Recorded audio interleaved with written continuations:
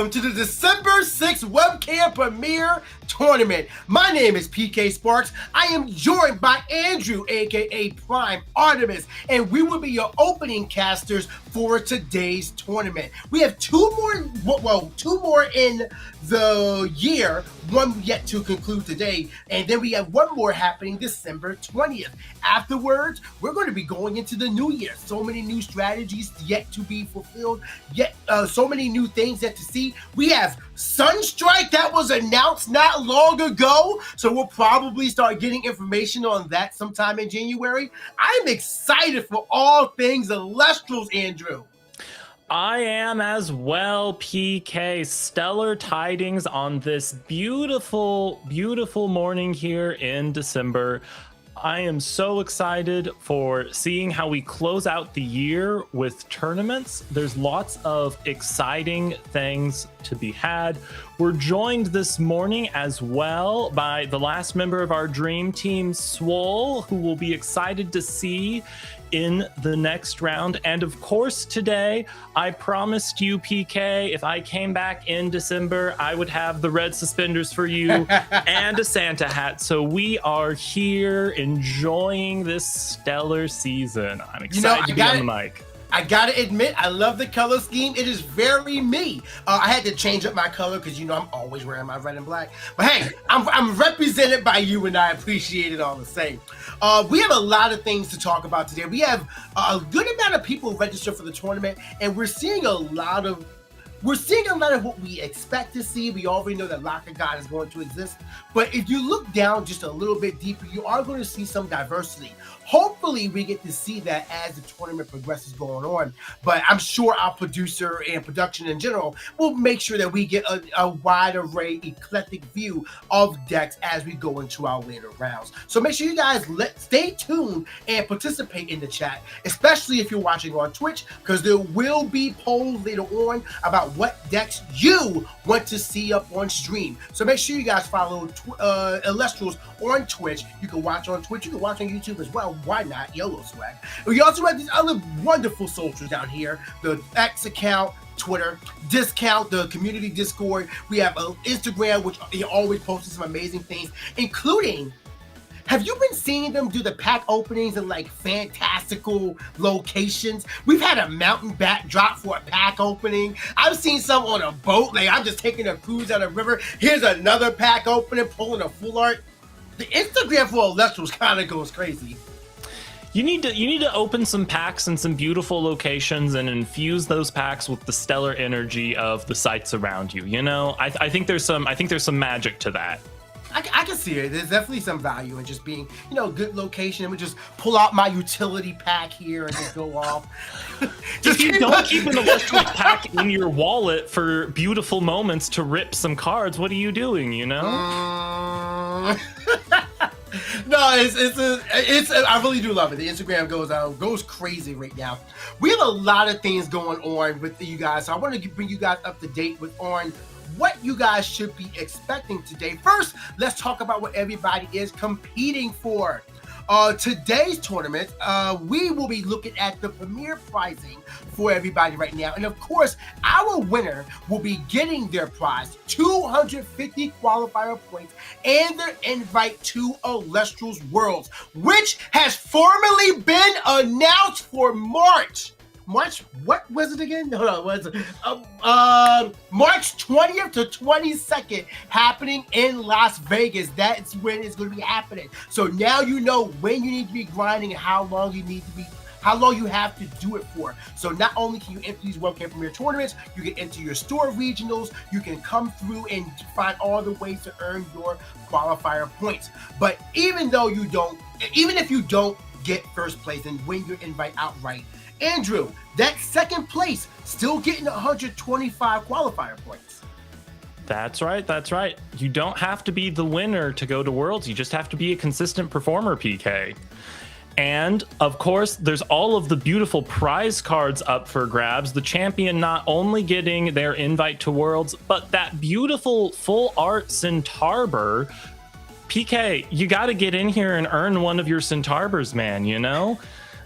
I have one shot. We'll see if I can. How will I do? But now's not my time. Our fellow commentator K Cray is actually entered in today's tournament. I'm really excited to see her perform. Hopefully, we can get her on screen later on. But I know what they're going down. But can't wait to see what you guys think of her deck, and we'll see what's happening with her. But everyone should be competing for these top 16 and #1 prizes. Everyone who makes top 16 will earn that foamy Champion of Aphrodite with the premier border as well. Love that artwork. And then the Centaur, that is the #1 champion card. So it's only going to be a few of these copies that exist all throughout. You got to make sure you compete with your best and make it to the top. Aim for that top cut and rock out to the best of your ability. But all the same, beautiful prizing for today's tournament. Absolutely, absolutely. Now, let's go ahead and take a look at some of the decks that have been winning throughout this wonderful season. We've had quite a variety of champions so far. We can see here all of the wonderful decks from our last event here. We see Lakagon showing up just in massive numbers. It's been a very wet meta, PK, with Solar not very far behind, burning up some of that water. Latagon back there trying to suck up some of the water. Morfrost freezing it. I'm really excited to see who can show up today, and if it's going to be just as wet as we've been seeing in previous events, or if we're going to see some new exciting things take place. What are you hopeful for? So this actually makes sense to me, these cards that are being used right now, like the most represented one. Lakagon combo is one of the easiest decks to pick up. It is almost fully built up from just 2 Aphrodite starter decks. The only thing you really have to hunt down is Tadpuff, which is relatively easy from base set, which you can purchase from Elestrals.com.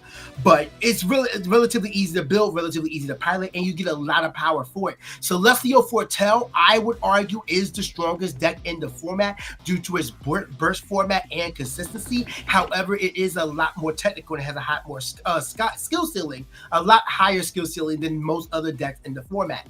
Latagon, Dazed, and Rage, I think, has a lot of potential. It does destroy a back row when Latagon, Champion of Dionysus, is cast out. So it is some aggression there, and can float into an Ambrosia, which is recovery as well. I think there's a lot of potential in Dionysus that is yet to fully be discovered. Earth has a lot of tools that maybe are not fully fleshed out and can potentially get even more fleshed out when Sunstrike is released. I'm keeping my fingers crossed for those Earth reveals, but I think that there's a lot of potential with Dionysus that has it staying in the top spot. I will leave more Frost. I mean, this deck just swarms like no other. Frost is unreal with how quickly it gets out big bodies, especially with Woolly Champion of Keon. Like, this card just hits way too hard, way too fast. Same thing with Morfrost. Like, not just Morfrost, Woolly, but Morfrost in general. It's a way to get a lot of bodies on board with a decent enough stat line that your opponent cannot immediately respond to. And that's also why I think that Krakatuga burn is up, because this card, I mean, everyone is using their spirits kind of recklessly right now. And who doesn't love Eruption for 3? Eruption for 3. Eruption for 3, Krakatuga for 3. You know, it's a really insane strategy. So, I mean, it all makes sense to me. And, I mean, look at the top 8 decks from the last Premier Tournament as well. We have Frost in 4 of the top 8. But you know what took it all last time, PK? Something that wasn't on the list. Hermes, piloted by Y Rebellion. What a wonderful showing that was. Do you think we're going to see Hermes popping off again today, PK? I think it's possible. Hermes is a deck that is, while it didn't get many tools, it got enough tools. Avia Live, Champion of Hermes, is so powerful, being able to recover 3 used spirits from the underworld back to your spirit deck, or to Hermes, who also already wants to mill to. I mean, honestly, that's kind of like what help me out, the original Wind Divide. Aeolus, I'm thinking Apollo. I know, is that Apollo?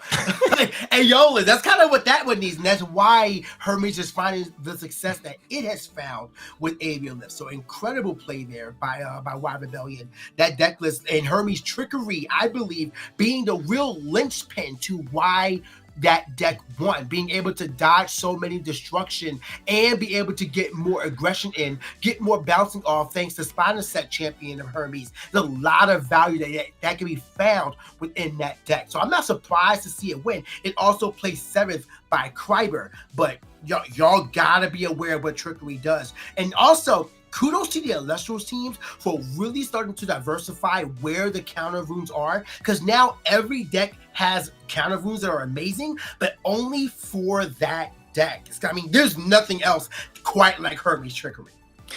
Trickery is absolutely a special trick. But it's no surprising that top runes in general still occupied by the Gorgon's Gaze, but we love getting new tools to diversify out what's there. And I mean, how crazy is it, PK? I mean, we've been in this meta for a while, but every time I see like Pandora's Box and Dense Fog in the top representation, I'm like, what a beautiful world we have landed in, that these counter runes that have been around for so long and unloved are getting their time to shine. Hey, I already knew Pandora's Box was cracked, baby. I've been preaching that for a while now. The next card is Circle the Sky, I promise you. Anyway, these cards do not surprise me too much, but it does, like, these top 12 runes tell the story of the direction of deck building Elestrals is going into. Poison Tip Arrow is in 57 decks because Sire Nectar can search it out and is getting a lot more value once you can search out 3 copies. So you starting to see it. You remember there was a time where PTA was being taken out to 2 to 1, maybe none in most decks, just opting for Shield and Gaze, and now it's right behind Gaze, and Shield has fallen down to only 39%.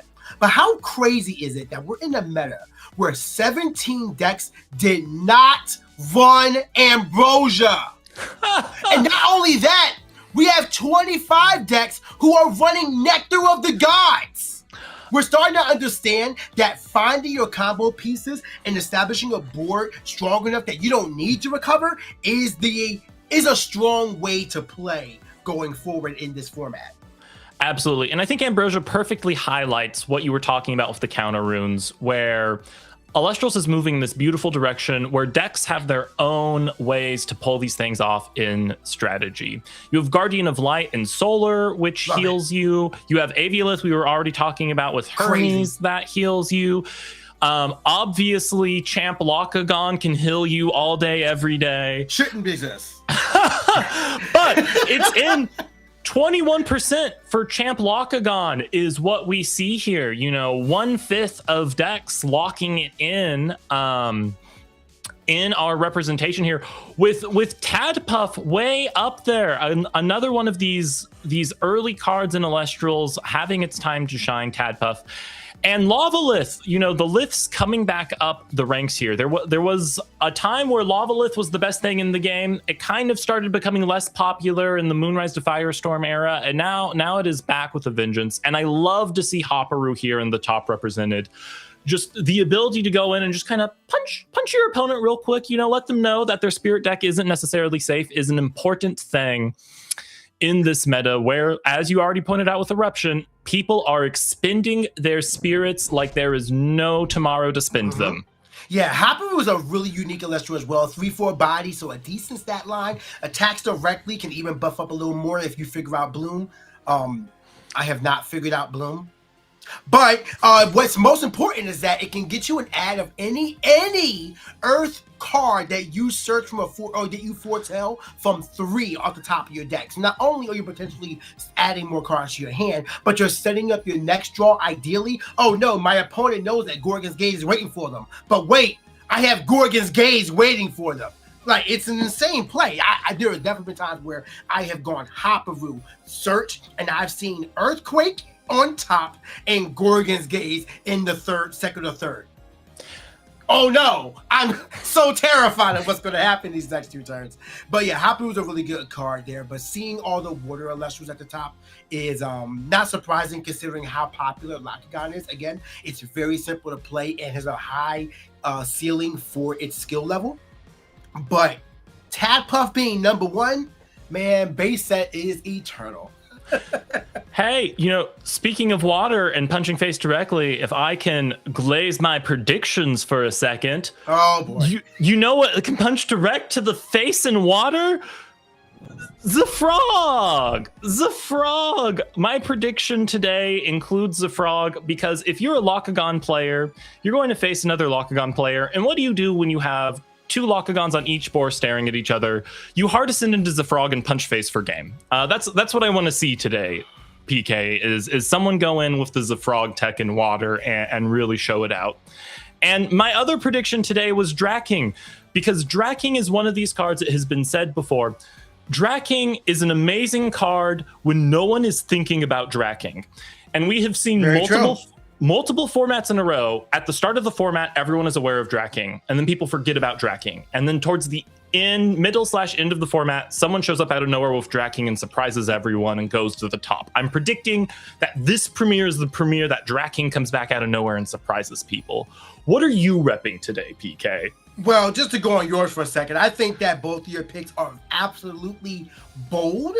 And I don't think that is improper. I think that you have the right idea and there are things to explore there. Draking more so. Zefrog, I don't know if people really realize how annoying Zefrog can be.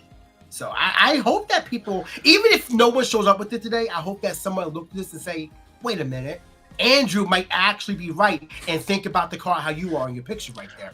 All the same, my choice, so I still believe in Dionysus, and I think that we're starting to figure out people are starting to figure out where Dionysus is at. So I think that that is where its value lies. However, I think that Mill is in a very ideal spot right now.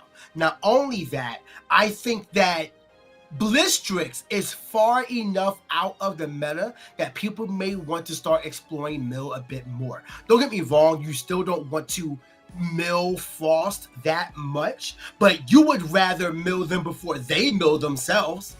Wooly is terrifying. So you get out Humbus, you start playing your cards, they start playing their cards, suddenly they're milling two. Where did half my deck go? And I have to mill more? Now deck out is an actual win condition for my opponent. Or even if they don't, I done milled all of my win conditions. I think that Humbus is similar to Zefrog. I think that is in a prime position right now to where people should be exploring it. So hopefully someone took a look at it. It's an interesting pivot for Solar. I mean, we've seen Solar kind of progressively get less popular since the rise from the Ashes ban, not being able to just pop a Celestleo. Which I think is incorrect, by the way. Oh, okay. I don't think Solar was hinged on Rise at all. That's fair. I was just going to say, though, that I think the mill strategy is a potentially interesting pivot for the Solar players to explore if they're finding that not being able to surprise pop Celestleo has been a hindrance to them.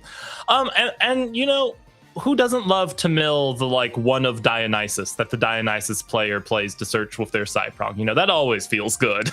Not me. Catch me with three in my list every time. You feel me? I got three in mine. You ain't catching me. Oh God.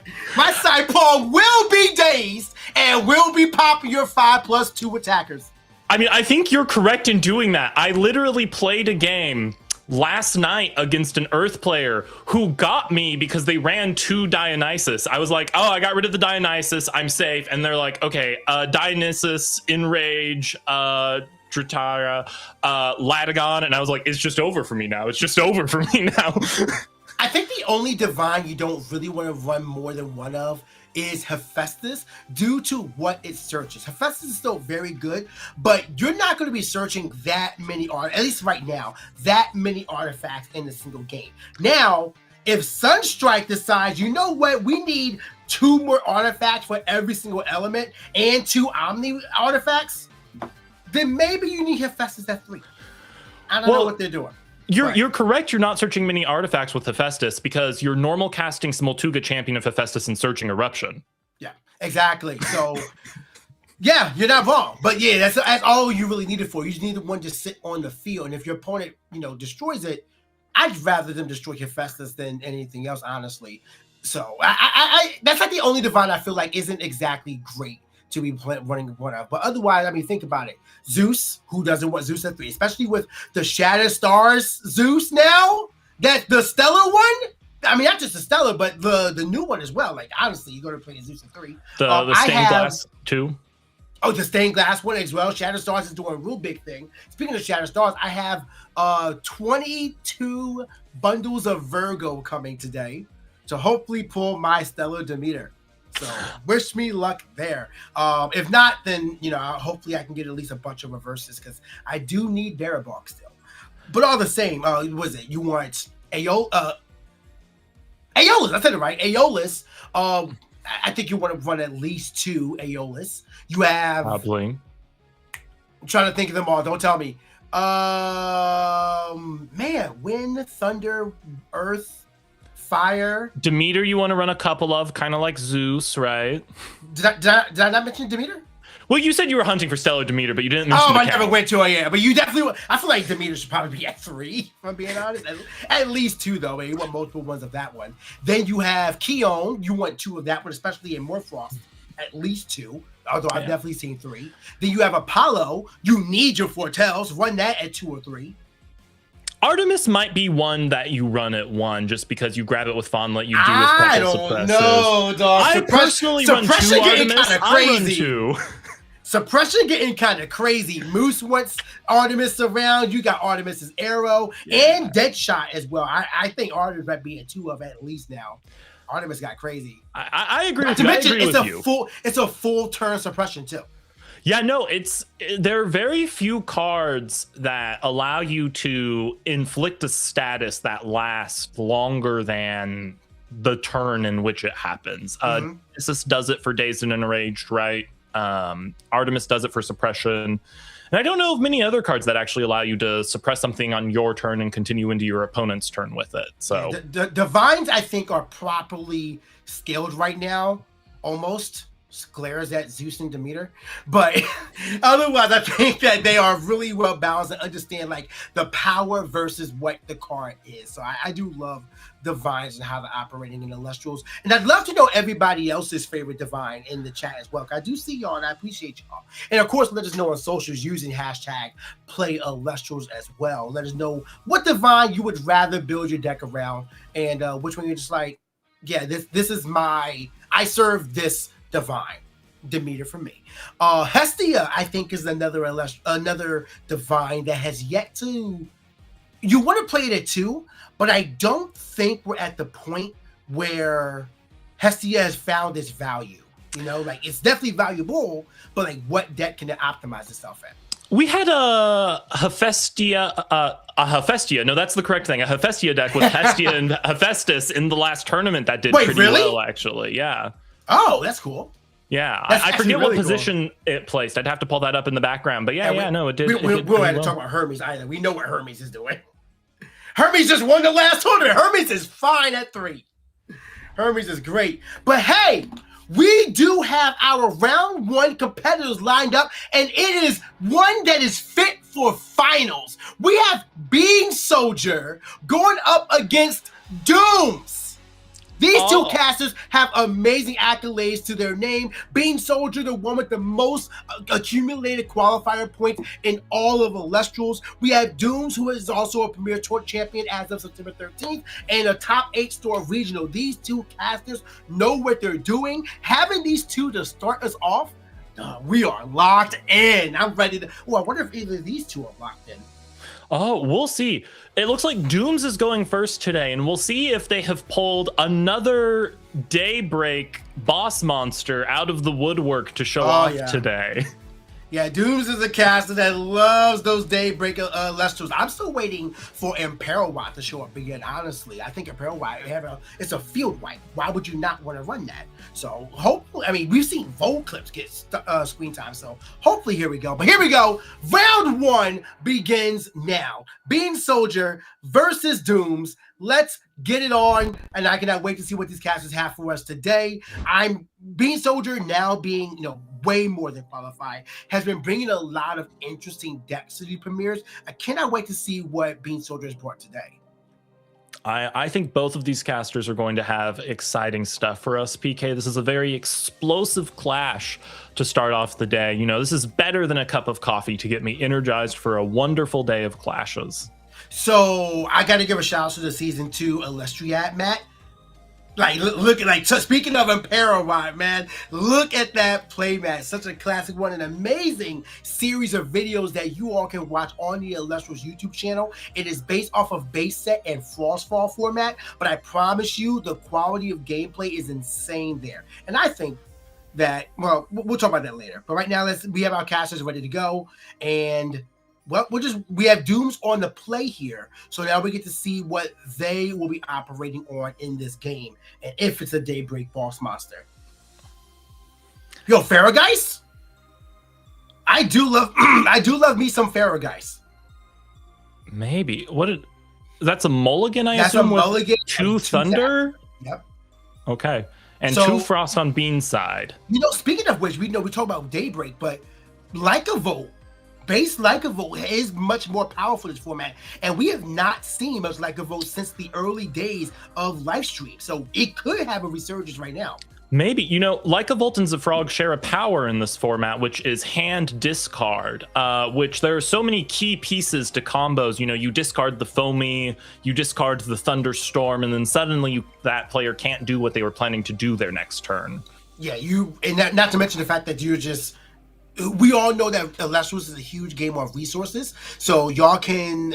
Oh yeah, look at that in the top left corner. Y'all can now know that the poll for this matchup is now live in the Twitch channel. So please go visit twitch.tv/Elestrals and go place your channel points on who you think will be winning this matchup. Was that just a set and pass by Doom? So not a great play. And we have Lycan form, Morphrost Lycan form, being discarded to search two Morphrost. So we have Beanstalker bringing back Morphrost, which is he's been the pilot of Morphrost, like the sole captain of this archetype since its inception. And we are searching Bat form. And if we don't see a Chimera, Doom should be terrified. That means there's one in hand. Absolutely. It'll be exciting to see. Oh. Yeah, you got to end this coming up. So now we're targeting the only back row that Dooms has. We have not cast anything yet. No Elestrals on board. You can just cast Enders and just keep it simple. And that's exactly what we're going to do. Threaten the back row on destruction and make our next plays even more volatile. While Dooms should be down to, I believe there was an expended draw, meaning that Dooms is at 16 spirits after this attack declaration. But is there no sets by Bean Soldier? It doesn't look like it, PK. It'll be interesting to see how this match goes. Sending Terror, Morphrost Terraform to the Underworld. Yep. And Chimera? Oh, do we have Keon in hand? If we have Keon in hand, that means that we have our Chimera immediately. What an insane way this deck is. It's possible they also have a Chimera or a Scorpio in hand, and they intend next turn to special cast the Chimera from the Underworld using Bat. There's a lot of pivots they can do here with Morphrost. Possibly. Well, Dooms has taken that 1 point of damage, either at 17 or 18. I'm not sure on the expended draw in the last turn, but it looks like we are getting ready for a play here. And Dooms is now just fingering through the hand, trying to figure out what's going on. We do have a Thunder play. That is Titanic. That's base Titanic Strike? Is that? I need to double check the art on that one. I believe that's base Titanic Strike. And now we have Thunderstorm sniping out Scepter of Keon, and now Titanic Strike is destroying the Enders, saving the back row. Absolutely. So we do have a Thunder deck here. Fun Glow is being played because Thunderstorm was played. We having a complete field wipe. 3 spirits lost by Bean Soldier. What a swing while retaining their back row. Insane play. So, Dooms started off in a position that didn't look strong, but really, Dooms wanted to go second and just faked second us. He's like, I'm going to wait a turn and just Thunderstorm whatever you do. This new Fun Glow is an insane card that can be cast out if Thunderstorm, or if you cast Thunderstorm this turn, or Super Swell is enchanted. Chimera comes out and is going to be going for discarding the Bat form, which will allow the other Chimera to come out on the field. So now every Elestral is threatened by attacks on Doom's side of the field. But we do have a wide board. Even if we take out 2, we could have an Ascension on the next play. So still a lot to be worried about here. Absolutely. I guess the question is going to be whether or not they go Chimera a second time here for another draw. And what if they maybe even have a bat in hand? Bean Soldier seems to have everything today. Okay, there is another discard, and it's the third Chimera, so all 3 Chimeras are in play here. I love how we have one in the underworld, which is like, yeah, it's in play. That's not gone forever. Bat form, Keon, it will return someday. But yeah, just an insane play. Now we're taking out the Titanic Strike and one of the Fun Glow. But now you have to wonder, is there a Guardian of Light? There Guardian we go. of Light in this list. Yo, if we see Phosphor Cell, I am so blown back. We have 2 champions just throwing nuts at each other in this first matchup right now. Guardian of Light protecting the attack. And I don't know if there was a heal there or not. We're kind of losing on spirit count right now. But we do have Illuminate in the underworld at this moment. Losing on spirit count's totally okay if the Phosphocell's in hand and you just hard ascend right now, you know? Right now, looks like we do have an ascension going on. Yes! Yes! It's happening, PK! It's not Phosphor Cell. Please, it's not Phosphor Cell! What is this game one? Phosphor Cell from a Fun Glow Siphon, threatening the 2 Chimeras on field. What an incredible game. Phosphor Cell game 1. Someone call A-Drive, let them know. PK, he didn't need the heal because the heal's happening now. True, getting all these spirits on board. Was that you can, when it receives a soul, you can enchant 2 thunder from your underworld to it. So now with +1 attack for every solar enchanting it, it's a 8 attacker, and it does meet Tsunami. So unfortunately, that Phosphor Cell is now vulnerable to these 5 attacking Chimeras. That's a rough situation to be in. It is. Hopefully Dooms has another back row they can put down here before they pass their turn. We'll have to see how it ends here. Nah, I'm sure that Tsunami was cast out on attack declaration, so that's no back row to protect it. Only Guardian of Light so far here. Really committed to that Phosphor Cell play. The Tsunami was cast on the attempt for Phosphocell to pop it. Say again?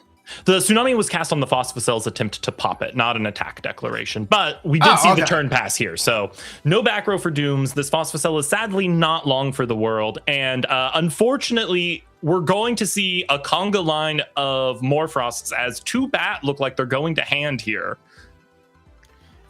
Yeah, that's kind of scary. You don't really want to have to... Like, you just know they're going to be bringing back, and now we have the Morphrost parade just hitting this field, because now we're just going to do essentially whatever we want here. We're going to draw a discard, get another Morphrost out, going to be the 3rd Chimera. We're going to get more resources in our hand.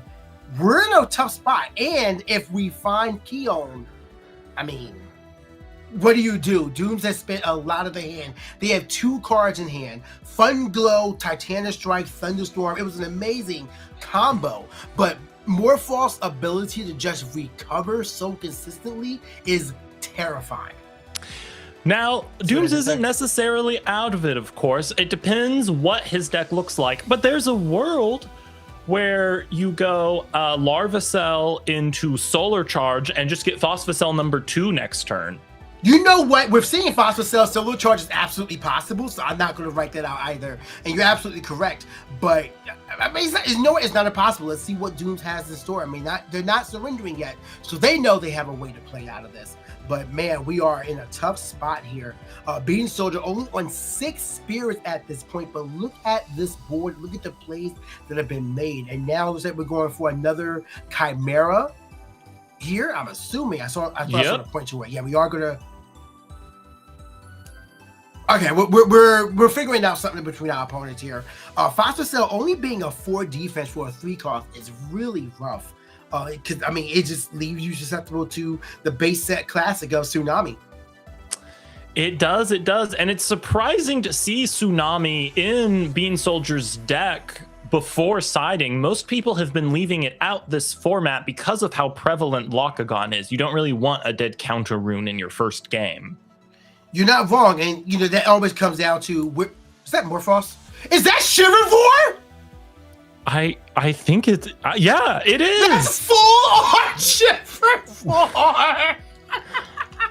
Bean Soldier. I am in love with this one right now. So now you're allowed to enchant a frost from your underworld to a frost celestial on your field. But we did go over the terror. I thought we would have kept that for a Chivalror play like this. If we can get Mountains of Boreas on the field right now, then it can't be targeted by rune effects. But we're still in a really strong field. Look at this, the damage that is being threatened on field right now with a face down. Man, Doom's next combo needs to be potent.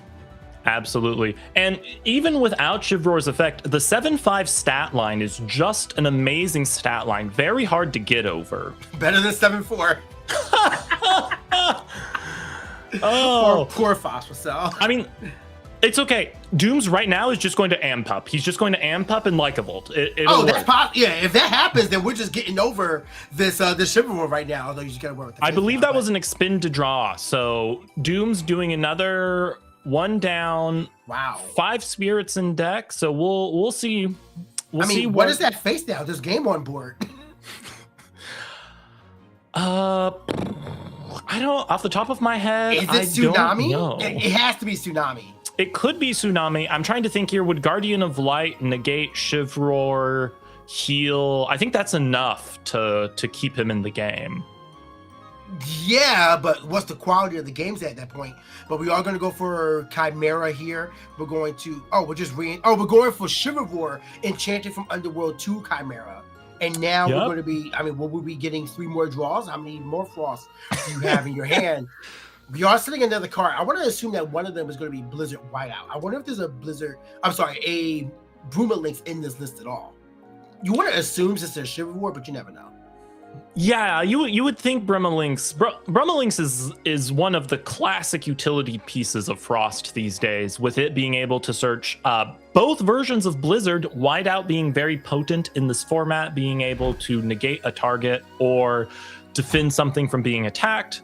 The OG Blizzard, of course, being back row removal, and Mountains of Boreas. I mean, Chivalror has protection under Mountains of Boreas from targeting by, I believe it's just runes. Yeah, it's just runes. So you would think they're playing Brumalinx to get the Boreas to enable the Chivalror protection. Possibly. We won't know until the next game because Bean Soldier did conclude as the winner of game 1 of round 1. What a fantastic game by both of those casters. Their combos were absolutely real, but as it goes with things like this, whoever makes the big swing last is typically the one who maintains it. Dooms had a second big swing, like the Fun Glow was really cool. Then we saw the Phosphocell out of nowhere, but it was Tsunami that essentially cinched this game for this for Bean Soldier at that point. But give credit where it's due. You also have Chimera just generating advantage for this thing. You go for Lichen Form and search any 2 Morphos for Chimera, and then you're just beating for 5 every single turn. It's an insane combo that I cannot believe Morphos now has at its disposal. And I think this game really highlighted one of the things I love about live stream format, which is that both people get to go off. We saw both people do crazy plays there. And the difference maker was the Tsunami. With Phosphocell's attack buff while having... Sexy turtle! Yeah! With Phosphocell's attack buff, the Chivalror would not have been able to get over it. Now, Bean Soldier had some lines. More Frost can reduce attacks. Maybe a Mountains of Boreas landed. There are some lines to do it, but the Tsunami really was the one-piece difference maker there. And that's what's really beautiful about this format, in my opinion. You both get to go off and do your thing, and then sometimes your opponent has the answer, but you both get to do something really cool, which what are we here to play cardboard for if not to show off a bunch of shiny combos? No, you're absolutely right.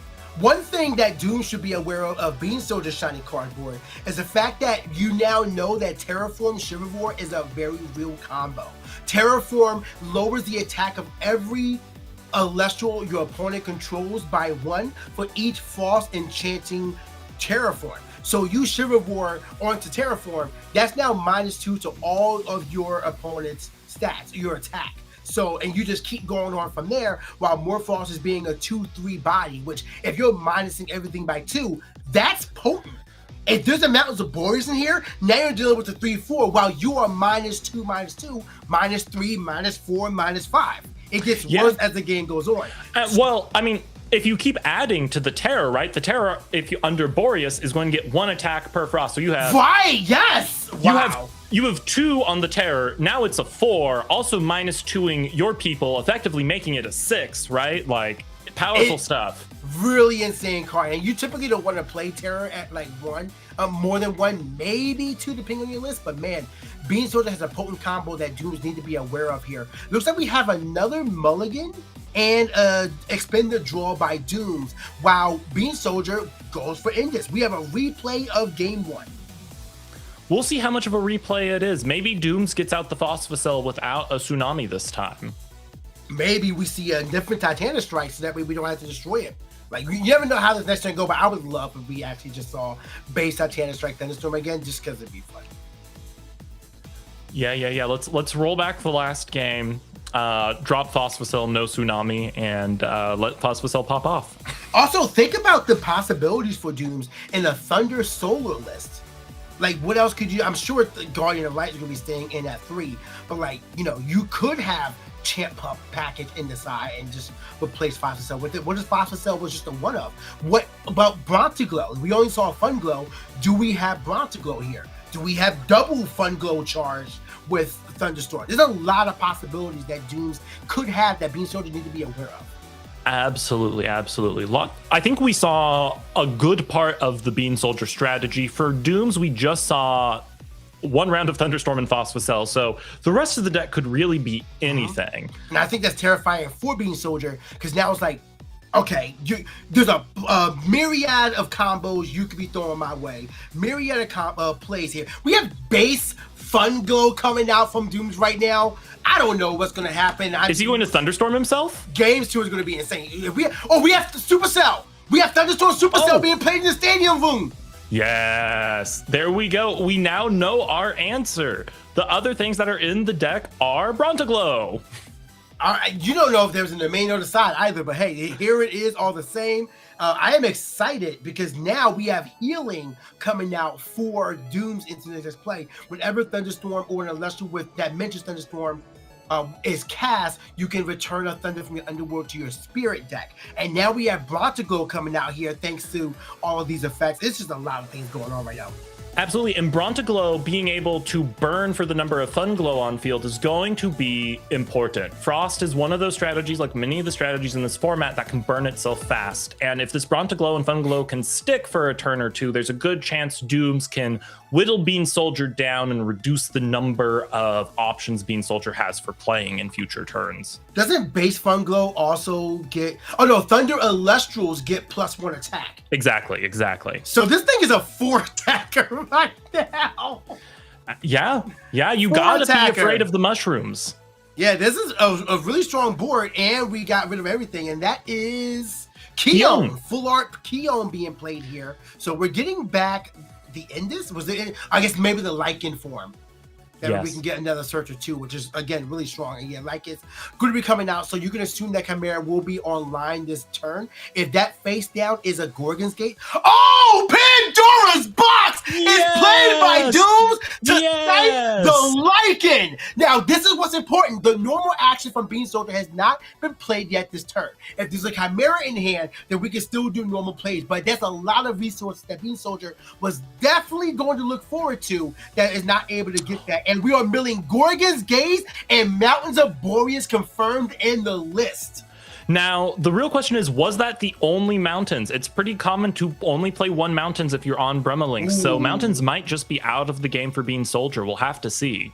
That's a very valuable Earthquake right now. Yes. Considering the board you had to deal with, it's a very valuable Earthquake. And now you can just simply run over the Fun Glow. So a lot was just lost for Dooms in this combo, but still not the worst thing. As we have base Frigicub coming out here. And that is something you should be terrified of as well, because that can do a lot of damage, if not checked sooner than later.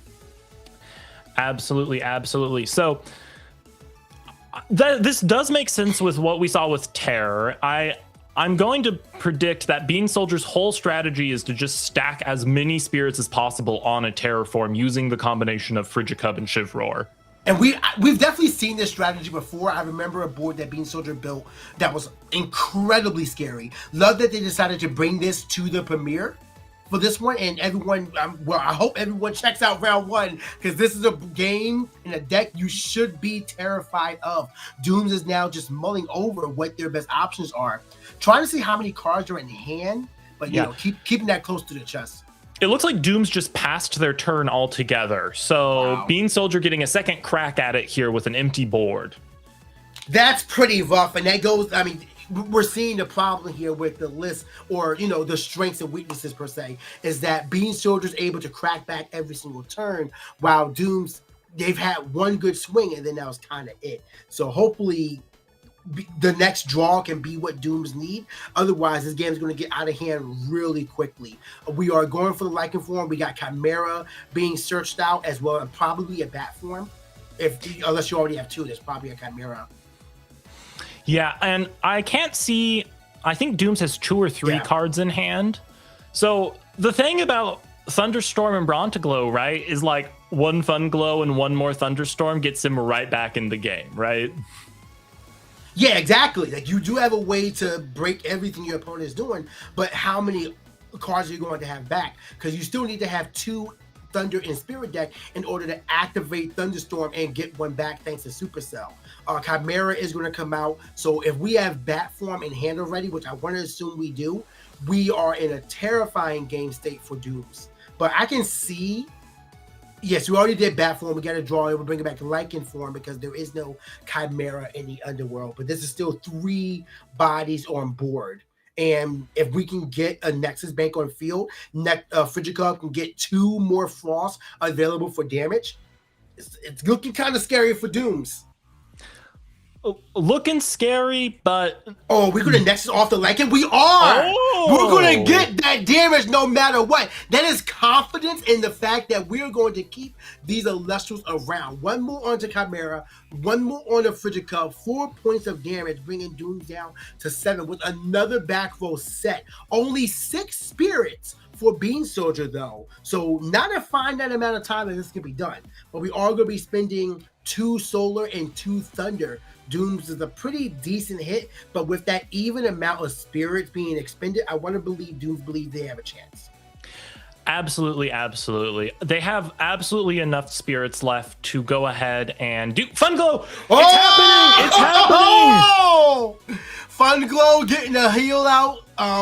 Now we're going to be able to, if we have Thunderstorm, we do have Thunderstorm. We get special cast of Fun Glow, a Brontiglow from deck, and destroy one of the back row by Bean Soldier. And it's going to be Tsunami, which is not spent. That's a really good target. Now Brontiglow comes out here, and immediately we can threaten the destruction of Frigicub with the Fun Glow crash and run over the Chimera. Big crack back from Dooms. Absolutely. And just to go over the math with Brontiglow on field, Brontiglow giving +2 attack to Brontiglows and Funglows when there is a Supercell, and Funglow giving +1 across the board. So a lot of attack buffs going on here for Dooms. Yeah, it's a lot going on here, and it does mention Thunder. Wait, it actually mentions Thunderstorm Supercell. So the Supercell, do you get the heal off of Supercell when you cast Supercharged Brontiglow? Yeah. Okay. I'm like peeking back and forth between the cards, making sure it's all good. But yeah, this is a big board. Love the mushrooms coming out here right now. And if we can get 1 back row set, then Dooms is in a confident position to clear this board back from Bean Soldier. But you have to be wary that there is another Chimera in Bean Soldier's hand. So you know that this wide board is going to get built once again. The attacks are being declared, and we are running over Second Tsunami! Second Tsunami does come out, and that's rough because you sniped 1, setting 2 Tsunami. Who does that? Bean Soldier had a lot of confidence in his opponent that you're going to out one of these. I will not be caught unaware. Insane respect for his opponent. Absolutely. Quite crazy here. Doom's just getting... Doom's not playing Lockagon, but getting absolutely flooded by water cards here today. Yeah, it's insane. Every time a big swing has been stopped, it's been because of Tsunami. And now, oh Oh, we have Terror coming out. Frigid Cup Nexus on the Terror. Reenchant back on the Frigid Cup. We have a -2 attack from everything, so forget your buffs, all but one. Now we have Chimera getting more searches. It's a tough board to be able to deal with. Wait. Oh, we don't want it at all. We want River. Oh, we're going to just stack up the spirits today, PK. I feel like Bean Soldier's like maybe losing a bit of it. It's hard every time he has to send more Frost Terror to the Underworlds. Like, I know this is ideal, but I don't want it to be ideal. But we're about to threaten we are threatening a lot of damage to these things. And every time we have a big defense on Doom's Field, thanks to Tsunami, the defense that's always what's losing them down. Like, it's only a 4. That's rough. I think you're right on the money with that one, PK, that the defense stats are really getting dooms here. And especially in a format where people have largely stopped worrying about Tsunami because of the fact it's been relegated to the sideboard, if anywhere, in decks due to Lakagon's presence. Right now, we are just getting a ton of spirits. I think we're going for game here. Yeah, we are definitely going for game. We are going to Nexus to everything. We're going to get these spirits off that we need to. And at this point, we run over the Fun Glow. We run over the Bronta Glow. We hit for 4. And that will leave Dooms with 1 spirit in deck. But 1 on field thanks to Supercell. Absolutely. Ambrosia plus an Ampup, and this game still has somewhere to go, PK. Come on, let's go Champ Up! I wonder if Champ Up is in the list and we're just not seeing it. That's a decent amount of cards in hand, something you can figure something out with. But one of them has to be Ambrosia. We need the fruit. We need the fruit. We do. I mean, hey, 'tis the season, right? Oh? Fun Glow being played out. That does get you a heal from Thunderstorm. Yep. So we're back at 1. Okay. Do we have an Ambrosia to go with that? Oh, that's Fun Glow charged. We could have an Ascension play, because I think that was a special cast, right? No, it is a special cast. We do have Ascension. Boom Bat. I mean, so yes, we do get the destruction of Silverwood. That's very valuable. Also, not a Rune, so Mountain and Board wouldn't even stop that. But I think that was just a concession at that point. Yeah, we're just going to go for the attack. Not a bad play. Definitely a really strong deck. But Tsunami is the wave that Bean Soldier rides to a 2-0 victory here in round 1. That was exciting from both sides. It was. And I love that despite being on the back foot there, Dooms was not out of the game at any point, really. We don't know the full composition of their deck, but there are so many 1 to 2 card combo pivots you can pull off with those Thunderstorm decks that, like, yeah, you're staring down a board of more Frost, but I'm going to eat your hand with Lycavolt. Or here, I'm the 1 Brontiglow deck that plays 3 Brontiglow. You weren't expecting it. You know, you never know. No, I was not expecting base touch hand to strike Thunderstorm double play Fun Glow. Not at all. I was not expecting Fun Glow ascend to Brontiglow. Nope, was not on my bingo card at all. Like, can we go back to caster predictions? I knew that was going to happen, actually. But no, it was really just wild to watch the play in action. I want to know what else Phosphocell can do in that list, because we did not get to see it shine. Is it there just as an option because it can do something? Is it there because it's actually, like, what's the real recipe there for Phosphocell? That's what I want to know right now. I think kind of like the Chivroirs and Frigid Cups, Phosphocell is nice in the way that you can just absolutely fill it up with spirits. Phosphocell is a card I love to play in Clash, and nothing feels as good as, like, swing for 8 spirit damage with Phosphocell. Yeah. Oh, no. Yeah, for sure. But I feel like nothing feels a little better than that than maybe swing for 8 with Frigid Cups Chivalry. That's like true. What Bean Soldier was able to build. I mean, everyone knew Morphos, but I feel like Morphos was just the means to the real game plan of Frigid Cup Chivalry. That was consistent. That was powerful. That was a threat every single time. Morphos enabling the nexus of Frigid Cup, getting the damage on board. It was a parade of little guys that really led to his big boss of Chivalry, which was hard found every single time. No Nectar of the Gods. I mean, why do you need it when you're just drawing 3 cards per turn with Chimera? We're constantly getting dudes on board. We're lowering your stats. We have Scorpio form for destruction. We have Lycan form for deep searching. We have Tsunami for a field-wide protection. That list so tight by Bean Soldier. Cannot wait to see what the whole deck looks like at this tournament's conclusion. And, you know, hopefully we'll get to see them run it out again, assuming their run goes well today. Oh, yeah. Like, it feels safe to assume that if you're going to take a round 1 loss, it should be the Bean Soldier, right? One of the best casters to take a round 1 loss to. Because you pretty much said, that was a bye. It's fine. I'll just win out my next 6. I'll get the top 8.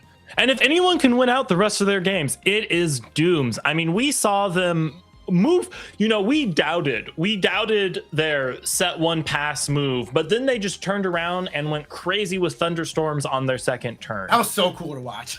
Absolutely. So, you know, Dooms knows what they're doing here. They really made the right plays, I believe, and the fun of card games is the variance, right? You know, today the variance was in Bean Soldier's favor. They both played absolutely wonderfully, but you eat 3 tsunamis and you have a bad time with thunder, you know? Dude, you popped 1 tsunami. It's like, all right, I'm good. I got the right pop. Nope. And honestly, that credit goes to Bean Soldier for the amount of respect he had for his opponent. Absolutely. Like, not many people are going to be setting 2 tsunami. But the fact that the second one was set later on, like, if you get for your ideal crackback, I will be ready. That was, I mean, I'll be honest, I wouldn't have done it. I would have got caught off guard, unaware. I would have been a deer in headlights from that point. But Bean Soldier, that's just that player awareness that you only get from grinding 1100 QP. Yeah. Well, I mean, there's 2 parts to being good at a card game, right? You know, in Elestrals, you can understand your deck really mechanically well. And buying packs, that's right. no, understanding your deck mechanically well. And then if you understand your opponent's deck mechanically well, then you know how to change your play style in your own deck, right? Knowing how to do all of your combos, great. Knowing what combos your opponent's going to do so you can respect them like Bean Soldier did by double setting Tsunami, that is the next step that makes you an expert caster. What if, just theory crafting, what if that set was set not out of respect for Thunderstorm, like you're going to crack this, but what if Champ Pup was expected and I don't want you to rip my second Tsunami out? I mean, like, that's still respect, right? Like Bean Soldier seeing the lines, right? And being like, oh, okay, I gotta protect from Thunderstorm, protect from Lycavolt, protect from, you know, Spark It out of left field. True. Yeah, it's a lot of things you could be caught unaware by, and I mean, Bean Soldier played around it. That was just a fantastic set of a double Tsunami. There's still a good portion. I mean, whatever. We saw double Fun Glow charge. We saw double Fun Glow. We saw Bronto Glow. I think we saw 2 Bronto Glow supercharge, right? Yep. We saw Phosphocell. We did not see Fulgari. We did not see Zeus. We saw OG Titano Strike, we but saw not OG Champ. Titano Strike, exactly. So still just a lot of questions on Doom's deck. So while I think everyone watching may have been like, you know, I understand what Bean Soldier's list is, there's still a good portion of Doom's list that is a mystery. Like, is there Champ Pup? Maybe in the side. Maybe there's a cheeky Werepup in the side. You know, teching in Werepup into Lycavoid has been a semi-popular deck build, actually, in Brontoglow decks. Maybe we'll see that more today. But, you know, really, the big problem Dooms had today was not choosing your prediction and going Humbus to just simply mill out Bean Soldier after he searched all the cards out of his deck. True! Should have went with Humbuzz, baby. I'm trying to give you. Listen, I have not been wrong. Pandora's box is out there now. So Circle of the Sky is coming up. Humbust is right now. Get cooking. Absolutely. Try to help. I mean, you know, Circle of the Sky, we don't know if it's in Bean Soldier's list, but, you know, it's a way to move a Frost from Keone to Terror. Wait, that's actually crazy, the fact that list is actually prime for Circle of the Sky to be used. That's crazy. But you got to be set up for it. I can see Bean Soldier. No, it's not optimal. That's bad. I mean, if Chimera is drawing you 3 cards every turn because you have 3 Chimera on field, do you really need the 4th draw from Circle the Sky? Yeah, not now. But that Celebration Season 1 full arts will be coming into circulation soon. So look out for that. But man, just an amazing game 1 for us to have. I mean, how fortunate are we to start off with Bean Soldier versus Dooms?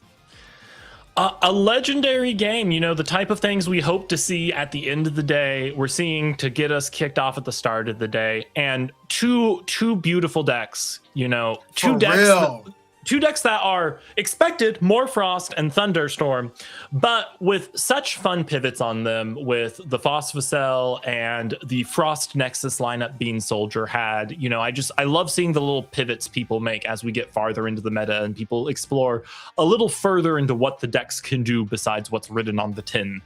I wish you could have seen the prediction, like the results on the Twitch channel. But if you guys want to let me know if y'all won your prediction or not, like let us know. Y'all should probably make the prediction before the next one, but you know. But still, like it's a really exciting game for us to watch. And please let us know what your thoughts are on that whole great game using the hashtag #PlayAlestros on socials, as well as just communicating in chat. Because I do see y'all. Like I see someone saying that you know, sometimes you just set both because the only thing that outset is Double Storm, and that's very fair. But who says that? I feel like there's 3 Thunderstorms in that list. Like, you know, I would. I would assume so. I mean, it could happen. But just I feel like so what I like to say is that when you look back at a game, sometimes a loss is just circumstantial. There's nothing you can really do about it because of the situation at hand, and that the way the cards were going to be played out, you were going to lose by that. I think that how Dooms played their cards, how they made their aggression play. I mean, look at the game 1, turn 1, right? We all thought like, man, bad start, and then suddenly burst damage. So I think it was just the way the cards played out that made Dooms lose, and I would love to see that match ran back if possible in top 8. Absolutely. And not to discredit Bean Soldier at all, because Bean Soldier had a advantage they gave themselves in deck building, which is when you hard ascend into Shivroar, your opponent goes, what is happening right now? What am I playing against? Yeah, Morphos. Okay. Frigicub, that's weird. Shivroar, what?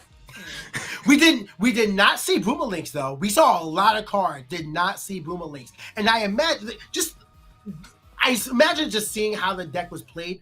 Boomerlinks is seen to be too slow because, like, you want to see Mountains of Boreas, you don't want to search it because Boomerlinks cast out could be the Chimera, could be the Frigicub, could be anything else, right? So I can imagine that Boomerlinks isn't there. If it is, maybe at 1 or 2, but not the ideal searcher. But you know, also we did not see Blizzard. No Blizzard either. Bean Soldier is a better deck builder than me, so I trust him over my deck building every day, but I just have such a hard time imagining myself putting a Frost deck together and not finding the 5 slots for 3 Brummalinks, 1 Blizzard, 1 Boreas. You know what I mean? I mean, Bean Soldier's also the one who said Ambrosia is bad and doesn't play it and then found success with it. In the last fight with Blizzard, I don't understand. You're right. We need a lesson in deck building from Bean Soldier because the way that he sees this game is unreal. Really, just a unique way to just build decks and just operate it. Because like I've never seen anyone build a deck and just like, yeah, this is crack. This will win. Absolutely, just like him. Yeah, you're correct. And how wonderful is it? We're in a world now after Firestorm and Livestream where so many unloved strategies like Shivroar have gotten the pieces they need to actually show up and perform and go absolutely crazy and give us a champion level performance. You know, who would have thought we would have saw Shivroar go crazy? I mean, I know there's been Shivroar believers and Frigicub believers for a long time for the amount of damage you can swing in if you do it right, but man, Morfrost really enabled it to go crazy. Hey, it's time for me to tell you right now. If we're going back and bringing base set good, it's time for Centaur to shine. Give me my Falori Forest Searcher. Give me what I need for Trifernal. Nimbug, Trifernal right? Needs to -3 all defenses on the field. You just play I need Nimbug, to hit it all. Where's you, Imperial? I want to be able to cast out by revealing 12 Thunders from my deck. It's time. What else am I missing? What was the Aeolus boss? The wind boss? Hold up. Pantera? Oh, well, I don't need to speak on Pantera. I need to spend on Pantera. That was fine. We got Imperial, Trifernal, Centarbor. Stratomoth could do something though. Majesty! Where is Champ Majesty? I'm trying to remember what base Majesty does. Yeah. Champ Majesty in the world where you have Ivory, Champion of Poseidon, which can foretell and add every single card that mentions Poseidon to your hand. You know, just go Ivory, add every card you foretell to your hand because they all mention Poseidon, and then Hardison into Majesty. You know, there's some sauce there that live stream has brought us. Wait, that's kind of scary. Why would you put that information out in the world like that? We're live, Andrew. You cannot just. Someone needs to go do it. Someone needs to make it happen. Jeez. Base Majesty as well. +1 attack for every enchanting water on your field, and water enchanted Elestrals cannot be targeted by opponents' Elestrals effects. That's not terrible. That's not terrible at all. I mean, maybe a tech in a Locagon mirror match. You know, you side in the Majesty, you hardest into Locagon into a Majesty, and now your opponent's Locagons can't pop you. It would take water to beat water. It would take Majesty to be the answer. But listen, man, Centarbor's 11-15 and can disenchant to destroy a card. And can't be targeted by Invoke Runes, which, you know, I don't think Cryoblast was doing anything to Centarbor. I believe you have to have Faloi Forest for the non-targeting, right? Yes. Faloi Forest needs to be up, which is why I said I need my Faloi Forest. Dude, I look at this game all the time. You know, I'm always looking at Earth. And I'm just like, if only I could search for Faloi Forest, I will be blocking everyone who mentions Nimbug. I said nothing. And I tried Jolton. I've tried Jolton. You know what I mean? But hey, there's just a lot of things going on today that I hope you guys are really just enjoying. But it's not just what's going on today. We have a lot of things coming up as well. December 30th, the final event of the year will be Let's say 30th. December 20th, the final event of this year will be happening, and the registration is open now. So if you got any ideas from Andrew's and I's nonsensical ramblings, you want to put here. January 3rd, the registration will be opening up as well, and January 14th, we are being consistent. We're getting up and out there with events. I will be trying to get my feet wet very soon. Andrew, how about you? You trying to get into any of these? Absolutely. If I'm not commentating, I am playing in premieres. I love these things. I just plan on winning my Centarbor. So I'm just gonna win my Centarbor in depth. That's my whole thing. I'm gonna show up, be a breeze and win. Like, did that just happen?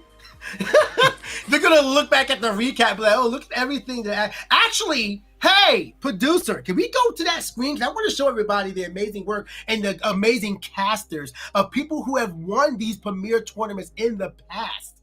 Like, we are leading up to Worlds right now, everybody. We are going in for the big granddaddy of them all.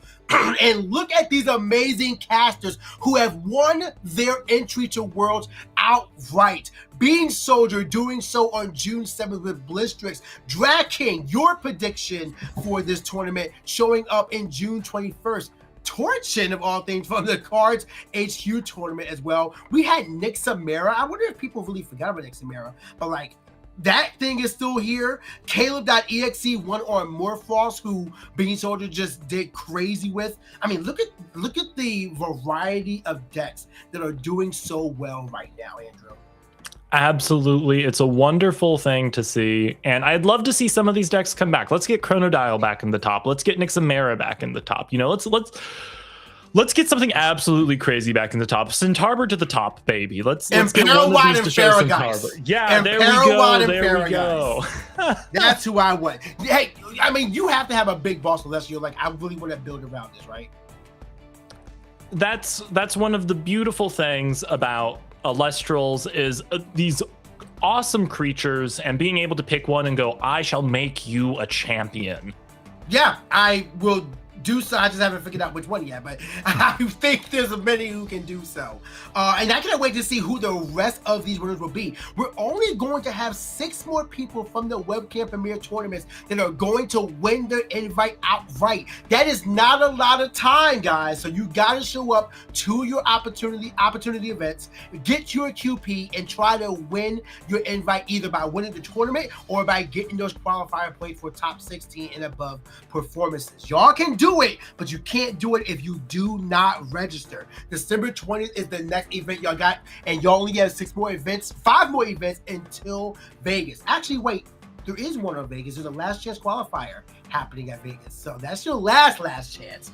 But yeah, man, hey, even if you don't win it at Vegas, there's going to be tons of side events. They have much more news coming about Worlds as well. It's going to be exciting. I cannot wait. It's going to be good to throw down some cards and Viva Las Vegas, baby. It's gonna be exciting. And just remember, this is not everyone who has won. Like, there's only so much room we have on an image, but we did go back to June 7th for this one. So it just a lot of things to show up and show out for. Love that we have this to just see what everyone is going for. But you can see the qualifier points right now. This is the top 16 people who have earned it either by winning a tournament or by getting their getting their qualifier points as well. Julian has now jumped up to second place with qualifier points. And just so y'all know, I believe the top 5 will earn a travel stipend as well. So still very much good reason to grind for that QP. Adam, Trishula, Dimax, Gatsby, Six, Shurich, Shadowstorm, Kier, all earning their world invites by just showing up with qualifier points as well. Yeah, we have, what is that, about half of this list here of casters who are just consistent performers making it to get their world's invite, even though they didn't get the top seat at a particular premiere.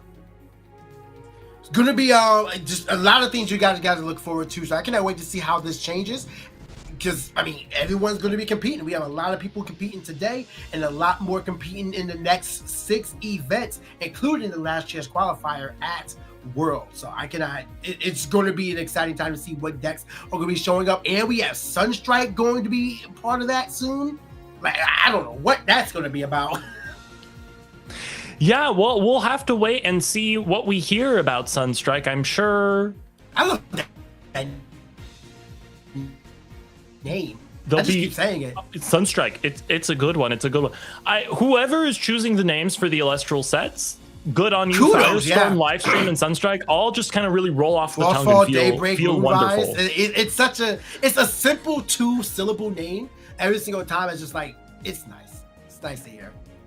Firestorm, Frostfall. So that means that, just theory crafted a bit, we have Firestorm, that's fire and wind. Livestream is earth and water. Sunstrike, I'm assuming that's thunder and solar, which means the last 2 are lunar and frost? Yes. Lunar frost is a crazy combo. Oh my, ooh, wait, yo, lunar frost Shivermore? Hold up. Yo, wait, what is it? That kind of makes you feel a little that, I'm not gonna lie. I mean, clearly, the new Frost Divine, whenever it gets here, will be Santa Claus, so. Lunar Santa Claus is crazy! All right, y'all. Well, hey, we've been chatting and yapping for a little bit, but it's time for us to take a break. Andrew will be here, and you'll be joined by Swole, so they can go over their captain predictions and bring y'all through round 2. So don't go anywhere. Now's the time to go get some water and go get some snacks. In 3 to 5 minutes, we will be right back with round 2.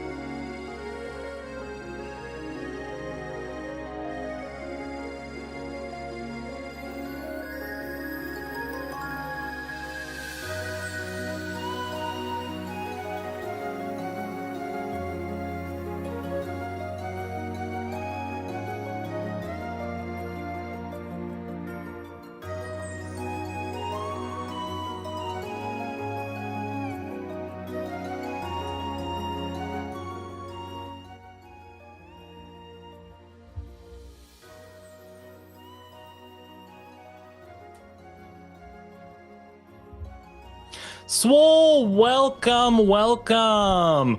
Happy for the last member of the Dream Team to join me here on the mic today. Did you catch much of that crazy round one? Frostfall going hard with the OG Shivroar. Yeah, not only did I catch some of it, I caught pretty much the landslide, the avalanche that was occurring there. It's so funny. I talked about this a little bit on the desk between rounds, is that Josh Bean Soldier TV, the current #1 placement inside of our qualifying points, it's no shocker bringing something today that was a little bit unknown. Shivroar is something that I've seen try to make work every single format. And sure enough, maybe this one is the one. You know, Chimera, the Morfrost stuff we've seen pop up every now and again, but now inside of live stream form has been insane.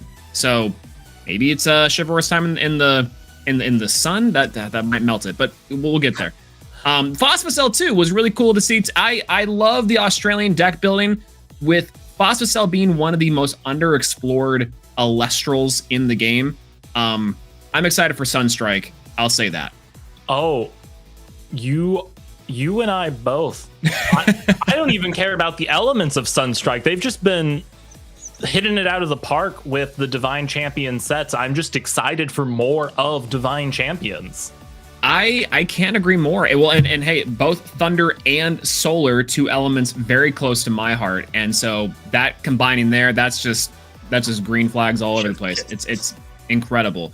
But no, I love an explosive start to the day. Today's premiere, I'm sure, is to be honestly really, really great. I've been loving the development of the live stream meta as it has gone on.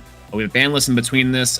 Decks like Solar taking a little bit of a hit. I know that you and PK talked about that a little bit in the pre-show, with maybe pivoting to something like Mill could even potentially be the way to go there. Obviously, we talked about the Dionysus deck and some of the more predictions from PK, and then from yourself. So I gotta know. Walk me through this one more time. I know that when we get onto the desk here, like, hey, what are your predictions for today? What are you gonna be like to see? Give us something out. And I thought your two were particularly interesting. Okay, so here's the thing. Zafrog. This is the one that caught my eye. It's Drakian. I think the reasoning makes sense. Pops up at the end of formats, really strong in solidified ways. Zefrog. Okay, yeah. So we'll just... Draking is easy. We'll finish that one real quick. The thing that makes Draking even better than the past is you can now steal a Lockagon. So you can steal and properly enchant a Lockagon, which is, amazing. Draking will have its time to shine somewhere at the end of this format, I promise you. Zefrog, though, here's the thing. How many times in this format is it Lockagon versus Lockagon, and you both have 2 Lockagon on board, and you're both on like maybe 4 spirits? Hard to send into Zefrog, merge all of your spirits into it, and just punch for game, and it's out of here. It's out of here. When you're already playing 1 or 2 wind spirits to enable Peliquarius, when you only have to play 1 Zefrog because Foamy Champ can just go get it instantly, I'm telling you, it is, I think, the secret sauce, maybe if not main deck, inside deck for the Lockagon Mirror to be able to punch over and win the game on the spot. On top of, that's before even talking about the hand trip. If you manage to get it out early game and manage to get the cards out of your opponent's hand you don't want them to have, you have a big advantage for the following turns. What I love about Zefrog in this pick too is you're absolutely right. Like if there is any format to do it, it might be this one. We saw Shivroar with the Morfrost shell and Zefrog with this like foamy Aphrodite engine, the Aphros casting. There's a lot of different tools that Water got inside of Livestream. And I'm a little surprised that we haven't seen the frog cook a little bit. Maybe the kitchen's a little bit hot for the legs, but I think it's sound. Water doesn't necessarily have an eruption, but it can attack directly. I think it's pretty killer. One of my biggest hopes, as Zefrog is one of my favorite Elestrals in the game, is that we do either titled form. It's a secondary form of Zefrog could be really cool to see. I gotta shout out to the OG. This thing is killer. Absolutely. Nexus form, Permafrog. Oh, that's right. Well, Permafrog is a different is a different story. I haven't even seen the most dangerous of deck builders try to make that dastardly frog work. And you know, Dan bless, A-Drive bless to make that card work. Well, talk to me about your prediction, Swole. We see Antitan here, which is a good shout. Who among us has not hoped to see Antitan pop off? You can absolutely talk about that some. But Leonite, Champion of Hestia, I really want to hear about that one. Yeah, so Leonite, Champion of Hestia. This one, it comes exclusively from the last 2 events, looking at the results from the last 2 premieres. And this is a tale that I love to see inside of the game of Elestrals, these kind of storylines building upon themselves. And this is specifically, there's one caster that I saw amongst 2 of the tournaments, Magnetonics, which I think we actually witnessed inside of the feature match of round 1 or 2 of the last premiere. And the idea with this one is top 32 inside of the previous premiere, and then the last premiere, the immediate last one, top 16, I believe it was, 1 game away from top 8, 5-1 into the 7th round, which all those things stacking up together, I was like, does Fire have legs? Previously, before I would have said, yeah, maybe in like the Bear Bomb brew, something that popped up like that. But Leonite, Champions of Hestia, true to form, using Kinleo, Hearth, and every single good fire card we can imagine, including Warmite, Champion of Hestia, as like a pseudo Nabi. Very interesting card, very interesting deck, and I really love the theory. Theories was sound. Actually, it was the Volcaris. OG Volcaris pops up too. That sold it for me. And, you know, I want someone to prove me wrong about Leonite, Champion of Hestia. Leonite, Champion of Hestia, to me, reads as one of those cards where you read it the first time and you go, this is perfect, it does everything I want it to do. And then you play it in practice and you're like, actually, the timing is just such that this card actually never does what I actually want it to do. Because the thing is, you can still tsunami it on cast. Yeah, as its effect as I've actually. and here's the other crazy thing, that if you've cooked with Leonite, you've probably gotten got by this at least once before you learned it. If your opponent tsunamis it and then you like Torch of Hestia it so its attack is buffed, you can't change it to attack position anymore. It's stuck in defense position if you buff its attack while it's in defense position. That's crazy. You can accidentally lock yourself into it. You know, Trident Lock for Leonite was a theory deck back in base set. I didn't think we'd get Hestia Lock today. That's insane. That's really funny. So I don't know. I really love Leonite. Its TP Stellar, I think, besides Theraheart, is my like favorite TP Stellar this set. And I really want someone to prove me wrong that Leonite can go crazy. I have seen people cook fire decks where you got the Hestia, you got the Caprigal, you got the Leonite, and you're like, yes, I see the vision. You can do it every turn. Whenever I go to play those decks myself, I'm like, okay, great. I'm staring at my opening hand. It's a Hestia, 2 Leonite, and 2 Caprigal. I'm not sure what I'm supposed to do this turn. Or Caprifume, sorry, Caprifume, not Caprigal. Yep. Yeah, the Fire Nexus form is pretty sweet inside of those. I know mono fire builds for a while. On the opposite side of the spectrum, on the Earth end, Antitan. I think it's been no secret. I'm an Antitan fan myself, and so this might be a little bit of a self-fulfilling prophecy, as some of our I've heard before in Elestrals exist.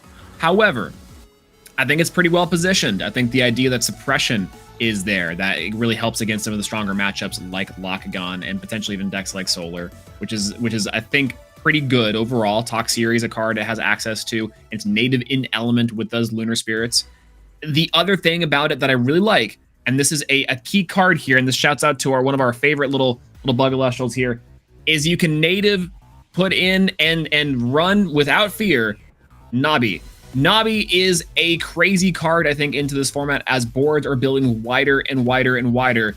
Nabi into Doppelgator, and maybe even, if you're adventurous enough, a full Gorix can take care of any single Lustral you come across in any single board. So I love this idea, love me some bugs, and maybe it's the Ard Buddies' time to shine. We'll see.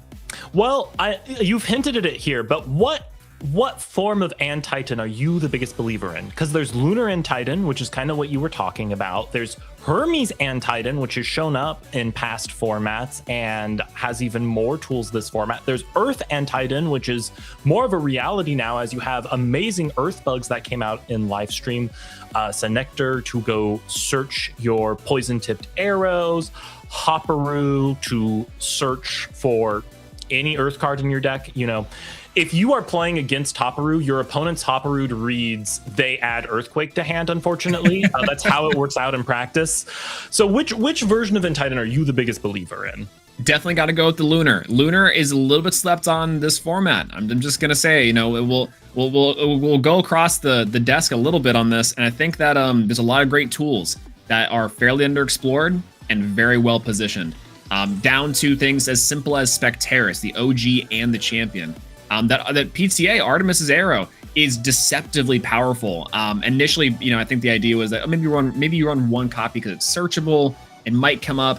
But for me, by the time I was getting around to playing it, I was like, I think this card is like a max 3 of this thing is crazy.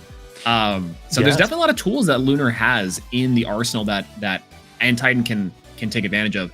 But this not to count out the Hermes build either. I think the Hermes build is definitely underexplored, and we have seen Hermes put a little bit of work in. Shout outs to Wire Belly and our previous tournament winner. And I think that's like, I think between those two, I think it covers pretty much the wide range I'd want. What about Spiders Ardbud? You know, where's our Spiders Ardbud? Well, you can tell how I feel about that because that wasn't in my list of versions of End Titan. You believe it? So, you know, Spiders is an interesting deck. It comes out in Firestorm, and I feel like Spiders was one of the decks that everyone was like, the end is nigh, the spiders are here, you're going to cast a spider and draw a card every single turn, and that's just it. Sorry, Spiders, Chimera got the deck that draws a card every turn and casts multiple things is actually Morfrost. Yeah, sorry. Oh god.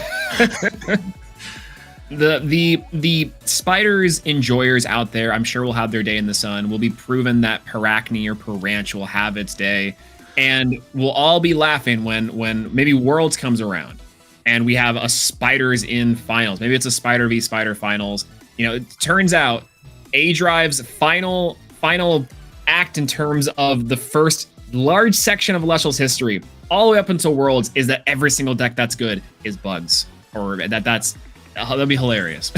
And you know, shout out to Spiders. You know, Parachne Champ is something that has been slept on. It burns based on the number of Elestrals on the field, right? And I played against a Spider plater in live stream a little while ago, which took me by surprise. They dropped down Arachne's Lair and started playing Spiders, and I was like, whoa, okay, we're back in Firestorm. Let me remember how this deck works. They dropped a Parachne on me, and I had like a completely wide board, and I was like, oh no, I burn for 4 every turn. This is going to be real rough until I can remove this thing. You know, unfortunately, this is to the absolute horror and shock of some of my testing partners.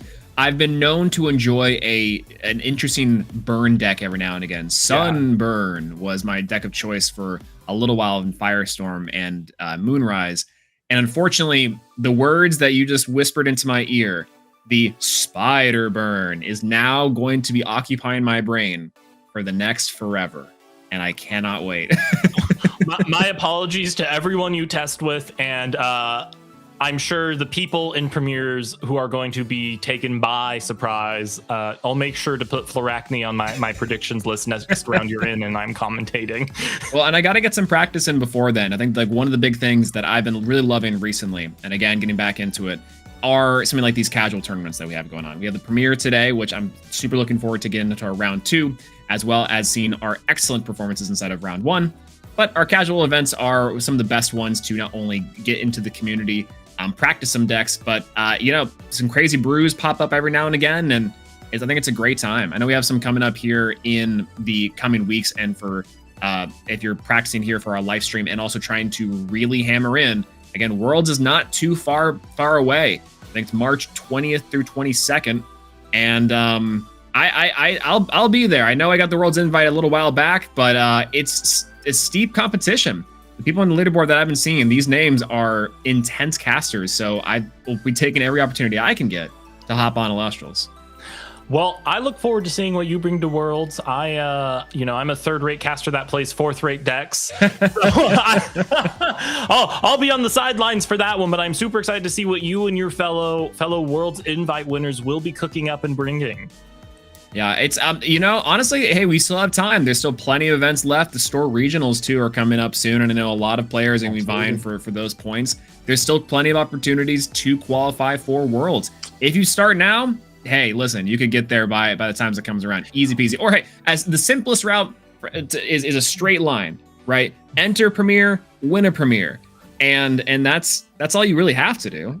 We've had a number of people win the very first Premier they entered as completely surprise candidates. So, no one is counted out from getting into Worlds yet. We have 5 more rounds of Premiers, plus the last minute qualifier event they have said is happening at Worlds.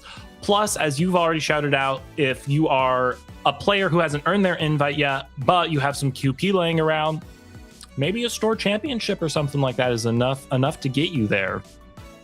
Yeah, and that's the one thing too, is that with the Worlds coming up and with the Worlds on the line, it might seem like those 250 are way up there, but for a lot of players and a lot of stores have been running these store regionals, store champions, set championships. There's opportunity after opportunity to go for it, and maybe something like Spider Burn could even be your ticket there. Who knows? Keep cooking is everything on that. So we're going into round 2 today. Shiver, Bronzeglow.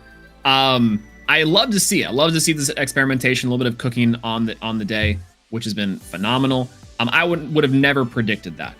I think that's something I can eerily say is, even though knowing Bean Soldier on a certain level, I don't think I could ever predicted a caster of the caliber bringing Shiver. Zephyrog, what you think of seeing it like this early? What's going on? I hope. I've made some social media posts trying to glaze the frog in the last couple of weeks, so hopefully that got out there and someone saw it and they've taken the inspiration and ran with it. But I think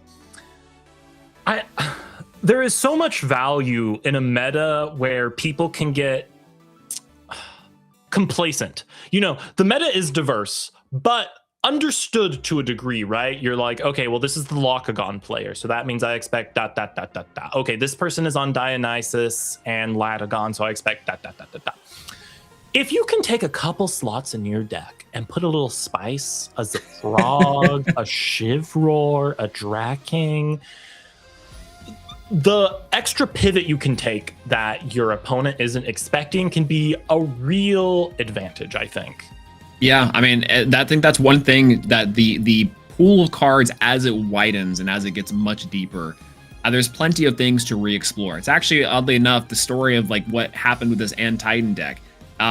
It's and this is maybe a little bit of insider baseball here, but it's the night before the Ruminous Rumble, most recently.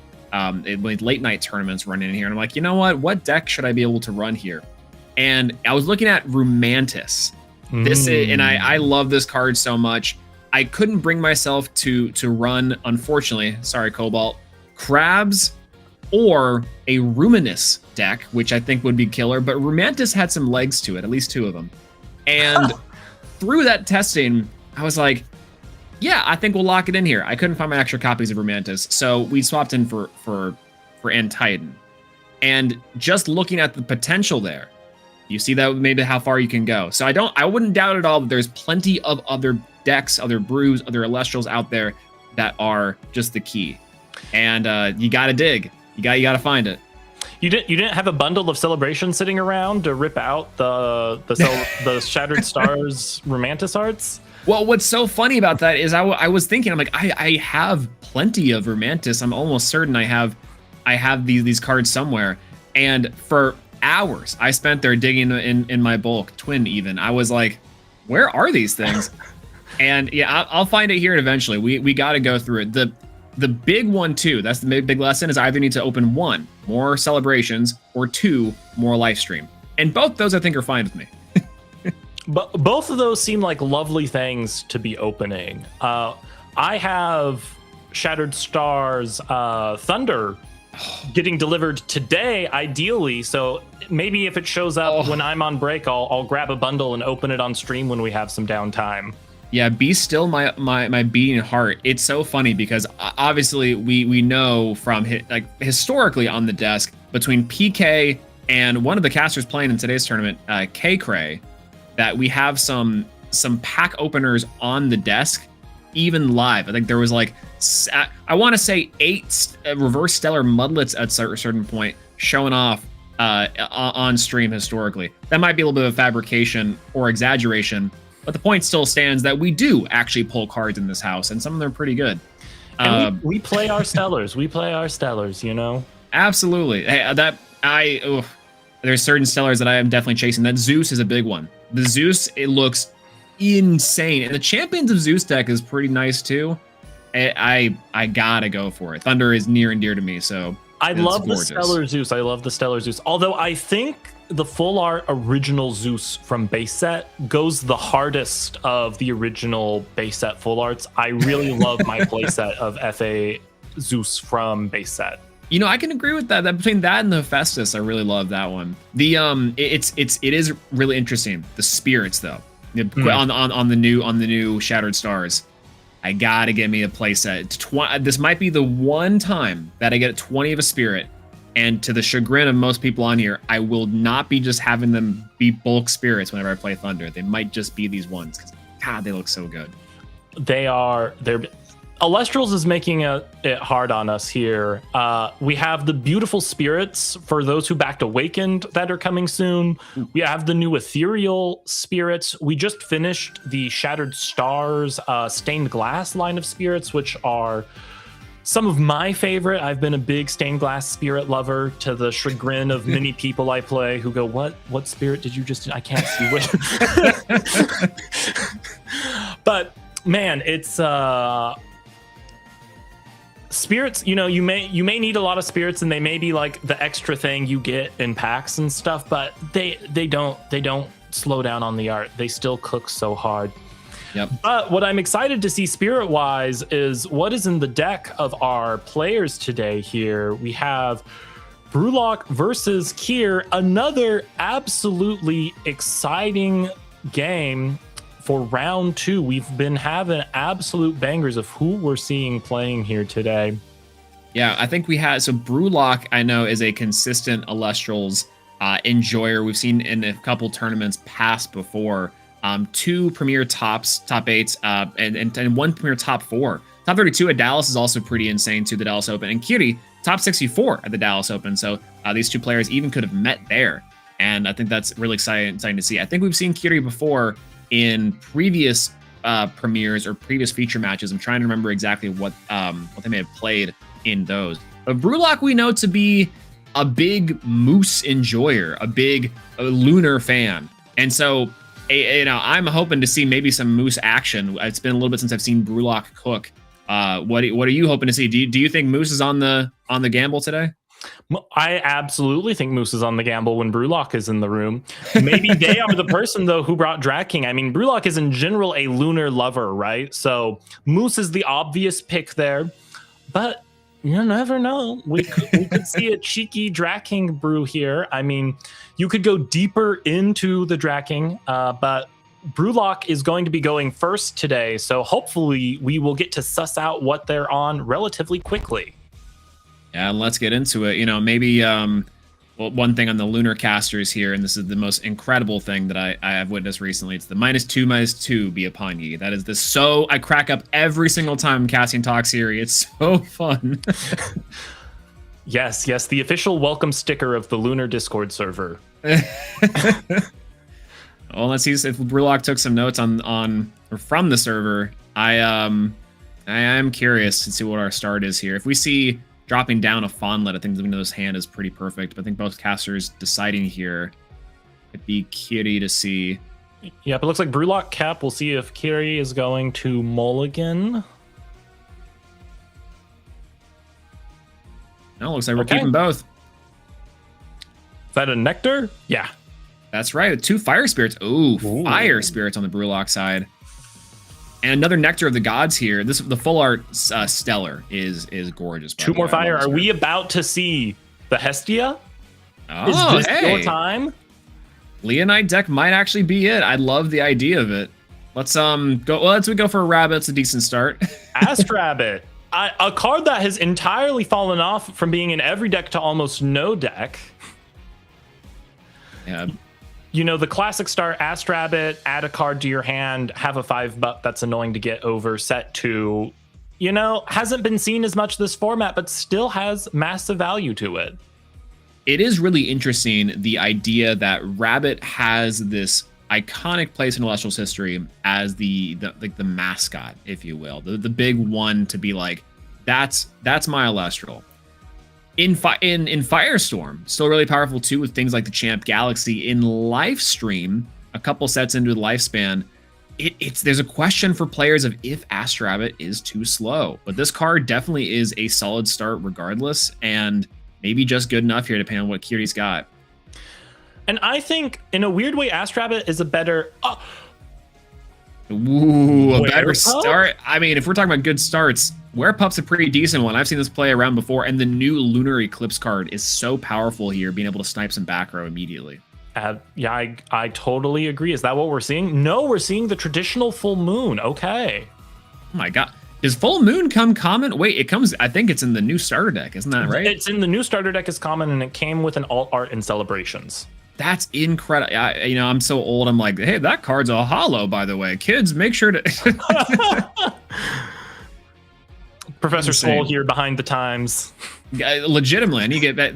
They recruited me for the desk today, and I need to get back on the board. But we have Werepup set 2, which this is now looking like a Moonrise. A Moonrise and a Firestorm start. And a Warmite Champion Hestia. That's the reverse Stellar there. I love that artwork. Activating the effect here to decrease this Werepup by 3. That's correct. And we know the full moon is back there. Maybe there is a Hestia's Hearth to get the Leica Void. Because while Leica Void is immune to counter runes, it's not immune to an Elestral who's triggered by a counter rune. Yeah, absolutely. It looks like we see the full moon being fired off by Kiri here. And, you know, we probably could have predicted that to be in the back row, but if y'all have some predictions for this clash, you can predict now at twitch.tv/Elestrals if you're over there. Let us know who you think is taking this clash. Is it so far we got the lunar casting onslaught, or is it our Gorgon's gaze on the firesides of fire taking this one, turning up the heat? Yeah, we didn't need the Hearth to battle trick the Leica Void. We're simply just going to do this old school. Yeah, Gorgon's Gaze in. This is looking like a Firestorm playthrough. It's so funny. The Werepup enchant into Gorgons is classic, and it still works really well. This fairly innocuous pup does demand a response, and this is partially why I think in favor. I've really loved seeing the Lunar Eclipse come in. You snipe in a back row. If it gets Gorgon's Gaze, cool. I mean, you're using the same amount of spirits regardless, but let's see, we come down with a Nobby coming in here. Hey, shout outs to Nobby. Yeah, there you go. You were just glazing the Nobby, and here it is. I think Werepup this format is unfortunately maybe not the best card. With Pandora's Box being everywhere, you effectively have 5 to 6 cards in your opponent's deck that can stop your Werepup play, and then you're stuck with a 3 body on field. Whoa! And this is an Altar of Stars come in. Full art Altar of Stars is gorgeous. I recognize that thing anywhere, and we get this stopping the Nobby attack after this decrease effect. You cannot let Nobbies go, and it's so important to manage these battles here and these attacks. And this is so interesting here. I love the idea of taking away the Nobby's ability to ascend, leaving the Warmite on board as Astrabbit's pretty much gotten its value. And Brewlock's now in a pretty good position here, with Nobby only being a tiny 1 booty. That's right. We have 2 different bugs that reduce attacks staring each other down here. Is that an Exalt Flare? That's the reverse Stellar Exalt Flare. Shoutouts to PK on this one. I know he was looking for these cards a while back. Are we going Trifernal? Oh, no. No, wait a minute. What monstrosity is about to hit the field? Nexus in. Go for Exalt Flare again. Exalt Flare into Exalt Flare. I haven't been seeing this in a long time. Brewlock, what are you cooking? Nexus.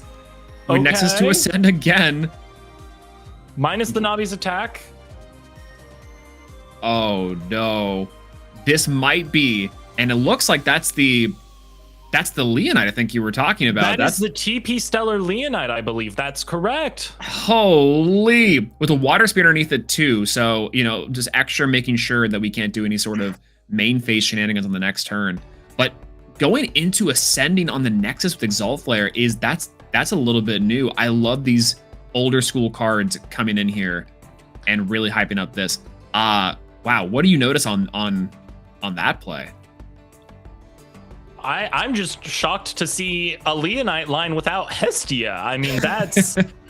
Is this a Hestia-less Leonite deck? That would be absolutely crazy and exciting. Not seeing the back row go off from Kiri is maybe an indicator that is a bluff set. I feel like essentially any back row would have helped them here. Yeah, and it's interesting that, this is the one portion of it is that this letting all those attacks go through might have been a little bit scary, but you're still up on spirits 12-8 here. Fire historically loves to have their spirits on board, so Brewlock's in a great position, don't get me wrong. But this can get really expensive fast, and Kiri can easily turn this around. And Eddie might be it. Are we just taking lunar aggro from Moonrise, from Firestorm, and taking out Leonite's kind of insane? Wait a minute, that's not supposed to happen. This is such a fun matchup of classics that have fallen out of favor in Divine Champions. I mean, Eddie almost entirely getting replaced by Champ Galaxy, who then in turn just stopped being played in livestream format. We saw the Ast Rabbit turn 1. It's like we've teleported back to Firestorm with Leonite. Yeah, I don't know. Shouting out a little bit of Draking, one of your predictions from earlier. I was on Clash yesterday, and I was playing a Water Glauby Ascension deck, and someone cast Draking. Next turn goes Eddie to swap my Glauby from defense to attack. It was incredible. I think a caster of Zoe, I think. I'll never forget because I was so taken back. I was like, you know what? You got me. This game's over. So maybe Eddie's coming back into favor in just these scenarios to take out some of these larger boss Elestrals. There's Champ Galaxy coming in. Speaking of Champ Galaxy, yeah. They'll take care of the War Might. And maybe Brewlock's wishing a War Might here. That's a lot of spirits gone.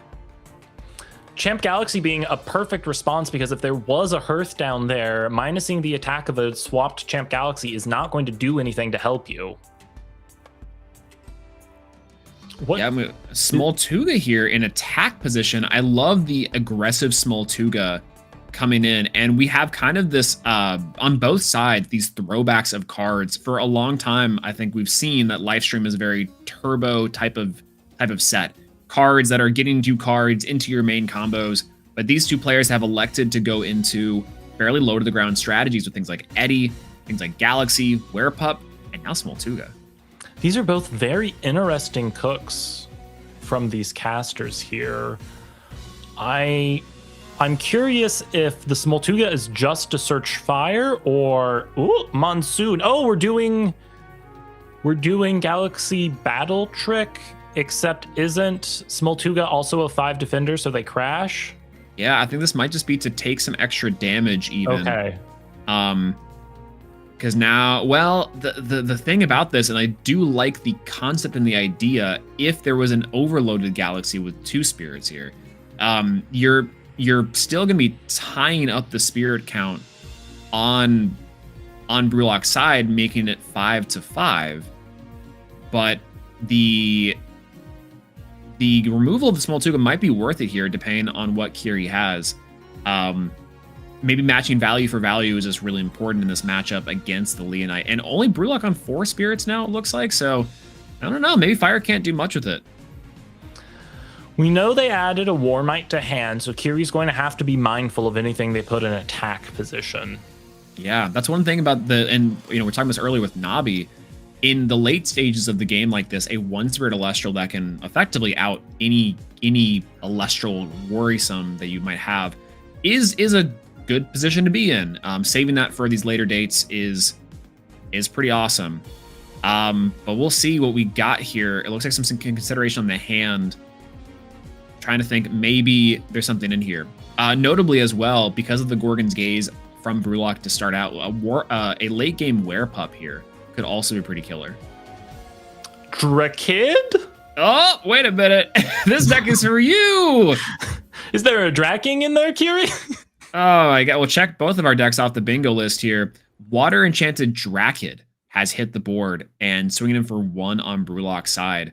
Talk to me about Drakid. I haven't seen this card in ages. It gets to steal the attack of an Elestral and swapping with it, right? But I'm not sure that's going to do anything for them here. It's misenchanted. If they're playing Rock in a Hard Place, you can surprise Ascend to Draking. I would be shocked to see Rock in a Hard Place make an appearance today, though. Yeah, it's interesting. I was looking at that card the other day, and the theory, I think, is pretty sound for something like this, right? There's so many divines in the meta. And so Rock in a Hard Place does not specify set or counter runes like some of the other cards. And so what you have is, if they have, let's say, a Hermes or an Apollo out, and typically a playmaker like a Spy Nymph or a Neblio, you can potentially snipe both. As a Drakid comes down here, wait a minute, here's the exact trade that we were talking about earlier. Drakid's effect to swap the attack of the Warmite with Drakid attack. Yep, a Hearth could still get the Drakid down here, but we'll see what Brewlock has in the back row. With 2 sets, he probably has a response. And there's the Hearth. There it is. Hestia's Hearth re-enchanting a fire from the underworld, and because it's a champion of Hestia, we get an additional fire underneath, sinking this Drakid down by 6 attack, which can take out the fiercest of Elestrals. This little spider is going the distance, doing 2 extra damage, which is so incrementally strong.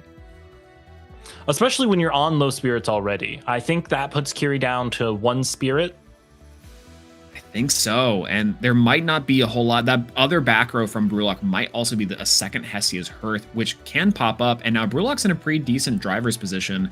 Again, healing those 2 spirits off of the Warmite effect. And this is, I think, a Kinleo. So there's probably a Hestia in that deck somewhere. We just did not see it this game. Yeah, game 1 goes to Brewlock here, taking it with this sort of game of inches. This started out really explosive with these 2 Exalt Flares, and then after taking clear of that with an Eddy, such like a small removal point to really take the tempo back, just climbing it further and further and waiting for these opportunities for things like the Hestia's Hearth, and also dropping those Warmites down to really seal the deal. I'm still a little bit on how Draking can make an appearance here. What do you think that Kiri has in the back to potentially make this strategy work? If they're on Lunar like that, I assume Rise from the Shadows is there to be able to have bodies stick. Rise from the Shadows, a Nobby is a fantastic strategy. If you minus down something that Nobby can crash with, you can Rise from the Shadows it back and go again. If there's 2 Elestrals on board, you go crash with Nobby, Rise from the Shadows, hit over something else, get Doppelganger, and you get 3 attacks off your Nobby. Like we said, Rock in a Hard Place could be there for the special ascension on the Drakid. Drakid is an interesting choice in this format when you have things like Locagon running around, because Drakid steals the base attack. So if you have a buffed up Locagon, Drakid doesn't really help with that. Yeah, you're still not at that. You're swapping that 2 attack, which is very funny. I think that'd be really interesting to see. Yes. What other sauce could... I mean, if there is a Draking in Kiri's deck, I think the question is, does it stay in for round 2, or do you have other 2-drop bosses you're going to side in because stealing a Warmite isn't necessarily good value? Yeah, well, and from Brewlock's side too, Brewlock being a Lunar enjoyer definitely has some of these tricks on the mind, kind of like sussing out what potentially could be dropping down here. And after seeing Drakid especially, I think that kind of signals what Brewlock might have to do. Definitely siding out of those cards like Tsunami or some of those more like meta picks, which I don't even know if the fire deck really wants to run. We did see Water Spirits inside the Spirit deck, but that might be just to protect the Elestrals. But typically speaking, your fire Elestrals are big enough to hit over most things, so Maybe the Tsunami helps here. Maybe it doesn't. Definitely controlling those Nabis will be the way to go if you're Brewlock. And then I think as well, you just kind of have to hope that your explosive play doesn't get outed by an Eddy again. I'm curious to know, inside of Kiri's list, we saw Eddy, we saw Drakid, and the connective tissue between those two muscles is, of course, Rock in a Hard Place. Do you think we'll see Kiribis drop? It's entirely possible. I think the problem is that Kiribis is in an interesting position where once upon a time, as a surprise piece of removal, it was pretty good. But looking at what we saw from Kiri's list, unless they are going to kill their own Kiribis to do the disenchant, I don't know how they get enough water spirits on field to make that live. Yeah, it'd have to be like an Atlantis or something. We've been seeing stadiums pop up now and again with things like the Brummelings, also Solar, which they have the native searchers for. And it's possible that Kiri might be just running them inside the main deck to combat some of these stat changes too. That'll hopefully help also the, on the crackback for something like a Dra King, boost it up to an 8, which you could over the Leonite 7. It'll also be a little bit more difficult for the Warmite to decrease it unless it's like a Hestia's Hearth. So there's still ways around that Brewlock has to combat the big squid and the big abyss monster. But I think that you're right. There's going to have to be some plays here made from Kiri's side to catch up. I think we see a mulligan already from Kiri and a set 3. And Nectar of the Gods going crazy again from Brewlock here. Hopefully they get to add all the cards to their hand. We saw Astrabbit turn 1 last time. In this format, Astrabbit may not be the best turn 1 play. I think Astrabbit is an overlooked utility for mid to late game, actually. So many decks empty out their hands quickly, and having a way to refill them in the later game is super important. But we see the Hestia here. So the Hestia was in the deck all along. Yeah, rare full art Hestia opportunity. And going for a Kinleo, the opportunity to heal and also get your Leonite cast. And let's see what Kiri got in the back row here. It's funny, the one other thing I just considered was maybe a Spoiled Fruit tech, which kind of works here against the Kinleo. It does. It works against Kinleo and it works against Warmite, right? Because it heals if that's right. on the field. We see there's Astrabbit. Rabbit coming down here from Brewlock. Like you were saying, here's that little piece. And I love an aggro Rabbit here. Kind of like you were saying, in the early game, going defensive here might not be the best option just because, this Rabbit's probably going to be outed by speed. But getting a little bit of damage and value, that's pretty killer. Yeah. I believe we saw a heal on the Kinleo, right? That wasn't a search? Correct, yeah. So okay. It's a possibility that we are signaling a Leonite in hand already. That's what I'm thinking. Now, going wide with Hestia is a little interesting. You kind of need your opponent to clear the Astrabbit. Otherwise, you're not going to be able to use Hestia's effect to special cast when you're up on Elestrals. Yeah, I do like like you were saying, having the board wide like this is not unheard of for Hestia, but typically in those late stages. I think that Brewlock might be trying to not necessarily bait, but potentially predict that this Astrabbit is going to go down, right? There's Rock in a Hard Place. Whoa! Okay, this is actually crazy value. Do we think that Kiri is targeting the Hestia?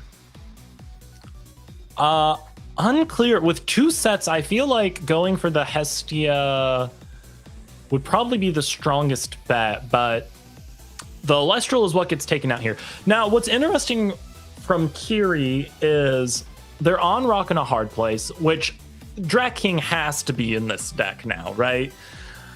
Makes me wonder, when you have 3 back row and a Spectrus on field, that's a pretty commanding position. Seems like you'd almost want to hold the Rock in a Hard Place until you had a Drakid or maybe like a Leonite on field you wanted to remove. Yeah, true to form with some of these live stream strategies is having these combo pieces for the right moment to strike. Lockagon waits for the Tadpuff. Solar waits for pretty much any card in the deck. That deck's a little bit scary. More Frost, you can go Chimera, pitch Bat. And so there's these kind of 2 to 3 cards that you can have to really turn up the tempo. And wow, okay, we have an interaction here between this Altar of Stars potentially trying to Nexus to this Astrabbit in the battle which Kiri is responding to with Gorgon's Gaze to prevent the Nexus and the Rabbit from gaining those spirits. That's pretty powerful here. If we're signaling the Leonite from the first turn, Rabbit with the Fire Spirit's insane. This just allowed Kiri to break this board and get a back row out of it. That's a power play. Especially with the number of spirits Brewlock burned to build up that board. Yeah, that's the alliteration in there. That is a ton of spirits gone. And the Warmite is coming back, so this Specterus may not be long for the world. Yeah, and this is one thing too is the Specterus is so funny. I like this card a lot. The suppression, again, very well positioned inside this meta to take care of some of the big meta threats, but it still has an issue getting over some 5 defenders. So unless there's extra suppression to make this card into a 6, whether it's attack gain, or some sort of additional card, I think we do start to see the game slow down a little bit at this point. What do you think? I mean, maybe there's a Toxiri in Kiri's deck, whoa, -2/-2. Rocking a hard place number 2. Okay. Yeah, taking care of the Smoltuga. Brewlock is really trying to protect that back row. My eye has that back row on being Hestia's Hearth. I think the idea is that trying to wait for Warmites to gain this value here, and Specterus, I believe, would suppress in the meantime, but that is a big hit just trying to take tempo and keep Brewlock off of bodies. And I believe we just saw an expended draw from Brewlock, so he's going to have to Hestia if he wants a body on board this turn. Yep, that's actually one of the big advantages here, I think, of a deck like the Hestia, is taking these turns to build up resources with, again, either the Astrab, the Smoltuga, and then these expended draws as an option. Warmite being able to go in, and that's a Volcanic Forge, the gorgeous full art. Ooh, yes. We love the Shattered Stars full arts of stadiums. This thing is pretty killer, boosting the Warmite to a 4 naturally, and the decrease of the Specterus by 3 down to a 1. So let's see what Specterus can do here. Kiri is 3 back row. Maybe we have a Rise from the Shadows. There it is. Absolutely right. I love this card so much. It is so cool in terms of utility and allowing yourself to, like you said, do some knobby plays, and keeping the Specterus around is scary. So if we're predicting maybe even one more back there, this Specterus could be around for a while. I agree. Now, Rise from the Shadows is very interesting in a Drak King deck, potentially, because you cannot Rise from the Shadows an opponent Elestral you stole, because it goes to the opponent's underworld. Yeah, speaking of the Nabi stuff here, too, Nabi coming down here, and this is probably one of the scarier cards to Brewlock to deal with, and you're going to go ahead and say, we're going to Gorgons the effect of Nabi on cast to prevent the decreasing. So I think we do see a Hearth in the back row here after Specterus tries to swing in. There's Hearth. Hearth to reenchant twice on the Warmite. So -3 to the Specterus, -3 to the Specterus, -3 be upon ye. And that's not the right element. Potentially heal 4 here, I think.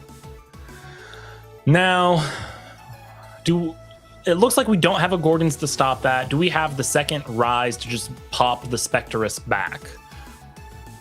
I think that would have to be the play around here, and I do love this idea, as that would now fully counter Brewlock's board. And that's one thing I love about the live stream meta, is there's so many like niche cards like this that really work in these scenarios.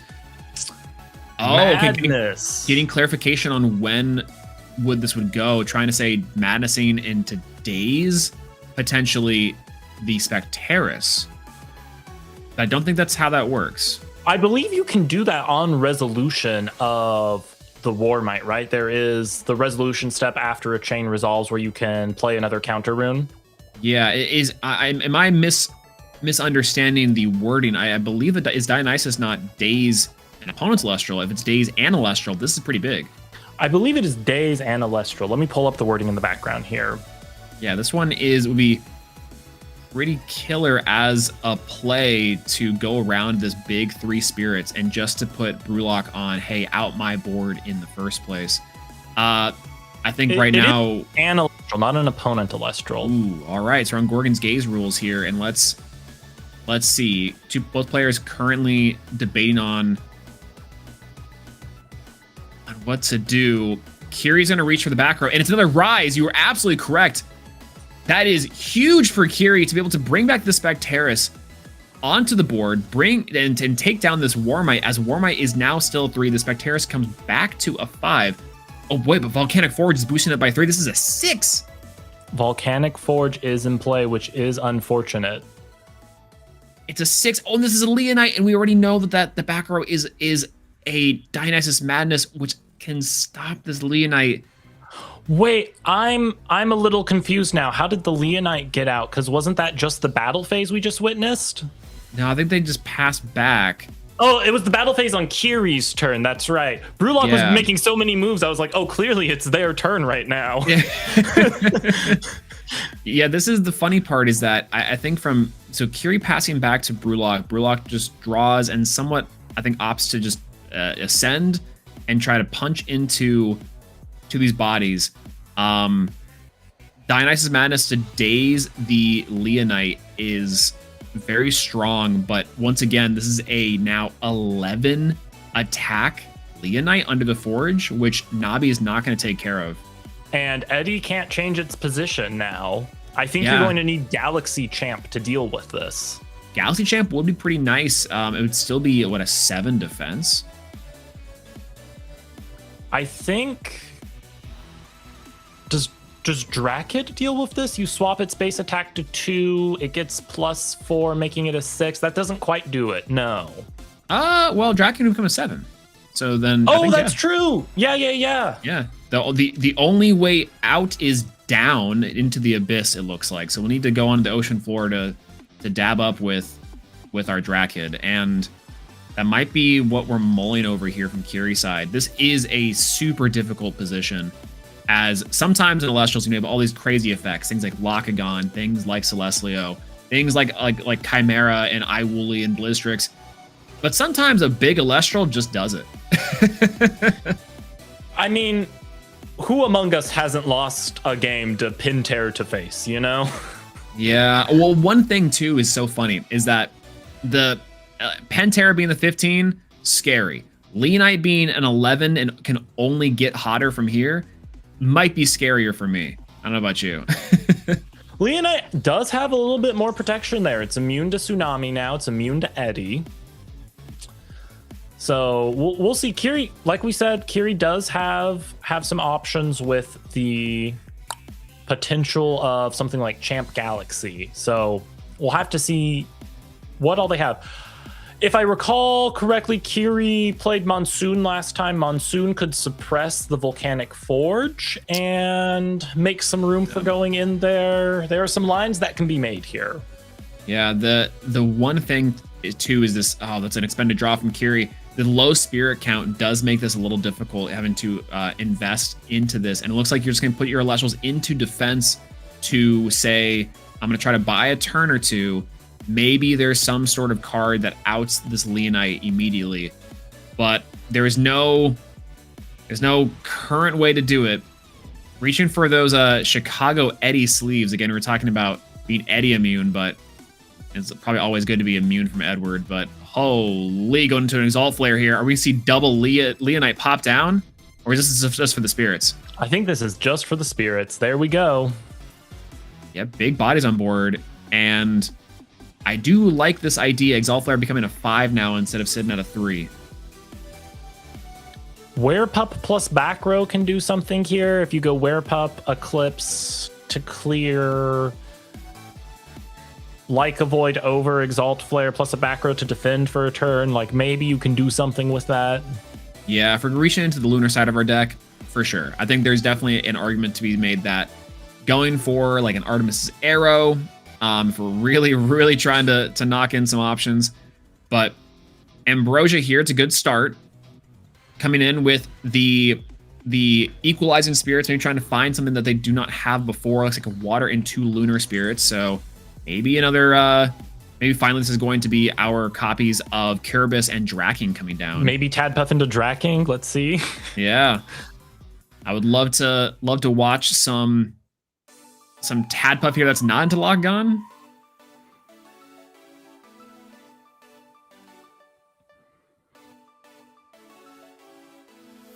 Kiri thinking hard here and just passes on an empty board.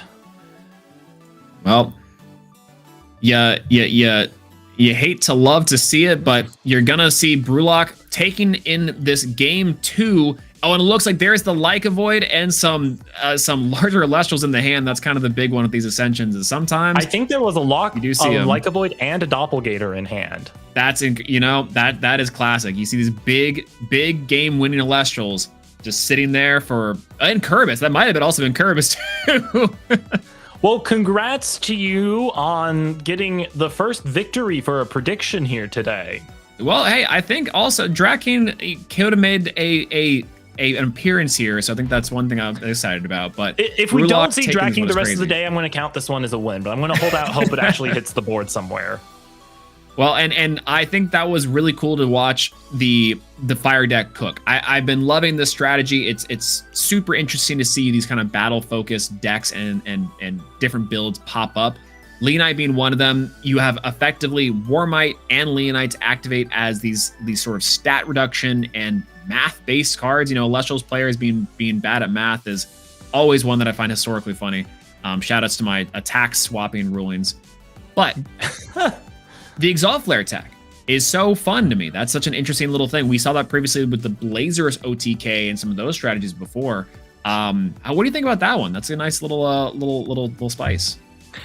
You know, maybe there was a Blazerus hiding in that Hestia deck we didn't see today. That would be a little spicy. I think what was most interesting to see about Brulock's play today is that was a much slower Hestia deck than I'm used to seeing. They played a really low to the ground 5s type of strategy until they had the option to load up, a half a dozen spirits on a Leonite. Yeah, and I think that's so historically. We might see this deck try to pop out as many Hestias as possible. Just go Hestia into Hestia and really utilize the utility for the special cast. But Brulock was able to keep a body on board. And sometimes that's enough just to have presence and not have to really utilize those Hestias often.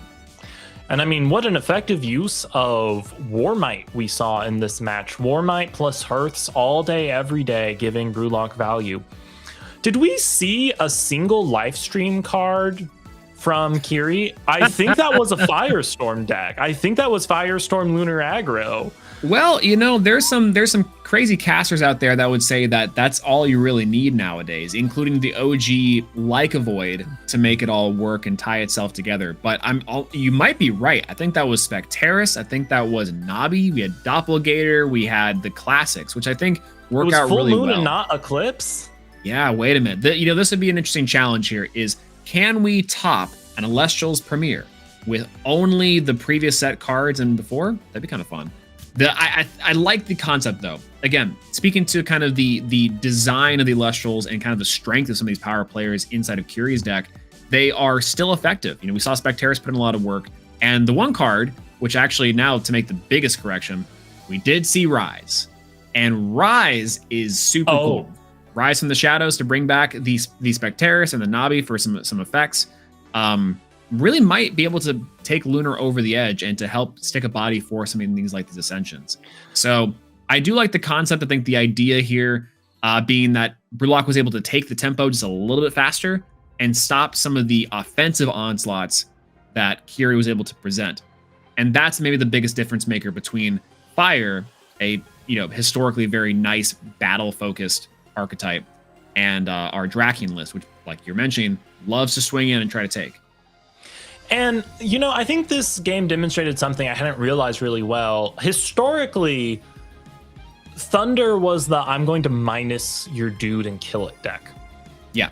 But between Artemis's Arrow, Woe -2, -2, Nabi and Specteris, which are cards that existed but now have more support with Rise from the Shadows and Artemis Arrow and all of these things. It's really interesting to see.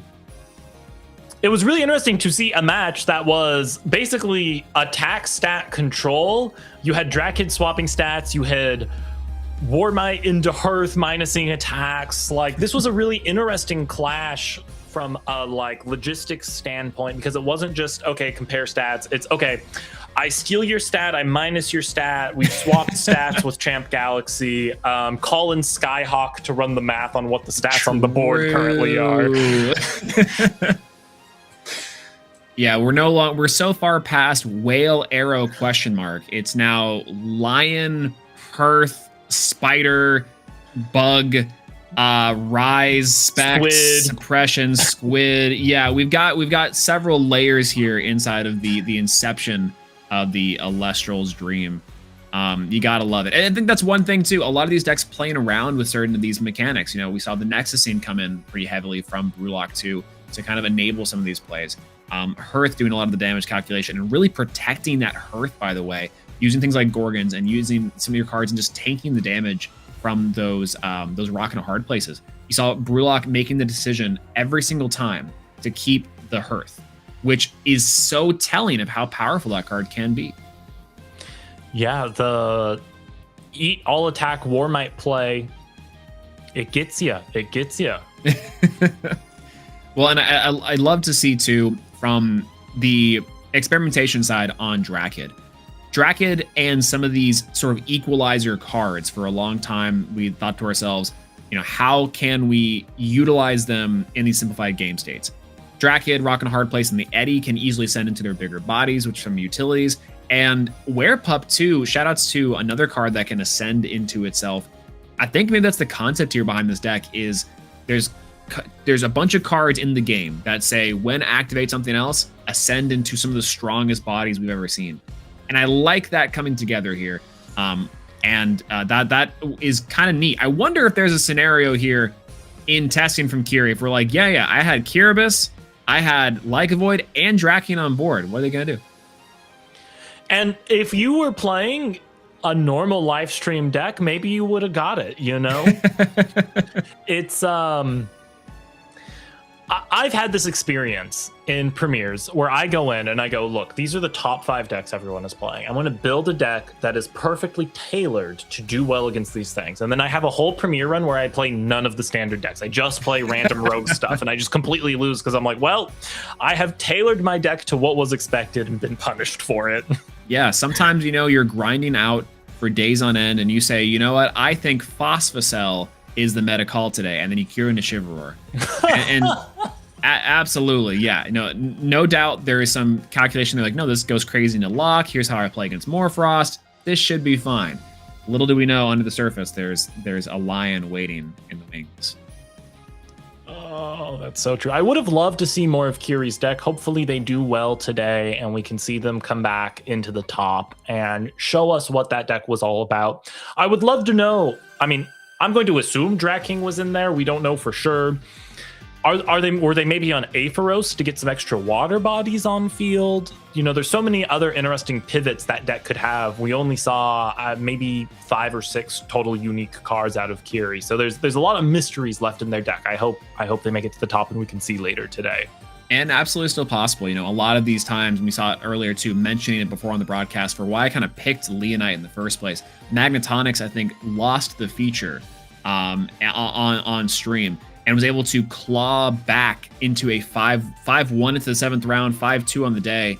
And that's incredibly impressive for, at the time, I would consider it to be an underdog strategy. And so is Draking the underdog strategy today? I think if your prediction's anything to go off of, it might be. So, I do think that if we see Kiri later in the day, hey, I'd love to see some Draking action. And again, congratulations to Brewlock for taking on this round 2. I know it's probably a big relief to say, oh God, this strategy worked.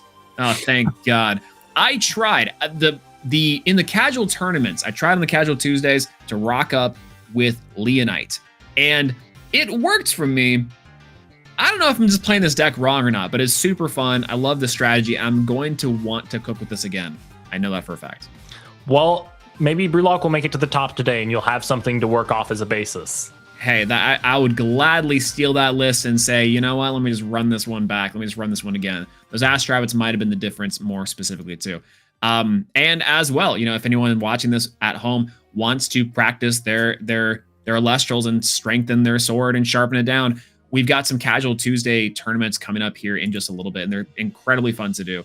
I mentioned it before a little bit earlier, but I highly recommend, as we're getting closer to our Worlds and Store Regionals coming up here soon, to hop on Elestrals, join the community, and have a great time on these tournaments. We've won December 9th, 16th, and January 6th, all the way into the new year. So after you're done celebrating and having a great time, hey, a couple days later, Elestrals is right there for you. I am excited to see more of how live stream shakes out. I think we've seen this in a few formats where towards the end of the format, as people get familiar and comfortable with all of the new cards, we start to really see casters cook and some really interesting decks pop out. So I'm excited to see what that looks like as we come to the end of live stream here and are all waiting in bated anticipation for reveals for Sunstrike. Oh, I mean, hey, ready. Shattered Stars has a full art Omphirial and a full art Phosphocell. I don't know, maybe that's signaling. I have no information about the set, but I mean, they might be putting those cards out there for a reason. Similarly, I've heard nothing. We're sitting here, we're so close, shoulder to shoulder with Elestral staff and people who do know. I tell you at home, they won't tell.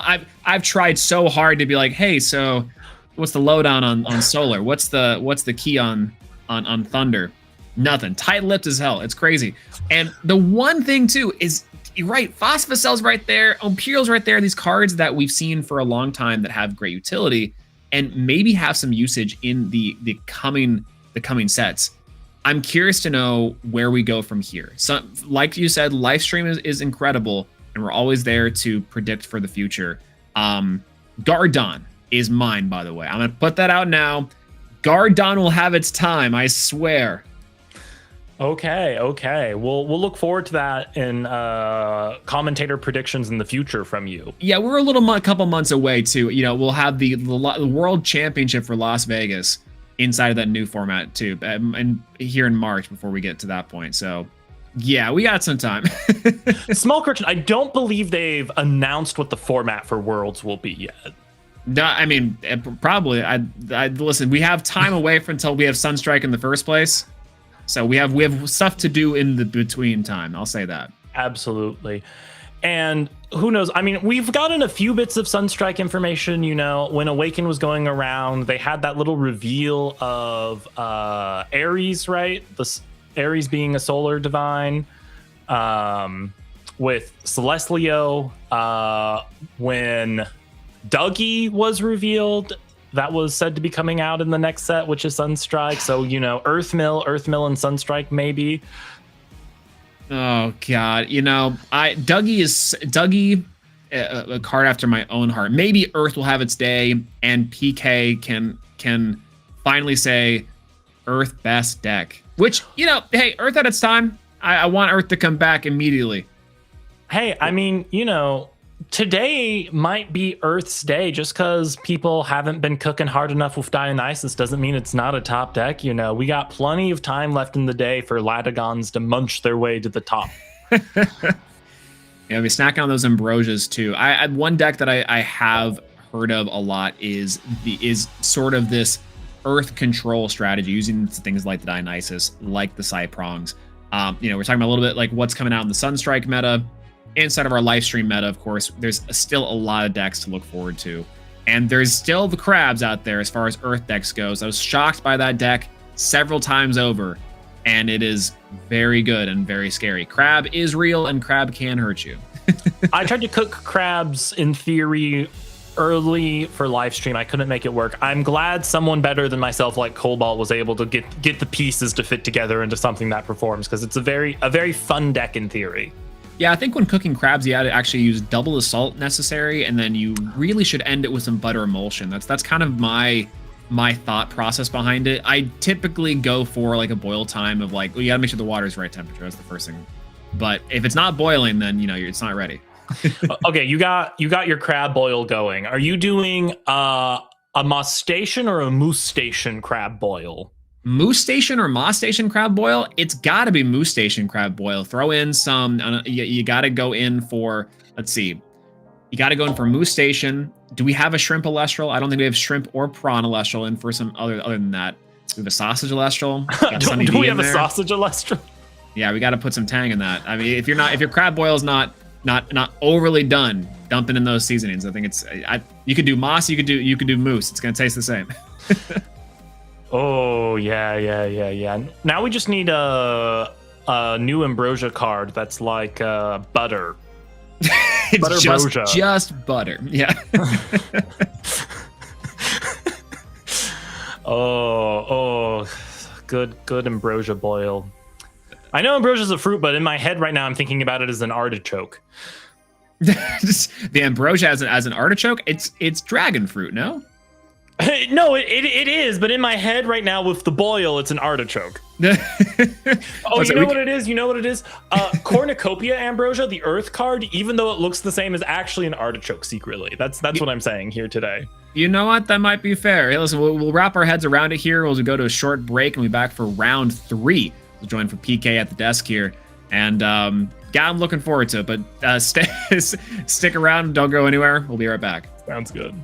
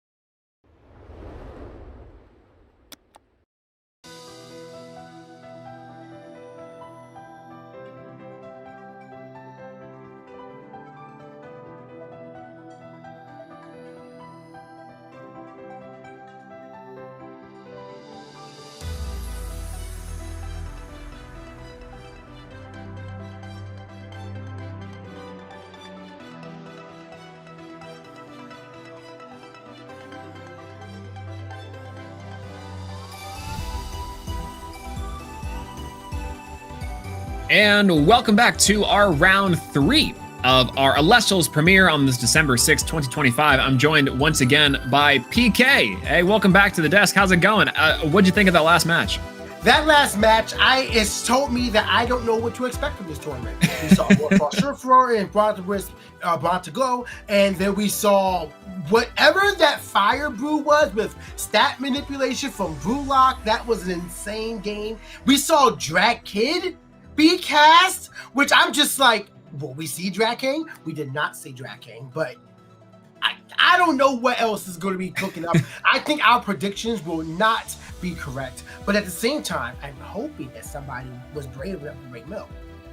Yeah, you know, if there's a certain mill master in attendance, I think that would be a good bet. In the meantime, though, we have some other casters that we know the top level are performing extremely well. Again, Brewlock bringing the fire deck just last time. Kiri with this Drakeen list. Josh on Shiver, more Frost, which is insane. And of course, Doom's previous champions here rocking up with some stellar stuff like Phosphocell. So really anything's possible. Yeah, I think that the fire deck, really cool. One of my predictions for today. Glad we got to see it. Yeah, you really did show up. You were the first one on the board with caster predictions, so congrats to you. But hey, let's go. We'll have to see what everybody else is bringing. I won't be shocked if we see an Earth list here, but Dionysus was my meta pick. But, you know, Mill I'd like to see as well. Zephyrog I still think is we fishing. There's nothing wrong with fishing this comp collecting. It's a choice. You're like, that was you see that one, and that's your I like the concept. The theory's pretty sound. Lockagon's there for sure. Yeah, Andrew explained it rather well, so I'm not hating on it, but I am just like, I won't fall for that again if that walk happened. But hey, you never know. There was a point that Andrew brought up about picking 2 or 3 cards and just changing it up just a bit could be the advantage that you need. I mean, the amount of times, again, always going back to Earth with me, but the amount of times I look at Chrysbor and think, is now the time? I mean, we're talking about Chivalvor being a 7/5 body. Chrysbor is a 7/5 body. Yeah, Chrysor is 8/4. Let me see. Directly. Let's go for, we're talking about some future predictions for Sunstrike here before we went on break. And I think if I had to say, it would be champion, let's say champion of Demeter. We'll throw champion of Demeter a bone here. Please. And we'll say champion Mudlet can ascend into Chrysbor. I think that's how we had to do it. If we do that, it's busted and it's over. At this point, Earthquake is back at 3, baby. That's right. Please hey, listen. Do that. Yeah, that'd be the call, right? Ban Earthquake, keep Chrysbor. That's the way. I would much rather have an Earthquake on legs. I would much rather have an Earthquake on legs. Chrysbor, I think, is a really good Elestral. I'm telling you, I'm always looking at Earth. I'm just like, what can I do to get more removal in this deck? By the way, my proclamation, Equilinx and Viscerus has served its time. Ooh. Free them. Feel free to argue me. You're wrong, but feel free to argue me. They have served their time, and they deserve to be back here in full, at least on probation. At least put them to 2 as well. Equilinx to 2. Viscerus can come off, but at least put them back and let them come out. I believe in them. They've been good. We got maybe Viscerus. We gotta keep Lynx banned. If not, we gotta completely get Lynx out of here. The fact that it's still scary when I see, I'm gonna go Equilinx, Effect to Nexus. Effect to Nexus, the 3 different words that if you don't have the Gorgon's Gaze still strikes fear in me. I might just be old, but holy. Yes, you're old. change with the times, Grandpa. It's okay. Equilinx is not as, don't get me wrong, it's a threat. But not as much as it was before. We're no longer in a meta where back row is the end-all, be-all of the game, and that's fair. Sitting can just close it. We're in a different time. Equilinx isn't special casting. Equilinx is on a normal cast. Equilinx is highly telegraphed. And 4/3 is not the potent threat it once was. That's true. We don't have a Felois Forest Searcher yet. Bring it back. Bring it back. Yeah, we might not be in our 4/3 as a threatening body. Maybe it's more of a 6/7 type of meta. And I cannot agree more that we have options available to us. And maybe you're right. Maybe it's more of a me and an old head thing. My bones are creaking saying don't let Equilinx out. But very similarly, I think that we do have to say Race to the Top can come back. Give me Thunder. Oh, I agree. Oh, I 100%. Right, Race to the Top could come back a long time ago, and I think right now, Race to the Top is in a position to where it is much more viable. Olympus is not getting played as much, but I think it should be a viable option. Stats are a lot higher than the Strabbit right now, and the Strabbit isn't being played as much. We're absolutely in a part where I think Race to the Top can come off. Yeah, there's one. So I have a very important question for you. Follow me on this one. Okay. You've been cooking with Earth recently. Earth has got your heart, and you're like, this is where I've been, where you want to be. At one point in time, I know PK Sparks to bring to hotness and be a fire caster instead of the Elestriad. I do like fire. What do you think of this new fire deck? You know, it's the Leonite and shenanigans. What do you feel as a previous fire caster in a previous life about this one? So this is me being old, right? I can't get past fire, past Blazerous, and Triferno. That's like what I like, right? But I do think what fire is doing right now with these new cards and the new tech, it's a lot more diverse than it's ever been. I like that fire is also making itself being able to recur its fire spirits more. Like it's not doing it, it's not healing it, but it's reusing it to where you're like a pseudo healing. Like look at Vocaries as well. Fire's seeing a good evolution. I'm not sure if it's at the point yet to where it has its own specific identity. Like we know Frost to Swarm. We know Thunder to hit fast and hard, right? We know Earth to be a little bit sticky to get around. Lunar, tricky. Like look at what Rise from the Shadows is doing. I don't feel like Fire has its own individual identity enough to be like Fire is popping off. But I do think it has more pieces now than ever for Fire to bring something up and find a win, such as BlueLock did in round 2. Yeah, and I think that's probably a great way of thinking about it, is that a lot more tools to the flame, and as these casters are brewing and building with it, hopefully we can see a little more options and kind of catch it up a little bit, maybe to its other elements. But a pretty great showcase from BlueLock in that last one, and I love to see it. This deck has been on my mind for a bit, so I was really curious to know on your take on it. But I love the idea. Like, and as we're preparing here for round 3, by the way, I'm so curious about what we're about to witness. I'm not gonna lie to you. We have on the deck, and I'm so excited that you and I get to do this one, because you and I are very familiar with our fellow co-commentator K Cray, who's going to be on our round 3 feature match playing today against Couch Potato. And we don't often get to show off some of our casting skills here. I think among the three of us, normally it's, hey, me on the play here and you two on the desk. But this will be interesting to watch. We have K-Cray top 4 at a store regional, and Couch Potato a store regional champion. So both 1-1 going into this round. Should be pretty exciting to watch. You want to know what tipped it off that we're watching K? What's that? The Postamoose.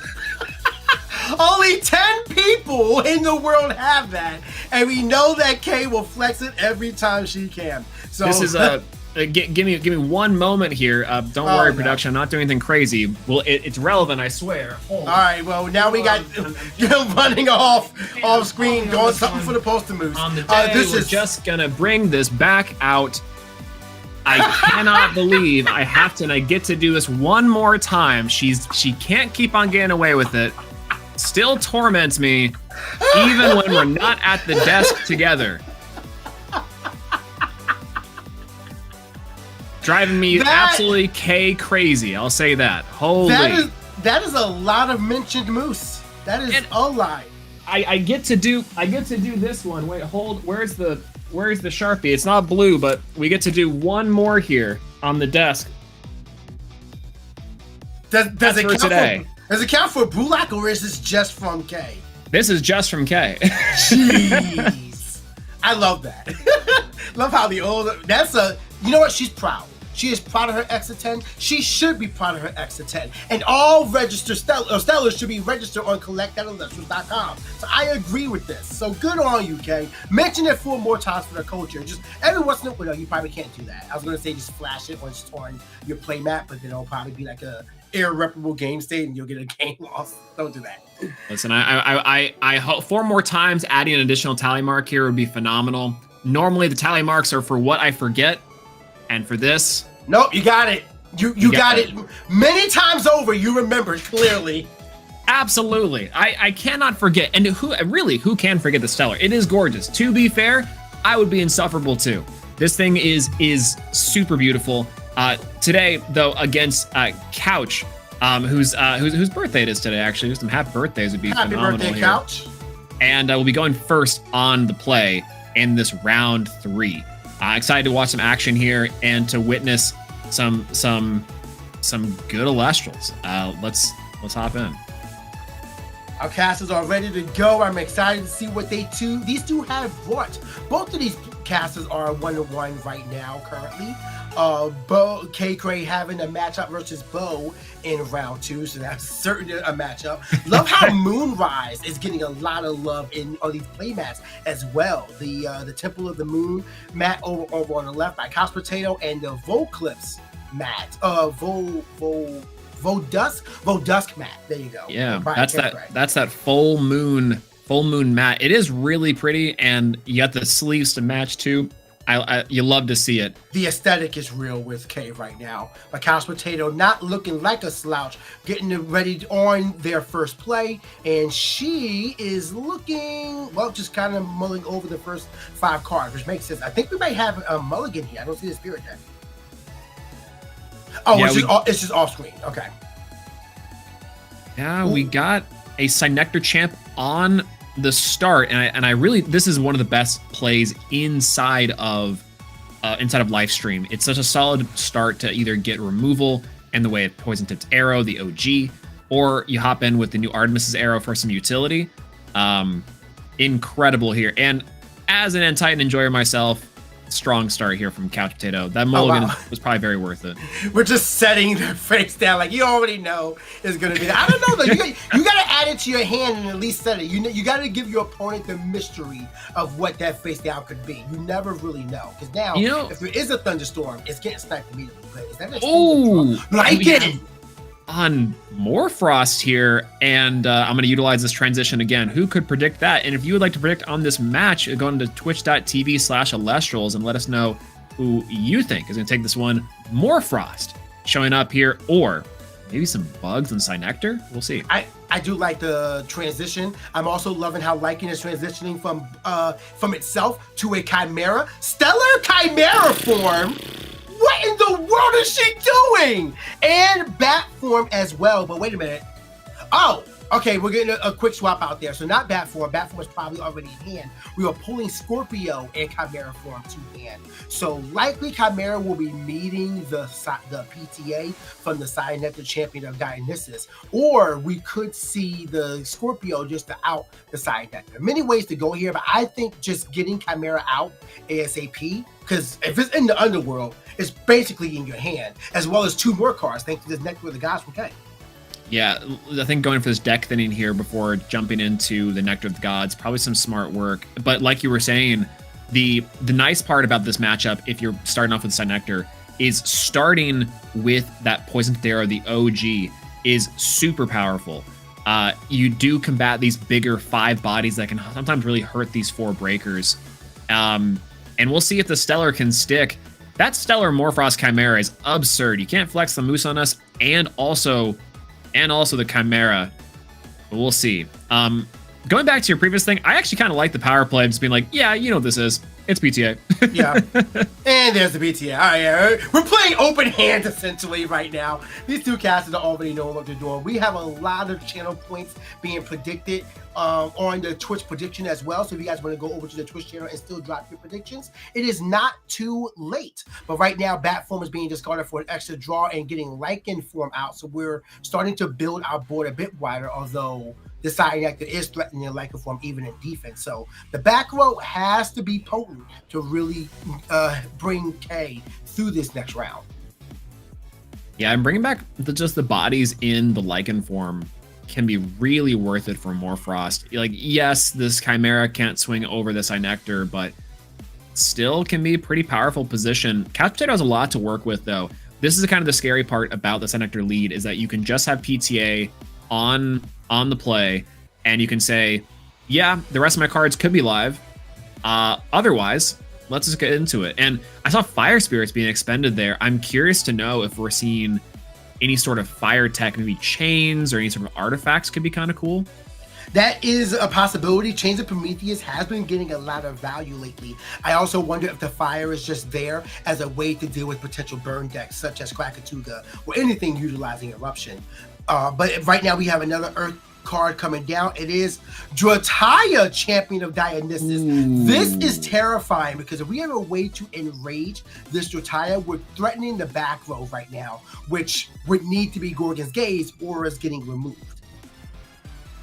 Yeah, and we have a Dionysus here coming in to enrage this Drataya. This is very scary.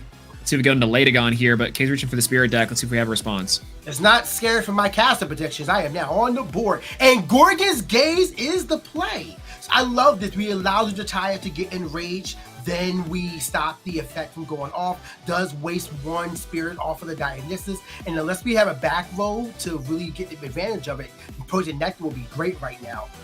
We're going to be able to see K, put some sort of offense up. We are switching the Drataya to defense or to attack.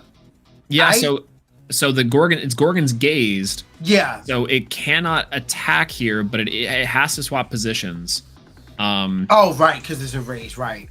Yeah, so it is enraged. Kind of the Spirit decks here just to see what we're currently at. The no back row from Couch Potato is a little bit scary, and you're right, you kind of have to remove both these bodies, and the Synectar champs take a little wide to hopefully combat and take care of this, but I think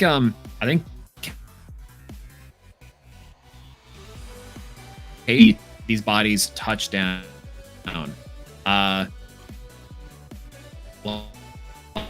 Back. If there's anything that Morphrost is known for is having the bodies that it needs, here we have Broomalings coming out now. So now with Mountains of Boreas, if we're not seeing Feloy in this Earthless right now, then Kay is going to have a 1-point advantage on her opponent the entire match from this point forward. And we are threatening the destruction of the Drataya, which is definitely the priority, although situation you don't want to deal with right now. Ooh, yeah, honestly, that's a line I can't quite remember is OG Synectar with the dazed poison-tipped arrow on the search. Looks like you're right, going for the Mountains of Boreas on the Brummelings, making it a 5/3 body. This can now contest both Elestrals, and I think we'll see no back row here from K either, going to hit over that Drataya. And now we still see the Dionysus up, the Synectar in, Couch Potatoes on the draw. That's a lot of cards in hand for K. The fact that we only had a Boomerlinks to play is a little concerning. We do have a Lunar card coming out right now from Couch Potato, and it is Nobby. You spoke on this not long ago, even those bold enough to play full Gorix, but this card is able to run over everything. That +1 attack doesn't do anything when you're losing 2 of them in return. We get the Ascension of Doppelganger, we get the attack in with Cyanectar, we're losing 3 for our troubles, and Morphrost is a deck that needs to use its spirits for itself, not as damage for your opponent. And not to mention, now that we're going to be sitting here with -2 attack on everything, K's next turn needs to be strong.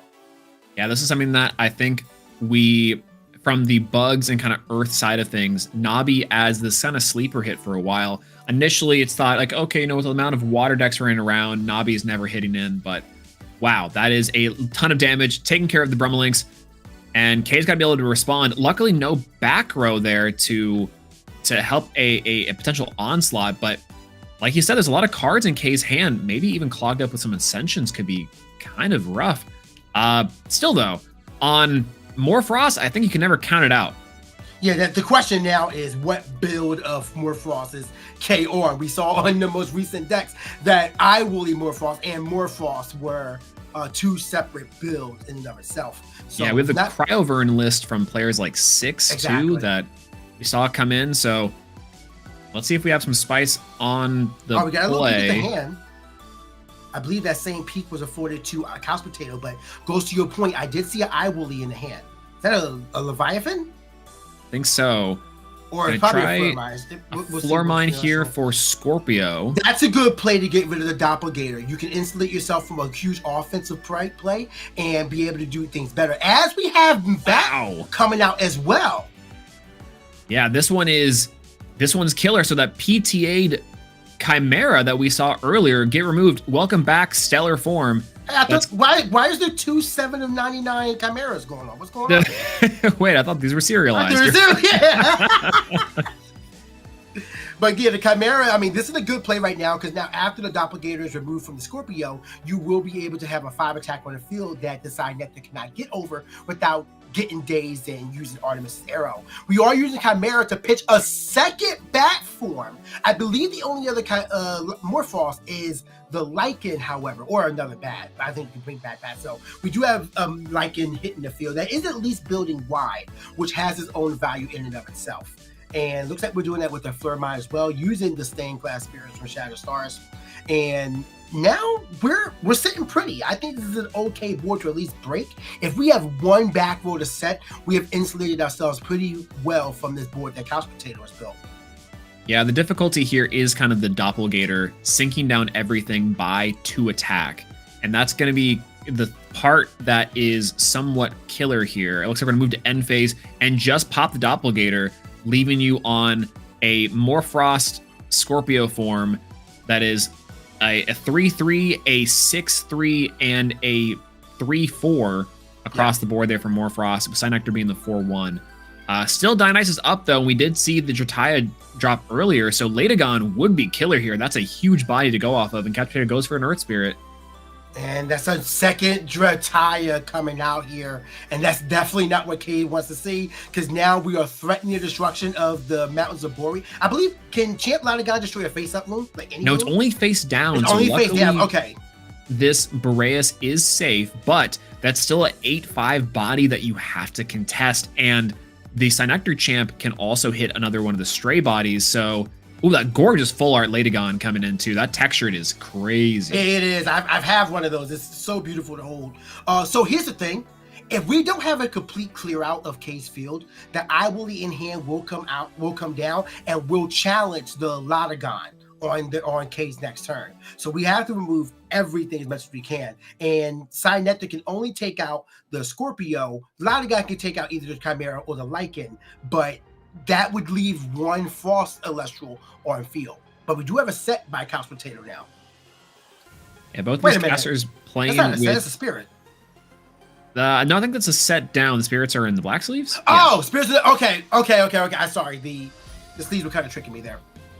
Yeah, we got the Latagon swinging in over Chimera for 1 damage, and K's on 3 spirits at this point.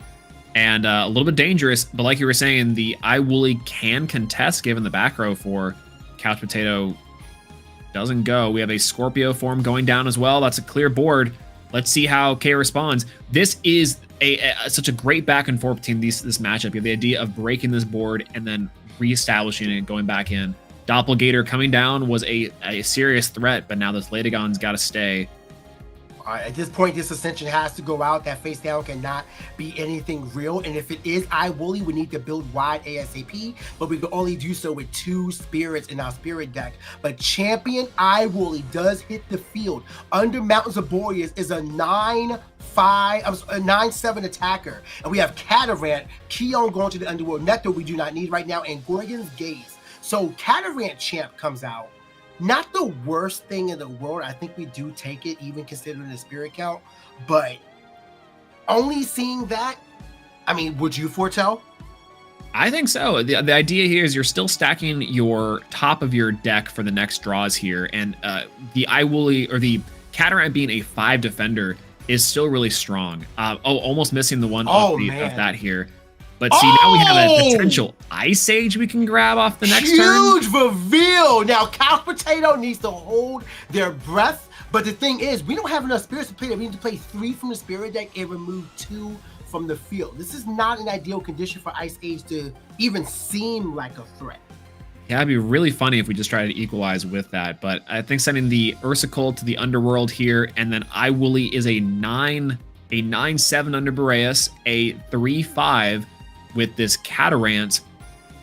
We can now contest the Latagon, but we're still sticking a body for this Psynectar champ. So, hey, these attack boosting stats are going crazy. Let's see what we got from Capture on the response. Is this shield? Madness. Okay.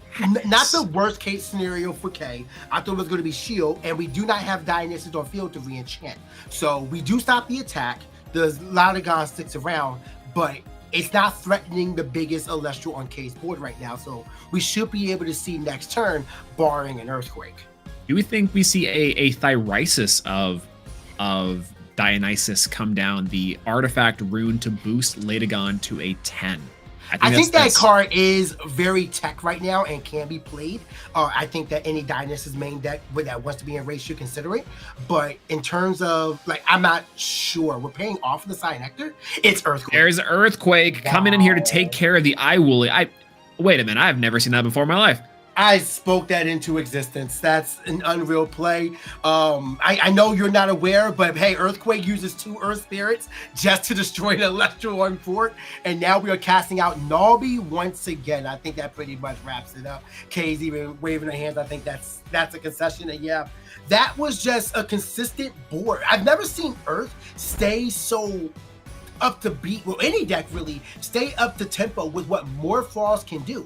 But we only saw 1 Chimera, we saw 1 Lycan, and we did not see the advantage that we normally see from Morphrost. That said, Nobby, you called out Nobby earlier, fantastic card and did so much in this game, kept Elestrals on board. We saw 2 Drataya under a Dionysus as well, so constantly staying in rage and dazing their opponent. And then Psynectar, I mean, that was just the best opening play an Earth deck can do right now. Yeah, the one thing that's kind of tricky about the Nobby between and the kind of the Morphrost matchup is that we consistently are saying that Morphrost is a really strong strategy, which is true. It builds a wide board and has a lot of really solid tools, but the key is pairing that with the counter runes. We saw a few plays there, a few turns where K did not have anything said in the back row. I think the only thing we saw was Gorgon's Gaze.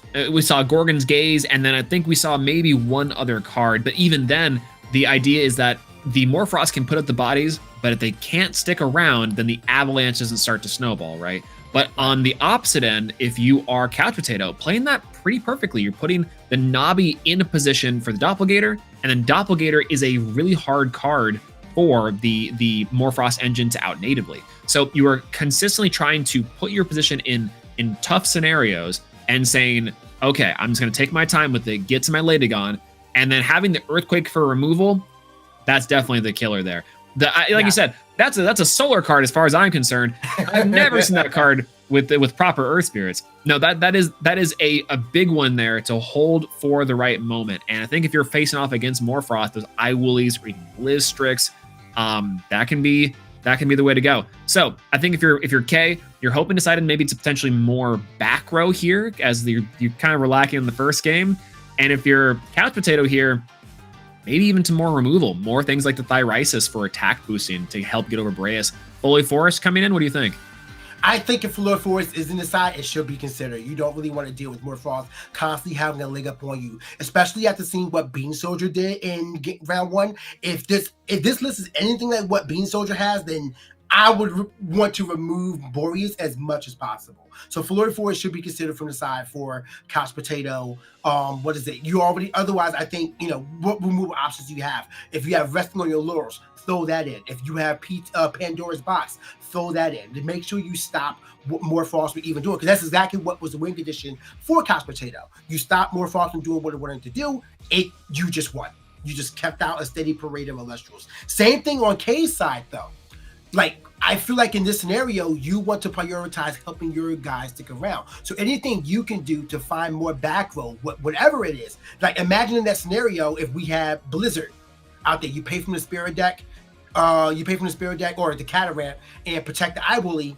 What happens from the game state there? So if you have Blizzard in your side, throw that in ASAP as well. And other, basically just making sure that you don't allow your opponent to move forward, which, with Morphrost going first, should be a little easier to keep that board state established in your favor. Yeah, the other thing too is that Cryoblast is a card, and that's one that I keep on forgetting sometimes, because for as amount of Frost that is inside of the meta, Morphrost has access to it, and it is, I would say, maybe pretty effective here. I'm not quite sure. The Doppelgator being a larger defense stat and also Latagon not really being affected. We'll see if some of these like larger tech cards like Ice Age, like Cryoblast do make a play. And it looks like K is going to go in first here on game 2. And the Snowball can maybe start a little bit earlier, and that's could be a difference maker. We'll see. The Morphrost deck is scary first or second, I'll say it. And holy, Chimera is a crazy card for those positions. Absolute house. Yeah, you see Chimera and you're just like, well, I'm going to be seeing this several times in this matchup. Well, you know, if you're lucky enough. But K is going to be starting with the expenditure. Is it Lycan form again?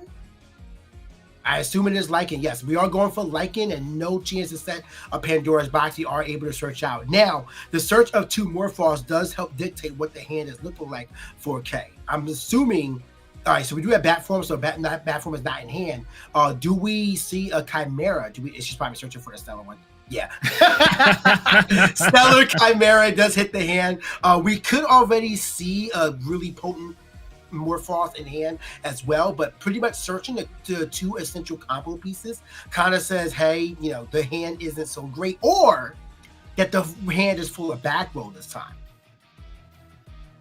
Yeah, I think that's kind of the weird part about this is that for Morphrost specifically, it kind of goes back into something that we were experimenting with inside of base set and Frostfall, which is you kind of just throw out a 5 and you say, hey, you know, deal with this, and we'll go from there. Nectar of the Gods coming in too, so both game 1 and game 2, these really strong starts of deck thinning and the Nectar of the Gods, which I like that Nectar of the Gods between this and the Brewlock match we saw last time really take into effect these really powerful invoked runes. Yeah, players are starting to understand that having a card advantage means so much more in Elestrals right now than ever before. Nectar of the Gods seeing a good resurgence. Base set is eternal as we see a Frost card being cast out, and this one is going to be Chimera form. So we're likely going to get another draw and get Lycan form on the field. So building kind of wide, digging deeper into our deck. We are now what, +2, +2, +5 now from this one turn, and we have 2 binders on board. Really potent start for K as long as we have some back row to pair with all this. The neat part is that there's no PTA to contest this Chimera, so this thing has to be either Earthquake food like we saw last time, or potentially another sort of removal in like a workaround of Artemis's Arrow. You were saying something earlier about like, you know, maybe a Wasp Ivy tech in here for it, which I think is very possible. So this Chimera sticking around. We'll see if it makes on the impact. Couch Potato draws for turn. And Earth got some tricks up its sleeves that can hit into round 2 here for siding. Gonna go ahead and for the Earth Spirit for Clovey. Side prong. Oh, well, that's a way to out the Chimera. That really is, and we're gonna see a Gorgon's Days to stop the Dionysus search coming from K. Well, this looks familiar. I know. Wait a minute. I feel like we just did this. We just saw this the other day. Got 2 set from Couch Potato here. Side prong sticking around is pretty strong. We did see native Dionysus from Couch Potato earlier, so stopping the search is pretty powerful. Though, what do you think about that one? Do you think we might see a Dionysus in the future? I think that Dionysus is definitely around, especially if we're playing it through. There is no way we're playing Poison Nectar. Ooh, Poison Nectar as a tech. That's it's funny. Crazy. What a tech. So Poison Nectar negates the effect of a draw and I think destroys the card. It destroys it as well, yeah. So the idea here is that, so back in my day, you can't hit cards like Astrabbit as it says add to hand versus the draw. But against Morphrost Chimera, it is just removal when they attempt to activate the effect. Can you not activate Bat in that scenario? You can, but the discard there was Chimera. So the how the chains stack there is that Bat would be able to bring back potentially that Morphrost Chimera, but it was discard Chimera for effect, negate the draw, destroy the Chimera, as an I Woolly Ascend comes in here, and a Dense Fog on the draw, or on before the effect can come down on the cast of I Woolly, I should say, to prevent the foretelling.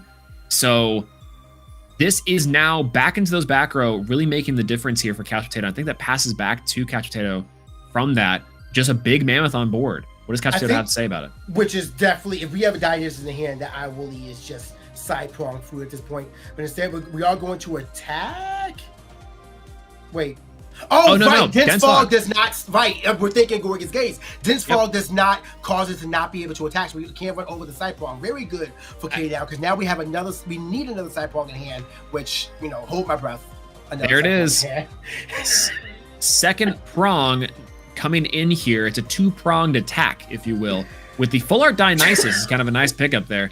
We have this Cyprong being able to daze, or the Dionysus being able to daze a Cyprong, and Cyprong being able to target a 5 attack or more Elestral and take care of it. And this Eye Woolly is not long for this Earth. The meteor is coming down to melt the Ice Age. Absolutely. You're not going to see this Eye Woolly be able to withstand to the horns of Cyprong, a dazed Cyprong.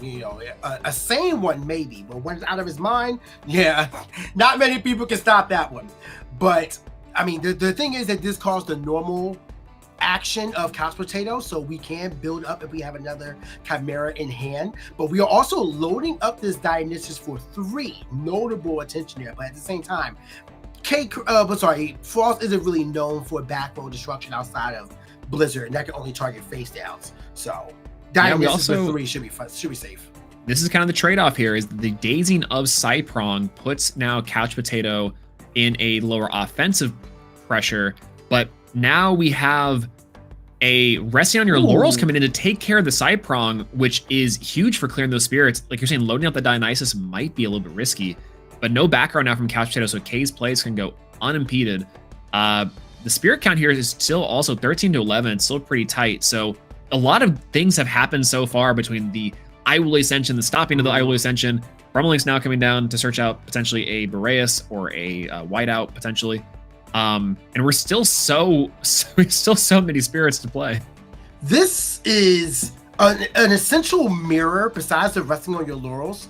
This is essentially a mirror from what K's last game looked like. Chimera, bat form, lichen form, destruction, and all that. Now we have Broomelings coming out to search out the mountains. And if we don't have any back row besides the Gorgon's Gaze, it's just a repeat. Second verse, same as the first. And we have coming in here trying to search for, I you were so right. She was trying to search for the Stellar Chimera earlier. I was just thinking to myself, I'm like, there's no Stellar Blizzard or Boreas. Get that out of there. Stop looking at your deck. Not yet at A Drive. That's true. Hey, and if there's one person to pull, it'll probably be K. Those God packs are still burning a hole inside of each deck box. Yeah, 2 already belong to her. But right now, Blizzard of Whiteout is also belonging to her. We do have 1 set. Can we please set 1 more? We do. So potentially a new back row that's not just bait. But we do have a 5-bot. Wait. No, we don't. She chose the Blizzard Whiteout instead of Mountains of Boreas, not having it in hand. Or maybe just not opting to do it? I don't know. We'll have to see. But about 2 cards left in hand for K. The idea here, I think, is that you've had some pretty killer cards like Cyprong and Earthquake kind of be the difference maker here. As a Drataya coming down here, that is pretty big. That's the big playmaker we saw from the last time, and a Dionysus to come in and enrage the Drataya. Flipping up here, we have a Gorgon's Gaze. All right, that's really impactful great. Plays. Yeah, we're stopping the Ascension. We already saw that Latagon was the end game for Couch Potato last time. 8/5 body is absolutely something you want to snuff out before it has the chance to be played. So 4/2 Broomerlinks, and looks like no back row from Couch Potato. Seems as though K can move on to a next turn and start building up if we can find any combo piece. Lichen, we need you now. Yep, I think the Drataya, if it's the same as the last one, might be an attack. I'm not quite sure if it matters here with the Brummelings on, but we'll see if there's a certain Ascension or Cryo Blast coming in here. There's that key tech card we were talking about earlier. That's going to take care of it, no problem. And it's so funny to think about this, but Ascension? We do have Ascension because we're dazed, right? Wait. Yeah, no, we're not dazed. Or the child was enraged, so we're gonna come down here with the Ascension on the Brummelings to an Eye Woolly. No counter runes in the back to stop this Eye Woolly play now. No dense fogs. Got a shield, a Eye Woolly OG, an Enfrostix, and a poison tipped arrow. Okay, not the best scenario, but it is a body on board. Remember that Drataya does daze the opponent when it's cast out, so that Boomlings wouldn't have been able to run over it. Oh, you're right. Completely At the forgot same about that one. time, if we had an Ascension, we possibly could have saved the Cryoblast and just, did all this. And if we didn't find another guy to run over the Drataya, then we spin the Cryoblast. But still, we're getting there. We do have Elestrals on board. We know that face down is likely Blizzard Whiteout, so we can protect one of these from, I believe, from Earthquake this time. And not a terrible game state for K here, but we got to see what happens on Couch Potato's next turn as a Lunar, 2 more spirits to be expended, and 2 fire are being expended. What is this spirit deck? Yeah, we have now, well, again, this is a tight spirit race from both casters. K on 5 spirits left, so not a whole lot to play with, but if Iwula can stick around for just a little while, then potentially these mills can go.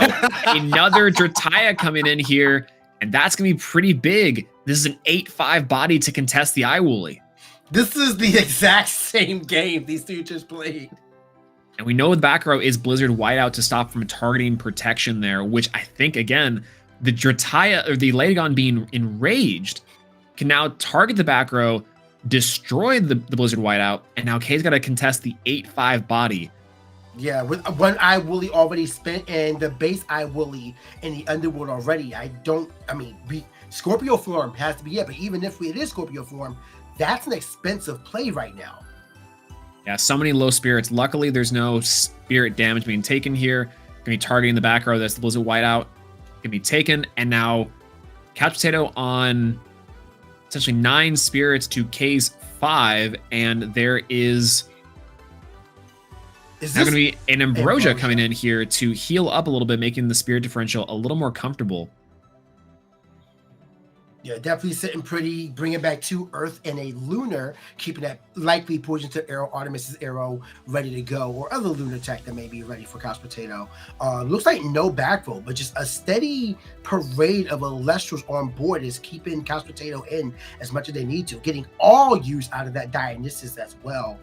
And now we're just running over the Iwuli, most likely. There's no way we allow it to mill 4 more. Yeah. So yeah, taking care of I think that's the 2 big Iwulis down. So there could potentially be a third or even like a Boreas here. That's probably the out that you'd have to go with. Scorpio here would be enough. It's what you need. Cataract. Okay, so we're working for Scorpio. If we can possibly dig to the other Iwuli, then there is a chance. Lycan form, PTA, the roughest mills I have seen. Is Foretell here going to send 1 card to the Underworld, and then stacking on top, I imagine it would have to be the Nectar of the Gods, potentially to go into those other counter runes, or trying to go for like a Lycan body. Having the extra body here is nice, and potentially some set back row or some sort of cards here on 4 spirits to play with. We'll see if we can go here. And Frostus goes to defense, and Ledagon is this big imposing threat. It's so crazy to think that these games have been so back and forth, even though there's so low counter runes here. That's such like an interesting Elestrals thing. As me as an old head, I'm like, but counter runes are the best cards in the game. But showcasing here the immense power of some of these cards in live stream as a side Nectar champ comes down. Wow, Side Nectar champ kind of just cinches this game because it's going to be searching Poison Tip Arrow, and at this point, the base Poison Tip Arrow, and then you're going to be able to set that and keep your opponent off Elestrals while also running over the Enfrosted and the Cataract that's sitting on field. 1 card in hand from K-Cray, nothing on field, going to have 4 spirits left in deck. Not even Ice Age can come through and clear this out. Yeah, it's got to be Ice Age and the Kione specifically for a ton of spirits, but luckily we're taking no damage here, so that's still a possibility for a comeback. PTA is a little bit rough to deal with on a 1-card hand. I think we know the next couple cards that we have in play is going to be counter runes, I'm assuming. Yeah. From the Foretell that we saw. It's kind of the neat part about telling the future is that sometimes the future is not quite as bright, but a card cast here. 1 last card in hand. I mean, it's going to be Cataract to heal, but that can't even get over the Side Nectar. Like, there's no reason why we don't just PTA this and just call it. Yeah, I think so. You heal back the 2, and that Cataract's not long for this Earth. And Earth is taking back from the Frost. Set card there from K, and gonna go to end step here, pay out this PTA, and I think from there walk in with the last couple of spirits. Reenchant here would be able to put immense pressure and probably be the game ender as well. But this is a big force from this Latagon. Don't show Wasp Ivy. A second Latagon. There's that textured full art we saw in the first game, and that's going to take 4 spirits out from K. I think the rest of the foretells are just counter runes, and that's going to wrap it up for this game. I think that's going to be a concession from that side, and that's a 2-0 from Couch Potato. Latagon taking it over Morfrost, the big heavy hitter from this meta. Yeah, a really uncharacteristic performance by Morphrost this time. We've only saw Chimera form hit the field in each game once, but Couch Potato stayed consistent. That was the real story of this matchup, is the consistency that Couch Potato was able to find with Drataya. We saw Drataya after Drataya was negated twice. We saw Cyan Nectar twice. We saw so many just consistent combo plays that was difficult to keep up for, ironically, Morphrost, who was not finding the Lycan forms, was not finding the Chimeras, was not digging deep, and was not able to swarm the field with Iwooly. It was just an uncharacteristic game by Morphrost, while a strong showing by Earth, really fortifying their movement into a 2-1 performance into round 4. Yeah, that's kind of the thing about this matchup, right? In some capacities, it's a little bit of the Morphrost strategies having to go these kind of 1-for-1 sort of games, right? And then for the Earth side of it, the Latagon and the Cyprongs, you're utilizing these tech options to help combat some of the stronger elements of the Morphrost engine. You have the dense fogs, even to suppress the Iwooly there. The poison one nectar. More turn. Poison nectar was a crazy tech, and this is so funny to think about this. Inside of the Antitan play, I was like, the Champ Sign Nectar can search this card. How effective is this?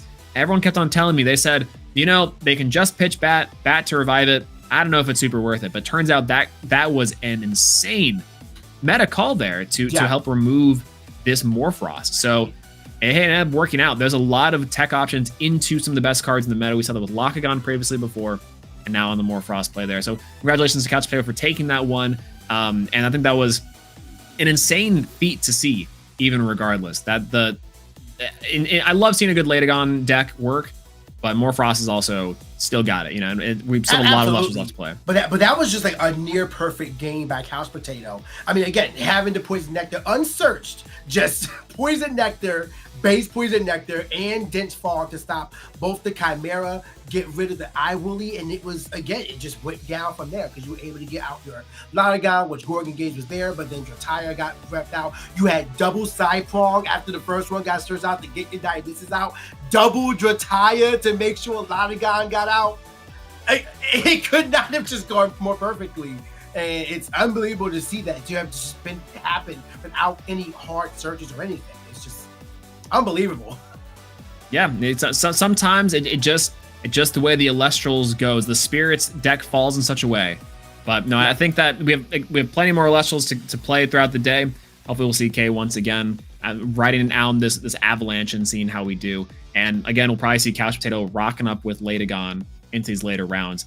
Earth finally taking it, which is kind of crazy. Again, we talk up these sort of niche and meta calls. So you're on the scoreboard here. We saw Drakian earlier, and we got the Leonite. Was it Drakian? Drakian was before. We didn't see it touchdown, so maybe we're not quite counting it yet. But in these later rounds, we might be able to see it. So Dionysus coming in here. Let's talk about these like dazing and enraged mechanics there. We saw the Dionysus Madness to stop the Iwooly onslaught in game 1, as well the Drataya enraging and dazing to help play into these Latagon plays. That big threat of the 8/5 body is very real. Oh yeah, it's a huge body that not many people are prepared for, and don't forget that champion Latagon, when it's destroyed, you get to search out an Ambrosia as well. So you're also getting healing from its own removal. So it's a consistent threat your opponent has to be worried about. We did not see anything about Waspivy, although I want to believe that Cyan Nectar was ready, base Cyan Nectar was ready for Poison Nectar there, or maybe just the Champ Cyan Nectar was just like, I am here to stop this. Poison Nectar really caught me off guard as well. But go back to what I said in game 1. We had the scenario where if You had Drataya and Cyanectar with double Dionysus on field. You were between a rock and a hard place, and the card was not being played in either deck.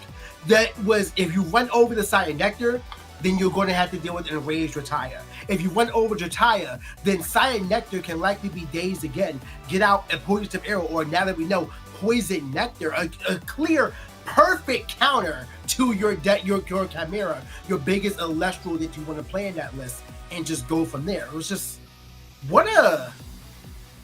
Dazing and Enraging is a scenario where it's like, once you figure out, I feel like it is a highly technical pair of effects, but when you know how to apply it, you can put your opponent off kilter in a hurry. Yeah, there is a lot to be said about some of the tech options that you have available to you. Cypron was a big one as far as direct answers go, and then having this sort of indirect value, like you were saying with the Cyanectar Champ, to search as your board gets bigger and bigger. It's a combo that's really funny. When I was testing out Livestream to begin with, I remember it was really early, and I went and said, "Can Drataya daze my own Cyanectar?" And it was, and I admittedly was live streaming, and Dan was like, "Yeah, that's the point." And I'm like, "This is crazy." So I love those couple card combos. Daze any? Yeah, Drataya is target daze any Elestral. I thought it was only one. You're right. Daze and Elestral. Crazy.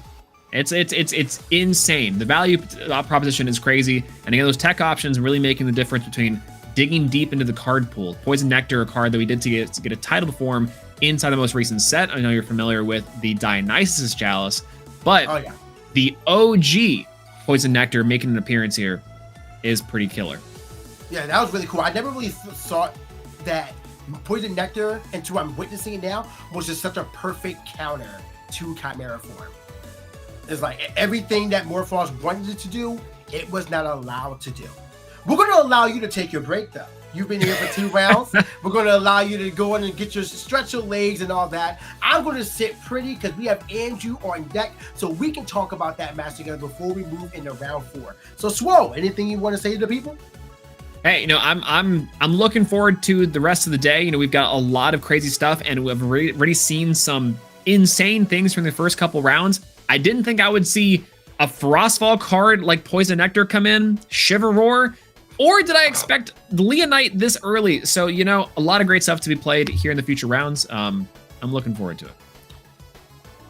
All right, y'all. Well, we're going to let Swole look forward to those type of cards. And at this point, if y'all have any other surprise tech that you feel like aren't being used, listen, I was yelling about Pandora's Box for a while. We have Poison Nectar. Shout it out in the chat, and on social, use the hashtag play Elestrals. We'll talk about that in a little bit, but in 3 to 5 minutes, we will be right back with Andrew and round 4.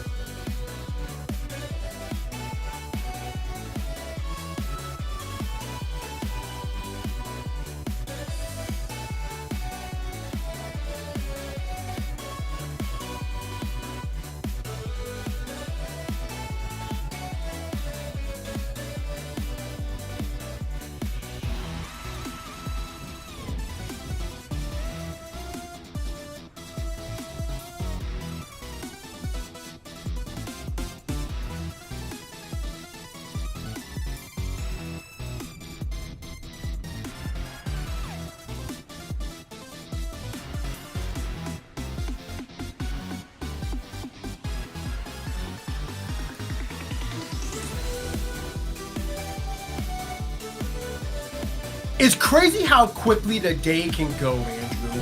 We're already entering round 4 in this tournament, and we have had 6 decks on stream that I don't think any of us really predicted. Although Swole and I are looking kind of good with our predictions. Leonite and this guy Dubs on stream. Let's go. Andrew. Yeah. You still believing in that Zefrog? Zefrog is out there. We'll find it. I believe. You know, if nothing else, I have passed on the good news of Zefrog to many nations today, and we'll see it next time. Hey, there's nothing wrong but word of mouth. So everyone, I mean, I was yelling about my cars when the cows come home. I'm sure the same victory will be found for Zefrog out there. But just, we're getting into the later rounds, so we're likely going to be seeing winning decks coming up here, 3-0, maybe another 2-1. But this scenario, I mean, what else can really be shown? We're just getting a huge showcase of everything right now, and it's exciting to see. So I don't know what else could be out there. Well, we haven't seen a solar deck today yet, right? We have not.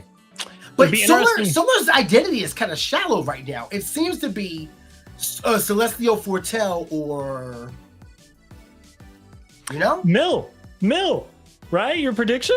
Well, yes, but many people aren't playing it right now. People are just like, you know, and that's why we're not saying Solar, because people only believe that Solar is Celestial. But there is a lot of tech in Solar right now. It's just that a lot of, you know, who doesn't want to play Big Lion? You know, it's been shouted out for several formats, but the whole Cyprimal into Fleece artifacts, kind of like Solar Fire artifacts thing, hasn't really done anything this format, but I think there's still sauce there. I think someone could bring that to live stream at some point. For sure. I think I'm trying to think of other Solar Celestials. I mean, we have Dragalis. Dragalis is a very strong one right now. There's a lot of healing and burn damage as well, so you can see people exploring with that. Yeah. We, you know, already talked about Humbust and Mill. What else is out there in Solar? I'm trying to think. Photosynthesis version 2 running the Dionysus package. Wait, stop. Don't cook with Solar anymore. Stop. I forgot about photosynthesis. That deck terrifies me. You're right, though. That is an option. Yeah. The winner of the Dallas Open, right? Yeah, I mean, meter and solar package. Maybe there's a Dio package there. That deck was pretty cool, though. I love seeing Heliolith. I think that was the tournament where Bo put Heliolith on the map. Like, that whole thing is like, oh, wait, Heliolith is crazy. It's still crazy right now. Like, you guys playing Nova Core, non-target bouncing is really solid as well, although, you know, you have to deal with the problem again, but it's still cool. Also, isn't it a bounce of any card in the field, not just in the Elestral? I believe it's just Elestral. I'm going to look it up right now. You pulling it up? Okay, I'll let you do it. In Elestral. Yeah. This game is funny because like some cards is like, oh, this can target anything, and I feel like it shouldn't, but some cards should target anything, and it doesn't. It's shout out to our beautiful rules helpers and judges, which help catch us when we forget to read our cards. Yeah, forget keywords. I need to catch words like "and." What can I do with this thing? Target a what? Elestral? Oh man, I didn't realize that. Target a card. That's what I missed. I don't need keywords. I don't need disenchant or enchant. I got all that down, but what can I do with it?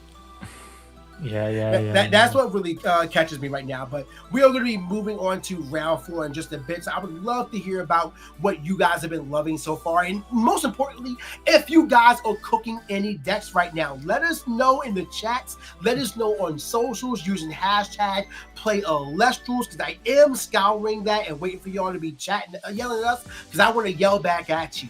But right now, I want to remind you guys that we have a lot of things going on here. We are halfway through the tournament, and that means that we are halfway to getting our next World's Invitee, who is going to be winning this tournament and who is going to be earning their qualifier points. We have a plethora of players who are so close to earning their way to Worlds through qualifier points only. Going to the list right now, give me 1 second. We have Johnny S. Adam Toy is close to getting it through qualifier points. Doom Raider, Cinder Shade, Frazinator, Sand Sally, and so many other casters who are getting close to the World's Invites just through qualifier points alone. So if you can come up, you get to that top 16 performance, even top 32, you could be here and get these points. So show up and show out. Consistency is always key. We love our clashing, and if you love clashing, show up, and maybe you just walk into enough QP points for Viva Las Vegas, you know? Viva what? Viva Las Vegas! Worlds is in Las Vegas! Is that a thing? You know what? I'm down with that. Viva. Oh, wait. Viva Las Vegas. Okay. Yeah, I didn't. Got it. I didn't hear it until I included the loss, and I'm like, oh, that's the one. I'm sorry. That's on me. But all the same, though, just a lot of interesting cards right now that I think people should be exploring. I love just going into the weeds on it. We are now six sets deep, going into 7th with Sunstrike recently announced and soon to be revealed throughout the upcoming months. Worlds happening March 20th to the 22nd, 23rd. I forget the exact range. Upcoming events. March 22nd, yeah, so that weekend. So a lot of things that be happening. You have store regionals happening in January from January 5th to the 18th. So if you guys do not have a store regional lined up, reach out to your local game store and say, yo, I want this store to be carrying store regionals. I'm trying to get to Worlds. Help a homie out. So come through there. But the next premier tournament that you can try to win your entry into is December 20th. 2025. 2 weeks from now is when you guys can register for the next premier tournament. And after that, January 3rd, after the holidays, and January 24th as well. I know you've been commentating a lot, Andrew, but you trying to hit up any of these? I will for sure be doing that. Got my eye on some in January for sure. If no one else does it, I might have to bring the Zafrog myself. There you go. Hey, give yourself till January 24th. You got over a month to make it happen. Yeah. Speaking of over a month, can we have a round of applause for the fact that organized play these premier tournaments has been happening for over a year now? If I recall correctly, the first tournament was December 3rd, 2024. We have hit the 1 year mark, so ring that soul bell as much as you can. Insane stat, and I'm so happy that this game is continuing to grow, thrive, and just bring people together. Such a great destination for everybody to have in. I was in the second event. I commentated the second event, and that was a lot of fun. So I'm glad to be doing that still a year later. I mean, you might say Elestrals is on a race to the top, PK. I'm only saying once, though. That's true. I jumped in during Daybreak myself. I saw Elestrals during its initial Kickstarter and kept my eye with bated curiosity on it, decided it was going well and jumped in during Daybreak. And it's just been going up and up since. I gotta tell you, it feels like every new round of reveals, it feels like a better and better time to be an Elestrals player. Whether or not you're a collector trying to get 20 ethereal spirits to bling out your spirit deck, or you're just enjoying all of the new mechanics and cards we get from set to set, the beautiful arts and Shattered Stars, and now this whole RPG thing, so many people running around having fun in the pre-alpha, hunting their stellars and stuff. It's just such a good time to be an Elestrals fan, PK. Yeah, I'm enjoying everything that Elestrals is about. I mean, I've been playing again this week to make sure I was up to date on the current meta, and I'm just like, I really love this game still. Like, this game is so much fun. It's diverse. I had a game state. It was so funny. We had a complex game state, and I'm trying to remember exactly what it was, but I know that we had like 3 Elestrals on board, and it ended with them completely blowing out my board. And I'm like, I need something big in order to clear this out. I need an earthquake or something. Instead, I found Cyclone. And I'm like, we just spent 5 minutes figuring out a battle phase and how things are going to go just for me to draw Cyclone. Just, I'm going to just break this and just move on from there. But it's stuff like that that makes this game so exciting. I love the spirit manipulation in the Elestrals. I love being able to manage Nexusing. I want this game to go deeper into Nexusing, having spirits on board, using receive effect. I love that mechanic of this game. I want to see more of it. So that's what I hope Sunstrike can bring to the game. Yeah, I mean, the resource management in Elestrals is just on another level. The way the spirit deck is your life count, the way the spirits end up on board, so even though they're not a part of your life total, they're still in play. The way you can do backflips to recycle spirits from the underworld. You know, every element seems to have a trick now where you can get spirits back out of your underworld onto the field. You have Unlike Hermes, though. Hermes is crazy with it. Okay, I love me a good Hermes pin tear brew. It's like my silly deck in Clash right now when I want to do something fun. Nothing makes an opponent go more insane than Hardisoned Aviolith to pin tear. Yeah, I would be terrified of that. Like that just reminds me of Hardison Blistrix, which is arguably more terrifying than Mill into Blistrix. Like, That's true. I didn't see that. Like Espral, okay, I can hold my breath. I'm expecting it. Yeah. You play it from hands, like, all right, now you're just playing unfair. What do you want me to do? See, like if it's not in this deck. The trick is you always expect it. If there's 2 Frost on field, you go, oh no, the Blizz. You always expect it. Just live my life on high alert, right? Like I'm not in fight and flight all the time. So we have our next casters ready to go. We have Austin facing off against the previous Premier champion, Y Rebellion. So this is going to be a really exciting matchup here.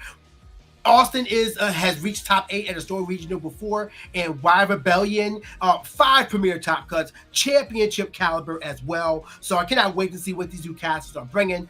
I have a feeling we're going to see one of the typical plays here. Either Lakagon or, Hermes was here last time with Y Rebellion, so Hermes could still be the play. Or Y Rebellion could be taking the Bean Soldier route and saying, I won my invite.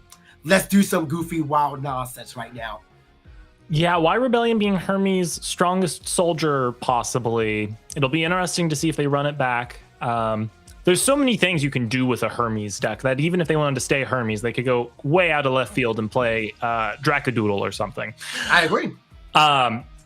Austin, I'm excited to see what spice they're bringing to the Clash today. We've seen so many fun decks and deviations from the standard. We saw Morfrost with Shivroar. We'll certainly see Lakagon with Zafrog today. It's there. I trust me. So I'm excited to see what kind of spice Austin has brought for us today. I'm calling it now as Farrageist. We have a Lunar Brew on board. It is Farrageist coming out here. Or is going to be Feral Heart counter Rune control. Just constantly rise on the hitting you with 6s. Here's my temple. Speaking of which, you brought this up earlier, and I'm realizing it now. Let me rephrase that. We talked about this earlier, and I'm realizing now that I really need this. All the decks that I enjoy, the elements, don't have a searcher for their stadium. Every single one. Jolton, you got Jolton. So anyway, Austin's going first in this round 1, and I cannot wait to see. We can see what Austin is playing, which again, top 8 performance, so definitely knows what they're doing. But here we go, round 4, Austin versus Y Rebellion. Game 1 begins now, and I am excited to see what Austin is going to be playing here. Cards are in their hand, and I hope it's in the Strabic because it'll just make me feel all warm inside. Both of these casters are 2-1 going into round 4 right now, Andrew. Which is still a fine position to be in about halfway through the day. Just, continue to stay good and get your way into top cut. We see a 2 Wind Spirit mulligan from Y Rebellion here. So that's 2 points into probably Hermes category. Yeah, I mean, we still don't know exactly where we're at regarding it, but if it is Hermes, then you definitely... There are some elements where it's just like, I am not really bothered by having to expend some spirits, Like, oh no, I have to they'll come back in a little bit. Wind, water are really notorious for that. Frost can get a little funky with that as well. That's true, PK. And as we already said earlier, it's getting easier and easier to actually use your spirits in the underworld for all sorts of tricks. Obviously, if Y Rebellion is on Hermes, they have Aviolith, but it could be any number of things. Cyan Nectar. Ooh, I think we're going to have another Dio showing for you today, PK. I don't know. Cyan Nectar is a card where, now we could be having Lunar show up as well. We don't know if this is suppression. Sire Nectar is a card that is seeing a lot of play in a lot of decks because of what it can search and what it allows. So seeing Sire Nectar as a start doesn't necessarily say what it's going to be. Could be Antitan. It very much could be Antitan. You know, the Artemis's arrow into a field full of Champ Spectrus to ascend to Antitan is a classic. Is that Stellar Spinef? It is. Yeah. Look at Stellar Spinef showing up and showing out. Okay, so now we get this with Hermes. We are running back our championship deck. So we should know what to expect here. But most importantly, is Austin prepared for Hermes trickery? It is quite tricky for the trickery to be handled by an opponent. But just because we saw Hermes and Spy Nymph, we don't know whether or not Y Rebellion is on an entirely different brew today. We'll have to see. All right. We're getting rid of the Sire Nectar with carry off. Going to mill that with Hermes to get that to the underworld, and now we have something we can bring back later on if we're so fortunate. But I mean, I feel like if you're going to have a carry-off spent on a Sire Nectar, you take that trade. That's true. We have seen it being more popular to play more than one carry-off champ and actually use the shuffle back ability to recycle cards in Hermes in recent history. That was a move that was kind of looked down upon in early Hermes brews, but has become more popular in recent history. So maybe Y Rebellion has the other carry-off in hand and knows they'll be able to recycle it back. We'll have to see. Well, we have a Sire Nectar. Oh, that's terrifying to see base Sire Nectar knowing that Poison Tip Arrow, Artemis's arrow is in hand. We can suppress the Spy Nymph and be able to get out our Waspivy, which if it goes off, can cast out base Waspivy and be immune to counter moves. Or maybe Champ Waspivy for double damage. We'll have to see which way they go. Well, we're not doing that because Gorgon's Game is going to stop the ascension of Sire Nectar. And again, this is something that we should be used to seeing. We saw this in round 3 several times with Drataya. So not shocked to see it, but the question is that face down PTA as well? Because now if it is Poison Tip Arrow, you have to be wary with what you cast out. But something is suppressed. Champ Spectrus comes out, building the board wide. We are leaning closer and closer to Antitan territory, Andrew. We are, and luckily that is going to allow the Spy Nymph to still be cleared, keeping Y Rebellion on an empty field to avoid any hard ascend into Spinosec shenanigans, which is a good move on Austin's part, I believe. Absolutely. And we are going to see what Y Rebellion has in store. The Hermes is still potent, so you can get a mill out and get an Elestral on board that way with the carry-on champion of Hermes, I believe, and just go off from there. So not out the realm of possibility, but already down to 10 spirits with 2 turns spent in this game. Really crazy game state for Y Rebellion. Might want to drop the Aviolith a little sooner than later. Yeah, I mean, Aviolith could be in hand and just get normal casted. Right now, we're considering a normal cast of an Elestral right now. Oh, pulling it back. No. All right, so it's Poison Tip live as we have, I believe that's another Spy Nymph. That is. I'm going to predict the play here is second Hermes into an Aviolith to put more spirits on other Hermes into maybe Spinosect. I do love that play. I sincerely do love that play. But yeah, we do have the Hermes here, so no, I guess we're holding our breath for the Spy Nymph to come out if that is a Poison Tip Arrow by Austin, considering that it wasn't searched last time. If you chose the route of not searching PTA to get out the Sire Nectar, that's a bold choice, I'm not going to lie. But Spy Nymph is being sent immediately, not using the Aviolith here. Yeah. So now we only have 1 spirit left on the other Hermes. And now we are going to get out the Spy Nymph to bounce something, which I guess in this game state, you can bounce the Sire Nectar and safely stop it from ascending and run over the Spectrus. That is a possibility. The other Hermes is still live and can be used for either an Aviolith or maybe a second carry-off. So Y Rebellion has lots of lines they can make here, and it will be interesting to see what this expert pilot chooses to do with that. Well, Spy Nymph is hitting... Wait, is that double Earth Spy Nymph? That's, I think that is double Earth Spinosect. Spinosect, yeah. There's no There's no fin dust on the field. I'm confused. All right, well, let's see how this goes. I wonder if there's just no more wind left in the deck. Well, we still can just run over the Cyanectar. If there was no wind in deck and they wanted to properly enchant, they could have still sent Aviolith with the other Hermes. So it's not like why Rebellion didn't have a line to get proper enchantment. Ooh, but we are going to take the shield here, which is rough. Trickery. Oh. Wait a minute. It was misenchanted for a reason to bring back the carry-off. Well, I mean, it didn't have to be misenchanted to do that, but yeah.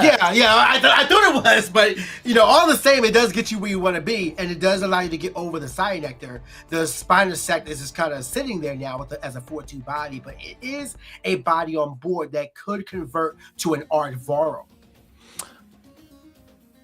That is a possibility, but instead we're going to get the Psyprong action here. No back row from Rebellion, so this is just going to be a trip to the party with Dionysus that's not going to end very well for Y Rebellion, I fear.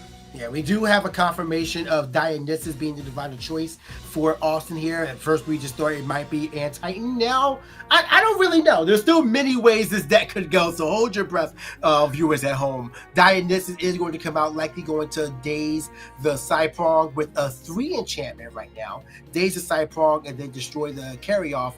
Definitely should have been cast in defense because a Dazed Psyprong cannot attack, but we are going to hit with the 1 regardless with 1 face down. So Austin looking poised to take this game unless this Hermes can net a lot of advantage for Y Rebellion on this turn.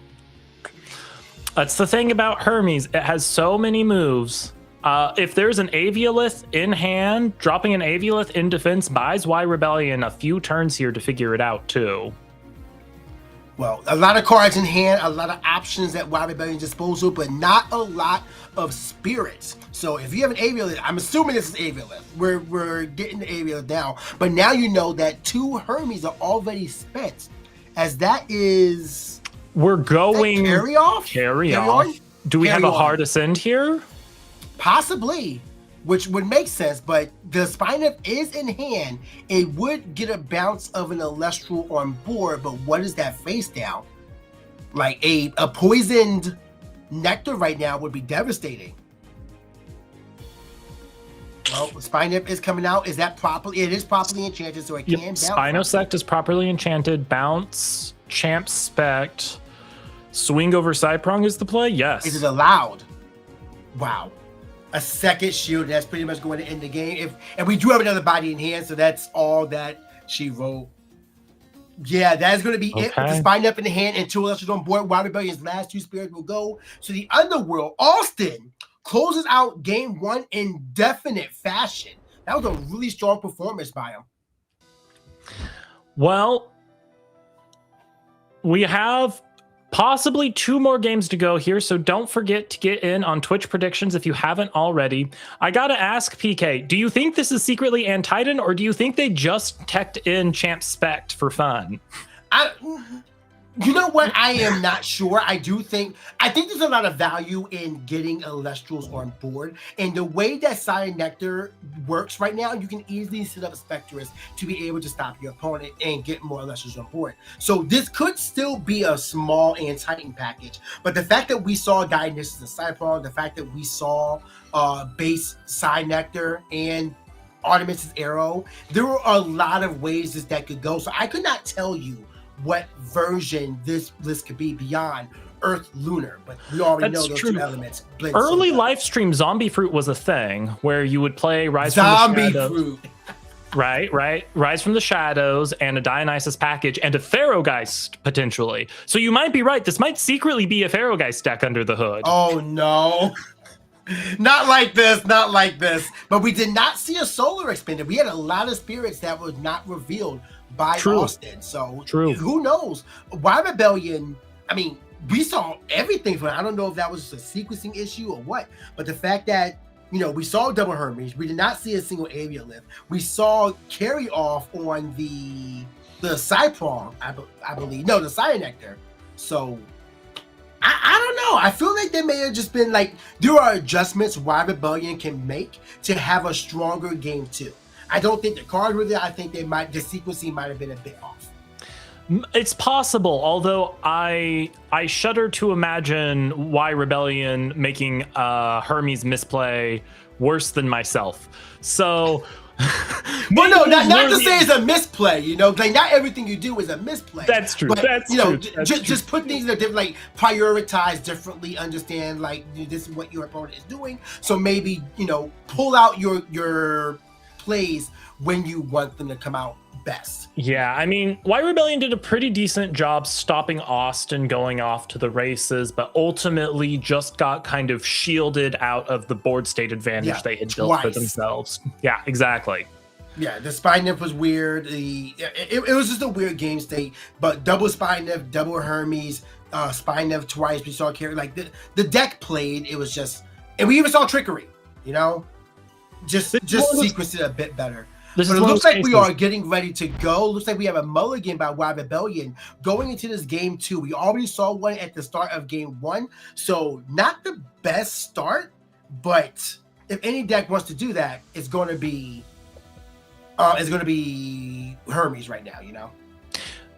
With Aviolith in tow, Hermes has really done a PR update on their deck for themselves. Before, Hermes used to be the I expend myself on turn 2 deck, and now it is the I will heal and stay in this until the last moment deck. Yeah, there's a lot of ways that this can go. So let's see how White Rebellion chooses to sequence their cards as we are going into White Rebellion's game 1, and we already have an expended draw of a Lunar. That's likely to try to expend properly. Wait, is this a double mulligan? Oh. That's rough going into game 2. But again, if there's any deck that wants to do this, it's Aviolith or Hermes. But you have to prioritize Aviolith a lot sooner than later. Rough scenario.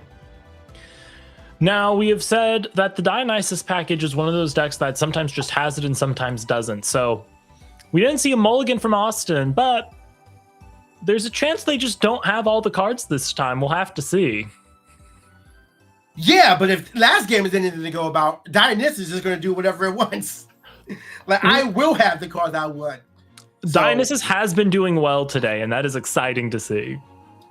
We have another mulligan, another hand drawn, and we're going into a spirit deck. Tell me we're not mulliganing again. Hermes. Okay, we're playing the game. Hermes comes down for 4. I can't see this being it is. We're going straight for Alien. We're probably going to bring back all those wins back to the spirit deck because we don't have a second Hermes to send it to. But not the worst case scenario, but also one where you have to tread on eggshells from here on out. Yep, kind of getting back into a position as if you had only done. Really confident in the Hermes there.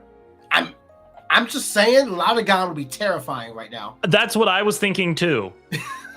Like, we always saw Dionysus. We saw it before. It very well could be happening again. Looks like we have an expended draw of an Earth as well. 2 face downs. Let's see what happens. I guess we're not fearing it. Latagon. Oh, you know what? Champ Latagon can only target a face down rune, so Hermes is safe. Right, I always forget. This is me always forgetting to read the key terms. What can I do with this card? Sidepalm comes out and meets a Gorgon's Gaze, so not allowing Dionysus to be searched out. But that's fine because you still were sitting on a 4/4 body. And wait. Oh, is that not Gorgon's Gaze? That's probably Poisonous Arrow then because it's sitting on the field. So we are going to get the search of Dionysus, and that is going to allow us to remove the Sidepalm at the end of the turn. But we're already like 19-11 in Spirit deck. Yep, it's now Hermes has so many tricks that it can pull that White Rebellion is by no means out of this. We're seeing 2 expended, 1 for the damage, 1 for the poison tipped arrow. That makes sense. And then White Rebellion will be on the play. Let's see what they have. Habaru! Getting a search out of Earth cards from deck to hand. This is an interesting add to this list. And also being a decent sized body that is insulated by 2 back row. So this isn't a card you really want to stop with your back row, but if you don't stop it, somehow the advantage of the cruise is so wild for your opponent. So again, just puts you in a situation of, do I stop this? How do I stop it? Or do I just deal with the oncoming onslaught? It makes me wonder if Y Rebellion has a deeper Earth dip in their deck, because normally a Hermes deck only has a handful of Earth cards in Spy Nymph and Spinosect, right? So there aren't going to be that many targets for Haparu to add, but maybe there's some extra spice in Y Rebellion's deck today. Y Rebellion did choose Avialift to heal to the Spirit deck, bringing them up back to 12. As we get the damage, and here we go to Foretell of 3, Sire Nectar. I can be as Carry Off and Avialift. So not 2 cards you want to see in your hand, but I'm choosing Avialift over Carry Off every time in that scenario. And so likely that's going to be stacked up on top, but still a really good board for our Rebellion. I think that he's poised to really make a comeback here in game 2 with this board right now. I agree, and Sire Nectar is an interesting add to Siri's deck. I think as livestream goes on, people are more and more appreciating the fact that Sire Nectar is effectively a 6. Depending on which PTA you search, you can either do it on your turn or your opponent's turn.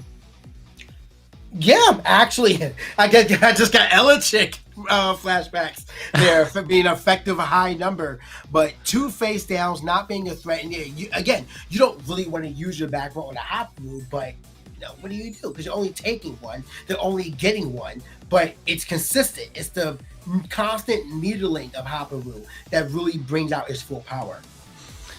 Yep, and Y Rebellion's going to start having to be real careful because we know from this point on Austin has Dionysus in hand, so a Drataya, basically past turn. Oh, and now we're going to normal cast out the Avialift in defense. I feel like I would have been bold enough to go for attack and get the extra 2 points of damage here, because if it goes to the underworld, you heal up 4 anyway. But here we go, another ad. We're likely going to see the Carry Off on top and resting on your laurels. And I think, what was that? Was that Falacane? I think so. It was a 2-wind Elestral, it looked like, and I believe that was a Falacane art, but I couldn't quite see it. I'm pretty sure that's Falacane, Champion of Aeolus. I'm not sure. I think that's what it is by his artwork. Yeah, I think it was the specifically the Kickstarter Stellar. Oh, Kickstarter. Okay, it's possibly it. Yeah. Oh, I mean, all the same though. Art Bud. So here's our confirmation: we are Orion Titan. Someone let Swole know, but we are now getting a threat on the field, because now if we can somehow get Haparu or Aardvarm on the field, we can take out the Haparu or Y Rebellion's field and really set up for a board destruction play with the Titan. We're searching Spectaris as well. and we got production confirmation that was Falacane. So there is a world Y Rebellion put that on top of the deck and can start clearing back row next turn with it. Yeah, that's a crazy reveal. Foretell can really reveal a play. We're Gorgon's Gazing. We're probably going to Gorgon's Gaze the Aviolith here, expecting it to go to the underworld and not allow it to heal up. I'm guessing is the play. We're spending a Frost and an Earth here, so just getting some stuff on the field and just trying to keep the pressure on the back foot as we go. Oh, we're suppressing. Likely still the Aviolith, or it might still be the Haparu, but still, we just wanted to get something on the board so we can get over the Haparu, or just enchant off of it to get Ardbud online and then get rid of the Haparu next turn. But next, I mean, you have 2 face downs from Robin Belly that has not been pressured to be activated anytime soon. Yeah, so we are going to see the Aardvarm here, which can eat that Haparu unless Y Rebellion has some back row to contest it.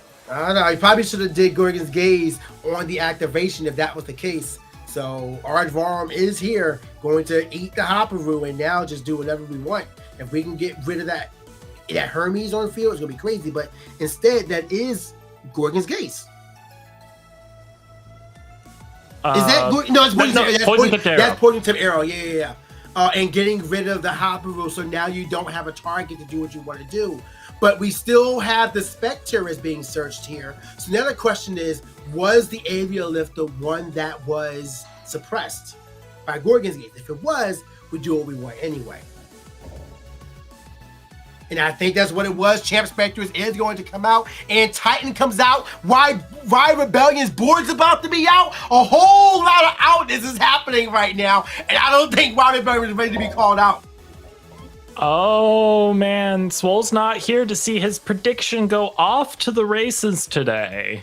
Yeah, Antitan is the play, whether it was inside or main. It's happening on the field right now. Antitan is here. How many insectoids are in hand for Antitan to discard? How real is that last face down from Y Rebellion as well? We know there's at least one bug in hand. There was a normal Spectrus that was searched. So, I mean, we destroyed the Hermes first, right? I would think so, because the Antitan can just swing over Aviolith. Well, let's see what happens. And we see a Nectar discard here for a pop of the back row. Yeah, so that's 2 destruction right there. And that one was Ambrosia. Rough to see.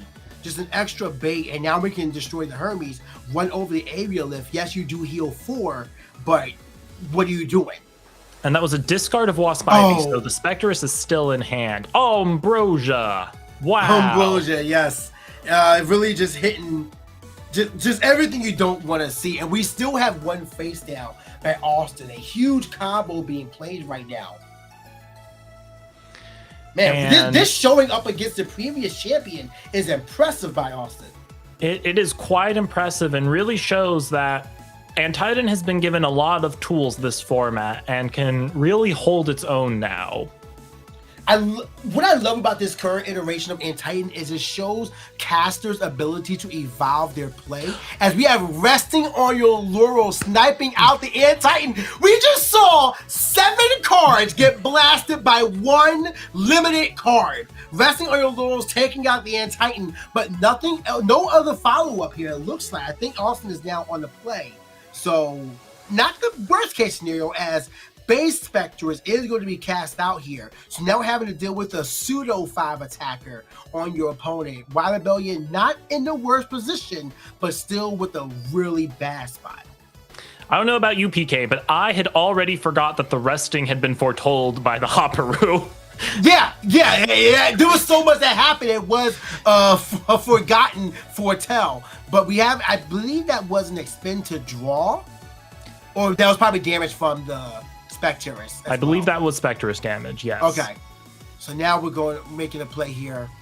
Card's been drawn. We're waiting, just 3 cards to none. As we go with Champ Galaxy, we have abandoned Hermes. We have abandoned Hermes. This is not the time for it. We need to run over this thing as soon as possible. So if you can stop this, might just be on Shield of Achilles. We already knew it was there, being the linchpin to Austin's victory and the bane of Rebellion's existence this round. Pretty rough spot to be in. That shield, Austin just has them glued to hand today. So notably, it expend the draw for the normal action here, and spending the Ambrosia, also a fake down with Ambrosia by Austin here, but waiting to get that out. So you have to believe that the other face down is very real, as we use Ambrosia to bring back 3 Earth to the Spirit deck. And we've seen 2 Aviolith from Y Rebellion so far this match. So debatable if there's another heal in the deck for Y Rebellion there. We'll have to see what kind of moves he has to get back into it. The moves has to be anything with the 5. Spy Nymph is great right now. He'll be getting his spine a sec. Instead, we're going for Galaxy, and I think that's Misenchanted. Yeah, that might be a misenchant. I think it's Wind. I believe it's Wind. Which means that it's just a 5 defender. And this needs to stick for something to happen for Y Rebellion, or this round might be over. Here's the thing. If that sticks, the Falcane is probably coming out next turn. Yes. Huge threat. Falcane being a 7/3 attacker. So huge power there, but not being able to expend the back row. But instead, we're using Artemis's arrow to weaken it. Raise both Spectators' stats by 1 up to a 5, and now we're just running over and hitting for 1. So that defense is not holding up for Y Rebellion here. Well, a Hermes into a carry-off would still get to Falcane this turn, I believe. We only got 3 spirits left. There's like so little we can do. Hermes would not be terrible. Yeah, because 2 off of Hermes for a carry-off that uses a spirit from the underworld into Falcane, but then you don't have enough spirits left to get rid of the back row. So Yeah, you gotta hope that the 7 of body is enough, but it would get you there. Maybe why Rebellion has an Ambrosia in hand simply to fix the situation. Well, we know there's one in the underworld. Got sniped out immediately. Just look at all those cards in the hand, and none of them being what Wild Rebellion needs. But still, again, like you found the way. If you had to expend the draw, expend the draw with now 2 spirits left, and just fanning the hand, not able to find the value. Look at those high cost Elestrals, carry off, Spineth. I think that's Sire Nectar as well.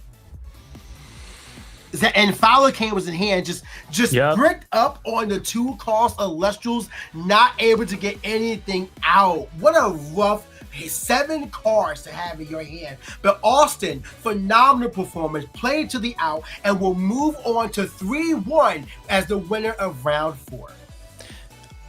You know, talk about cards to be scared of that you forgot about. Falcane. Falcane didn't get to hit the board, but you know, now I have to have nightmares about it existing again. Oh yeah, Falcane is a really good card. It says, hey, spend 1, destroy all, to spend 2, destroy just your opponent's runes. Absolutely, I'll take that. Sorin Plays was the one that made me realize how crazy Falcane is. Again, base set is base. It will never go away. And there are so many cards that can find value in this meta today. And what we just witnessed was, I mean, we saw in Titan. We saw the best of in Titan. That Elestral, that Insectoid just parade, just going down the field one by one into the victories had. That was great. Now, the question, PK, are you going to go after today and cook Titan Dionysus now that you know it's a real deck? I will cook it on the battlefield. That sounds good. And Titan is great, but it's not for me. It's not. I'm more so towards the Lotagon from round 3 than we are the Titan. And Titan's dope. Not mad about Titan. Titan's awesome. I would just rather squish a bug than play him. You're not a Champ Centaur believer? Oh, I am. Oh, okay. But not so much, because the fact that it only dazes and does all that in battle phase means you have a whole main phase to try to out it, and you likely will out it. So it's not that it's impossible, but it's kind of rough. But I only got 1 shot to do my thing. I need to make sure it's the best one for it. So I'm gonna do the Bean Soldier route. I'm gonna win my tournament, and then we're just going to. I'll bring Centaur all the time. I believe in you. I believe in you. I'm glad one of us does. But it was exciting to see Hermie show up here. I mean, what an interesting day we've had in terms of decks showing up. We've seen a couple of Morphrost variants, a couple of Dionysus variants, no water or solar yet. Yeah. What a change from what we've seen most of this format so far. We saw Leonite and brought to glow. Like, what a tournament. People are really showing up and showing out right now. But again, I understand. Like, you played the I bet you the Falcon is just the one because you have the Stellar, which, yeah, I want to make base Centaur work because I have the 99 Stellar. Number 7.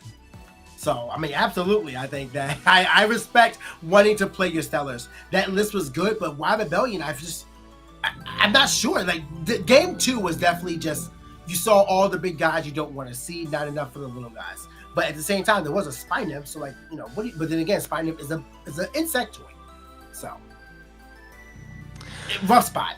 Yep. I mean, I think after they saw Dionysus, they probably also weren't expecting to have their own Hopperu parked by Ardvarum. You know, that's always a jump scare, and something people forget about when going against Titan is the Ardvarum drops and they go, okay, I pop your insect, and you go, oh no, I have forgotten that this is a thing. Yeah. So I mean, like, it wasn't a bad play to try to stop the Ardvarum, but I mean, you had to activate the PTA right then.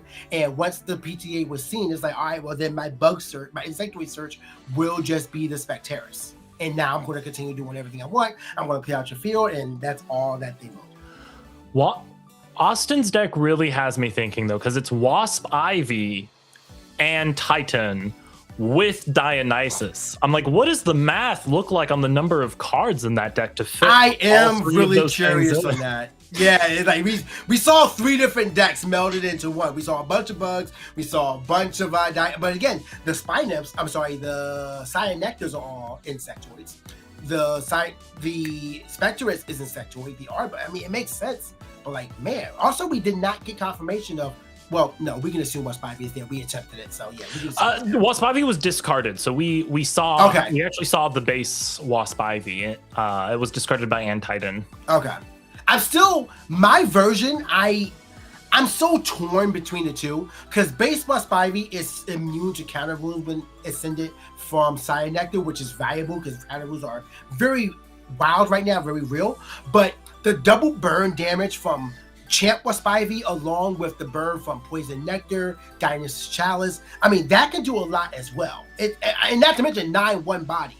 That's potent. So it's I haven't decided which one I want to go with yet. I've been got by the discard from Dionysus's Chalice so many times that I now just keep 2 Glimbat in my side deck for this format. Between what deck? I had too many games. Too many games have discards got me. I'm like, no more. I will side in the Glimbat against you. And what, just like in general or just like any deck? Every deck has 2 Glimbat in the side because you don't need a solar for its protection effect from discards. Wow. That's hilarious, actually. And it destroys the card that tried to discard. So it's a great counter to Lycavolt. And Poison Nectar is a great counter to Chimera. We're learning a lot today. We are learning a lot today. But yeah, these two casters really did show up and show out. Hopefully you guys decide to show up and show out during the next webcam premiere tournament. December 20th is when it is happening, and registration is happening now. So if you guys want to come through for that one, the QR code is on your screen. Go on and register and start cooking, because if this tournament hasn't given you any ideas, I know it did. I know it did. Look what everyone is bringing. We saw Leonite, stat modification Leonite come through here today. I know y'all want to refine that and be ready for the next tournament. December 20th, January 3rd, January 24th. I will be at one of these. You'll find out which. I look forward to it. I will be at least one of these as well. Hopefully 2. I'll have to double check the schedule. It's gonna, like, it's so exciting. Like, I think the concept of the premieres, like every week you get to play for these amazing premiere prizes, like the foamy right now for the top 16 players, and you know, my ultimate goal, the Centaur being for the champion of a webcam premiere tournament. Man, do I need that in my life. You also get 2 boxes of the current set. This time it's live stream, which is 48 packs. You get an uncut sheet as well, and we haven't mentioned this yet, but the premiere packs this set are amazing. I mean, I got cards from it on my desk. Look at this. Look at this. I want to play it. I want to play it so bad. I want to play it. I need to. I mean, the premiere packs have a marble border gambit, so you know they're good. Look at this. Isn't that adorable? It's a beautiful Earth Spear. Are you going to get 20 premiere frame Terratluses to bling out your deck, PK? As much as I can commentate, I will. Hey, we were just talking about Humbursts in here. We have the Spark It as well. Like, look at that thing just running along. Beautiful artwork. And there are so many other ones as well. I have not gotten the Stellar Chase from this one, which is Aphoros. I think it's base Aphoros, right? It is base Aphoros for all of our Fish Parade lovers out there who want to play 9 Aphoros in their deck. There are terrifying lists right now. I've seen a list being brewed by another caster as well, which is terrifying regarding it. It uses Aphoros and Globby. Ooh. Terrifying. So which Globby? I would not confirm nor deny.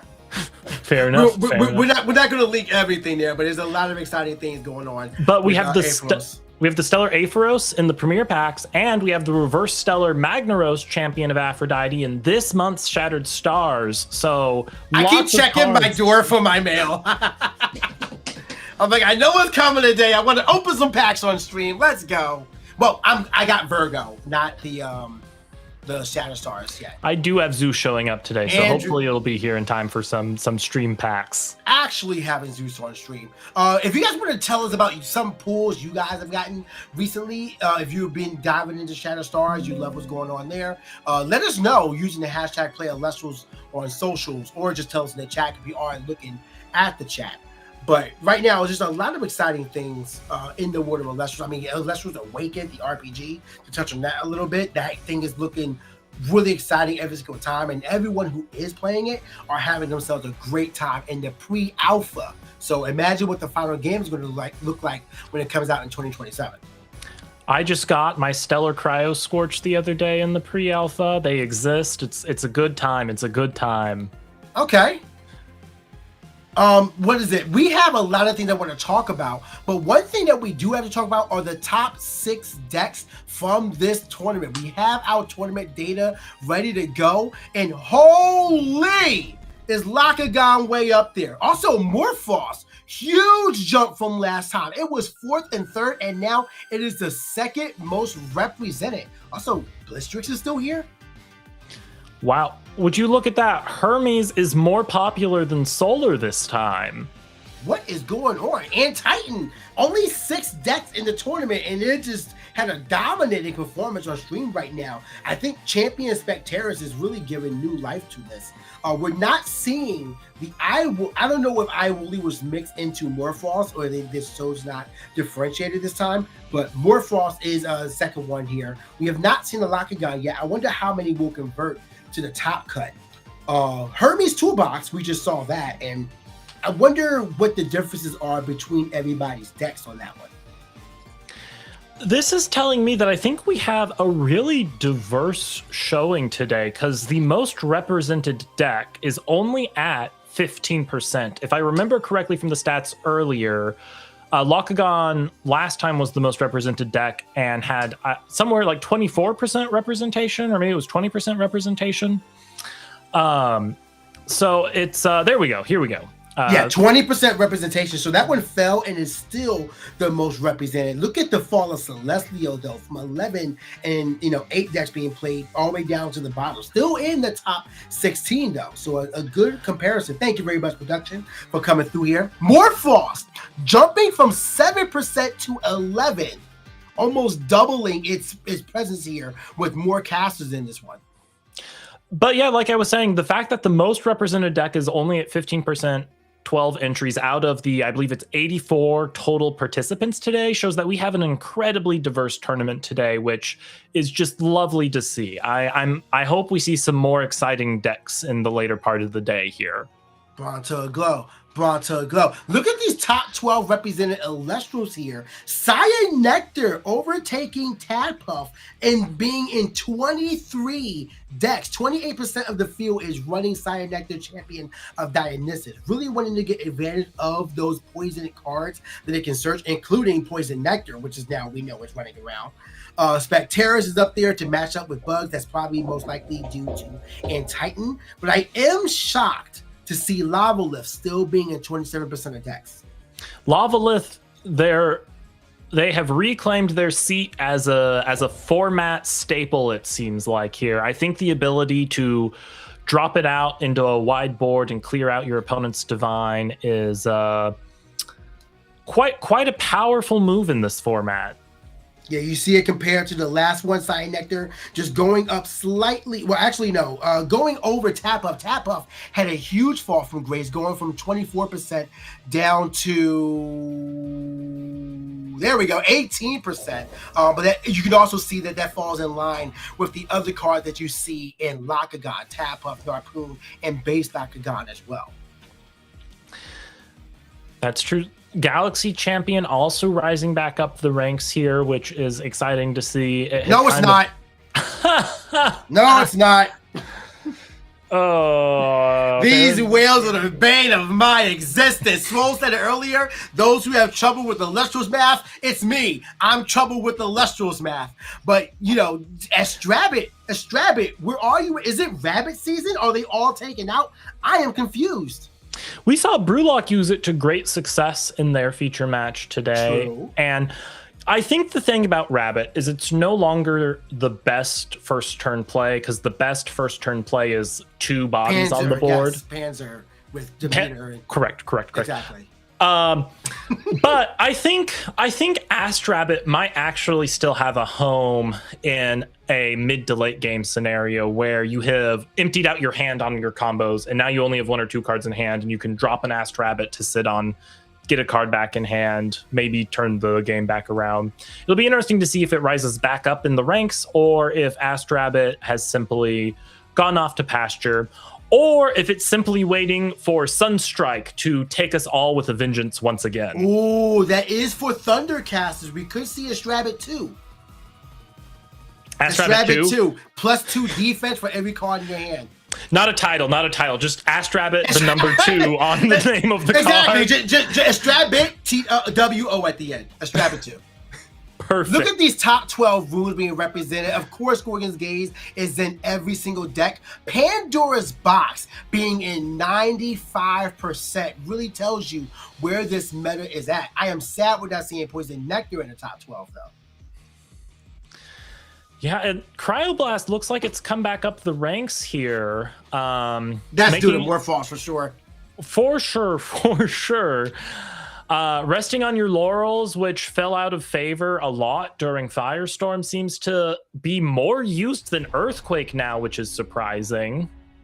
Yeah, it's a lot more easier to implement in a deck due to it being an Omni and only one cost. Earthquake, if you're not playing Earth, you're likely not going to be playing that card. It's very powerful still, but not quite where you want it to be in a general list, and we're not seeing that much Earth in these games right now. Dense Fog, this card has seen, I remember A-Drive saying during Kissimmee that it overperformed that weekend during his the challenges for his Divine Room. So Dense Fog seen a lot of value. We even saw it show up in huge power in round 3 versus iWooly. Shield of Achilles still being there, still an ever-present good. Tsunami we're seeing very often in Morphos, so that's probably going hand in hand. But love seeing Nectar of the Gods being up here in 43% of decks as well, Andrew. I love me some Nectar of the Gods. Nectars of the Gods is a card I would always jam into decks, and people would tell me it wasn't optimal because I could expend to draw or blah, blah, blah, blah, blah. True, no. yeah. No. We're in a different meta now. And go combo. You go combo.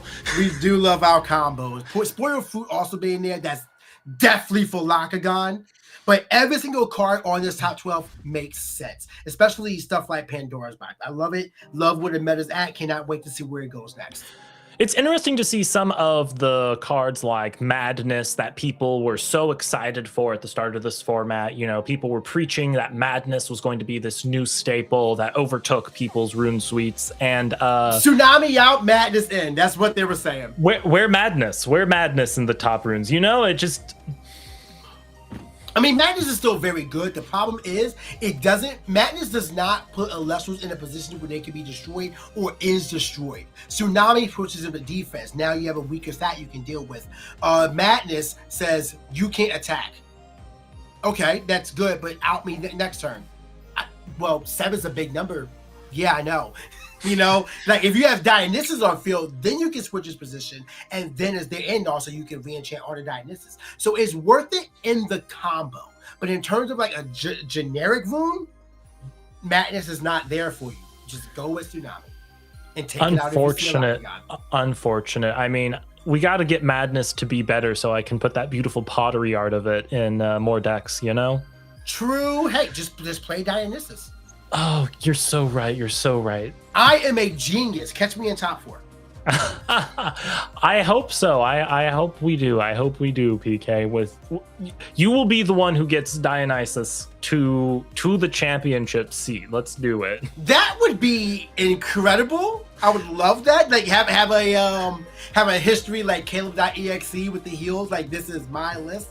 I'd be thrilled to do that, but who knows what this meta is going to be like. I'm excited though. There's just so many decks that you can create and pilot to get to the top cut. I mean, we've seen so many powerful decks already. So just because something won doesn't mean it's going to win next week. Like we saw the winning deck, most likely the winning deck from last week, just take a loss just now. It can happen to any deck at any time. So whatever strategy you're feeling, even if it's as degenerate as Whale Lance and Necklace of Aphrodite, pilot it to the best of your ability. All you need are the right cards at the right time, and you can take home that champion, Zitarbor, champion of Dionysus. You could even do it with Bronto Wisp, you know, surprise everyone with the other You could. mushrooms. I think Bronto Wisp is very interesting right now. It is with Bronto Wisp. We have Follow the Wisp. I think that is an interesting couple of cards that if is supported a bit more, can really net out a lot of value. I mean, we saw it with Bronto Glow. We got Thunderstorm Supercell, and now that card's popping up. So who's to say that Sunstrike can't support Bronto Wisp? Maybe we'll get the Grove of Mushrooms. But PK, I believe it is time for you to get some much deserved rest. We will go to break and be back with more exciting Elestrals very shortly. We'll see you all soon.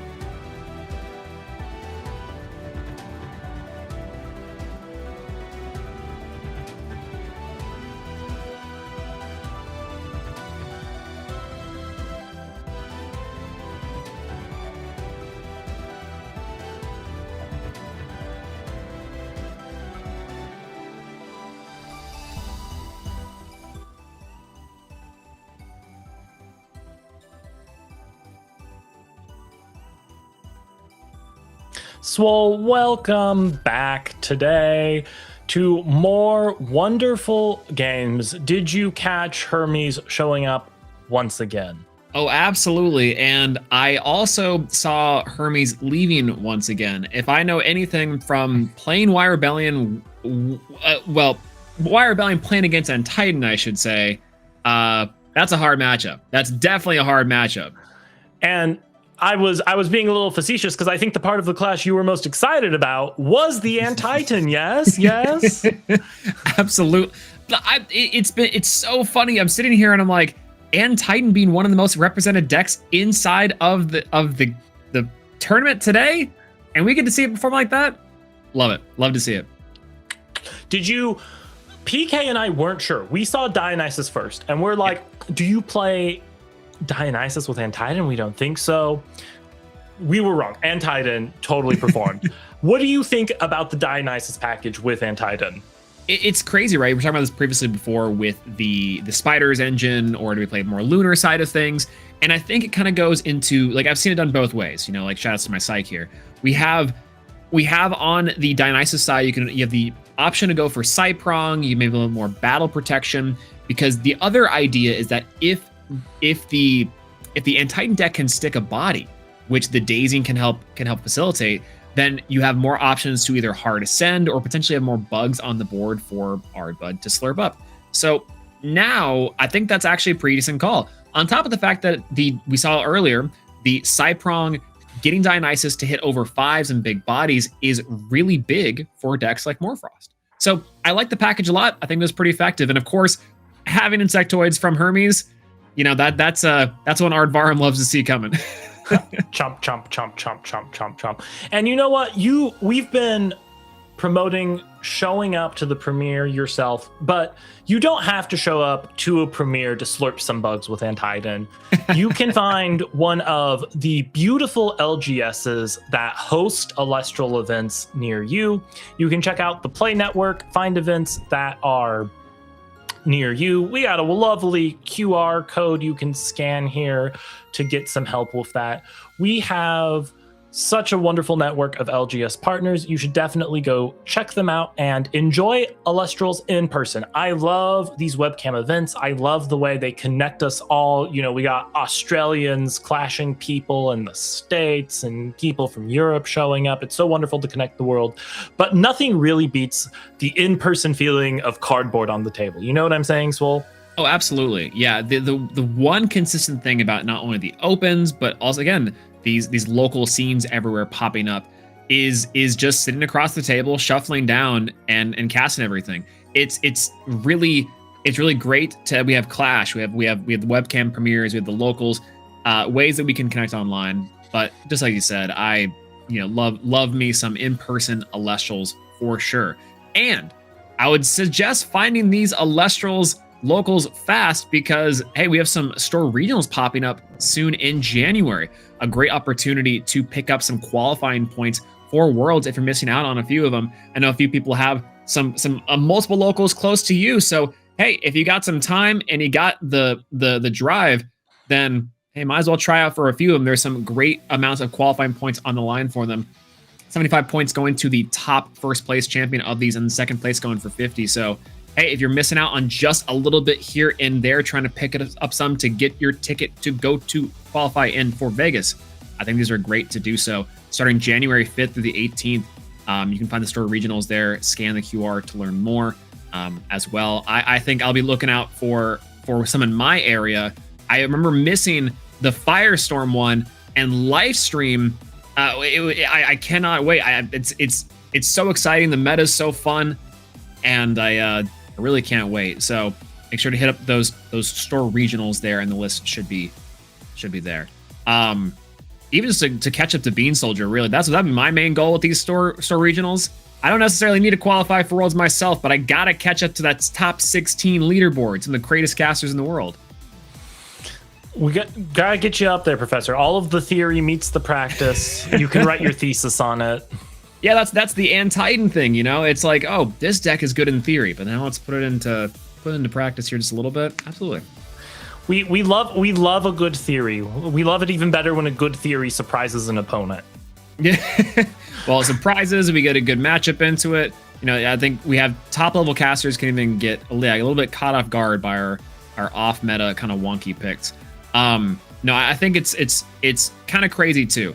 We were talking about previously before the Hermes winning the previous event and how potentially that could be seeing some high representation. I think there was an idea that we could see it here today and that players will be trying it out, but it goes into what you were saying previously. It's a little trickier. It's a little tricky.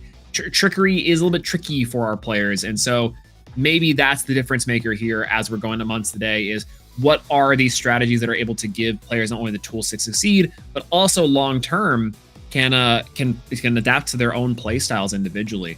Crazy to see Lockgon still the most represented, by the way.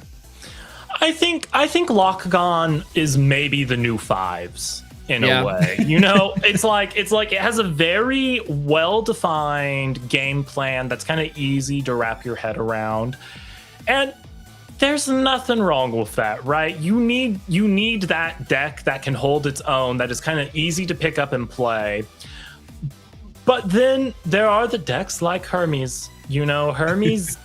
Hermes sometimes feels like you're playing with your whole deck in your hand, if you know what I mean, where it's kind of like, oh, I have 12 different options for what I do this turn, and I need to make the right one because one of these wins me the game and 11 of them puts me on 4 spirits and dead. Yeah, that's the classic, the Firestorm Hermes deck. I'm expending all my spirits inside of turn 2, kind of like you were saying previously. It's I love the deck, and I really have thought about some of these wind brews, and wind will rise again, I'm sure. Hermes might be the way, maybe some Aeolus in there as well. So some experimentation for Aeolus has not yet had his Divine Champion starter deck feature. So true. We can almost be assured that there is going to be some tasty win shenanigans for when Aeolus gets their feature in the Divine Champions arc. Yeah, I think it's one of the scariest divines and scariest spirit sets for a long time. Things like Hydrake, of course, P-Gust is still pretty usable as far as like removal and back row. Any sort of when receives Exaltus.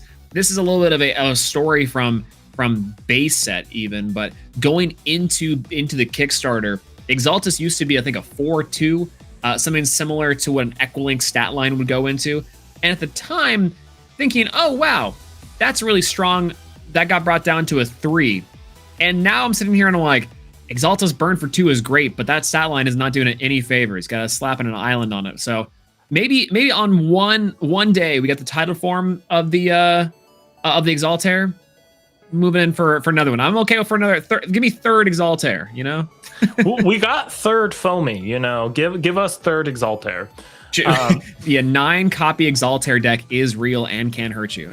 Well, I think it's been really funny to see that champions of Aeolus have shown up almost exclusively in Hermes decks. Oh yeah, absolutely. And so I am excited to see how Aeolus brings it around in the future, because they play on very similar axes, but require you to think in entirely different ways. In what ways? Because I'm curious to know your thoughts on this. I agree with you on the Hermes. Like saying Hermes, 12 cards in hand, 11 of them different. Aeolus is like I have every card in my deck. I just have to pick one at a time. I feel like that's maybe the difference. Well, it's weird, right? Because they have similar lines they can do. They both have a special cast 1-drop play, for example. But Carry Off and Galaxair are a little bit different in how they do it. Carry Off having some underworld shenanigans that goes along with it.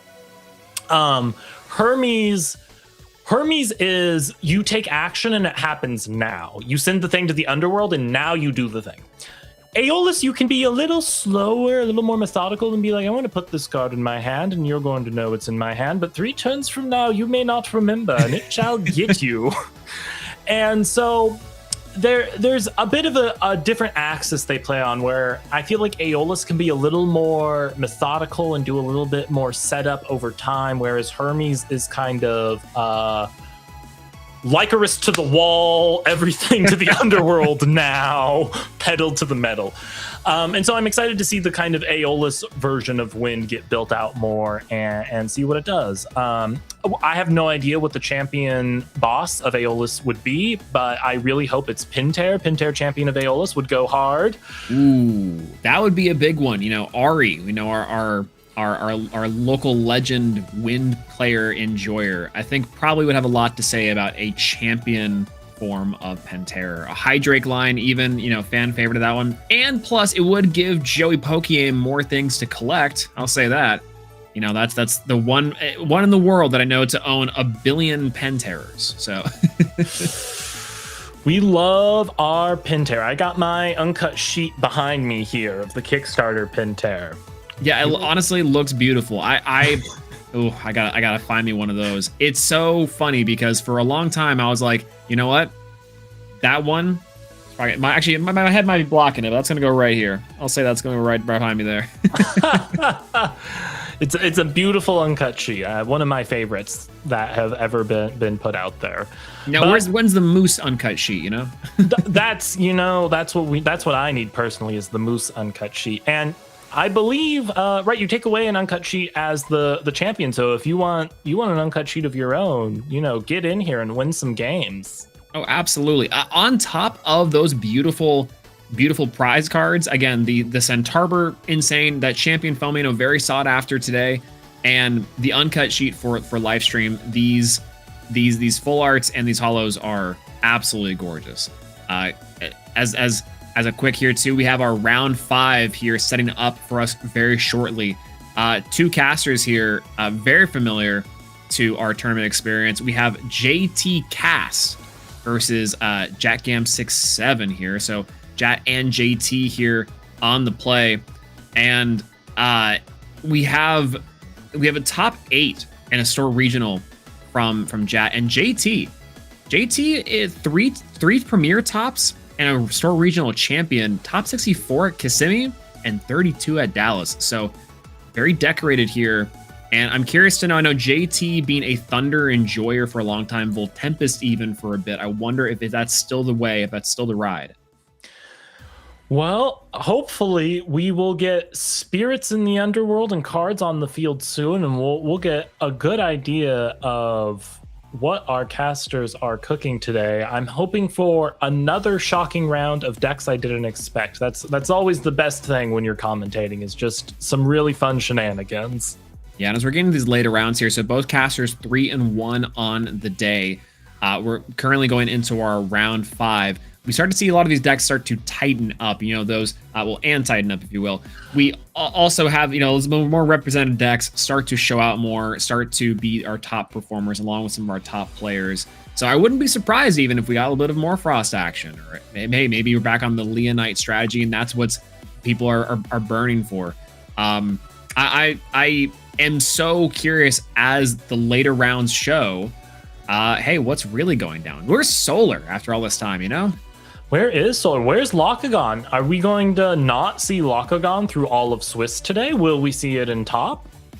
Yeah, well, with the Locagon mat here for Jat coming down, and that store regional mat too is crazy. That Stellar Fulgaris is insane. I'll say that. That is, the Champions of Zeus deck is definitely one after my eye. So many amazing high rarity cards in that I am looking forward to. And then 2, that strategy, it feels like it's missing something, but Voltempest as a big jump scare with so many good Champions of Zeus, things like the Titana Strike, even the Sparkit coming down, that I think is definitely a worry that people aren't ready for. And I believe the Stellar Fulgaris is the Shop Elestrals promo for buying Firestorm still. So if you think that is some beautiful art, you know, get over and Shop Elestrals, buy some good Firestorm, pull some Stellars. Yeah, I got that. The artwork is gorgeous. Artwork for Elestrals keeps on getting better by the day. It is so insane that they'll release something, and I'm like, they definitely can't top this. And then they consistently are putting out bangers after bangers. How you feel about the full art Zeus? Full art Zeus, I in love, absolutely in love. Both the full art Zeus from base set was always great. I love the Kickstarter holos, the base set holos. and then having now the Stellar, I can't. I'm as a Thundercaster, I'm eating good. It's going to go good. We have Jack Gam on the play here, and I think we're about ready for the excitement to start seeing spirits fly.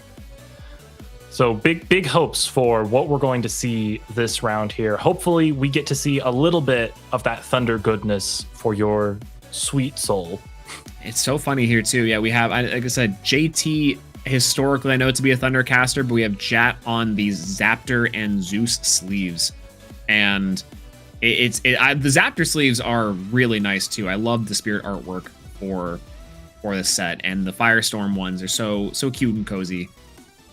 And this is so adorable.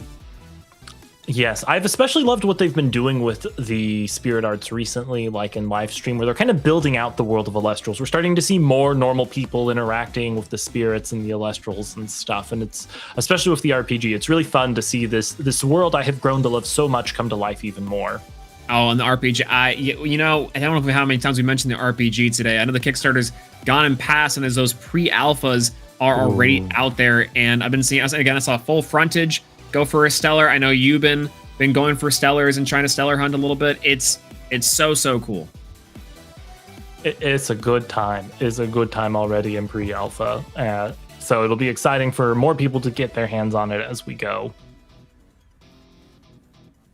Yeah, absolutely. So we're just jumping in here for a little bit as we're getting ready.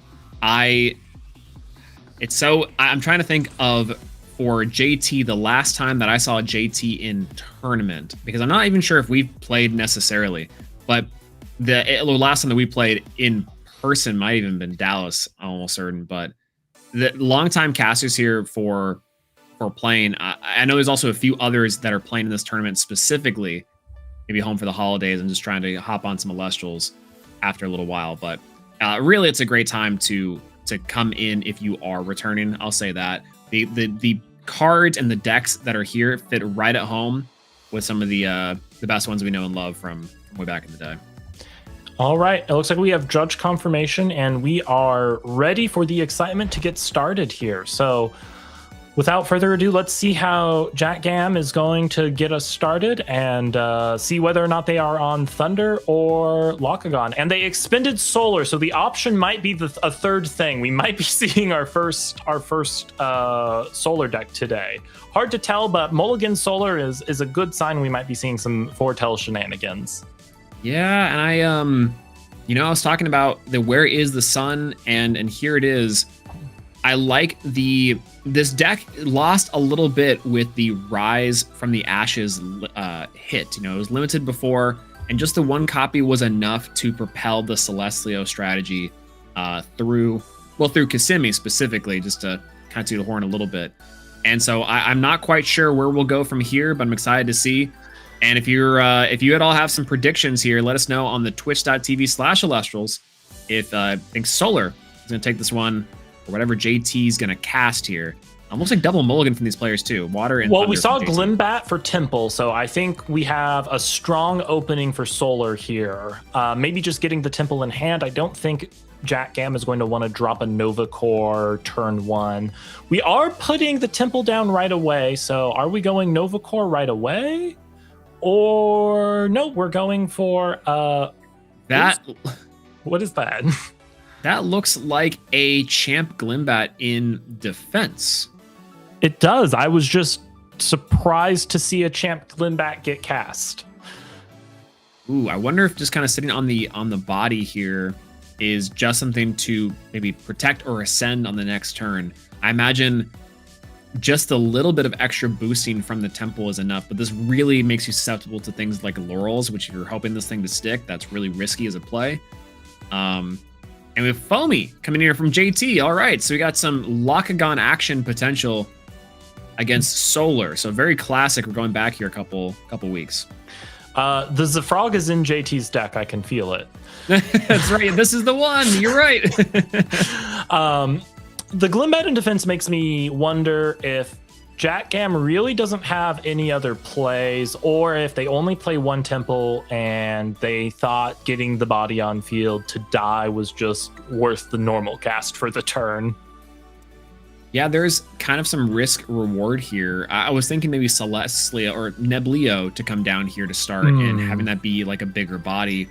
But maybe just a proposition or mind game is also part of the idea, as a Locagon gets searched here from the Foamy. That's true. Jack Gam could be trying to make JT feel a little overconfident when really the Nova Core is in hand. Yeah, we haven't seen Apollo or any sort of foretelling yet, which normally that's the strongest indicator for Solar Start. But set 3 from JT is huge. This is that's a lot of back row to work for. Hardisoned into we got the Lion. Yep, there's Leo Bright down, and a foretell here is huge for 4 with Gorgons, Pandoras, double Solar Burst. That's not what you like to see, but I think those stacks are pretty nice with 3 back row in tow. And this Neblio being this Leo Bright being a 9 is huge.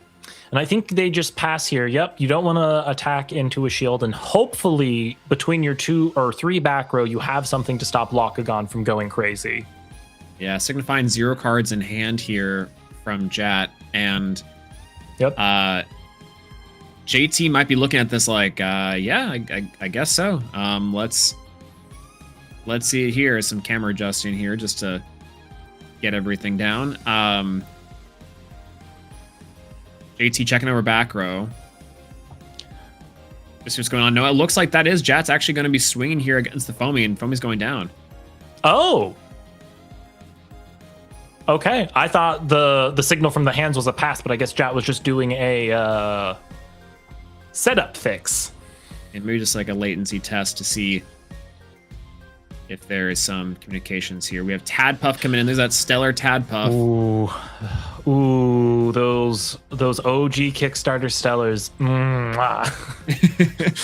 You love to see it, and I think we see now the Locagon come down here. There's the champ Locagon in defense, so trying to play around a little bit the counter runes and not have the Lion take it down, which to the point from earlier, there's no shield here. I imagine the shield would have been great last turn. Unless they knew they had Tadpuff in hand and just wanted to make Jack Gam feel overly confident, hard to say. And we have the Aphrodite search here coming in for OG Locagon, I imagine. Hopefully Jack Gam has a Gorgon's Gaze, because they clearly did not have a Pandora's box to stop this.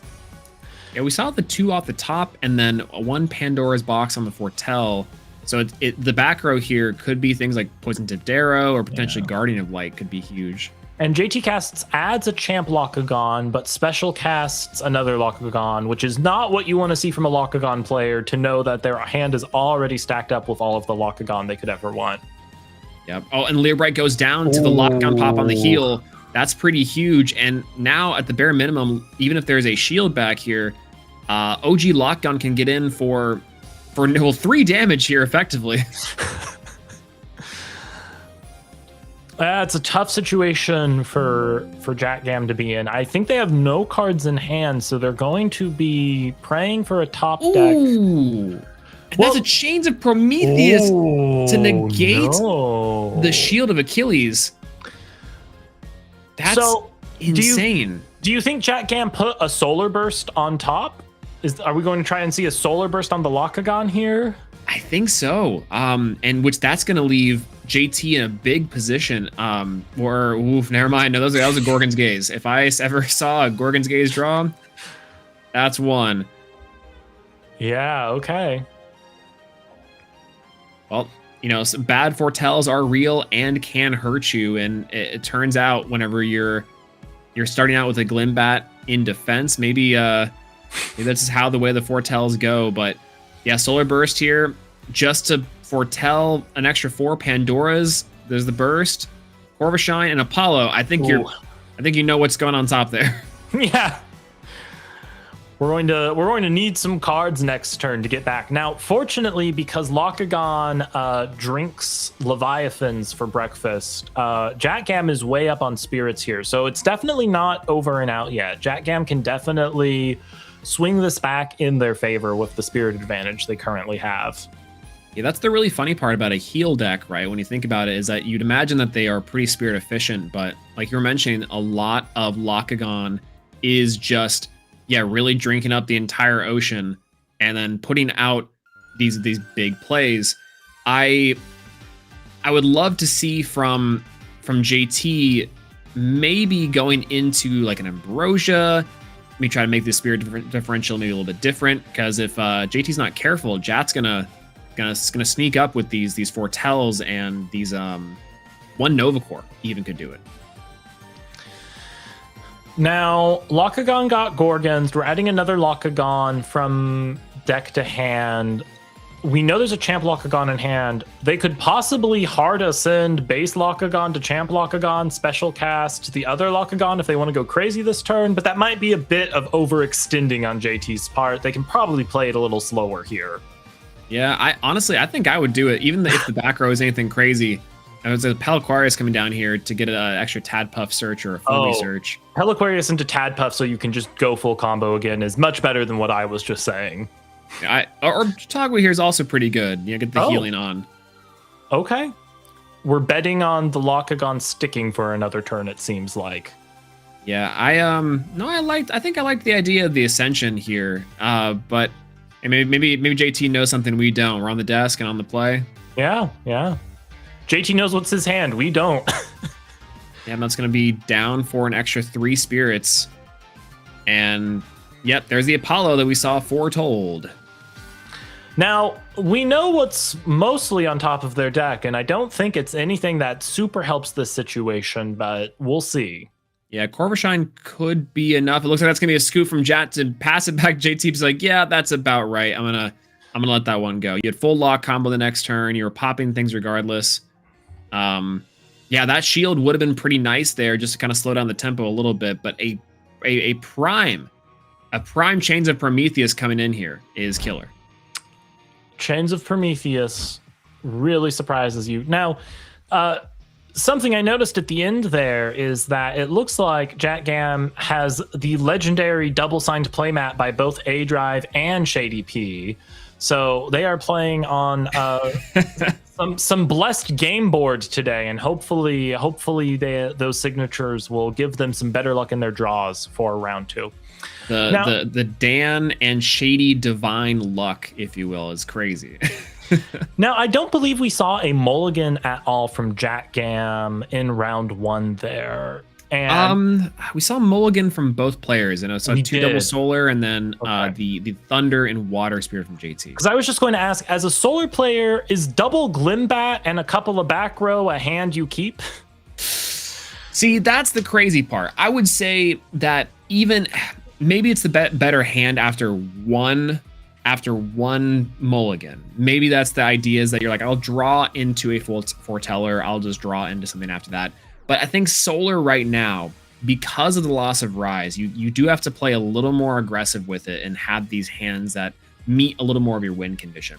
Like, the idea is that before, you might be able to keep that hand as long as you saw Rise, and you can like Solar Burst a Celestlio, and now you can just be like, yeah, I'll take a bunch of spirits. As long as I have 6, I'm good to go. And now you do have to play a little bit safer. Sometimes those judgment calls of like, is this hand a keeper? The keeper mull game. Yeah, I think you might want to go a little more aggressive with it. You're down 4 spirits, but hey, Lakagon, like you saw there and you mentioned, down to like 4 easy. Yeah, for sure. So it'll be interesting to see what Jat Gam decides to do in game 2. I mean, really, he got a bad round of Foretells, and there's not much you can do. Once you know the next 5 cards in your deck, there's no help coming, you know? It's the old solar joke where it's like, okay, I foretold 5. I have 5 turns until I can play the game. Good to know. Yeah. Yeah, and that's the key difference between, I think, old solar and this new solar deck, with things like the burst and the Corvishines to help you dig deeper into your strategies. I know a lot of players were experimenting with the Apollo, Champions Apollo cows for a little while, and the Pluckies, just for like some solid bodies to enable you to get some plays off early.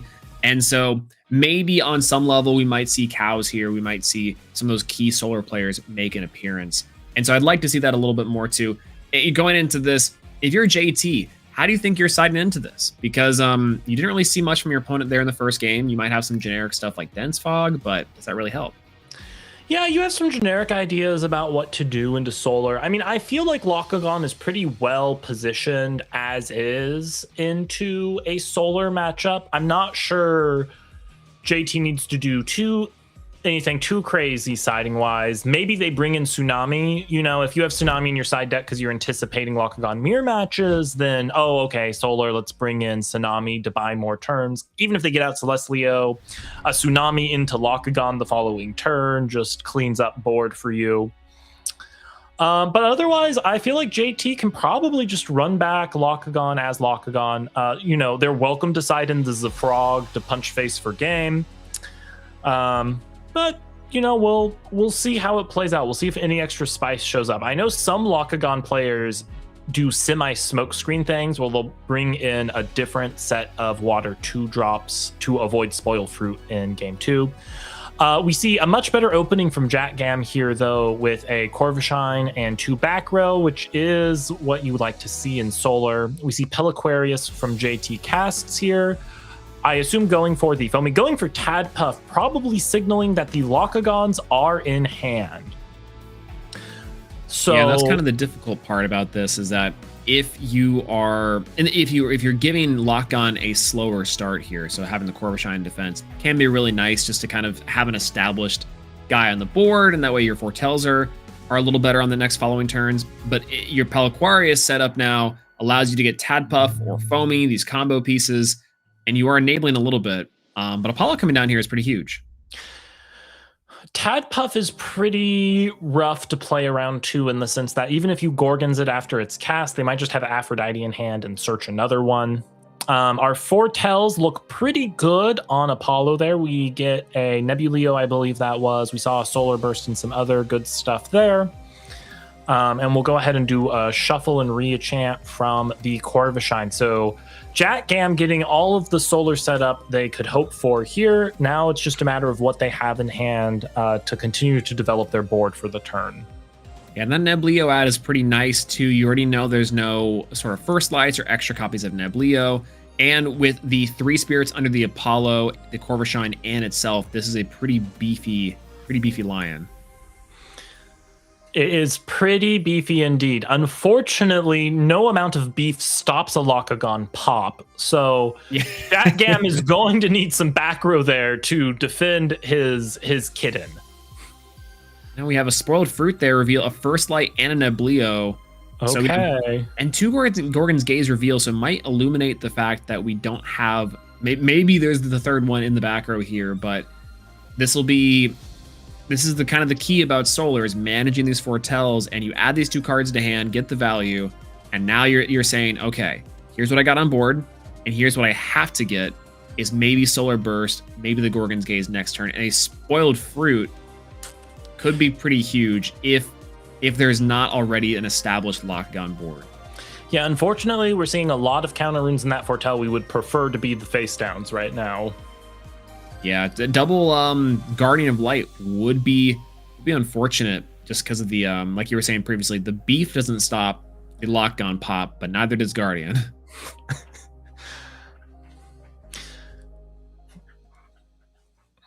Your JT's gonna go for a Foamy effect here. Foamy to search out for a Locagon. Like you said, we have the combo pieces to get into our Tadpuff here. Now the question is there an Aphrodite in hand, or is Frostfall Lock already in hand? It will be interesting to see what JT's hand looks like here. The fact that they chose not to grab an Aphrodite makes me think that Frostfall Locagon is already here. Yeah, a lot of ways, it's so interesting as Locagon that sometimes you kind of want the Aphrodite as like a comfort pick. It's like you might want the Aphrodite there just for these subsequent plays, but set bluff Aphrodite 2 could be really nice. But there's the Aphrodite, so already in hand, looks like. So the whole combo in hand except for the initial piece with the Foamy. And yep, we're getting the Frostfall Locagon there. So we don't see a Pandora's box. That means we're really hoping Jack Gam has a Spoiled Fruit here to stop this next play. And let's see what it is. Yep, lock-on effect here. It's JT playing around this world for a little bit, healing up for 1. Let's see what lock-on targets to pop the Apollo. That goes through, and so maybe these Guardian of Lights do get some value if they're back there, but that losing that Apollo is pretty huge. You already know that none's coming down the pipeline. That's true. Corvishine can give you a shuffle to try again, though, with more foretells. So if Jackgam has double Guardian of Light, they can defend their field, and maybe there's just a Celestleo in hand. Maybe they just hardest into Celestleo this coming turn. Yeah, the other idea too is you have the first light to put on top the Leo Bright for the Nebleo to grab and then ascend, and so there's ways around this board that Jet has available to them. Let's see what the future foretells. They're like, oh, hey, I have cards this time around. So there's 4 of them. JT thinking over, do I attack into shield? We already know that was one of Jat's previous counter rune set, which is very possible here in this position. But again, chains is pretty huge from JT. Yep, and Locagon has been teching in chains because they can kind of just go crazy so long as you don't stop them with a Gorgons or Panda box. We're going to have a Locagon here, an additional search off of an additional Foamy in hand. Maybe just to get some extra deck thinning out, and so your next subsequent draws are just a little bit better. One Locagon gets outed, you don't have to worry about, like you were mentioning, Pandora's boxes, or even necessarily like a spoiled fruit kind of deal, but yeah, we'll see. I feel like I personally would have probably held on to the Foamy just so I could get a second Aphrodite if I really needed to, but you never know. That was a Guardian of Light on the attack of the Champ Locagon, healing back the 2 spirits here. So I'll have the OG lock to swing in. And we have the second Guardian of Light. Oh, I imagine trying not to lose to the shield here, which I think with JT having only the 1 card or 2 cards in hand, one of them being the Locagon, and a first light here, going to go ahead and put on the top of the deck. Let's see what we get off of this. We did know, I think maybe a Solar Burst was foretold. A Leo Bright coming down here. So there is a chance we get Celestleo here. It's going to depend on what JT Casts has in the back row. It is possible that they have a Gorgons or something to stop the... Ooh. So here's the thing that Jat needs to do there is foretell the additional 3 off of the Corvishine. Glimbat, Pandora's, Nebleo. But say there, you want the extra value there, and you also want to be able to scope out if there is a Celestleo, because now with the top 4, you did get those extra 3 for 7. There's possibility to go down for there, but now we're getting some value here from Jat. The question is this Leo Bright safe on the Ascension? I imagine we're about to find out shortly. Oh, okay, we're going to Solar Burst here. I don't remember there being any 2 drops. Oh, there is a Leo Bright and a Celestleo. Celestleo. You get to send the 1 off of here. There was 2 Leo Bright, I think, in that initial foretell, being able to pop one of the Locagons, the OG, and then now you can stack and safely ascend, and you know for sure, as the future foretold, that this Leo Bright will hit. So it's great position from Jat to be in, but also if you're JT, all you have to do is hold this Gorgons for exactly when you need it. Now, it is always the eternal question when you're playing against Locagon, which lock do you pop? Yeah, well, turns out it's none of them. Oh, Aphrodite's Soulmate's coming in here to bring back OG Locagon. Oh, no. The return of the lock and a pop. Ooh, and that's going to be able to take care of that Nebleo is the question? Or I guess let's see a JT targets to destroy. Maybe the back row? Oh, spoiled fruit. Never mind. Wait a minute. Destroying the Locagon 2. That's a 2-for-1 value. You're getting rid of a Locagon regardless. Jat here having the answers to that is pretty crazy. Okay, and we're going into the Leo Bright over the Nebuleo, and I expect, unless that is a Gorgon's Gaze, which it's not, the Celestleo is imminent. Yep. So want to foretell those 7 real quick. Don't get ahead of yourself. Sorry, what? We're winding the game state back here for spoiled fruit. Okay. Looks like we have to cast back on the Aphrodite Soulmates. Going back on here, I think the activation of that to heal back for Lakagon. Going back to the Nebuleo from the underworld. Yep. I guess we'll wait for confirmation. I'm not sure if there was a rules play there we missed of some kind. That looked all kosher to me. Off the top of my head, I don't see anything that moved incorrectly. Yeah, I'm trying to think here. I guess unless Jack Gam had set the spoiled fruit this turn. There was an additional card set at the start of the turn that could have either been the Solar Burst that was set before. That is possible, unless the then spoiled fruit was set on was moved up in a row. I guess I'm trying to think of the 2 card set. Guardian of Light was in the previous slot before that was there. So I think we're just waiting for the judge review to kind of make sure everything's good to go. Yeah, yeah, we'll I get think the judges. I'm not entirely sure either. I think even from our perspective too, what's the game state being there seemed about right. We did see the spoiled fruit foretold off the top on one of the plays too, so it's possible that was added to hand afterwards, but I could have sworn that we also then shuffle away. Now, see, this is the thing with Solar. Solar uses so much brain power and so many neurons firing that these things are like, okay, wait, what did I do? Did I keep track of these? Am I keeping notes? And most of the time, it's no. That's the crazy part. Going through Kissimmee, it's like, I remember being there like, yeah, I'm foretelling for like 12 here, but I'm just gonna take the card I need and save my other mental energy. And opponent would ask like, oh, what'd you foretell? I'm like, well, here's the cards I'm foretelling. Let's take a second to walk through this together because you're looking at these for the first time, and so am I.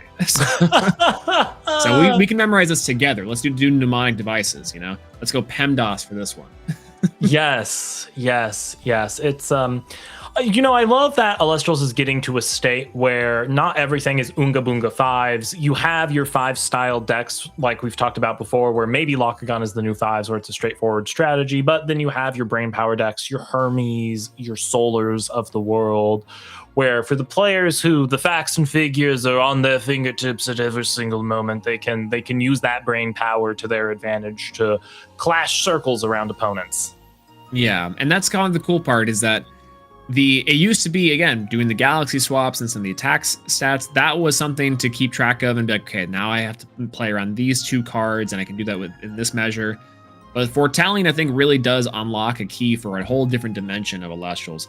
Solar, having that to be really prominent inside of Livestream, it's very cool to me. Solar cards have always been neat, and I think specifically the cards we've been seeing pop up allow for some really interesting outplays and like really big player expression too, like what you're foretelling, why you're foretelling them, what position. It's never so straightforward. No, and I've talked about this before for Livestream. Livestream has made so many of the crunchy mechanics of the game matter more. Before, it was very loosey-goosey about like chain timing and stuff, because it like super didn't matter in most game states, like the exact order things executed. Now it matters tremendously. Like, you would be shocked if in the past there was a game state where you chained a counter rune on the resolution window of a previous chain. Like, that's just not something you really did. It wasn't like relevant. Now it's really hard to get through a single best of 3 where like specific timing things like that don't matter. Yeah. Well, and that's it's even going back to like the poison nectar side of things, right? A couple of rounds ago, seeing poison nectar hit a chimera. The idea here would be like, oh, that destroys the chimera, but now we're talking about the different chains being built, and then we have the bat form coming down here. So there are a lot of complex things under the surface that players are now having to keep account for, and that goes into the deck building decisions from the very start. What's being included and what's not. So I am also very curious to know in this game state, like what just happened there for these players. It looks like we're kind of around the previous state here, from when the Soulmate was activated and then into the lock-on cast. That's from what we can tell, that's the point where something occurred.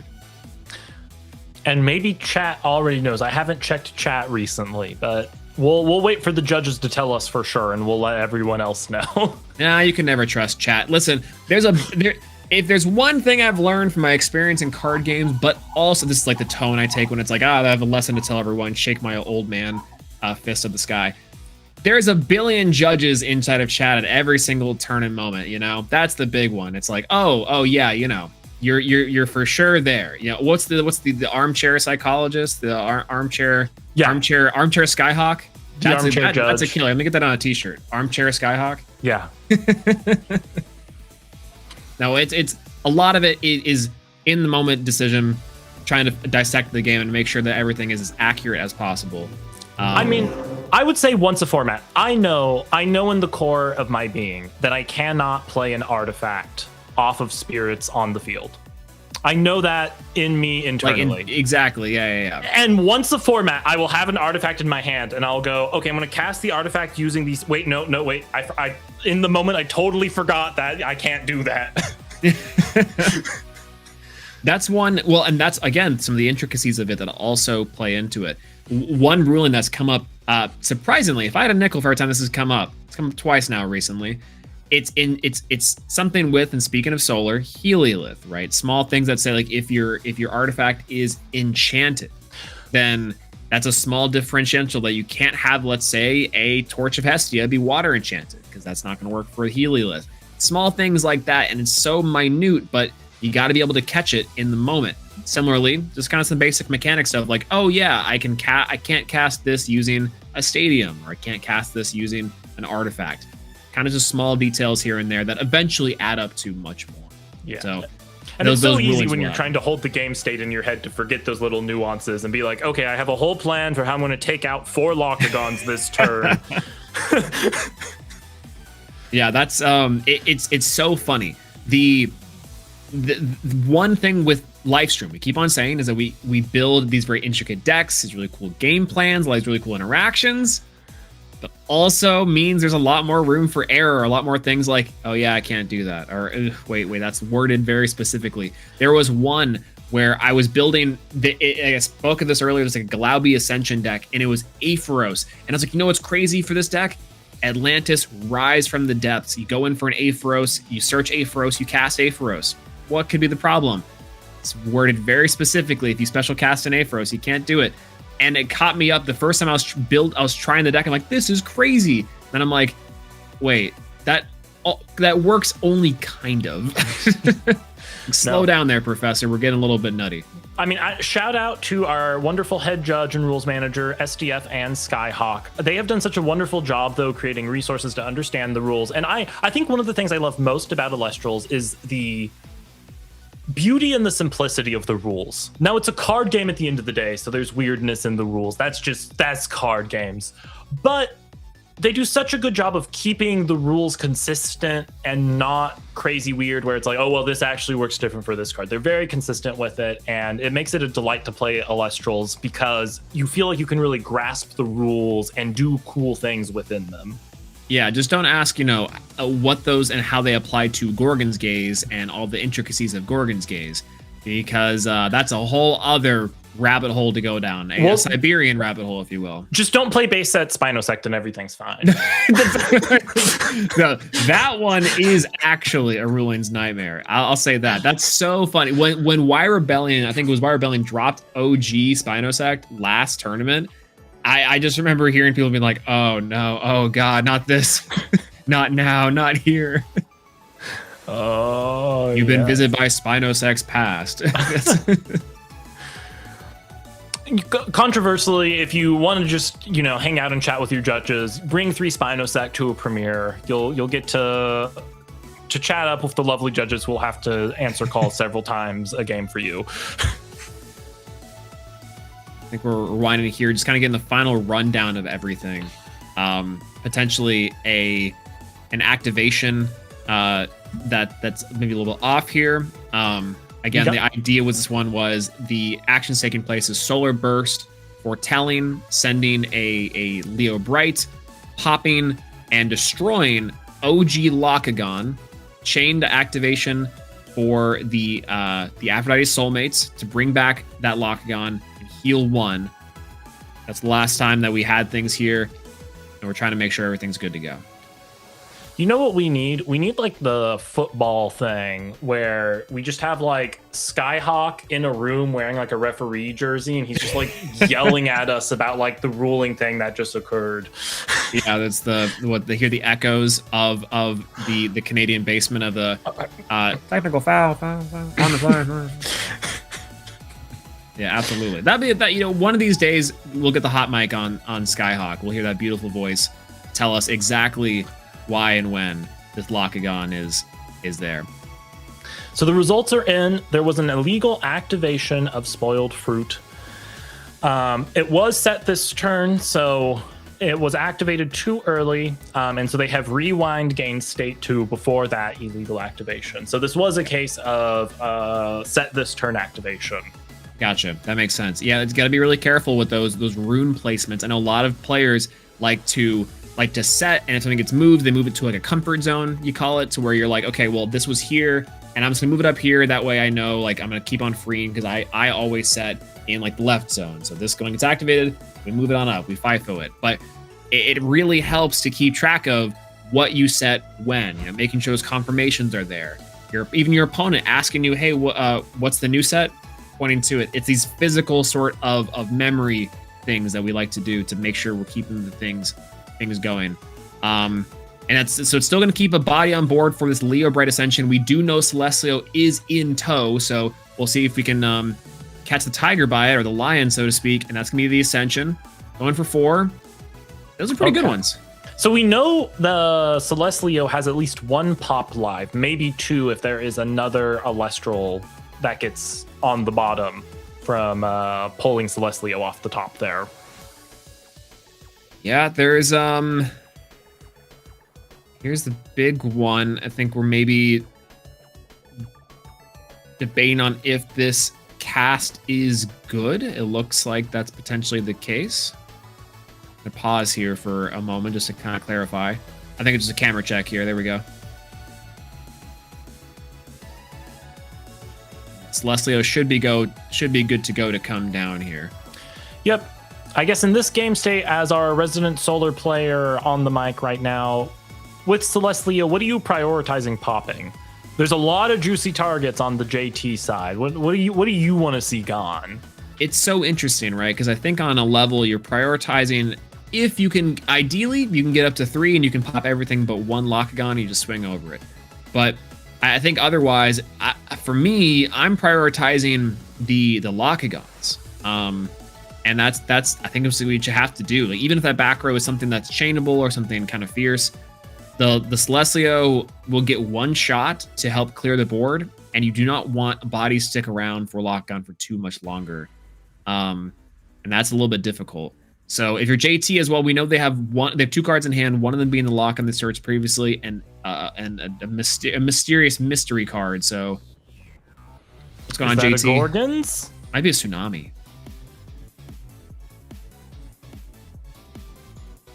Oh, looks like it's good to go. Saying that's fine. Glimbat and 1 more. That's Pandora's Box. Only 1 pop here. You're right. So now the decision is, what's the priority pop? That's pretty tough. Do you go for the back row so you can swing freely? Do you pop the OG lock, the Frostfall lock, so you can swing over the champ lock? Probably clearing the locks is your best bet and just gambling. Oh, we're going for the back row here, which was a Tsunami. Interesting to not see it cast here. Yeah, I imagine even just seeing it cast just to go for it. Maybe JT's expecting there to go and kind of mind game out Jat here. The question of WWJD, what would Jat do? We've got a pop of the Tsunami, and a swing on the OG lock, or in the new lock. Leaving OG out, this still leaves room for an Ascension. Hard Ascend, go Aphrodite, and pop the Celestlio. So we also know the back row is Spoiled Fruit. So, we spoiled that for ourselves, but that's JT's got a play around that now.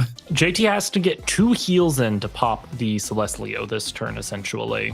Yeah, that's difficult. This is such a weird thing to say that it was an illegal card activation, so a bit of a misplay there in terms of the Spoiled Fruit. But now it's also like a weird mind game. Like unintentionally, it's like JT's thinking here, like, I know what it is. Like, unfortunate, but it's like, now I have to play around it, and that's adding to some stuff. That is kind of interesting. Those positions I don't envy. We're doing the last Aphrodite for, I imagine, a Champ Lockagon. Is there maybe a Tad Puff in hand?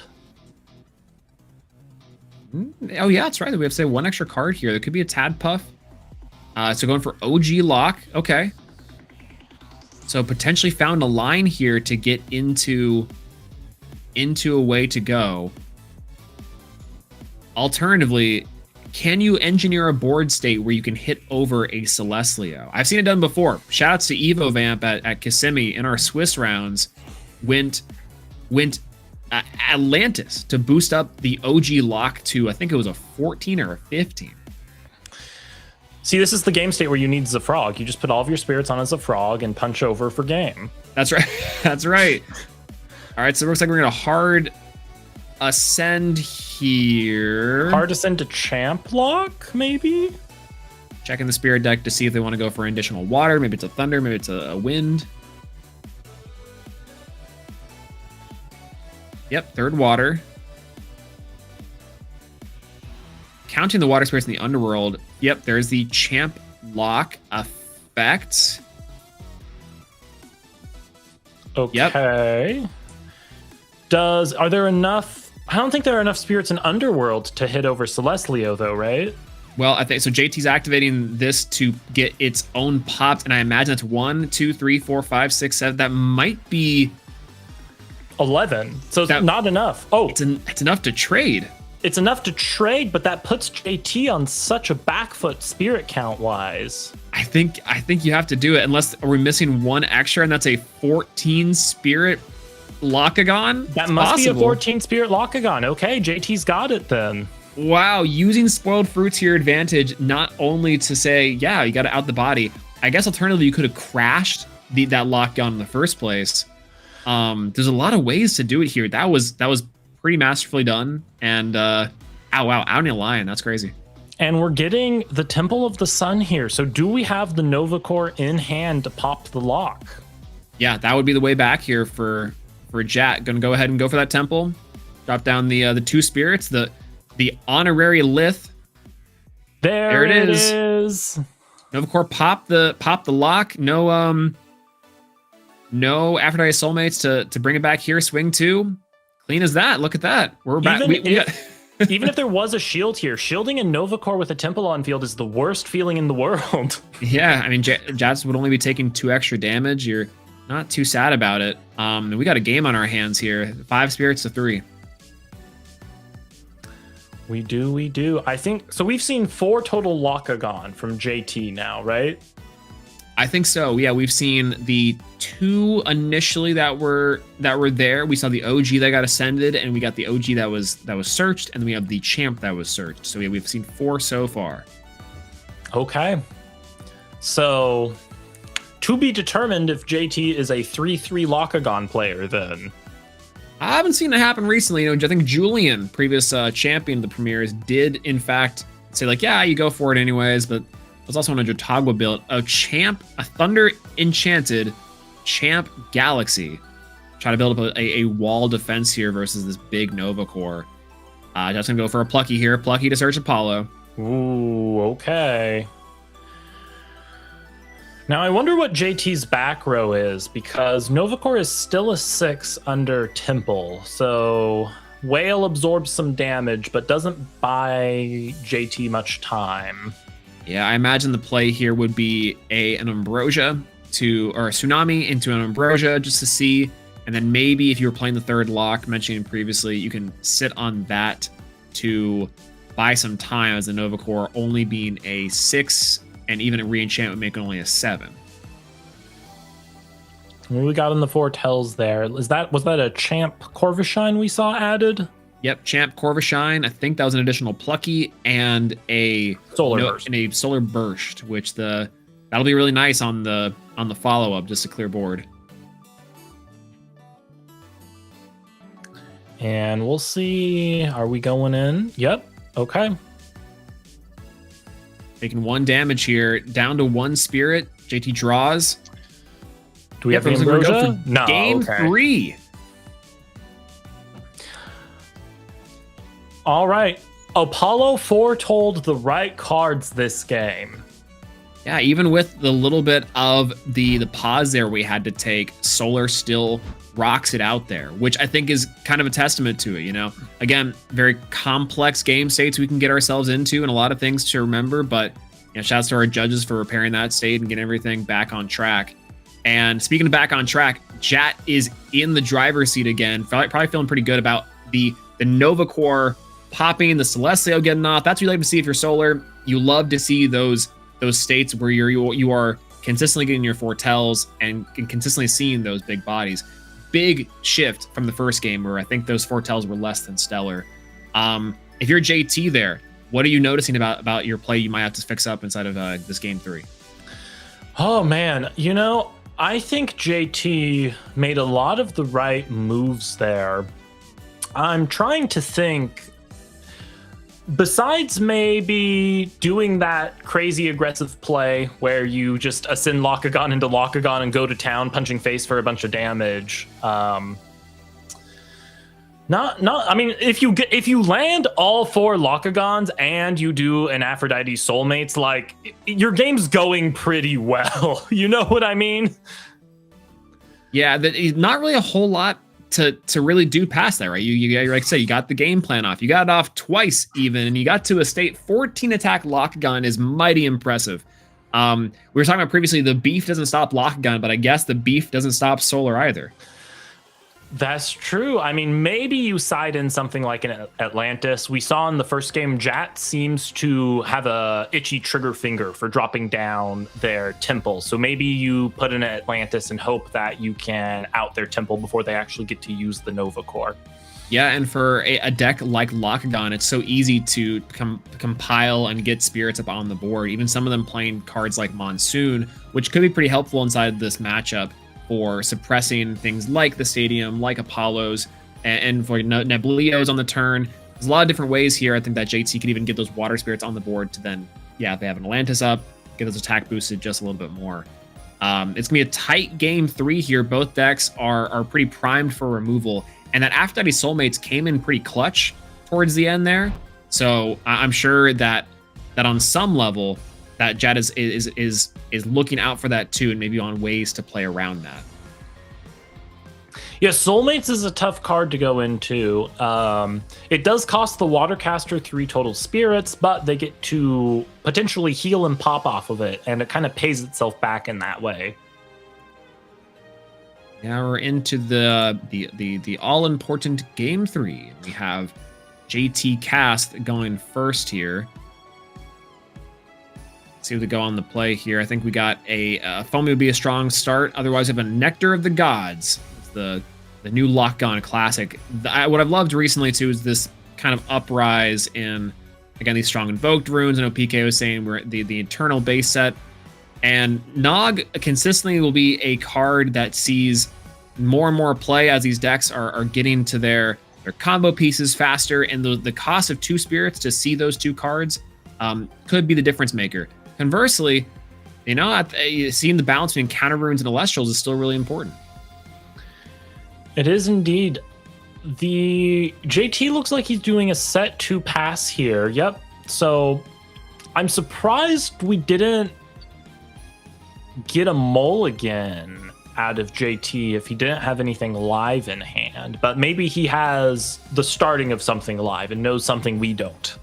Yeah, maybe the idea would be a Lockagon plus maybe like half of a piece, but you don't quite have a way to get the Lockagon, so you're helping the Nectar will work.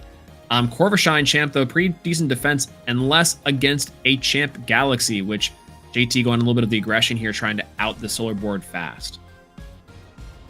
And that's kind of what you need to do. If that Corvishine sticks, Jack can get massive amounts of advantage off of the foretells it allows. Ooh, and even going for Aphrodite here too to search for the Galaxy. I love this play. This was something very early on inside of Lakagon building, was even just a Galaxy into Aphrodite search Galaxy is a strong value play to go into. So kind of like you were saying previously, maybe there wasn't like a good start for value, but now this is a really good second turn. It is, and I, at the start of the format, theorized what I called conga line of water jerks, which is just ignore Lakagon, play Aphrodite with like Galaxy Champ, regular Galaxy, Eddie, and just like every single turn put a jerk in your hand that does something. Yeah. Now, that turned out to be not strong. as good as Lakagon. Lakagon goes absolutely crazy, but, Aphrodite does provide more advantage than just add Lakagon to hand. Yeah, it's gone fishing. You have Aphrodite there to really try to pile up for something. A Plucky going a little more defensive for Jat here on the play, and opting to maybe not go for some incremental damage and searching out the Apollo. In years past, a younger Swolax would probably say, yeah, I think I'm going to go aggressive with both Plucky and also this Corvishine. But, in my more mild-mannered old age, I think I've discovered that just playing a little slow can sometimes be better. I mean, slow play, not slow play as in rules, but taking your time really has its advantages, especially in formats like this where people expend their spirits so fast. Yeah, don't want the armchair Skyhawk to be swooping down on you for that one. But I think too the building your resources is the main key here. We see a Foretell 7 come in. Soul Bell, there's the cow. Extra bodies on the board is huge. Solar loves their ascensions, and that was one that I thought that would be a great inclusion. Leo Bright, I think it's a Celestleo. Yep. And a Spoiled Fruit. These are insane off the top. Adding the Leo Bright to hand is dangerous. We know the Celestleo's in tow. JT is on a timer. Indeed, they are. Especially knowing the Celestleo is on the top there. They have enough bodies on field. They could just hard ascend to it potentially if they wanted to. It'll be necessary for JT to pull off a lock combo this coming turn to hold their ground, I think. They're going to really need to be able to clean up Jat's board some. Yeah, this is kind of difficult. We kind of the thing with the Morfrost deck that makes it so complicated is, can you clear all the bodies here? Like, sure, you might be able to clear one, maybe two, but if you have to clear all three, that's Ascension for your Woolies, etc. In Morfrost, in Solar, the cow is now enabling this to where you now go for your Leo Bright. JT opting to take out the Corvishine here, pretty smart. That way, if saying, hey, Jat, you put that as your 5th card for your Ascension. And maybe that's not the case. We're going to see it here. That's going to be the Leo Bright coming down. And we'll find out if the Celestleo's still on the top of the deck, or if JT has a Gorgons to stop this. Yeah, it looks like we are going to go to the Foretell activation. And JT contemplating over activating something. Suppression here would be pretty big. Unfortunate would be a Aphrodite Soulmates in this position, because the only card back row wise you don't really want to see. It's all just set up for next turn. JT's debating on activating. That's a Monsoon to suppress. Ooh, there's your call out. Yeah, there we go. And now we can put another water on the Galaxy to swap the stats and let it stick to the board for a turn, unless Jat wants to go in and crash with Leo Bright, which is probably not the right move in this position, I'd think. Yeah, you're enchanting 2 water spirits to your board, an extra to the Aphrodite and 1 to the Galaxy. And so you're getting the swap on there, the extra value for the Aphrodite later. And now you're going to go for Solar Burst, was a set card on the board. This is pretty good value now that the Galaxy's been re-enchanted, meaning that you are potentially taking out a couple more spirits, and you already know the Celestio's on top. And that's 1 more. 4 for a Plucky. There it is. Wow. Plucky on the top to send is crazy. And there goes the whale. Now it's not a problem. Yeah, those 2 spirits there, you temporarily suppress the Celestial Onslaught, but now you're taking potentially 2 damage here for the Monsoon. It's pretty expensive.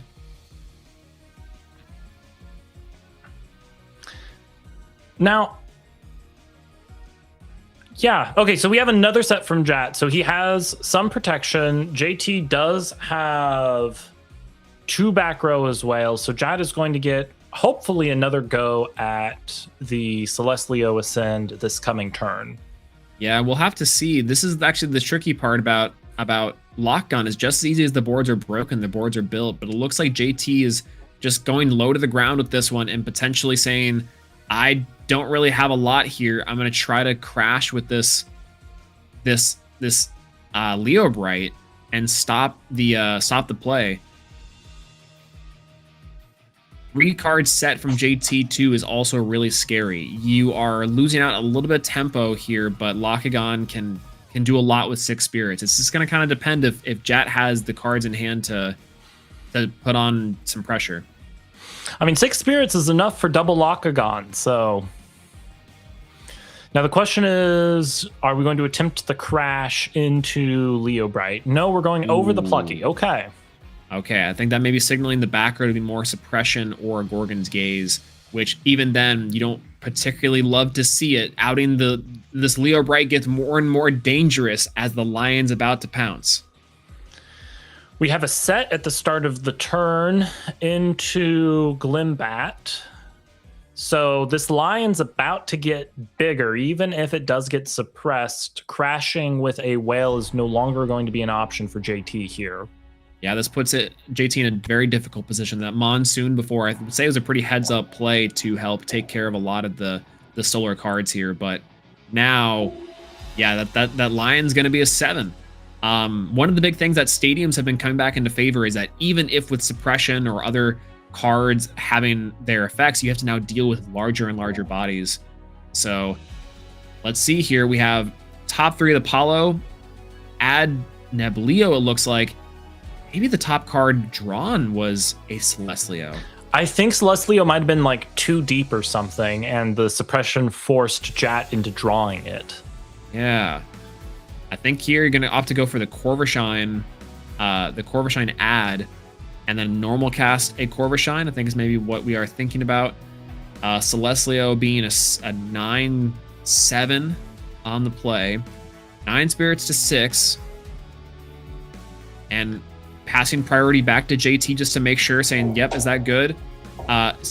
Leo Bright effect for 4. We have Neblio, a shield, Stadium, and Neblio. Missing the Celestlio Foretell. I still think it might be in hand. Maybe they were trying to bait suppression. I'm not sure. Oh, definitely baiting the Gorgon's Gaze, because there is a Nova Corps Champion Apollo. Gorgon's Gaze coming off top hand, 1 off of Aphrodite. That's not going to be enough. And that was such counter rune discipline, some trigger discipline here from JT to hold that Gorgon's for a bigger threat. Maybe, noting that maybe Celestial was an Ascension there. And heads up play from Jat trying to bait out some of those runes there, knowing that Leo Bright wasn't going to do anything. Absolutely. This is going to be a tsunami here coming in, putting this Nova Corps and the Leo Bright to defense. Okay. This is it. This is the scary position if you're JT. Even if Solar's attacks get stopped, you now have to deal with the add of Celestlio that is looming. We'll say potentially. We're not quite sure, but this is a prime position for Jat to be in until a Lockgun comes in. Is that Lockagon? Yep, Champ Lockagon from JT. Yep, okay. Just enough spirits left to search the other Lockagon. So we'll see if Jat has the spoiled fruit. Yep. Yeah. That's spoiled fruit, and that's going to be rough. That's gonna be very rough. It's so difficult in these positions if you are JT because you're forced into that heal. You know, there's such low spirit count, and so the other alternative win here is to force the spoiled fruit interaction, and that's gonna be down for the lock on. But now this OG lock on is huge. Yeah, and maybe an Ambrosia in hand on JT's side. Yes. Yep. Wow, that's an additional pop that we get here, unless. I know, another spoiled fruit would be crazy. Okay. Which of these big bodies do you take out with your lock pop? Yeah, lock pop and ready to rock. I think that you got to take out. Then you got to take out this this Nova Core, and then you got to hit over the Leo Bright or just chance it. You know, that could be a Guardian of Light in the background there, but if Celestio's coming down, hey, you got to chance it. I think you're right. We're going to find out shortly what JT has decided. I guess deciding on if you want to heal up the entirety of the water spirit. Sometimes in Lockagon, you say to yourself, I only really want to heal 2 water spirits.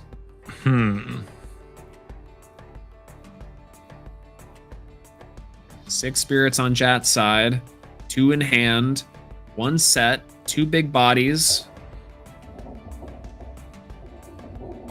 Let's see what we get here from JT. What's the determination? JT mulling over these 2 to 3 spirits. This is pretty important here as we go into the round. Maybe also being conscious of the time on the clock to say, can I even really do much here? This is very difficult, very tricky position if you're JT. And it depends what the back row is for JT as well. I think if that's not a Gorgons or something, you are correct that risking the back row being a shield or something and just trying to clear the board to avoid Celestleo coming down is probably the most heads-up play JT can make here. Yeah, sometimes the game of Elestrals is playing not to lose instead of playing to win. You know, and that's sometimes the most you can do, because Lockagon is good, and it looks like the pop coming in here is also good. So no Gorgon's Gaze. I think that would be fired out from Jat, but we do know Shield is back there. It'd be really funny if JT has a Chains of Prometheus set. Like, what's the odds here? Well, they don't have the spirits for it, so. Very fair. But we have an Aphrodite search for, or not? Sorry, I thought I saw the spirit come off the Aphrodite there. Yeah, I think maybe thinking about it over here. Short time left on the clock for the round, and just really trying to say, can I do it? Where's my line? Searching deep, but not with Aphrodite. JT staring into the abyss of water, hoping victory stares them back. Jat staring into the sun, possibly going blind, but also hoping victory stares them back. No, definitely going blind. Absolutely. The foretells will do that too. You'll stare into your deck and say, I forgot what I foretold. It's absolutely incredible. Why do you think I'm wearing glasses? Actually, that's all from Kissimmee. I wasn't like this beforehand. Checking the underworld too here, being really thorough with everything. Man. And I think that's potentially time in the round. Let's see our decisions here. JT still in the turn. That makes JT turn 0 of this time. So it will go JT, Jat, and then whoever has most spirits after that, if the game's not already over, will be the victor. Yep, I'm going to opt in for the Champ Lockagon here after a couple decisions to kind of mull over on actions. And JT coming in here with a set 2/3 back row is kind of killer. Wow. You have 3 spirits left. That's a lot to play with in this position considerably. But maybe not enough if Jat's holding for the shield, because shield might just be enough to do it. You have to make sure this lockdown sticks. Can JT risk a shield? If you're JT in this position and you have a Gorgons, maybe you don't even attack and you simply pass and draw phase Gorgons to prevent the Celestleo from coming down. Yeah, I think so too. Here's the consideration on the draw. That was a pass back. And expend to draw from Jat looks to be the one. It looks like there was no Celestleo in the hand. It might have been shuffled away on some level, or potentially was, yeah, you're right, like you were saying, really deep down. So now it passes back to JT, and that was turn 1. JT's turn 2. I think we have one more after that inside of time. 5 spirits left to go from Jat with 3 on the board, total of 8. So JT's got to work with 5 spirits total unless it's another Ambrosia. I think, yeah, JT needs to maybe ascend just for the heal here. For sure. Now, do you risk a spoiled fruit is the question. I think you gotta, right? Because otherwise, if JT passes, they lose. Yeah, I think you do. I think you got to risk the spoiled fruit. It works out. It's good to go. 3 spirits on Locagon. Activating Aphrodite to put one down. Aphrodite effect to search out for the OG Locagon. This might be it. You have 2 spirits left specifically, so you have just enough to cast a Locagon. Oh, man. And it's OG. Cast the OG lock. If it's not a spoiled fruit. Yeah. Now let's see here. JT after this turn is going to have 5 spirits on field. Jat will have 3 spirits on field, 5 in deck. So unless JT clears and hits in for a bunch of damage, ooh, it's looking possible but scary for them. Yeah, the idea here too, JT has to figure out what to pop here, and that's on 5 spirits left, plenty to shield. That's kind of the crazy part, is that yes, you might pop the Nova Core. Oh, JT's thinking about it, saying, I can pop the back row, I can pop the stadium even, and try to then hit and risk back row. There's so many options here, and I think there's like 3 that lose the game. Popping the back row, and it's a Guardian of Light. That's huge. That means Jack can't heal. He needs Nova Core. Shield of Achilles on the OG Locagon, and the champ lock is not big enough to hit over the Nova Core. No. JT's got 1 spirit left, 2 to play with. Realistically speaking, with like a Gorgon's Gaze or a Tsunami. I think the problem is Jack can just pass and win the game. It doesn't matter. Well, there might have been a time extension here for the replay. And now that I'm like really thinking about it, I forgot there was a replay here. We have Neblio is a 1, 2, 3, 4. It's a 6 plus. It's a 6, 7, and then we have the 6, 8 from Nova Core. Tsunami on the attack here, casting with a spirit from the spirit deck, putting both to defense. JT pulling out the Locagon, it looks like. That would say like, oh, hold on there. You want to make sure you have enough for Ambrosia if you draw. I guess JT must not have been turn 0 because they are continuing to play here. Yeah, makes sense. Time extension there on this. That is oh no, that is game. That is game now. JT concedes. Very difficult position if you are a JT to pop Celestia or pop the Nova Core, pop the stadium, pop the back row. It seems like it's so many positions there, and again, there's so many small things to consider. But ultimately going down to the Shield of Achilles, bouncing back that OG Locagon to the hand. Jat walking away with that one as the Clash winner after a tight game 3. Very explosive from both players. I thought that was incredible. Incredible game. Jat not foretelling well in the first part, but absolutely mapping out the future they needed to secure this match victory. Congratulations to Jat, and what a wonderful game from both casters here. It's so wonderful to see both decks just pop off and do their thing. Celestios and Locagons out the year. Yeah, that was a high level too. What's crazy is that the factors that had to go into that too. Both players, I'm sure, were calculating their options there, saying, how can I best and effectively deal with removal after removal? Both on Locagon, Solar Burst, the Spoiled Fruits. Cards were flying, spirits were expending. That's why I love to see some high level Elestrals like that, and really two players that really know their decks in and out. That was awesome. It was. Now, we did go to time, so we are hot on the heels of another round here. It is my turn to go take a break, maybe check my mailbox. Maybe those packs will come in. I will hand it over to your capable hands, Swole, and PK will be joining you shortly. I look forward to seeing you all again on the other side.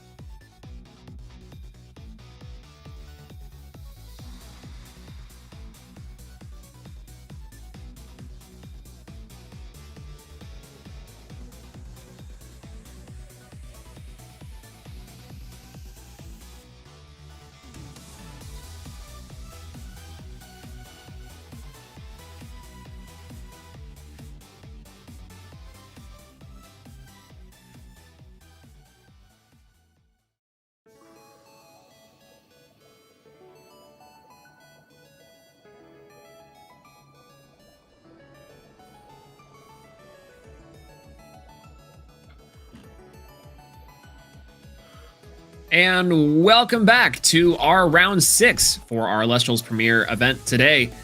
Some tight, clenched action there with our Solar and Lockagon, 2 decks that are our big heavy hitters from this format. PK, I was stressed out watching that one. How about you? I was also stressed out. I'm just looking like, how are you guys memorizing this? You said something along the lines of playing Solar makes you have to open your third eye.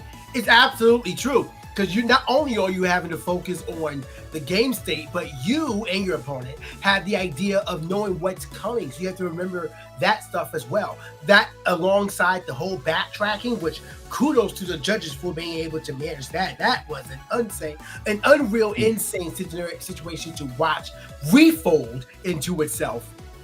The game state between the Lockagon and the play with the spoiled fruit. That's why I can't play those decks. That's why I need something that's like, not that I can't, because I know that I can play those decks. I don't know if I have the longevity to play it for an entire tournament. Yeah, that's the kind of the key thing, is that like for a lot of players, it's the idea of, I'm going to play a deck I know I can take the long run. For these like big opens or the premieres, I'm having to sit here for what? If you're expecting top cut, if you're wanting to go that far, you're here for 12 rounds sometimes, and you're like, can my deck not only perform, but can my mental perform?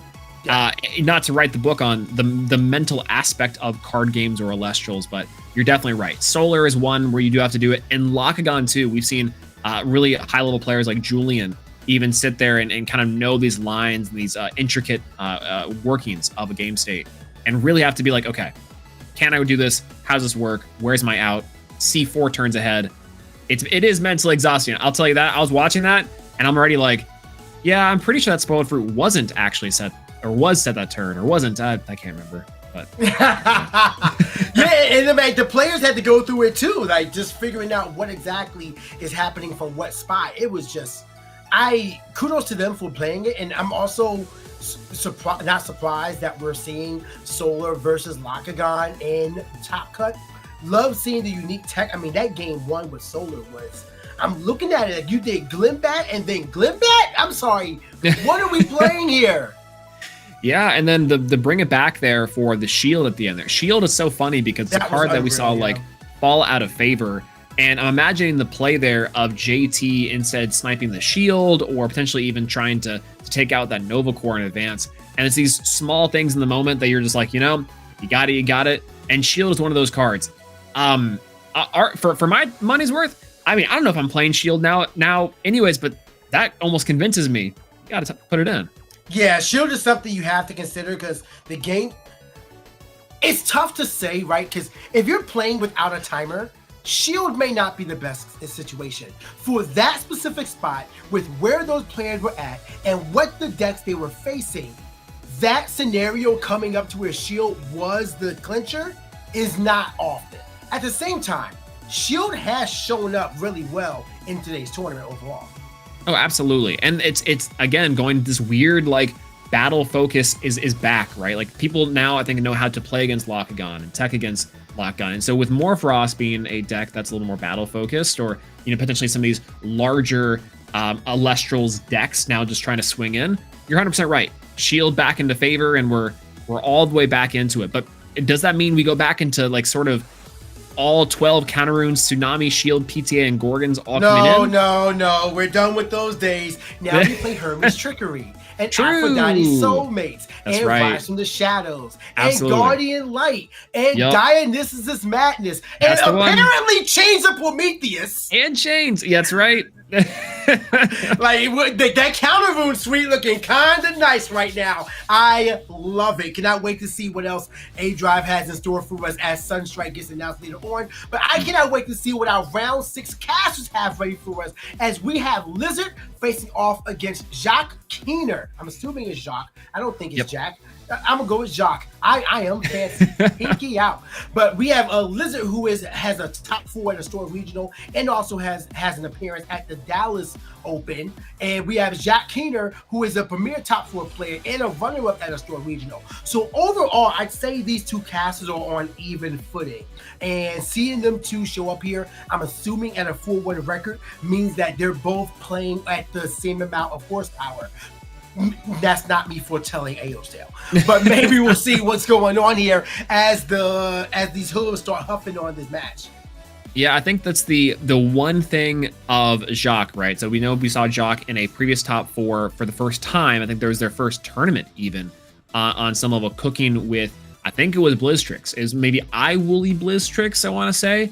And that was the first time we see Jacques come up here and really perform. It's a great story of Elestrals. Oftentimes we see the new casters testing out decks, playing and theory crafting, and then taking them to premieres and doing well. And for Lizard, I know we've seen Lizard do well before, and at a 4-1 record, that's really nice into these later rounds as you're seeing a lot of the heavy hitters come in. Yeah, this is a situation where you want to be winning, and we already know that somebody is going to be taking a loss early on. So depending on who that round came against, I mean, you could be like Bean Soldier in Y Rebellion, where it's like, I'm fine. Not Y Rebellion, Dooms, where it's like, I'm fine with either one of these two losing to the other right now. But here we go, Lizard versus Jacques Keener. Round 6 is on your screen now. These casters are ready to go. Great play match by both of them, and I am absolutely excited to see what we have. As we have a Fleur Mine, and oh no, we have Cryo Scorch. Uh-oh. Oh no. Cryo Scorch, Frost and Fire being expended, I'm assuming for a mulligan. The fact that we're expending a fire this early is very interesting, though. I'm curious to see where that is going to lead. Yeah, maybe multiple fires for stuff like a Lavalith, which we've seen kind of come up in favor again. Even some chains we saw last time it could work. And then Lizard also on a mulligan too of Lunar and Thunder, which is kind of interesting. Yeah, I mean, double mulligan is what you want to see. Lunar and Thunder, we have Election Knight on the field. Everybody look out. Get your fly swatters. Yep. But regardless, these two are, I mean, they're just jockeying for the best hand. And game 1, you don't know what your opponent has. Exactly, I think this is a good time to go for a mulligan, especially if you see your opponent going for it. But you may want to get your predictions in before your opponents in chat as well. If you go to twitch.tv/Elestrals, you can go on and let us know who you think is going to win this match. I have no idea who it could be. We don't even know the deck types right now. So once these cards are ready to go, I mean, we do know Thunder, Lunar, Fire, Frost. Hey, 4 elements already revealed, and we haven't even played the card yet. Yeah, I think for Jacques here, that's, like you were saying previously, a double mulligan sometimes can be okay. If we were expecting some sort of Cryoburn or Cryo Scorch, I figured that there would be more Frost in the Underworld, but maybe that's just enough to operate on with the Frost cards you have. With Jacques going first, let's see what our options are. This hand is probably good enough for a keeper. Worst case scenario, expend to draw the Swole Axe Classic, and you go from there. I really want to know the options here from this double mulligan. Is this a 4? Do we see 3 mulligans? Okay, no. Okay. Oh, Smotuga. Wait a minute. I'm sorry. What? Smotuga with Fire and Frost? Yeah. Oh well. You know we have Rummacole. Is that Rummacole? What is happening? R. Cole coming in here. That's a big one for stadiums, and also for a Stoke the Forge could also be killer. It's funny, you know, I think as I was talking about seeing that fire decks pop up now and again, and definitely this could be a couple options. We have not seen the Krakatuga Burn come up in a little while, but conversely, another Leonite deck could be fun to watch. For Lizard size here now, passing back to Lizard. Another small Tuga! Oh, whoa, no. Expend Fire Frost, play Smotuga. Expend Thunder Lunar, play Smotuga. Is that Vocaries? I think that's Vocaries being searched out. Yep, the illusion of choice. It all roads lead to Smoltuga. That's insane. The Volcaries here will be really nice, potentially illuminating into the Lizard strategy, going for set 2 here as well, and passing back to Jacques, who, this is a couple turns. It's not the Hephaestus Moltuga to immediately combo off with something like that that Champ Volcaries, but Champ Volcaries does threaten the Moltuga next turn. I'm just so confused by the deck types right now. So at this point, I'm curious on the strategy. There's no way you're blending this variety of elements without having a very specific strategy you're trying to execute, as we see Hestia get loaded with 3 spirits and already spent 1 to get a special cat. Ooh, wait a minute. Wait, that's not that's not right. the correct. Hestia allows a special cast of a 1-cost fire Elestral from hand. Pandora's Box is not applicable to a special cast from hand. So that was a reveal that Jack Keener is definitely going to play around, as we have a special cast of Kinleo on field. Yeah, and the option here of Kinleo to search out Leonite or heal 4 is big, and then this is where the Pandora's Box can come in. Yeah, you definitely got to, at that point, you got to wonder, was that the actual play, or do I just want to get that Pandora's Box out now? Yeah, wait a minute. It seems like this is a kind of a difficult position here, as now you're getting the search, getting that Leonite to hand, and Leonite is now very scary for Lizard to deal with. Leonite activated its effect here. This is now, hey, we're 2 for 2 here on the scoreboard, and I like that Jock is getting a little aggressive with it. Leonite here being unable to be changed positions, and I think the idea is unable to be destroyed by rune effects. So a poison tipped arrow is ineffective here, and the only thing that can really save you is like a Gorgon's Gaze. Cannot be destroyed by rune effects or have his battle position changed. So very strong right now. That Stella looking pretty. It's so wild that we're seeing this on stream twice. Swole, what magic did you work? Well, between that and the End Titan, I'm not actually sure. That's the crazy part, is that sometimes I'm just doing stuff. Can everyone take Armadon to the next premiere? Can I make that happen? Yeah, you got to change your prediction straight up on that. That is a Torch of Hestia being empowered to the Leonite here, making it a 9 attacker. So just falling short of the +3 it needs to not be able to be affected by rune effects. But still getting a foretell that is Chains, Forge, and Gaze. Nice top 3. Yeah, so the idea here with this one, which is really nice, the Chains to hand or the Forge option off of the... Oh, because Hestia's on the field! Effect. Yep, Hestia's on the field. You could add a card. It's Hopperoo terms, and then you get to foretell that probably the Gorgon's on the top. The thing about the enchant onto the Leonite, though, is that now Leonite cannot be changed positions regardless. So the idea is that Leonite has to have 9 or more attack. The Hestia's Torch puts it at a 9/3 attack, and so even a proactive tsunami from Lizard doesn't quite work here to help out this Leonite. We'll just have to see what Lizard responds with. This will be interesting for the Volcaries champ coming down here, as this is a hard board to deal with, even though there's no counter runes from Jacques' side. Well, it's not a bad spot, but we know that Lizard has a lot of options available to it. Fire does, but at the same time, we saw Thunder and Lunar, so we don't know what tricks are actually up their sleeves here, and it'll be interesting to see how this operates moving forward. Looks like we got a bit of a technical issue, so we're going to get that fixed up and be back with you guys momentarily, so just hang tight. But that setup right now, we had Leonite, Champion Leonite, come through and already say, hey, I'm here turn 1, with Hestia making a special cast out of Champion Kinleo, and the game state, no face downs, but what are you doing if you're the opponent, Lizard, trying to break that board?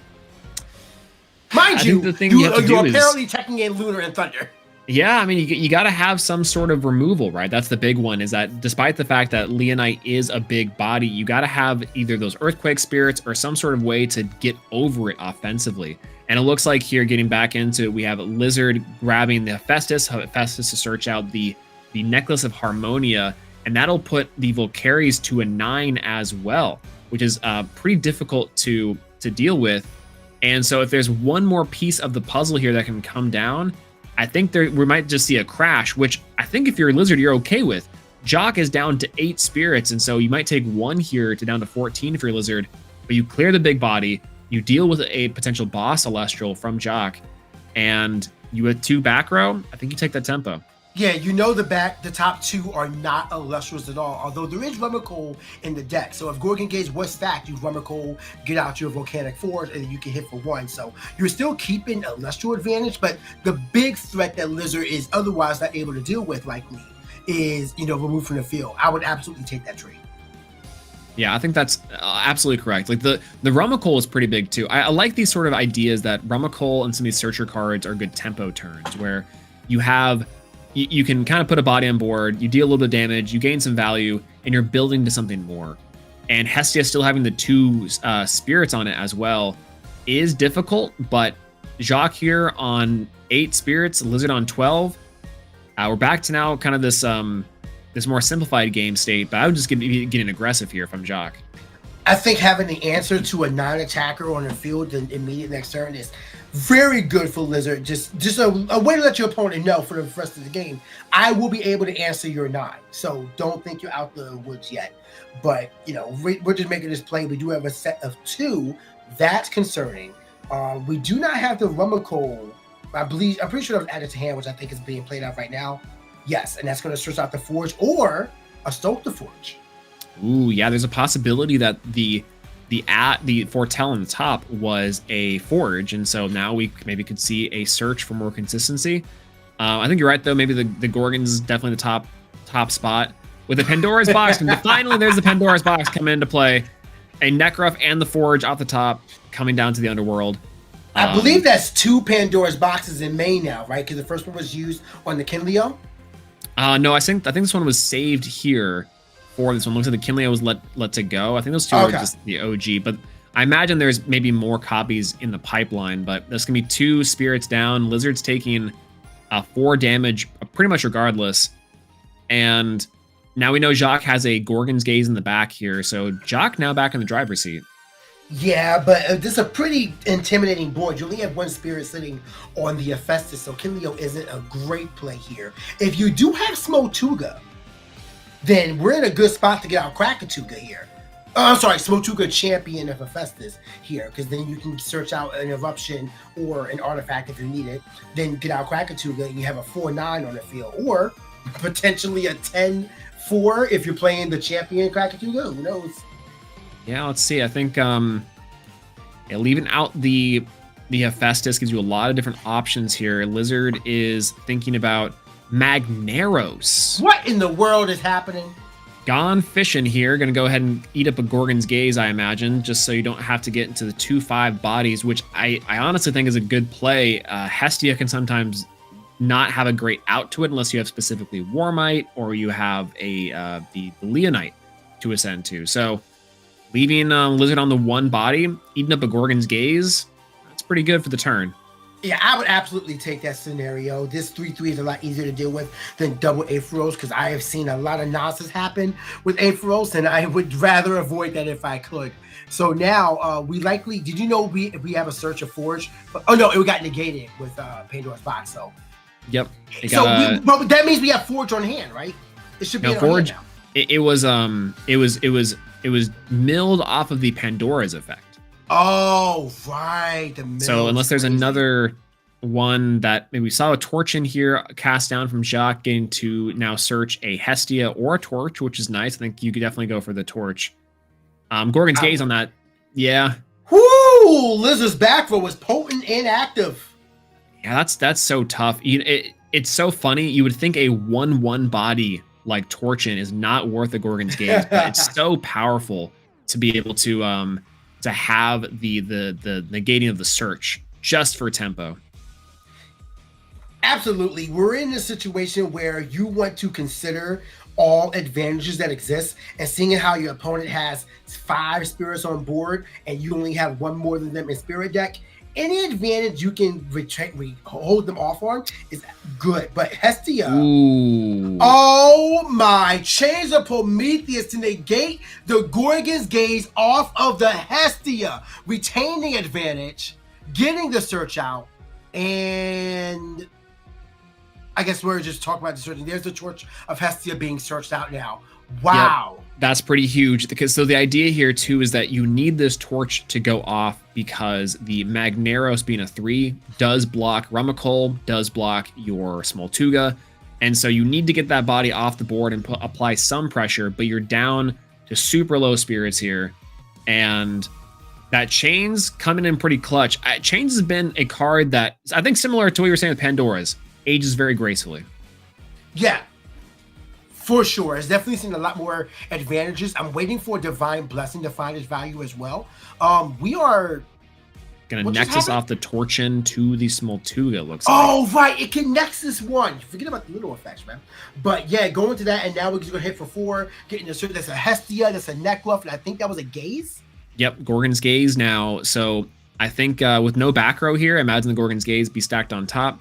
But we'll have to see. Maybe a Necruff is good to go on this low spirit count. You just say, I'm going to burn you with a big solid body. Yeah, 3 spirits left in Jack Keener's spirit deck. 4 represented on board. Lizard has a single Hephaestus. So that can search an artifact.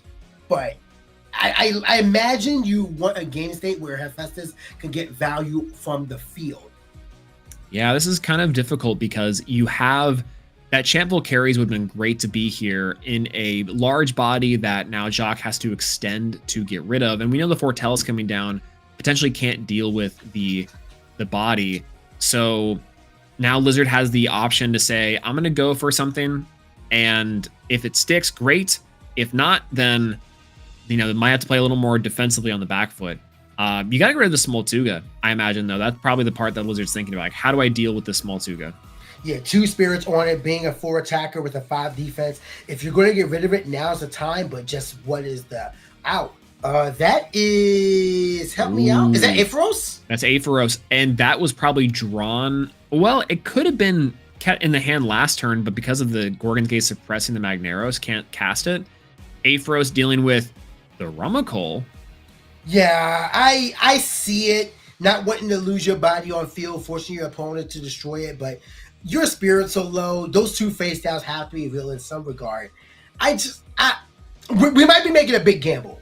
This might be a big play of like, if you got it, you got it. If you don't, I have a play for the next turn.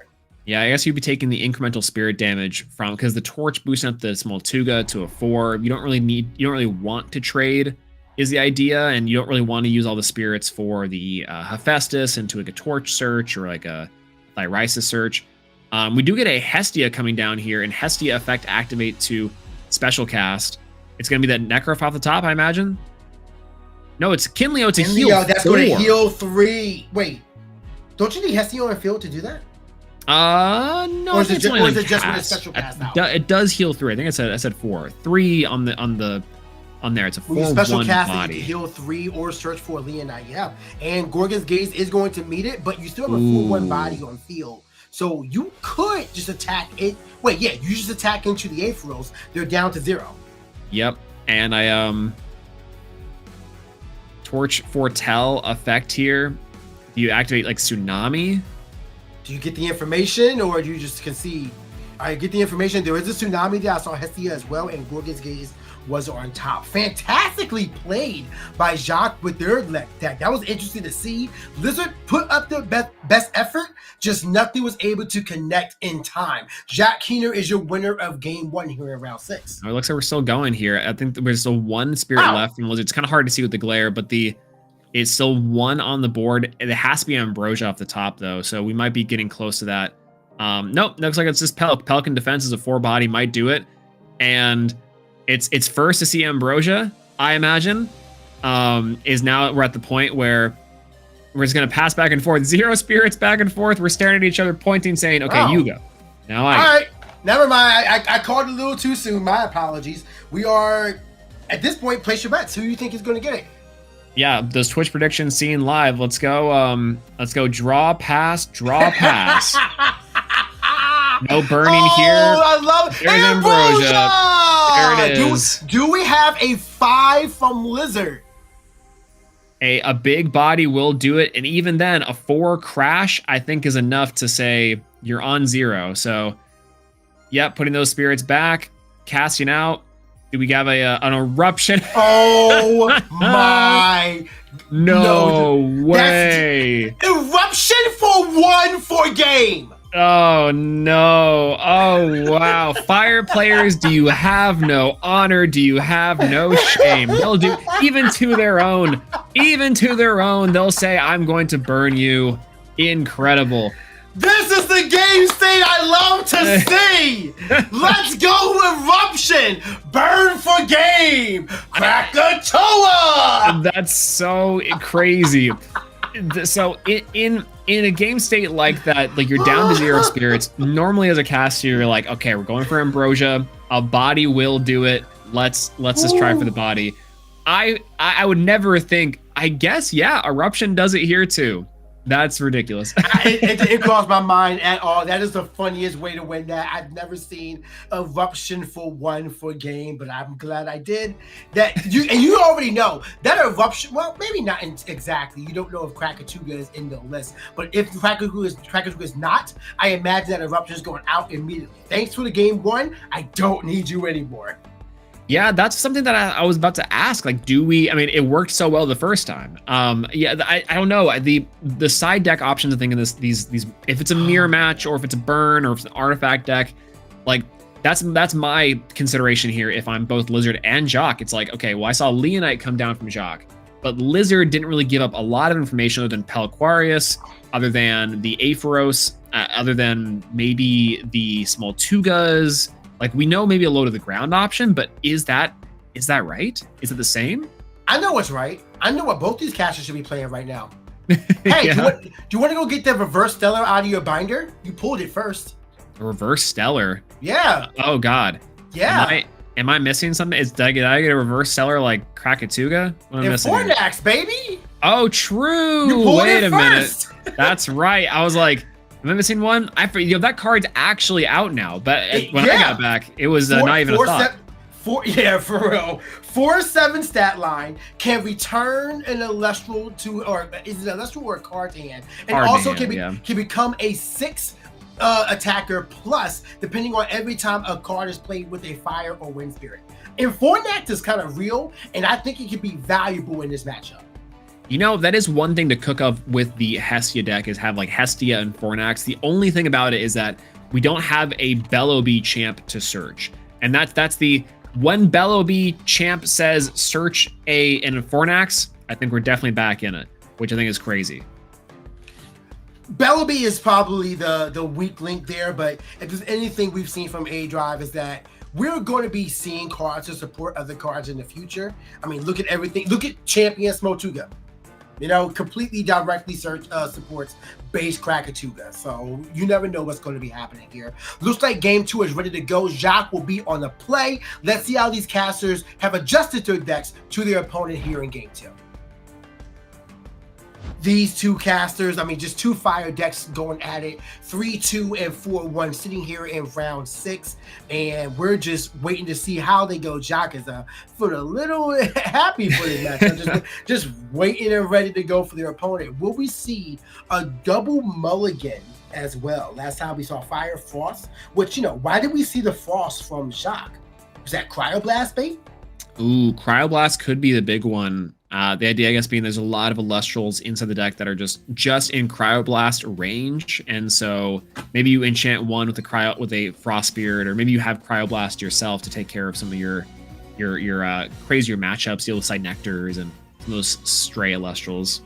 Maybe. Same question to Lizard. Like, you had Lunar. I don't remember seeing a Lunar. Where's the Disfall in your main deck?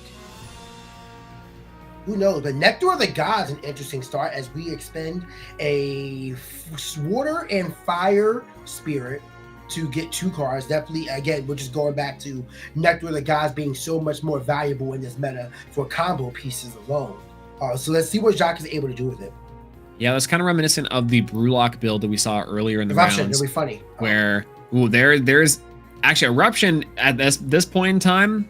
We go for a burn of 3 to 6. It's going to be really funny just to put Lizard on a little bit of a mid-range already. Searching out or drawing 4 cards here to start is really strong, and a Hestia lead is pretty killer. A Kinleo to heal back those spirits too. Having a body is is really nice to effectively say, hey, I'm going to heal there it back is. those spirits, but we're gonna search out for a Leonite here. Yo, can we play base Leonite though? Stop invoke rules. True. Well, for a long time, it says like, wow, why aren't we playing this like it's Sonicore? Well, I guess there's enough Elestral destruction where you don't really need the Rune like that anymore, but every time it comes back to Eddie is a good card is kind of the way to go. Yeah, we love Eddie. But this situation, we have Torture. I think that's Torture as well coming out. That's going to search out the Torch of Hestia, which is going to get out help the Leonite hit 9 and then not have its position swap. So take that, Eddie. Yeah, that's the other portion of this too, is that the Hestia being enchanted with the Torch is such a powerful combo. For a long time, I would say, yeah, Torch's secondary effect is good, but why would I ever have Hestia out? But these casters really showing up the past couple tournaments and saying, no, Hestia's a good card and it's a good deck. So let me prove it. As well. Fantastic opening play by Jacques. 7 spirits down already, but absolutely a potent board that Lizard's going to have to take their time to break down. Yeah, we'll see if Lizard this would maybe in the mirror match be holding those Frost Spirits for stuff like Cryoblast, take care of the Kinleo. The Torchon of a 1 body is not super hard to deal with for most Elestrals, so even like a small Tuga could take care of it. But I think from the last time we saw the Magneros could be kind of scary here for double 5s. That would definitely help clear the board. Trying to think of a different way to go here on potentially 10 spirits from Jacques. Resting on your laurels here, take out the Kinleo. I mean, that's one quick way to do it. That does help you even the Elestral board. Leonite is looming, so if you can remove both of these Elestrals, you keep your opponent off of the big play they set up for in turn 1. That's pretty much 2 turns back. Yeah, and this is also then the big risk of going for the play here that now Jacques be on low spirits, but a Gorgon's Gaze is going to hit the Magneros. That's pretty big, and if Lizard now can keep up this advantage spirit-wise, they might just not have to do a whole lot here to help close out the game. But like you mentioned, Leonite is in the wings. It's waiting. Yeah, it's looming in the hand for real. Torchin is going to be sitting there and definitely not going to be doing too much. But I wonder if Hestia has another Kinleo that it could special cast out from hand, which means that we have a whole different play. But say we're putting Torchin to attack. Ooh, potential looking for, I would imagine here, a way to get some extra damage on. Alternatively, you could Nexus to the Hestia to keep it alive. Well, I'm going to opt out for not doing that. I'm just going to go for the Hestia to special cast regardless. Going to go for a OG Volcaries. I'm confused but intrigued. This card is crazy. OG Volcaries allowing you to get more attack for every fires on the field. I feel like this and Tectorus are 2 cards that are really good right now if you're able to get a lot of Earth Spirits on the field, because now you're dealing with a 5 attacker immediately just by Volcaries existing. But the thing is, a Gorgon's Gaze is going to have this thing crash with the Magneros. Yeah, the thing about it is, and this is, speaking to Magnetonics a little bit about the strategy, I'm going to go ahead and go for the Ascension of Leonite. Leonite buffs this Volcaries even more, by the way, so this thing is now a big threat. The idea with the Volcaries is that it's a solid 1-drop body that is huge over time and kind of fills in some gaps that the deck might be missing. The Fire deck likes to hit fast and likes to hit hard and likes to hit often. And so Volcaries really enables the deck to shine in very simplified board states where you're just like, yeah, I have like a Hestia for 3. My Volcaries is now a 7. So where did you hear that Leonite is crazy? Like this wasn't, that was an educated guess with your caster prediction. Where'd you hear that info from, Swole? Yeah, listen, I saw it directly from a couple tournaments ago, and then someone top 32 and top 16. I was like, you know what, this deck's got some legs. And WoW is also fun, and I was like, that's 2 together to make it insane. I didn't think it was going to be this represented. I mean, between Brulock and Jacques here, I'm like, this is pretty killer. Jacques.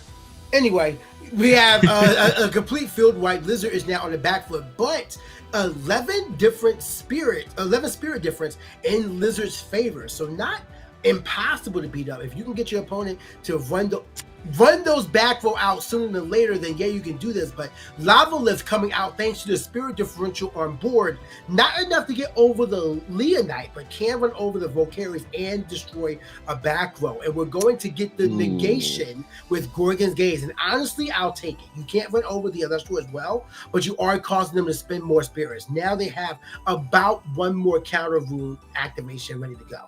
The Volcaris is also incredible anti-fire tech, because right now you're putting 2 more fire spirits on the board. So even if Lovelith is able to snipe out a back row, this Volcaris becomes a 1, 2, 3, 4, 5, 6. It's now a 9 on the board. And then Broach coming down here to heal Jacques up from 1 to 4, playing it really fast and loose. If Lizard is able to stick 1 body and ascend into like a Krakatuga is gonna burn right through those spirits. That's gonna be an insane way to win against another fire player. Is just burn on Krakatuga. Krakatuga would work. Let's see if this attack can be stopped. I don't think we're going to, because there are 2 Elestrals threatening the Lavalith here, and it is going to go down. Let's try again on the next turn if we're able to get over the Volcaris, but we're at least sitting on at least 2 counter root activations by Jacques. Got to be careful and make sure that change of Prometheus does not play a factor again. Yeah, that's a good call for the chains on these sort of late game scenarios. Is you are down on spirits, but you're hoping just to keep up pressure. And so Lizard has to now remove the big body, and then Volcaris is still big, and that's okay, but it's going to start to really ramp up in advantage here as these later rounds in the match go. Did we get a foretell off the Hestia? I think we missed that activation. We might have missed that just to try to get over the Lavalith in these this board state. Yeah, we did see it. Well, maybe we did. But the Volcaris coming down here, the Champ Volcaris, search out Hestia. Or search out Volcaris down 8. And then Hephaestus is going to be activated. It's going to go up to a 10. What a matchup for Volcaris to be brought out. This is crazy, too. It doesn't feel great either to have this let's say, Torch of Hestia or any sort of Necklace of Harmonia. That being enchanted with Fire Spirits just really does not help for getting this OG Volcaris. No, not at all. I mean, you're okay with crashing into the Leonite because Volcaris is only doing 1 point of damage, and you're getting 2 fire spirits off of the board. You're still super powering it up thanks to your own Nexus of Harmonia, Volcaris, and Hephaestus. Tough spot to be in, as we have. Oh, okay. The spirit would be removed to the Underworld, and we're paying off of the Underworld for the Nexus of Harmonia, which makes complete sense. And now I would like to go into crash into the Leonite. You definitely want the destruction here. You don't want to face that to be played. And unfortunately it is, and it's the worst one for him. Shield of Achilles bounces Champion Volcaris back to Lizard's hand. Now he's staring down 3 points of damage. That spirit differential is closing really quick as a second Ambrosia hits the board. Yeah, we have the Shield is so funny. We're so back on battle focus effects, especially in Fire v Fire. The big thing is being able to keep up this tempo on board. Found Lizard here, still in 9 spirits. You're not taking a ton of damage, but Jacques having to pay that and consistently play a spirit keep away. But how low can I go and still maintain advantage? 4 spirits seems to be the sweet spot, but that's going to run out fast and might give Lizard an opening.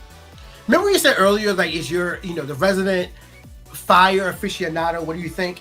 I am more and more appealed towards this Leonite deck. This is interesting, this is different, this is awesome. It's very cool. And I remember playing this deck and being like, wow, this feels great. It's got some plays it can make. And it just needs like small fine tunings. OG Kinleo coming down here too, by the way. This Nexus is really crazy. I opting just to say I'm going to swing in for 4. And then get the Foretell here. That makes a lot of sense. Is that normal Torchin? No, get that out of here. Oh, it is. Oh no, it's a heal. To be fair, that's a heal card, but oh no, Torchin I hate to see it. Will we actually witness Torchin heal for the first time ever?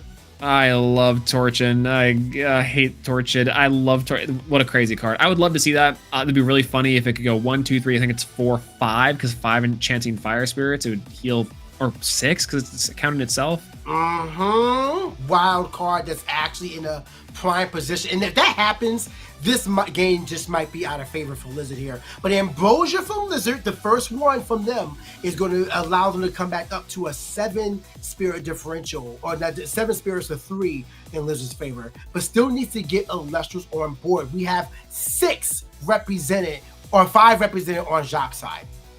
Yeah, this would be a scenario where a so here is the line I'm thinking. Tadpuff, Krakatuga expend 2 for a burn 3, and then you Eruption to have them burn 1. That's the only way I can see out of this, and that's so many spirits and so little cards that have actually seen confirmed to be played. So outside of that, we have a pretty commanding position from Jacques. Lizard will have to climb up this fiery mountain to take it. I also like theory crafting entire hands and seeing what happens. Let's see what the Lizard can do here. But I mean, you're not wrong. Also, we did get rid of the Hephaestus there. So I mean, now that we don't have cards in hand, I mean, you can look at the shadow there. That's a lot of cards in hand. Oh no, that was a deck. Okay, so we're searching for the Torch of Hestia. I meant to say, all right, that makes a little bit more sense. Torch of Hestia is going to be coming out here, but what can you do besides, I mean, get over the Kinleo? And then you just have to deal with the Volcaries still being on the field because you're just fueling his fire. Yeah, this is like the problem with this sort of anti-fire tech. For a long time, new Volcaries, as we see dropping on board here, was the who are you? I'm like, I'm you, but better. But now it feels like inside of Livestream, OG Volcaries looks back and says, I was you, and I am also better. So this torch here coming in, empowering with a water spirit? Nope, fire spirit. Empowering the Volcaries. I think maybe the mistake was thinking that you could go from Underworld, but you have to have Hephaestus enchanted. Yeah. So let's take another spirit out the spirit deck, and now we're dealing with the 6th attacker. We do get over the Kinleo, and tell me you foretell. Thank you. Okay, you need this right now. That is Gaze, I think. Gaze again, and Galaxy. I can't make out the first one. Ooh, yeah, it's Spoiled Fruit, Gaze, Spoiled Galaxy. Fruit. Okay. Spoiled Fruit for the Kinleo. I think Galaxy makes a lot of sense here to try to hit over this Leonite, which would be kind of crazy. You're hoping that you have at least one water spirit to do it, and that you have the ability to make it out after that. You have to be able to save 1 turn, and maybe you can do it, but this is going to be a close call. I don't think Eruption can save Lizard this time. Well, if that face down by Lizard is real, they got to hope that Jacques is not changing Prometheus, or that's going to likely close out this game. This Volcari needs to stick around on the field. We have the card being drawn by Jacques, now just trying to figure out their best play to move into this next turn. Yep, confirming 3 spirits left. This Leonite sticking around for a while is really scary. We're not really trying to enchant it either to play in sword battle or to apply more pressure. I think the idea is not to build tall, but wide now. Oh, and there's Torchin. This is terrifying. We're going to witness Torchin healing. Cryoblast on the Volcaries. So we called the Flurmine earlier. It was for Cryoblast. Cryoblast is good here, and it's healing 5. Today's Torchin just healed for 5 spirits. Oh, we had Eruption to hit a fire player, and now Torchin actually does something. This is my worst nightmare. This is such a great game. Oh, Lee. Torchin heal for 5. Clip it and ship it. Hashtag play Elestrals. Man, what a moment. That was... There's no way. I don't know what Jacques' list is. I need to see it 3 times over because I won't understand it the first 2.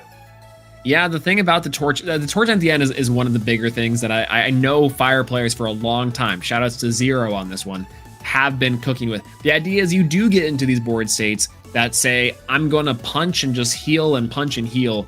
And with the artifacts that you're playing, with the amount of protection that you do have, it's possible that it'll stick around for a little while. Insane, we saw it heal for 5. That's ridiculous. I've never seen it heal for 1. Exactly, yeah, that too. And now it's up here saying, actually, I'm the biggest flame. I'm the biggest flame. And absolutely, Torchin was just the cherry on top of that list, just bringing Jacques into such a strong position. But it makes sense in this game state why it would happen like that. Because if your whole turn one plays, I'm going to sit on Torture Hestia and Leonite with Hestia on field. When you get Torture out, even if it doesn't do anything, you're healing up a minimum of 5. Like with Hestia out, that's minimum of 4 if Hestia is gone for whatever reason. But still, insane game state that torching can be found to be viable in. One that I never would have seen in my life. Jacques absolutely cooked with this list. Yeah, and I think from Blizzard's side too, it was not quite over in the form that they had to utilize a couple combinations of cards to do it, right? Like the idea is that there was probably a combination in the deck to get Jacques in a position to be probably burned again if the eruption was a consideration. Spoiled Fruit we saw there at the end from the Foretell to maybe help combat the Kinleo and to the Leonite search. And so I imagine for this game 3 here, Blizzard will be hoping to see some of those side deck cards to help control the board a little better. That's the one thing about this matchup I can tell is that trying to find the cards to say, I'm not going to allow you to set up on me will be the difference maker from both sides. Well, right now, Blizzard will be going first, so hopefully whatever momentum they can maintain is strong enough. But seeing what Jacques' turn 1 play is, the Hestia with the Kinleo and the Leonite and the Hestia, that's a strong turn 1 play and consistent too from what we're seeing. So Blizzard needs the right play at the right time, not only to deal with the special cast from the Leonite, but to hope that the Leonite isn't already in hand to stop the Torture from being added. It's just so many pieces. Yeah, the double mulligan that we saw initially from Jacques and from Blizzard inside the game 1 was kind of interesting. You know, we saw that they didn't have necessarily the most optimal hands, but it looks like here, Blizzard's going to try to opt for a slightly better one from the last time. We're going to go for a start of the Volcarius champ, search out Hephaestus, which is a pretty good start. Even here, you could probably start with a Torch of Hestia just to have a 6 body on the board. And that's pretty important, I think, throughout to have these larger bodies to hopefully contest. But if OG Volcarius comes down here, you got to respond to it. It's a situation. I mean, how exactly do you respond to it? That's the thing that's important by Jacques' board, is that not only is it built on just getting the big ringleader out, but the ringleader surrounds himself with the clowns that do not play around. Volcarius is hitting, Torching is hitting. It's just so much at once. I mean, yeah, you have to respect it, but how? It's so many points of interest that you need to keep your eyes on that your heads are spinning. Gorgon's gaze cannot glare enough. Yeah, we'll have to see. Well, it might have to work this time around. A Dense Fog could even work too if it's a Lunar Spear inside of Blizzard's deck. And from Jacques here, well, we might find an opener. So off the top, we're going to maybe play a little slow with a small Tuga to search. And that's going to have to be fine. Wow, four back row in the Volcarius. Take this 5. That's what I'm saying. We go back to basics. Oh, Pandora's box on a search here. Oh, that's going to be milling a Lavalith and a Leonite. Those are big. Yeah, that's 2 major players, both a strategy play and a one-off being hit from the Pandora's box. Possibly the most viable Pandora's box has ever been. But with that said, we do have 2 back row, but Lizard's kind of comfortable to just play out another dude and play it slow. Unless we don't have another dude, then we expend the draw. Somewhere expending the draw? That's right. Yeah. Expend a draw here just to gain some card advantage. And, you know, a 1 shield here would put Lizard back in a tempo, but you're going to try to maybe swing in on the small Tuga. Gonna foretell 3. Dense Fog, Galaxy, and Gorgons, all great foretells inside of this matchup. You can stop a lot of different cards with them. So I imagine if the expended draw was on the play, maybe the Galaxy being on top just to help out like another Leonite. I gotta say, Swole, Tsunami Dense Fog would be a crazy combo in a Champ Leonite. Oh, absolutely. Yeah, Dense Fog to suppress, go into the Tsunami, and now you deal with only a 3 body. All day. That'd be great. It cannot change the position either. Man. We have Kinleo coming out here. So I imagine this is going to get met with one of those 2 back row. And there's the Torch of Hestia. So we're just going for the destruction of the Valkyries here, which is absolutely valuable. Let's see when it is stopped. We see the lizard just constantly thumbing over that. Ooh, the fake out! Looking over the new one, actually it's the old one, dog. Gorgon's Gaze to stop the Kineo destruction after the Nexus, wasting the Nexus bank of Torture Hestia, and is now likely moving into the next turn with a really strong board. Yeah, one thing we saw from Jock last turn is that they're big expending of spirits early, and so now we're kind of seeing the reverse here for Lizard. Lizard being on 10 spirits versus Jock's 17. And so Jock has a lot of room to play with, while Lizard seemingly has a lot of the advantage. A Pelquarius here is pretty big. I do like this play to have something to at least crash with the Kinleo minimum just to get Jock off the spirits. And effective of Pelquarius to search, that's going to meet a Gorgon's Gaze. Pelquarius to search. I mean, I wonder. No, it wouldn't have been her Smoke-Tuga search because there's no Hephaestus on the field. Pelquarius is just an interesting ad. Where we go? Pelquarius to Smoke-Tuga, Galaxy, Gorgon's Gaze, Gorgon's Gaze. That confirms the ad of which card? I do forget to foretell last turn. So there was a Galaxy, a Gorgons, and then I missed the last one. Yeah, but we're both missing it. Means oh wait, wasn't it Ditch Fog? Would have been the Fog, play. Yeah. All right, well, we have this here. We have set another card, but look at the spirit differential. Like, these decks are both playing a very similar game. If you are having a board, you have no spirit to show for it. Necgrowth comes out here going to threaten the Pelquarius. No way we spend a back row to protect this, do we? Ooh, no, I think you let that go, let the burn effect happen, and then now you're dealing with a 6 on the board in the form of the Valkyries. You have an ability to hit over it, but it does get a little bit dangerous here. As we know, Jacques can easily now win back the tempo with 15 spirits still. So as if you're Lizard, you really do have to close the gap just a little bit. And we also know that Jacques is playing Cryoblast, so at any point in time, this Valkyries is not safe. Right now we have the... Well, we saw a point to the... Okay, that was attack declaration, and I'm assuming we activated Hestia. Did we not activate Hestia? Looks like no Hestia was activated. Interesting. I guess they're okay with the hand and does not want to give out any more information. Nectar of the Gods comes out from that Jacques, trying to get some combo pieces in the hand. And we have not seen the normal play from last time of Hestia and Special Kinleo and et cetera, et cetera. So we could see that with 2 new cards in hand. Yeah, I imagine the back row here too could potentially be copies of Hearth. That's one thing that typically the Fire deck it just is sort of waiting on is, where is my good Hearth target to now finally launch on the assault or some sort of defensive. Valkyries being a 6 here is pretty important, but Jacques has plenty of spirits to play with and has plenty of time. Lizard seemingly is not necessarily getting cards to out after a little bit, and Jacques expends to draw 2, opting to forego tempo to pass to Lizard. This is how Lizard's game. Any sort of advantage they can gain is big here. Any sort of initial start is also really strong.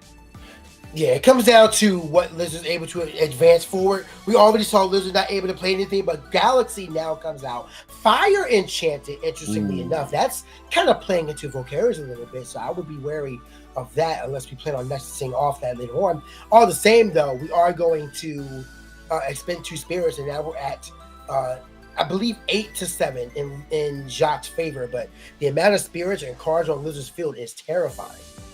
Yeah, we saw the foretell there of being a Pandora's Box, a Gorgon's Gaze, and an Aephoros champ of Aphrodite. So we know some Elestrals are coming down the pipeline. As a Necroth gets touched down from Jacques, this is a big body, able to deal with this Galaxy pretty easily.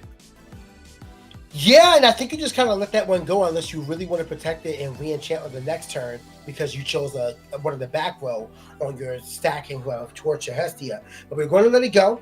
So we're just trying to maintain spirits base set adjacent with Galaxy Champ being the one destroyed by Necroth. And we're spending, what spirit was that? That was a Thunder and a Fire for Gorgon's Gaze. I am curious on that one. Wait. We Gorgon's Gaze after the destruction? Either that or this was a Gorgon's Gaze pulling off. I think this is a Gorgon's Gaze pulling off of that Galaxy to help destroy, or to stop the attack declaration. I That's an interesting execution. I want to see how this one plays out. Looks like we have Aphros coming out here. Gorgon's Gaze, Spoiled Fruit, and I missed the first. Did you see it? Is Pandora's Box, Gorgon's Gaze, and Spoiled Fruit, I believe. Okay. So, I mean, you just put that Gorgon's Gaze up top. No, I think there's value in Pandora's Box if you don't have that set already. The Gaze up top will be nice, but Jock is now kind of burning for spirits. Ambrosia will be pretty good to get Jock back into the game here after a take damage and a Spoiled Fruit to negate and destroy the Ambrosia. That is so interesting. There's a second Ambrosia coming down here. I was going to say, put the spirit count back, production, but nope. The double Ambro is coming out here. So getting the spirit back however you want them, how you need them to be. But that does reveal 2 of your back row that is there now. And now Nekruff, the third Nekruff comes out here. Yeah, third Nekruff is really nice. One of the things about Fire that's able to play is a sort of like 5 style gameplay where you can just kind of put out a sizable stat body Elestral and do some burn damage on top of that every single turn, and that's going to be potentially enough to do it. Jacques on 8 spirits and Lizard on 3.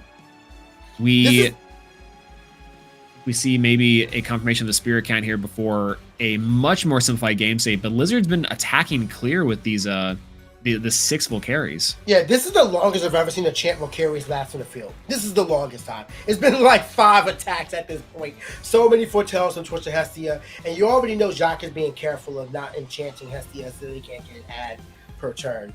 But we have another set face down. We know that 3 runes were on the top of the deck there. The Pandora's Box, Gorgon's Gaze, and I believe Spoiled Fruit was the third.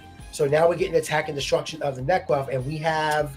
Oh, Smoltuga champ. That is going to be the champ Hephaestus Smoltuga. And that does mean if Jacques doesn't have some bodies on board, we might see on some level the big turtle come in, do some burn, and potentially hit hard. That is very scary. Well, a new set by Jacques does come out. And I want to bring note that we are nearing the end of time. I hope our casters are paying attention. Barring any unknown time extensions, we will be going to in-game procedures in 10 seconds and counting as Volcaries comes out and directly threatens and challenges Champ Volcaries. Yeah, it's going to boost it up 6 to attacker. A 6 to a 6. You have to trade. And there's Forge coming down here now. It goes up to an 8 to 7 from Volcaries. Just one more is crazy here, but we do know Lizard to have potentially Dense Fog on the back row. Can we talk about how bold it is to keep the Fire Stadium versus the Fire deck? We're gonna pass. We're just gonna pass with the Volcaries champ. I think because Jacques knows that Lizard did foretell the Dense Fog, doesn't want to risk any sort of battle destruction. Oh yeah, that's still very risky. That's still something that Dense Fog can do on your turn, unless it's a chains. Chains could be good. But you have 3 back row, so I mean, please go and try to get preempted with your Dense Fog. I will negate it. Smoltuga coming out here, and now that's scary because now we're getting into Krakatuga territory, and we're also putting it into attack. Do we have an artifact in hand? I think we do. Yep, let's see the artifact reveal here. Effect going off, trying to say, are we going to Gorgons this? I imagine from Jacques, one of the back row has to be a Chains Prometheus here to help combat the back row. Maybe trying to get Lizard to swing in, activate Dense Fog, and go crazy. But there's Dense Fog. Let's see the... No, that's just going to be it. Oh, wow. No. That's going to be Volcaries champ down. Yeah, I'm kind of shocked that one was just done so carelessly. And we have the expenditure of a water spirit there. 5 spirits on Jacques on turn 2 of in-game procedures. You got to do something big right now, or that is going to be the conclusion of this round. Yeah, Jacques might be on this turn 3, cryoblasting the Volcaries, putting Lizard down to 2 spirits, Jacques to 4. Can we get a spirit on board? Any Elestral on board will help you out. No, we're just passing turn to Lizard. So it's all up to Lizard and their hand. What do they have in store? There is 1 spirit on board as well. So it's 5 to Lizard's 3. We have a reveal. Are we not able to pull it out? Oh, I don't think so. No. So even if you ascend the Lavalith and have 2 spirits, you're on 3, you deal 2. Is that not enough to do? Or are you just going to concede there? I think Lizard- that's a concession. There's nothing you can really do. Yeah, I mean, Lizard could be down to 1. You could play out the Lavalith and then attack for 2. Oh, the 1 spirit on board from Jock puts Jock 1 spirit ahead of Yeah, Lizard. that wouldn't help either. Jacques does win by spirit differential in in-game procedures. Unreal into that game. Ooh, that's Wow. you know, it's so interesting at the end there, seeing the Volcaries hit, the Torchin hit, the random strays that Jacques is catching, but then the Necrops being able to do the incremental damage to keep Lizard off of some cards, and then finally to close it out. Turns out all you really need to do was let your opponent play, and then now they're going into it. So really burning themselves in a way. The Fire players know no shame. They know no end. They're burning each other. It's chaos. That was a hotly contested matchup between 2 fire decks, and I am glad we got to witness it. It was a sort of an old guard from what we know from Firestorm with the live stream sprinkle in there versus a whole new take on fire with everything regarding Leonite and Hestia. We saw old school base cards with Nekruff and Kinleo. That was exciting. Glad we got to see, and Volcaries. Please give it up for Volcaries as well. True. But these 2 casts are showing a masterclass, and it should show everybody fire has a lot of light that is breathing into it. The gas is hot. Yeah, this is one thing that is so interesting to see in the development of fire is what's the different type of fire builds. Initially, very early on, it's like this Krakatuga burn with the new Smoltuga champ is the way to go. This is the burn strategy. This is your fire spirits. Here's where they're going. But now the new Leonite deck, OG Volcaries, love that it ties it all together. And it's incredibly sound to see some players play and go forward with it. Both casters, I think, at this point, then would go on to be 4-2 in the round. So it's very possible still we'll see these again, and we'll see a lot of fire representation inside of this this tournament. The eruption inside of the game 1 too was really clutch. I imagine the main deck eruption for Lizard has come in quite a bit. Artemis was saying this earlier too, that Lockdown likes to drink water spirits for breakfast. And that's true. You have the main deck eruption to be able to catch some people off guard. So I do love the tech. I think fire's burning hot today. That was a really fun to just witness. And, hopefully we get to see more of those guys showing up soon. What is it? We're going to hurry up and get you guys ready for round 7. We got a lot of things to get ready for. So we're going to go take a quick break. Swole, you got a lot to get ready for because you're going to be casting top 8 with some amazing decks and players. You guys don't go anywhere. I will be right back with Andrew as we talk about round 7.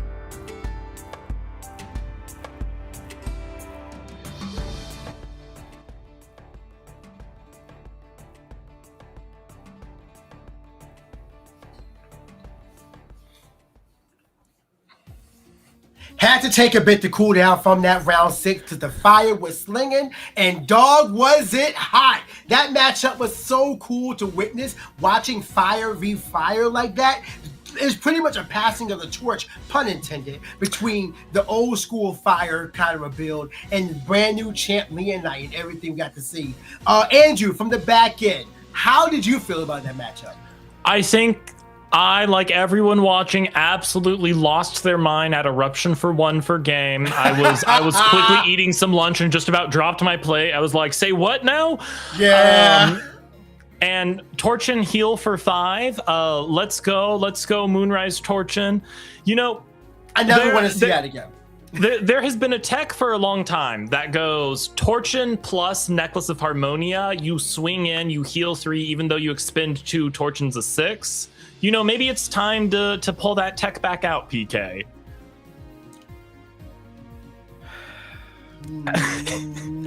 No, you're not feeling the Torchin mode? So hear me out, and I hate to admit it. I think there is some credence there. I think there is some value in the consideration. It's an option, so maybe, but I don't know what Jacques was thinking with their list, because it seems like every card in there was specifically chosen for one reason or another. What that is remains to be seen, because we have yet to see even the we've yet to see. I lost it. I'm sorry. I'm not gonna lie. I saw the play match from our new upcoming casters, and I got completely distracted. That's a top 16 side prong from Kissimmee. Oh well, I don't know who it is, Whoa. but there's a top 16. Wait, no. Is the side prong top? Yeah, it is top 16. So top 16 side prong on the screen right now. Yep. So, and the other caster we already know, we can tell by the sleeves, that is Stellar Kristoff. Well, we'll let them finish setting up here and get them all the deets and all the glory very soon. It should be an exciting time. You know, we're going to close out Swiss with style today, I believe, PK. I believe these two casters are going to be really exciting. I cannot wait to see what they have here. We are in round 7. This is the final round of Swiss. And so we already know these two casters are going to be showing up and showing out with their strategies. Cannot wait to see what they have in store for us as we just see what is going on, because I just love it when I'm seeing just visually. I think these casters have brought something special for us today, Andrew. I bet they're going to have absolutely beautiful things for us today, and I am looking forward to seeing what all they play. Yeah, I mean, at this point, I don't know what could be seen. I'm sure it's that Champion Demeter package. Sorry, I no longer believe in it.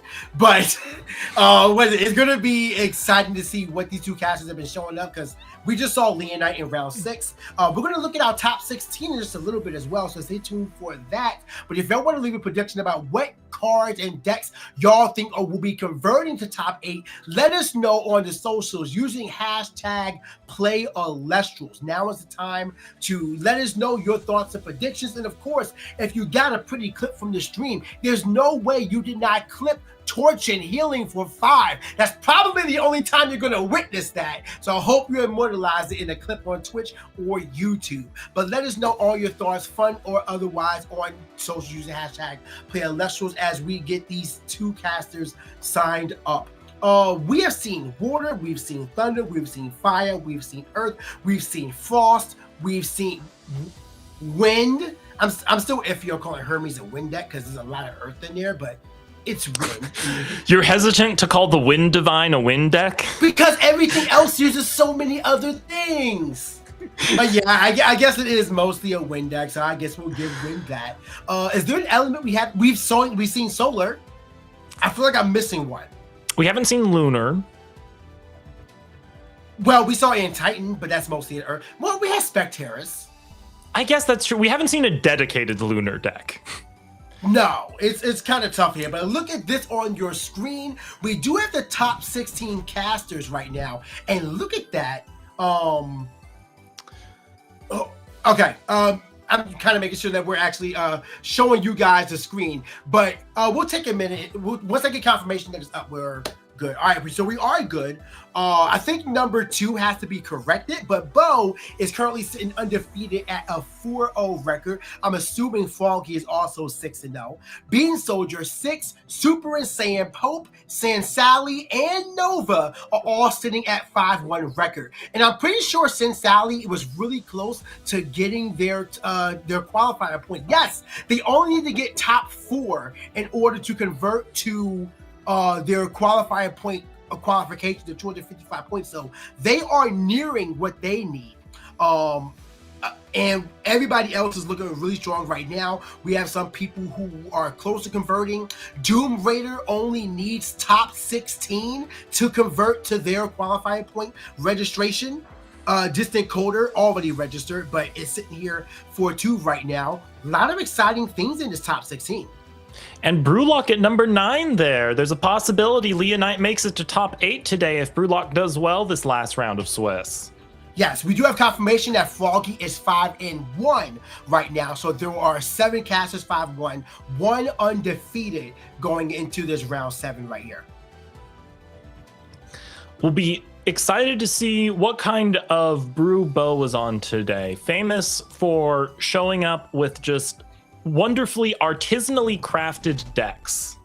What a beautiful way to put that. You're absolutely right. Yeah, whenever it comes to Bo, the magic that they have crafted for their decks has always been mind-blowing. Saw them at Kissimmee, and they were coming out with the Aprils Parade. Saw them at Dallas, and we had the birth of photosynthesis right now with everything Argo. That's essentially what put Argo on the map. Like, wait, this card is crazy. So I don't know what Bo is on right now, but to be 6-0 right now, one of the few people to have such consistent in-person performances like that, I'm sure Bo is on something special, or it's just a really good day to be going fishing. Well, I'm sure we're going to find out. I believe Bo is essentially guaranteed into the top 8 even if they lose this round now, but we'll have to see how the math checks out after Swiss here. It must be such a good feeling to be like, yo, there are like 80, almost around 100 people in this whole tournament. I'm out here killing a game, and guess what? I'm the only one who's undefeated. I can't imagine what that may feel like. The stress, the pride in your play, confidence in your deck. Like, what could that be like? Being potentially king of the 4-3 bracket, I wouldn't know. Yeah, well, hey, at least you make it to 4-3. I'll be out there in 2-5. 2-5, baby. But we keep playing and try out.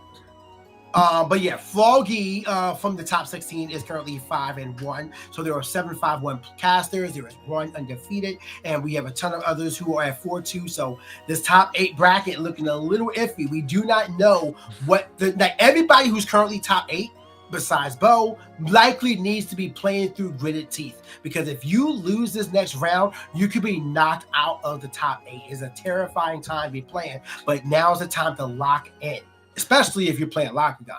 Yeah, I mean, Brewlock with Leonite at number 9, gunning for all of those top 8 players with their 5-1 records to make their way in. Yeah, there's a lot of casters in that 5-1 that we don't even know what they're exactly playing. Like, there's a lot of casters we have not seen up on stream just yet. So I'm excited to see what's going to be happening here as we get ready with our 2 casters for presentation. Yeah, and here's hoping, Froggy stays in the top 8, and it's simply the Frog deck I've been waiting for all day. You have been calling it and speaking it into existence. I hope the best for you and your caster predictions. I am still hoping that there's a mill here, but I don't think we're going to be getting mill this late. I don't know. We could. Hey, can we get that prediction for Dex? I want to see mill up on stream next. What do you say? You're 1-5. Ship it. Ship it. Let's go. Mill, baby. Yeah. But yeah, no, it's an exciting time. We've seen every element be represented, and I think that's one of the most exciting parts about Elestrals right now. Every element has some sauce for them to really do some awesome stuff right now. We saw multiple variants of fire, more frost. We already know frost is crazy, but more frost is showing up and showing out. Wind with Hermes, although we got to get an identity for it. I want to play Chrysor, please. So please do that. Earth showing up. We saw in Titan. We saw Dionysus. So a lot of things going on with Earth as well. What element? I don't know if I ever asked you this. What element caster do you consider yourself to be? Oh, Lunar. Yeah. Okay, 100%. You're my cousin then. I play every element in Elestrals. I love all of the elements, but my I come home and I feel comfy element is Lunar. Yeah, mine is Earth. I always come back to Earth, but I do love me some Lunar. Pharaohgeist, I'm a big fan of that. Although I think Pharaohgeist is probably the weakest it's ever been right now. Although it can beat Spinosect champ, so all the same though. It's exciting. Lunar is in an exciting spot. So I'm with you with Lunar, but I don't want to play in Titan, so I kind of just stick with Earth and Demeter because that's my queen. Hopefully I can pull her whenever my Shatter Stars show up. USPS, hurry up, please. I mean, I love me some Earth as well. I took a mono Earth deck to a Firestorm premiere and had a lot of fun with it. And I'm always cooking Earth variants. Earth just has so much fun stuff going on in it. It does. It's so close to being amazing because there are a lot of exciting cards in there. I mean, I don't need to tell you about how much I love Panzer, but I also love the card Bloom as well. I think Bloom is really interesting. You have consistent draw power with Clovey. Like, if you just create pieces that are meant to support these cards directly instead of just a hodgepodge of what they could be, a little bit more special summoning, please. Special casting, and we're just out here with the super plays of just exciting things that Earth can do. And also, bring Earthquake back to 2. No, shh. Bring Earthquake back to 2. Maybe. Bring Equilinx back to 2. Maybe. Equilinx, maybe. You know, they brought Equilinx back to, I believe, 3 in Clash, right? And it's been totally fine there. It's fine. Equilinx and Race to the Top can absolutely come off the list. Race from the Top for sure. I have a deck in Clash now because Race to the Top went to 3. That's just called Zeus Removal, and it is Lycavolt, Champion of Zeus, Cryoblast, Zeus, and Race to the Top. It's just every piece of removal kind of mashed into a deck, and it's hilarious to play. I can see that. I'm a big fan of that. I do like just being able to do the back row, especially with Thunder. I feel like Champ Zeus decks don't get a lot of love right now. I think Fulgaris is a great card. Like, it can go to a 5. You can buff it with Zeus. You can destroy back row. I think that's an amazing card. So maybe consider that. I don't know. Like, why are people playing Champ Zeus?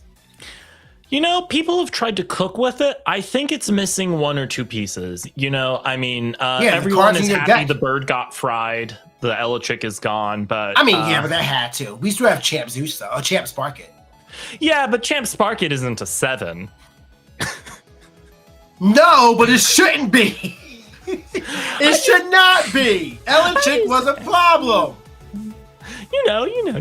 No.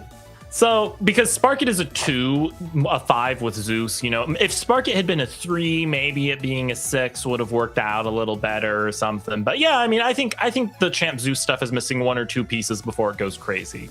I think we'll get to a point. I don't know when it'll be. It might be a few years from now, for being honest. But I think the game will eventually get to a point where Elechick can come off and it won't be crazy, because I'm assuming we're going to get new divines here.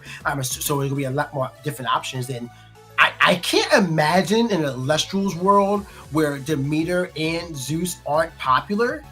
If that time ever comes, then Elechick is absolutely liable to just come off the list. Or who knows, maybe 6s become more common. Everybody's playing a Moss Station one way or another, or a Moss Station. Yeah. I mean, you know, it's so weird because Zeus and Demeter aren't very popular right now, right? They don't show up in very many decks, and that's just so Not crazy. how they used to now. It's so crazy to think that just like last format, they still showed up, but they weren't necessarily ubiquitous. And if you go back to Moonrise by 2 formats, it was basically a requirement. You had to have either Zeus or Demeter, or else you were just losing the game. Yeah. So we have a lot of things going on right now. We're going to get you guys ready with round 3 in just a little bit. We're getting a quick update, which I'll let Andrew pass out for you guys. But in the meantime, if you guys are excited right now, please share the stream out with your friends. Bring them in and let them know that the greatest card game in the world is having their round 7 premier tournament go live right now. And do not forget, if you're watching at home, don't do that. Next week, play at home. Join the December 20th tournament. Go to the play.elestrals.com and register. You have so many decks and deck lists that will be available from this tournament that you can maybe look at and get inspiration for your own deck to play December 20th. And then you can just come through and play. This update, Andrew, what's the word, Bird? The word is that we had some players very excited to get casting and are now a couple of turns actually into their game before we joined them. Both of those players kept their hands, and we have a couple of back row and casts out here. Nothing too crazy has happened in the state of this game yet, but we are going to join in here. Perky going in with playing Morfrost and having done a Chimera combo, and we have a Dratagua on field for Stellar Kristoff here, and we'll go ahead and just kind of join them back on turn 3 here. All right, that's pretty hilarious, but who isn't excited to play some Elestrals, especially when you're in round 7? Cannot wait to see what the records are for these two casters. So we're going to see how this one operates, but I'm excited to see how this one works out between these two. Once we get confirmation of their names and we can share it, looks like we're going straight into it. So here we go. Perky versus Stellar Kristoff, round 7, turn 3 continues now. Here we go with the board already established, a little bit set up, but not too much. We see Perky is playing Morfrost, and Stellar Kristoff is currently on a play with a Dratagua on field, likely going in, Stellar Dratagua, and likely going for the Locagon play. And we're just playing Dratagua because it's Stellar. Oh, and we're playing Pandora's Box because it's full art. Is that the brand new Stellar Magnaros from the Zeus packs that just came out? Wait, is that it is! Wait! We don't even have ours yet! Insane! If anyone was going to have it, it was going to be Kristoff. Yeah, I mean, of course, there's not a card that Kristoff will play that is not Stellar if it's available, so I'm not shocked to see it. Living up to the name, but Stellar Kristoff with the Magneros and getting stuffed out there after the Pandora's Box expends 2 Frost right now. Look at that beautiful Shady Penguin signed zone as well. Morpho's Chimera form is going to be... Oh, return to hand thanks to Keon. Okay, I missed that. I thought that was the Pandora's Box. So that turn was completely snuffed out. And now we're returning the Stellar favor with Chimera form. Somebody tell Kay there's another one waiting for him right here. Perky is the owner. We are going to be expending, it looks like Scorpio form, Stellar Scorpio form to play. Okay, is it so crazy that these two matched up? What is literal stellar showing we have here? This is so much money on the playmat. It is fantastic to see these beautiful cards getting some love and some play here. Now the real question, PK, is Perky running back Nixamera? Perky famously bringing Nixamera to the top. They're on the Morfrost today. Is there a Nix in our future here? I can see Perky wanting to do so, but Morphos is kind of heavy on the spirit differential, that spirit usage, that you may not want to risk burning out even further with a Nexamera. But you guys can, you're burning out your time to get your predictions in with this on twitch.tv/Elestrals. So hop over to the Twitch channel. Prediction is live, and bet your points on who you think will be taking the dub in this matchup. And thank you guys for watching on all of Elestrals' social platforms. We have Morphos getting the mill of the Lycan form, and now getting hit with a tsunami to protect the Magneros for a turn, and might be able to special cast out an Aetherals on the next turn. So who knows what here, but only one face down by Perky. Stellar Kristoff is now looking to move forward, and we start with the Nectar of the Gods. Getting those combo pieces is very valuable in this meta. Yes, we know Perky has another Chimera and a Bat in hand, so I think Kristoff here, if we assume they are on Locagon based on the board we're seeing here, they're really going to want to try and get the lockout this turn and start cleaning up the board before Perky establishes too many more Morfrosts on it, I think. So, I mean, at this point, you got two new cards. You already replaced one with Nectar, and we're going to be doing an Ascension over the Dratagua. Is it Locagon, champ? And it's base Locagon. Base Locagon. How many water spirits are in the underworld? I don't know, but we are seeing an Ambrosia here, so we are getting a pop. Yeah, we are going to get a pop, likely going to remove the back row and getting another water spirit into the underworld. Let's see what spirits are returned. We did have a spin of a lunar, if you saw it earlier. Now, this is a little tricky because Kristoff has to be careful about how many water spirits he returns, or else this Locagon is going to be really small on Perky's follow-up turn. It should be big enough to at least get over the Chimera floor while I was in defense, so long as you can just get rid of the back row without meeting a Gorgon's Gaze. If it is a Gorgon's Gaze, then, you know, kind of cry a few tears. Yeah, more concerned about the fact that we know the Chimera's in hand, so the Locagon ideally should be a 6 to safely survive into the next round of play. Looks like it is going to be targeted, and the Gorgon's Gaze is going to meet it. That is the worst way for that to go. We're not spending off the Chimera, are we? What? We are spending off the Chimera, probably anticipating that the Magnaros would have ran it over anyway. Well, that's a terrifying spot you put yourself in, because now the Aphrodite comes out here. It's going to run over the Narrows, and you're going to lose a spirit for your trouble. So, honestly, nothing really changed here. Yep, we go and get the Champ Locagon with Aphrodite. I thought we were going to go for the Aphoros. All right, now. You can't search Aphoros. Magnaros is not a water Elestral. No, it searches for a... Right.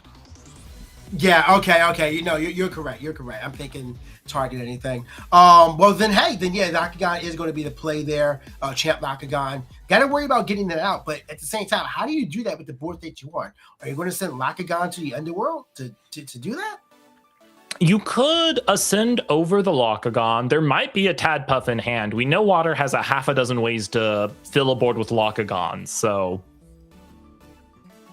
Well, we have Lycan coming back thanks to Keon, and now we are going to be using the Lycan to get out 2 more Morse Frost from deck. Hey, if there is a Nixamera in the deck, we're thinning towards it more. As we bring forth, Shadow's kind of blocking me there. I think that's Abominable. That is Abominable. Yep, that's what it looks like. And now we're going to be searching. I would likely... Is that 2 Aboms? Yes, I think that's 2 bombs. That's kind of terrifying if you're Kristoff right now. Be wary. The towers of Morphrost that are being chosen by Perky here are going to be just waiting in the wings as we have likely another Chimera form in hand. I want to assume if he didn't search one, you have to be playing 3 of this. We do know there's a Chimera in hand, and we have confirmation the dice on top of Kristoff's Underworld here is tracking the water spirits, so the Locagon should be a 6 right now. From us to you in the commentary booth, thank you very much, Kristoff, for your thoughtfulness. We got a Fire and a Frost. What do we... Oh, we're going for the bomb to get it in the Underworld and insulating ourselves from, well, I guess anything. Yeah, not like we're going to see Eruption here. With the Fire Spirit on it, are we seeing a Cryo Squirch Hardescend next turn? Is that what's going to happen? We better not. I'm going to say something. We better not. Locagon is going to get crashed into thanks to the Abominable, and because it was ascended, we do not take any damage. So the Champ Locagon is in hand, but without anything to really search off of it. I mean, the good news here, that's Aphrodite on the field, right? Yeah. Okay, so we could cast out Champ Lock and then just search another Locagon with Aphrodite. It would be misenchanted. It's an option. It is an option. You could search another lock and then properly enchant it with a normal action re-enchant on the next turn and start special casting, or do a hard ascend over it. You would have some options on the follow-up turn. Looks like we are going for... Okay, so... Expend the draw? Yeah, I think that wasn't expend the draw, which does change that. And now we're just going to go for Magneros. Attack for 1. We do have 1 new set face down, but otherwise not able to take advantage of the clear board for Perky. Definitely happy if you're Perky, from Perky's perspective right now. I certainly would be as well. We still know Perky has a Chimera in hand, another A-Bomb in hand, so they have all the tools they need to pressure Kristoff this follow-up turn. And there is the Chimera. We're going to discard a Bat, I assume bring back the other Chimera, or maybe an A-Bomb. Other Chimera it is. So Perky is off to the races on entirely rebuilding their board this turn. Yeah, this is a scary situation to be in because now this is what Morphrost loves to do. Just get those 5 parades out and, you just keep pressuring up with the amount of Elestrals that are on the board. The fact that there are 5s as well is terrifying. And 2 face downs to match it, this board just got explosive in a hurry. And Tsunami is going to meet all 3, giving Kristoff a decent chance to try to clear this board. Unless one of those was misenchanted, were they all properly enchanted? We're going to have to see that right now. The premier tablet arts are a little tough to difficult to tell with what element they are, but they're talking about it right now. The attack was declared and everything is activated. So I think the players are just discussing the state right now. Okay, so it looks like the bomb was not enchanted at all from there. Okay, so now we have a spirit underneath the bomb, and now everything goes to defense. So no misenchantment, everything was properly enchanted. And now we have 3 powerful Elestrals that need to be removed off the field ASA now. Yep, the Magneros should have gone to defense as well, although I don't think that's really going to change any game state here since it goes into Kristoff's turn immediately. Yeah, it's more so just trying to figure out how can you remove the situation. We have the attack stat going up on the Morphrost. It is +6. Well, it's either +6 or a 6 attack, if we can get confirmation there. But right now, it is going to be moving into Stellar Kristoff's turn. I think that's 3 cards in hand, but we have not seen Aetheros once. Hard to send into Lockagon, even though it's misenchanted, might be the play here. And I think that is what we're seeing. Yep, it's going to be the Lockagon, and this is what we were talking about earlier. It's not the best play, but it is a play. Putting it into attack is interesting, but I guess they're just trying to run over the bomb sooner. But isn't there 2 in hand, or was there 1 spent? I don't think there was. It was. One bomb went to the Underworld already. So, yes, this is the second one. So, tough spot to be in if you're Kristoff. It is. The play last turn might have been to do this Ascend last turn and put it in defense just to sit on it. But then you're risking the potential of a Scorpio coming down and running over it. So I can understand the play Kristoff decided to go with last turn as well. Well, we do get the search off another one, and I do like that we're pulling off the Champ Lockagon. 4 cards in hand, and right now I think we're just trying to survive. Destruction of the bomb is going to go down, so that's good for them. But now we have 2 Chimeras in the field, which is likely going to be getting out 2 draws. I'm kind of terrified right now. We've only seen 1 Keon be played as well, and now that's an Endis being sent to the Underworld for the draw. And again. Okay. Now, Perky can crash with a Chimera and still have 1 left, but there's a world where Kristoff pulls a Tadpuff out of the deck here and just goes full combo this coming turn. They are up on spirits, so Perky is in kind of a commanding position in terms of board state, but Kristoff has the spirit advantage right now. I believe that's the 3rd bomb coming out here, counting the Underworld to see what the attack stat is. That is, assuming we're at 6, 3, so is that 9 attack or +9? I believe that's 9 total. Yeah, so now we're in a situation where you just got to take this damage. That's pretty rough. But still, 6 spirits, if we do have Tadpuff here, the back row is crazy. Perky would be expending themselves to almost 0 when using any back row here, but that's might be enough to clinch them the game if Kristoff doesn't have any good answers. So Kristoff is thinking Ambrosia. Yeah. All right, that'll keep them in the game. All right. I mean, hey, if you got the way to play right now and you have an explosive turn in your hand, Ambrosia is a great way to insulate all of that. Going up to 8 right now, 8 to 3. You have a lot of stuff on board, but not many of those back rows can be played by Perky. As long as you don't play into the right one at the wrong time, you're good to go. And we have Aetheros, Champion of Aphrodite, the stellar one as well, coming out here. And, so I guess what point are we going into? If we have another Aetheros in hand to cast out from this to this, then it's not really clearing the field how you need to. You're just matching stats. Yeah, They're doing the Aetheros search. They can special cast the Aetheros. They can crash with both the Chimera, and then they only have to worry about a bomb. Perky has sent so many Morfrosts to the underworld at this point. Kristoff may be betting on them not having too much more fuel. We do have an Aetheros going to defense instead, though. Yeah, you take out one, you make the bomb stronger, you don't take out the other, and that is Ambrosia? Yes, I believe so. Yeah, so we're going to be healing 3 right now. Tough spot. Curious why you chose to leave one Chimera behind, but the Ambrosia kind of negates any of that all the same. And now we have, wow, we're just going all in. Terraform, Stellar Terraform meeting the Ambrosia here, and Terraform is going to be a monster as this matchup continues.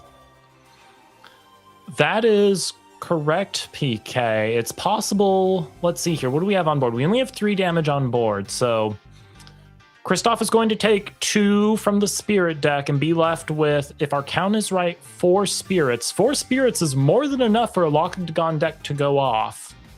The question is whether or not he has all the pieces in his hand now. Yeah, I believe 4 cards are in hand right now. 2 back rolls are possible to be activated, and I think that is a scoop by Kristoff, not able to find the proper combo pieces. Not a single tap puff rises to the top. Perky takes game 1 in decent dominant fashion. That was a really strong, and that's the most Morfrost list we've seen so far. That was incredible to see.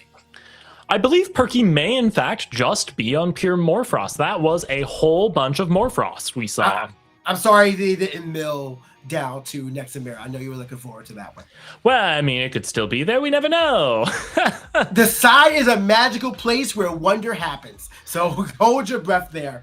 But yeah, that was just a really strong. I've never seen any Morfrost list actually thrive off a 9 attack abominable like that in a long time. That was really good to see, and it was just a consistent play. That's what I love about the Morfrost deck right now, is that its play is consistent. It's such a 1-to-1 beat until it really needs to just pop up and go off. Every time you see a Morfrost to the underworld, your end game is just closing in that much sooner. Yes, and Perky saw, I think, all 3 Lycan form during that game, which is, you know, the stuff dreams are made of for a Morfrost player. I think one was brought back with Keon, but still like, even then, like, Keon just allows you to see more of the Lycan, whatever you may need. You get Lycan form, you get Chimera, you send Chimera to the underworld, now here's a Chimera, oh, got the bat in here, bring back a Chimera, other one, bring back another one, we got bodies on bodies on bodies on bodies, like, what a crazy deck that can work out. And it's the most Snowball Frost deck there is in this game. Snowball for sure. Snowball for sure. They are handling their siding here. It'll be interesting to see if Kristoff changes up anything much for game 2, or if they're simply going in hoping they see all of the combo pieces this time. Yeah. They never were really able to get their engine going in game 1. We saw a misenchanted Locagon for but a moment. Kristoff is going first in game 2, so they have an opportunity to potentially set up a board on round 1, turn 1, before Perky has any chance to snowball. Cannot let that happen. And I mean, but how do you even do that if you're playing Locagon? Because every time you destroy something, it's likely going to come back. Locagon's value typically comes from once it's destroyed, it's gone, and my stats are getting stronger. But I feel like Morfrost has what it takes to really stop it. Especially, does Locagon target, like base Locagon destruction, does it target? So yeah. Blizzard Whiteout can stop that. Whiteout can protect you. That is correct. It's a crazy scenario that I think Morfrost is probably the lock killer in this format. And that's crazy to say.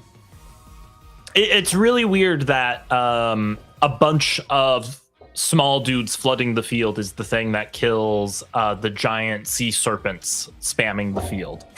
The absolute, like, what is this snowman? It's all it is just snowman that just changes their shape whenever they want. It's all just more Frost mania. But Stellar Kristoff will be going first here in game 2, and it looks like we have a mulligan to start, unless it's the Nectar of the Gods. No, but there is a double mulligan on each side. So if you're going to mulligan, that's where you want to be. That's right, PK. And in a deck that can heal like Locagon, you know, I am a proponent of the mulligan. So mulligan a couple of times if you need to see all of the pieces that are necessary. For sure. It's like a scenario where you just have to judge your hand and know what the best plays are, which is why once you get a deck figured out, you got to play as many hands as you can. You got to be able to figure out, okay, this hand is going to get me that likely, which is not a good hand, so we're going to mulligan here. This hand isn't that great, but typically if I can draw this card, which I can search out, I'll be fine. I'm going to keep this hand. And you go from there. So it's all just about ideas and what you're used to within your deck. And we'll have to see, you know, these are both heavy search focused decks, so someone who gets some Pandora's boxes at the start of the game might come out on top here. Well, that's the advantage of going first, being able to set those back rolls so your opponent is the one that has to fight through everything. But if they can establish that board, that can essentially end the game. We have a double mulligan being completed by both these casters, and I think they're both going to be keeping their hands, although I think Kristoff may actually still be mulligan over. Is this an expend the draw? No, we have a cast out of Drotagwa, healing up 2 and getting a 4 defense out on the field. I feel like, well, actually, no, Chimera could just run over this still, so that's not great at all. Hopefully that is a tsunami or some other form of protection, and there is a Locagon in hand that Kristoff is planning to ascend to next turn. Hey, play Poison Tip Arrow. I heard it's good. Says the Earthcaster. Yeah. Lycan form being cast out, expending a Frost, and getting a search of a Chimera form. And I just love the fact that we have all these Stellas being hit on the field right now. Double Chimera being added. So bat in hand almost certainly. I'm surprised a Scorpio wasn't optioned for here. You could imagine a scenario where Scorpio, to ensure the Drotagwa doesn't stick, might be the right move if you're afraid of a Locagon in hand. Well, we can't get a search in right now. You have to assume the bat is there. There is the bat getting out the Lycan form into attack, but you're assuming that you're going to get over this back row. And the Tsunami is definitely what Kristoff wants to have set right now so they can clear this board and go into their game 2 or their turn 2. But instead, the Drotagwa does get run over by the Chimera, and Lycan form hits in for 1. Okay.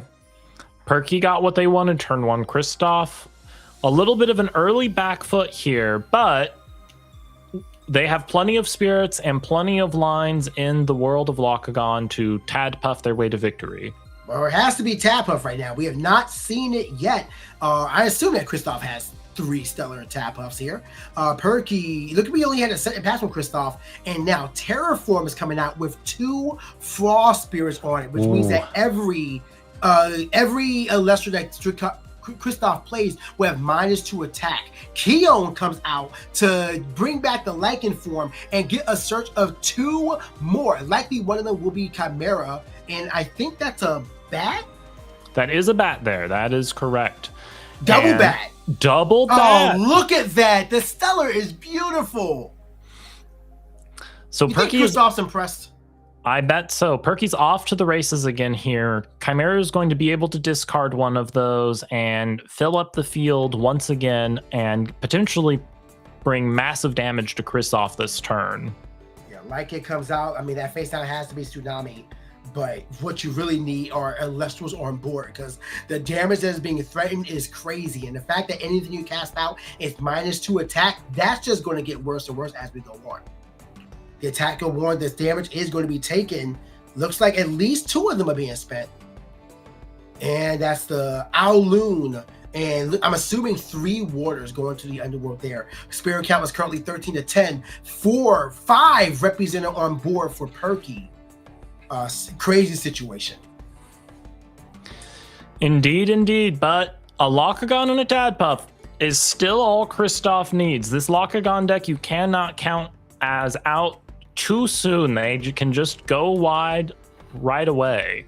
Yeah, fortunately, Locagon's like their defense is not being dropped by this Terraform, so you can just shore up with defense plays and hope that the back row cannot out you sooner or later. But you're also running into like how many more falls in the underworld? We have 2 bat form. Now Chimera's going to the underworld somehow. I'm guessing that's from Chimera form, which is going to come back with a bat form. So like we're powering up the Abominable to where even that will be able to run over your Locagon. like the sands of time, or I guess the snow of time is ticking and is melting pretty quickly against Kristoff. And we have Indus here coming out, so Perky has filled their board with snow. They have, in fact, built a few snowmen today, not just one. I don't think Kristoff wants to go and play with these cards, though. Like, these snowmen are kind of terrifying, or at least one of them is. One of them is a tear, one of them is a wolf, one of them is a monstrosity, and one is a snake. Wait, what is an Indus? I don't know. I never looked that up. Indus is the mighty Indus River, a major Asian river flowing through China. I don't know if that's the reference there, but that's what the Indus River is that. So, I knew about the river. I assumed there was some other meaning. Yeah, I'm behind assuming it. it is, but we have to find it out later. But now I'm curious. I'm going to look up the title history, inspirations for each of the Morphos cards, except Chimera. I got that one. But we have Kristoff just figuring out what spirits they want to have sent to the underworld here. What a crazy game state they had to break through. Ambrosia is going to be coming out, spinning the Ethereal Zaptor. I'm glad Postal is good for you. The Ethereal Zaptor to bring back 3 water, bringing you up to 9 spirits at this point. But what do? You have to assume Abominable's in hand. We are playing out... That is Champ Dratagua, I believe. Now, Champ Dratagua plus Aphrodite is good news. You can Aphrodite effect to search a Locagon, and you can Dratagua Nexus to add Tadpuff to your hand. Well, let's see. Well, we only look like we're only playing one on the Aphrodite, so we can't do both. So I'm assuming one or the other is going to be in hand. And I guess because we're doing the add of Tadpuff, that Locagon is already waiting in the wings. But now you know there's going to be a re-enchantment of these Elestrals on board. There will be more damage coming your way. Can you shore up enough to get out your defense? And even if you do, how do you stop the onslaught? Because Perky still has 8 spirits left. Perky is a Kristoff as at 7. That Dratagua was probably not long for this world. Both of those runes were already set last turn, and we didn't see them do anything correct. Ooh. So it's hard to believe. Oh, and we have an Ambrosia here for Perky to heal up. Not what Kristoff would like to see in this position. That's just going to make the spirit differential even less in their favor. Yeah, that's pretty rough as a scenario to watch. So now all you can do is really just hope that your opponent is not able to get the damage on board to stop your play. And the rough part is that your next play is so telegraphed. Is that base Iwoolly? That is base Iwoolly. That is correct. That's not Nixamira. Hey! Wrong 2 calls false, Celestial. I believe it was misenchanted with water as well, so I don't think a tsunami saves Kristoff here. Yeah, we're just trying to get over... just make sure that a big play cannot be had if it is. And Monsoon of Uvu's paying off of it, but are you going to be able to find the advantage? What does Monsoon do for Kristoff in this position? I don't understand. So you can get spirits on board, but I don't think it stops anything that you would need to have stopped. I'm maybe just wanting to stop a draw or lower the attack. I'm not sure. And now we have an activation. I think that's Altar of... That's Gorgon's. That's Gorgon's? That is a Gorgon's Gaze, correct. Okay. Gorgon's Gaze is going to be activated here. And now that's going to stop... I'm assuming that Iwoolly was like Perky pointing to the Iwoolly saying that, hey, this is going to be enough, but we are going to be able to run over the Dratagua all the same. And I mean, that's every card that Stella Kristoff have with being removed. And the damage comes through 3 damage, leaves you with 1, and an Ambrosia has already been spent. This is a completely full board by Perky. And I think that's going to be a concession there. Yeah, yep. We're just kind of revealing everything. Spoil Fruit, Gorgon's Gaze, second Gorgon's Gaze. What a strong board. The draws from Chimera really just set Perky up to an unbreakable board. Stella Kristoff was not able to get the foundation they needed, but Morphos snowballed into the victory. A 2-0 win here in round 7. Perky is your Clash winner. Congratulations to Perky showing up and doing amazing with Frost once again, even if Nixamera wasn't there. Yeah, even if Nixamera, I mean, it's out there in spirit for sure. You know, it was in the eye woolly, but just a fantastic setup there from Morfrost and just a showcase of what makes that deck so strong. We've seen Morfrost on stream, I believe, 3 times now.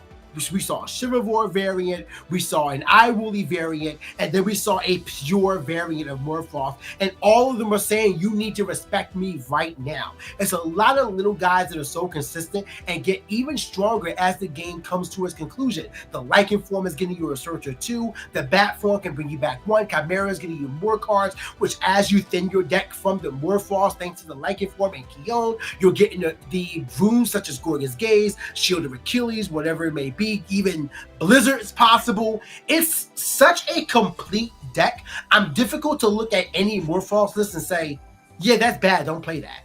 I mean, if you get into the right position, even Ice Age is playable in Morphoth. So what do you do against a deck that's so refined and compressed as Morphoth?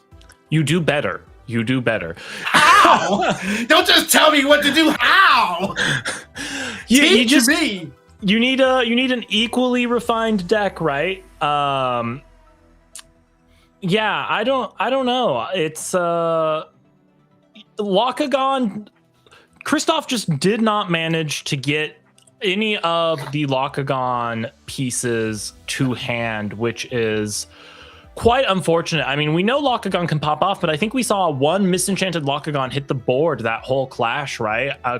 Christoph just did not see the pieces of the combo that he needed to match up against Morfrost, whereas Perky had Lycan on first turn both games in a row, and that's a tough scenario to match up into.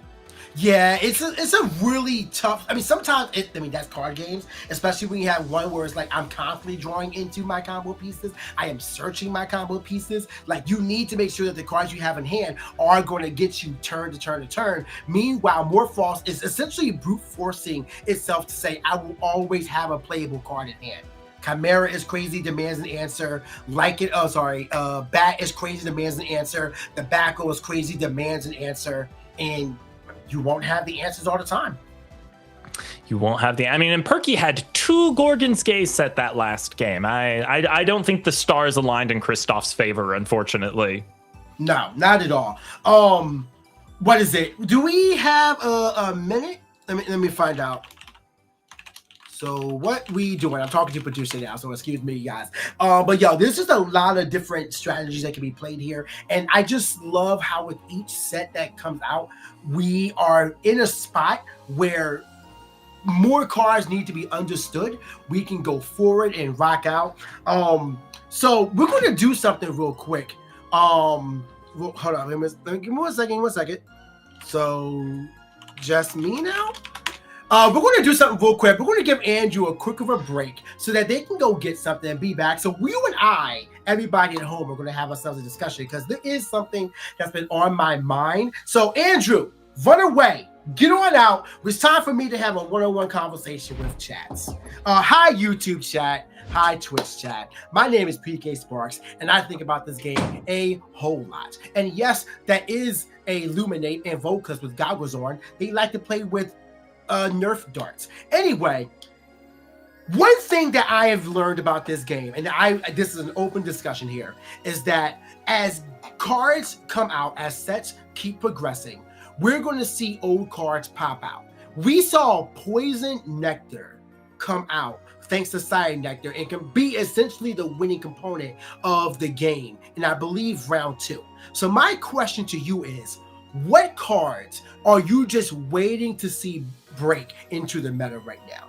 And I'm not going to say Circle the Sky. Like, that's kind of a mean pick, I'll be honest, but I do believe in it.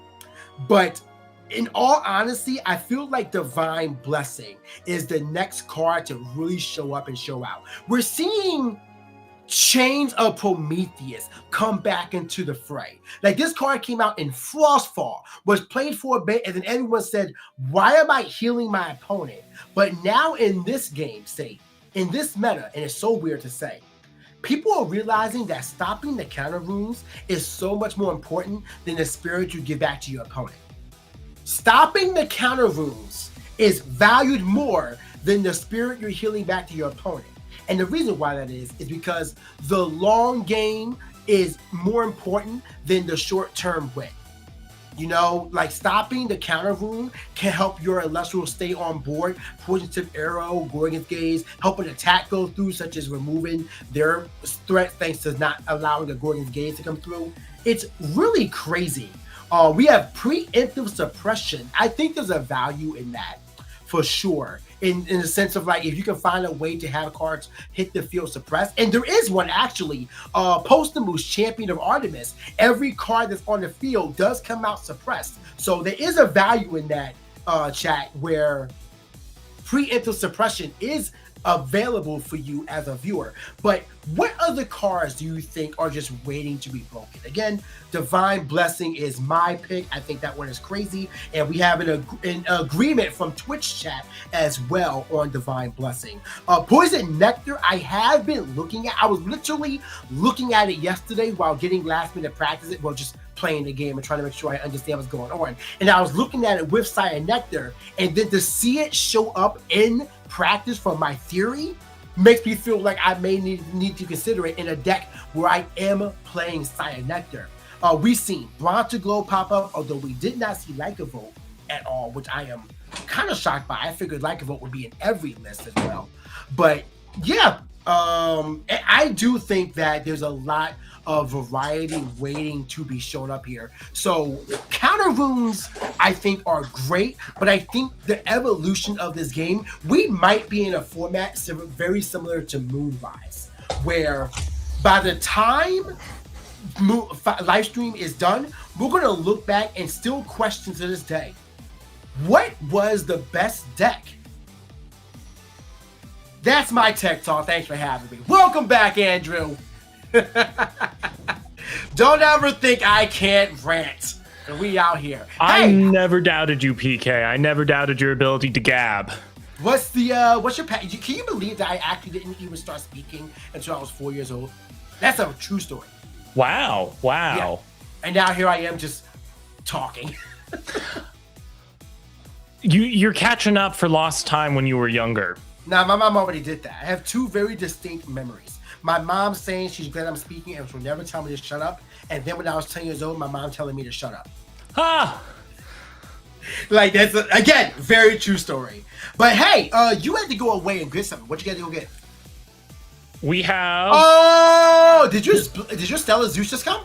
We'll see. I have a few bundles here. I grabbed one to open on stream.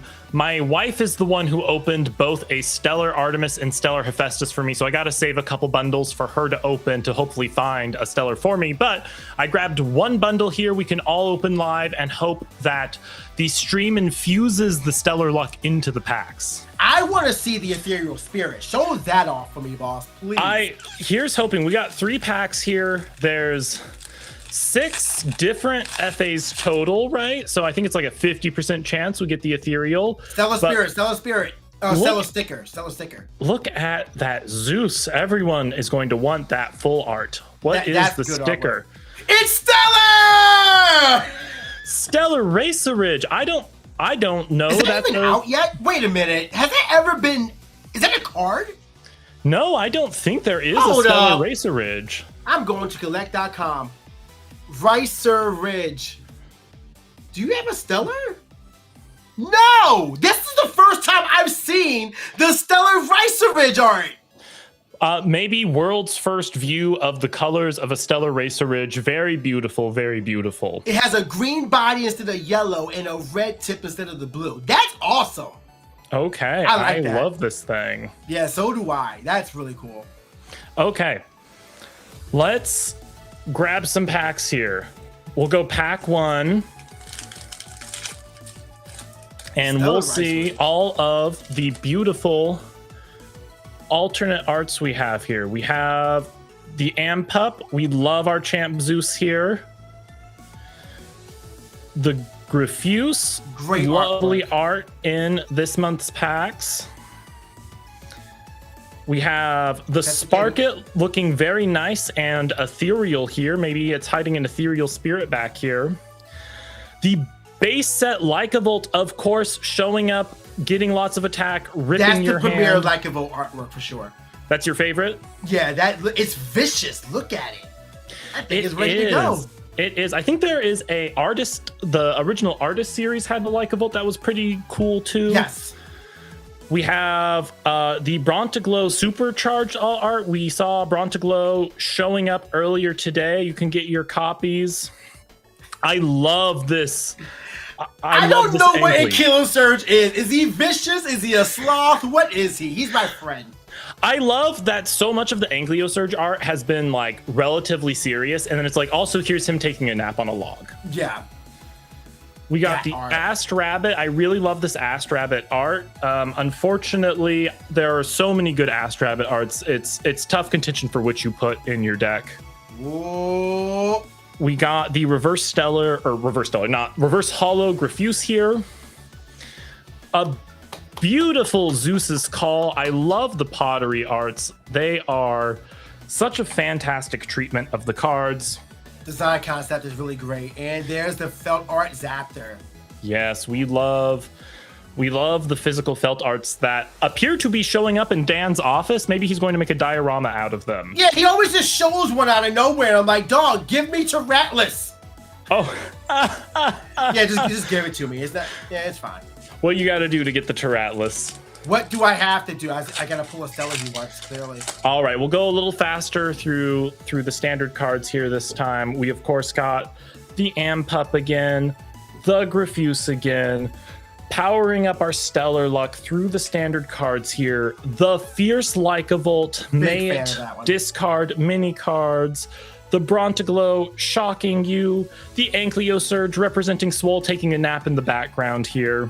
The Ast Rabbit, of course. We got the reverse hollow, and I think you got a package just now as well. Oh, look at the full art Viral. Oh, this is a beauty. This is a true beauty. Let's expend some thunder and destroy some cards. While you do that, I can now say that my Shadow Stars has arrived. Nice. My Shadow Star. I bought into Virgo because I really wanted Demeter, and I took advantage of the Black Friday deal. So maybe I'll get a bundle on stream as well. No, look at us having great timing. I mean, get on Shattered Stars, get some beautiful arts and some lovely packs. Let's see if we have some last pack magic here for a Stellar. We're gonna look at you, get you yours. If not, that just means we've saved up for your one pack to contain the Stellar you've been after, PK. That sweet, sweet full art Demeter, right? Hey, big fan of it. Hope that it does happen for me. But at the same time, I'm holding my breath. We shall see. Okay, Ankylosurge. Rabbit is the final one. Do we have a reverse Stellar? Not just another reverse hollow. That's okay. Because we have the Stained Glass Zeus. Wow, yes. That stained glass is beautiful. Genuinely, that artwork is incredible. The stained glass cards are so fantastic. They're some of my favorite art treatments in Elestrals. I have the full set of stained glass spirits, which I love to put in decks, and they are just so well done. Shout out to who is the artist on these? Elite 4 did the Zeus full art, it looks like. So shout out to them for this lovely stained glass art they have all blessed us with. The Elite 4 does do fantastic work out there. Shout outs to them.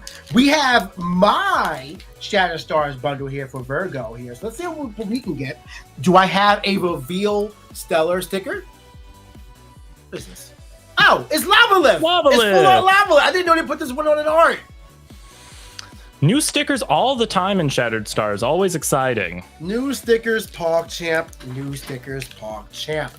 So if you guys are not familiar with Virgo, I don't know if this set sold out from the Black Friday deal, but if not, you should, because there are amazing artworks on here. This is my preferred Gigaflora artwork. Do we have the focus? Yes, we do. Beautiful. let me get it a little closer. Make it a little easier for myself. We do have the Gigaflora right here. We are also looking at Pandison. I think this card has a lot of potential, but we gotta wait for Champion of Demeter to get a little bit more support. Like this card will absolutely be played at least at one. We have Drataya coming out here. I love his artwork as well. This Sire Nectar is so creepy, but I'm a big fan of it. So glad to be able to show this one off. This is the one that can search out the poison cards. And while Spivey Champion of Diadis is the one that does double piercing damage when enraged, and this thing is just, if you have a clear field, this thing will hurt. So be careful of that. Barabib, we're just waiting for Baraboss to show up on stream. Love me a Baraboss as well. We have a Hapavu. Love this card. Love this artwork as well. So this is also my preferred artwork. Shadow Stars just does very well with the artwork. The reverse holo is a Sire Nectar. Glad to have it. And the rare in the pack, Stained Glass Demeter for the first one. Also a great artwork. These stained glasses for the Divines are some of my favorite Divine artwork. Oh, and of course the Spirit is the Felt Art Tyrantus. Yeah. You gotta go hunt down that Felt Art Tyrantus from A-Drive. I'll talk to him. I'll talk to him. Oh, yeah, I know a guy. Tell me who it is. We have the another pack here. Once again, just like Andrew, we're going to speed it up just a little bit because the first 6 cards are typically the same. But Gigaflora artwork showing us up in the beginning. Pandison as well, followed by this beautiful artwork of Drataya. The scientific artwork, really creepy by the Sire Nectar, and the Waspivey as well. Reverse holo is that reverse holo? I don't think you got the reverse holo slot yet. The reverse holo, that was Barabib. The reverse holo is Hop. No, that's not it. I'm clearly excited. Reverse holo here. Hey, it's Gigaflora. There you go. Holo of your favorite Gigaflora art. I think I needed a new one, so there we go. And the rare in the pack, Centaur. This card will be good. It'll be even better when I win it. When I win the champion version. There you go. But Centaur Full Art is a really good card. I'm glad to have that one. And of course, the Spirit is the last one. We got one more pack for myself. We got the Stellar in there. Stellar luck. Bless it. Nah, it doesn't happen that quick for me. It's not that easy. I don't have that sort of luck. But I do have another Gigaflora, so shout out to the playset. Shout out to the playset. We have Pandison showing up there, followed by the Drataya. Sire Nectar showing up here with that beautiful artwork by Spivey as well. Barabib hitting there, followed by the Hapavu. The reverse holo in the pack is Barabib. Look at how sparkly that is. What a cute guy. I love Barabib. And the rare in the pack, Harpy. You're not Earth. But we do have a Harpy showing up here. The constellation art, I think, are really pretty regarding this way. And wait a minute. Was it Gorgon's Gaze in Celebration? I think it was. Yes, Gorgon's Gaze was in Celebration. I remember seeing that in class. I'm like, wait a minute. Where is there a constellation Gorgon's Gaze at? Where is that from? But all right, so that is my first bundle out of 22.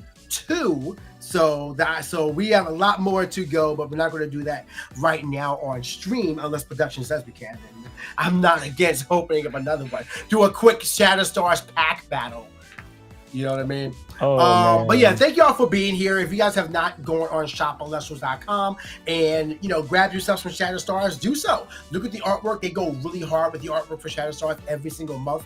And right now, from Andrew's pools, we have Stellar Zeus possible to be pulled of. Only 99 copies out there will exist. You want to make sure you get your hand on one. So if you can, go out and grab yours, shopeelestrals.com. But I cannot wait. I wonder what Sunstrike is going to be about. Talk about opening packs. Like, I just love this set. Is really nice to just open. Like Elestrals cards is really nice to open. Cannot wait to see what new cards we can pull out from Sunstrike. Likely Fire, Solar, and Thunder infused. So, look out for Phosphor too. I am always most excited to see what runes get a full art treatment in a set. It seems like they've pretty consistently had a couple of generic runes per set. And I'm excited to see what Sunstrike brings us. But I'm also excited to see what our top 8 bracket looks like today. Let's take all of this energy from pack opening into seeing what our top 8 casters look like today, PK. We have who made it to the top 8? Brewlock clawed up from 9th. We have Leonite in the top 8, PK, going against 6 in the first round.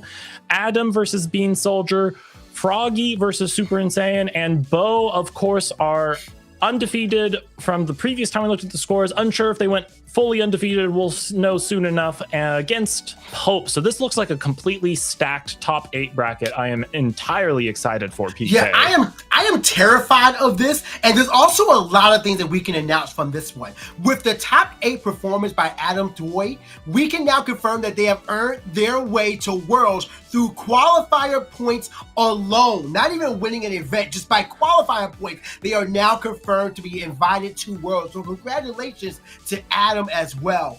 Pope is still in the running, but they do need a top 2 finish. So they need to make to finals in order to get it. They're currently sitting at 140 points on this one. Super Insane, really just a fantastic player. Needs a top 2 finish as well. So we will not see that between Pope and saying that they both cannot make it to top 4 with how this bracket has shaped out. So, kind of rough for both of them. But hey, good luck to the better and may the best caster win. Bullock make a whole transition here. Love to see that. Also needs a top 2 finish to qualify for Worlds from this tournament. So many of these casters are fighting for their invite to Worlds, and they have to do it through 2 casters who are 2 of the other casters who are already in by winning. Bo and Bean Soldier, who are in by qualifier points and winning tournaments respectively. This is going to be an insane top 8. I cannot wait to see breakdown.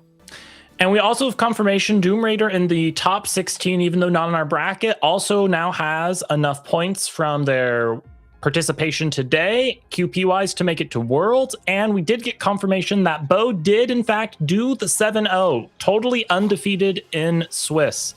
So we'll be excited to see if Bo continues to tear it up for a fully undefeated run today or not. It'll be terrifying to see that. It's a very rare feat for someone to go undefeated through these tournaments. Typically, we see someone hit top 8 undefeated, and then they end up going out very soon after. So let's see how well that converts as you face the best casters from today's tournament in this top 8 bracket. Bo versus Pope, Super Insane versus Froggy, Beanstalk versus Adam Toy, and 6 versus Bullock. The only one of these 8, if I'm correct, that we've seen on stream is Bullock. That is what I recall as well, PK. And, fingers crossed, Leonite will do well and show up again in finals here. I mean, you never know. We could see him showing up in top 4 or top 2, but we know that these casters are going to be out here fighting as hard as they can to get there where they want to be. But right now, you and I are going to take a quick break. I have to get ready because I will be casting top 4. We're going to let you and Swole lead in top 8 together. It's going to be an exciting time. So now's the time, the final opportunity you got to go get some water and go get some snacks. I already got my water. In 3 to 5 minutes, we will be right back and we will begin top 8.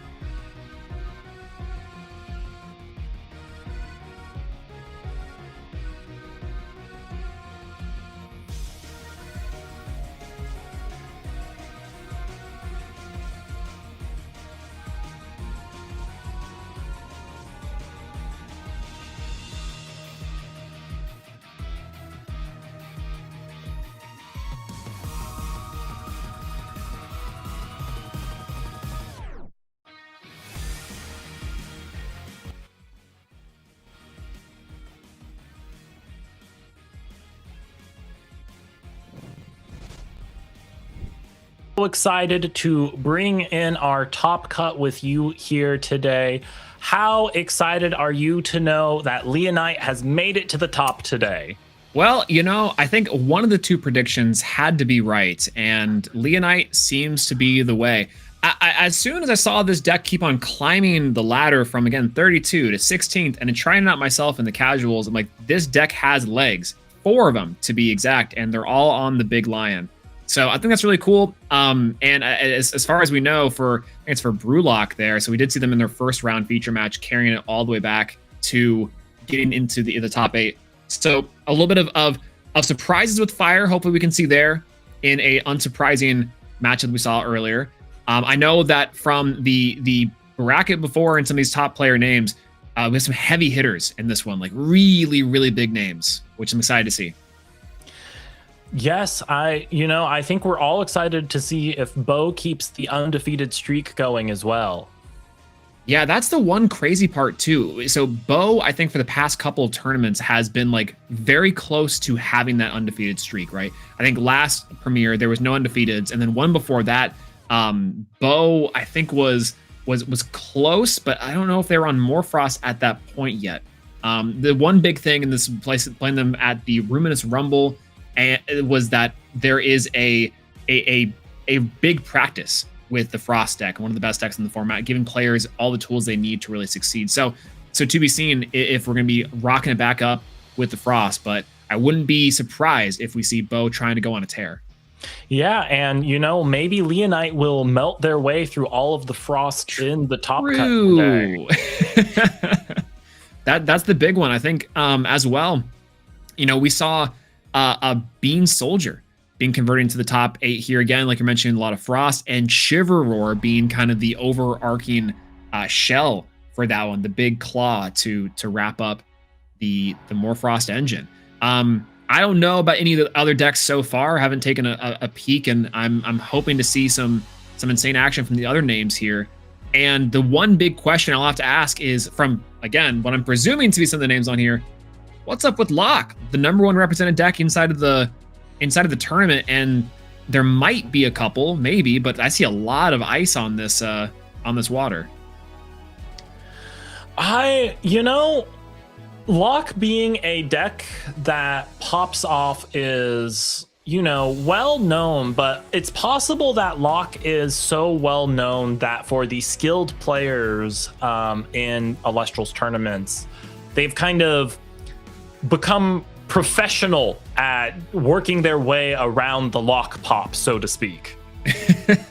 Yeah, I mean, those spoiled fruits we saw come in clutch a little bit earlier inside of the premiere as well. Good timing on Gorgon's Gaze is always pretty important. Dense Fog's been back into the format.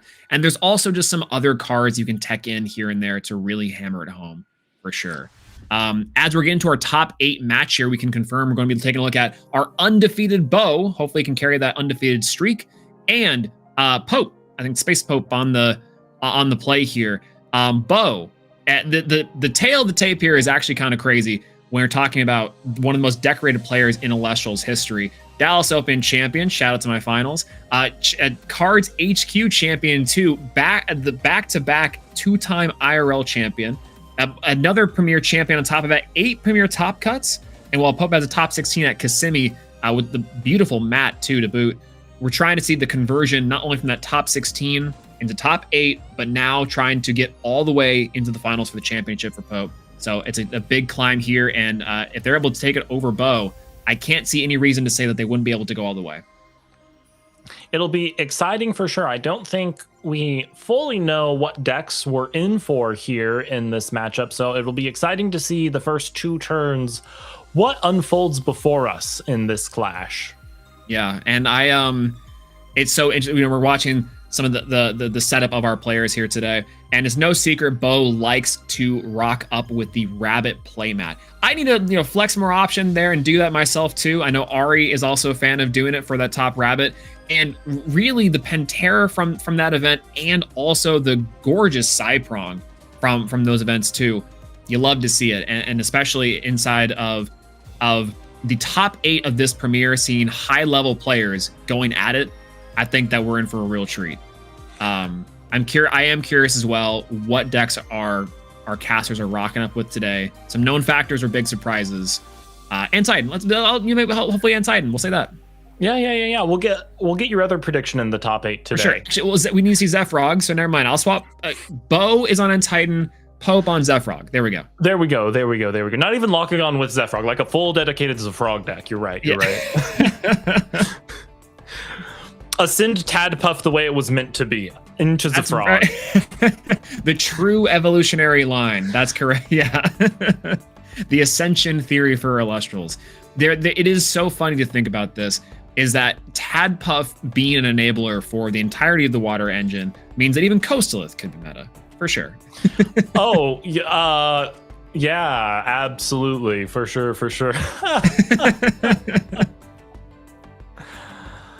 No, we'll make Coastalith work one of these days. Again, a third Coastalith form is the trick. That'll do it. That'll absolutely do it. The Coastalith champion of Poseidon will be the one that does it. Yeah, no, I'll take Coastalith champion of Poseidon. Absolutely.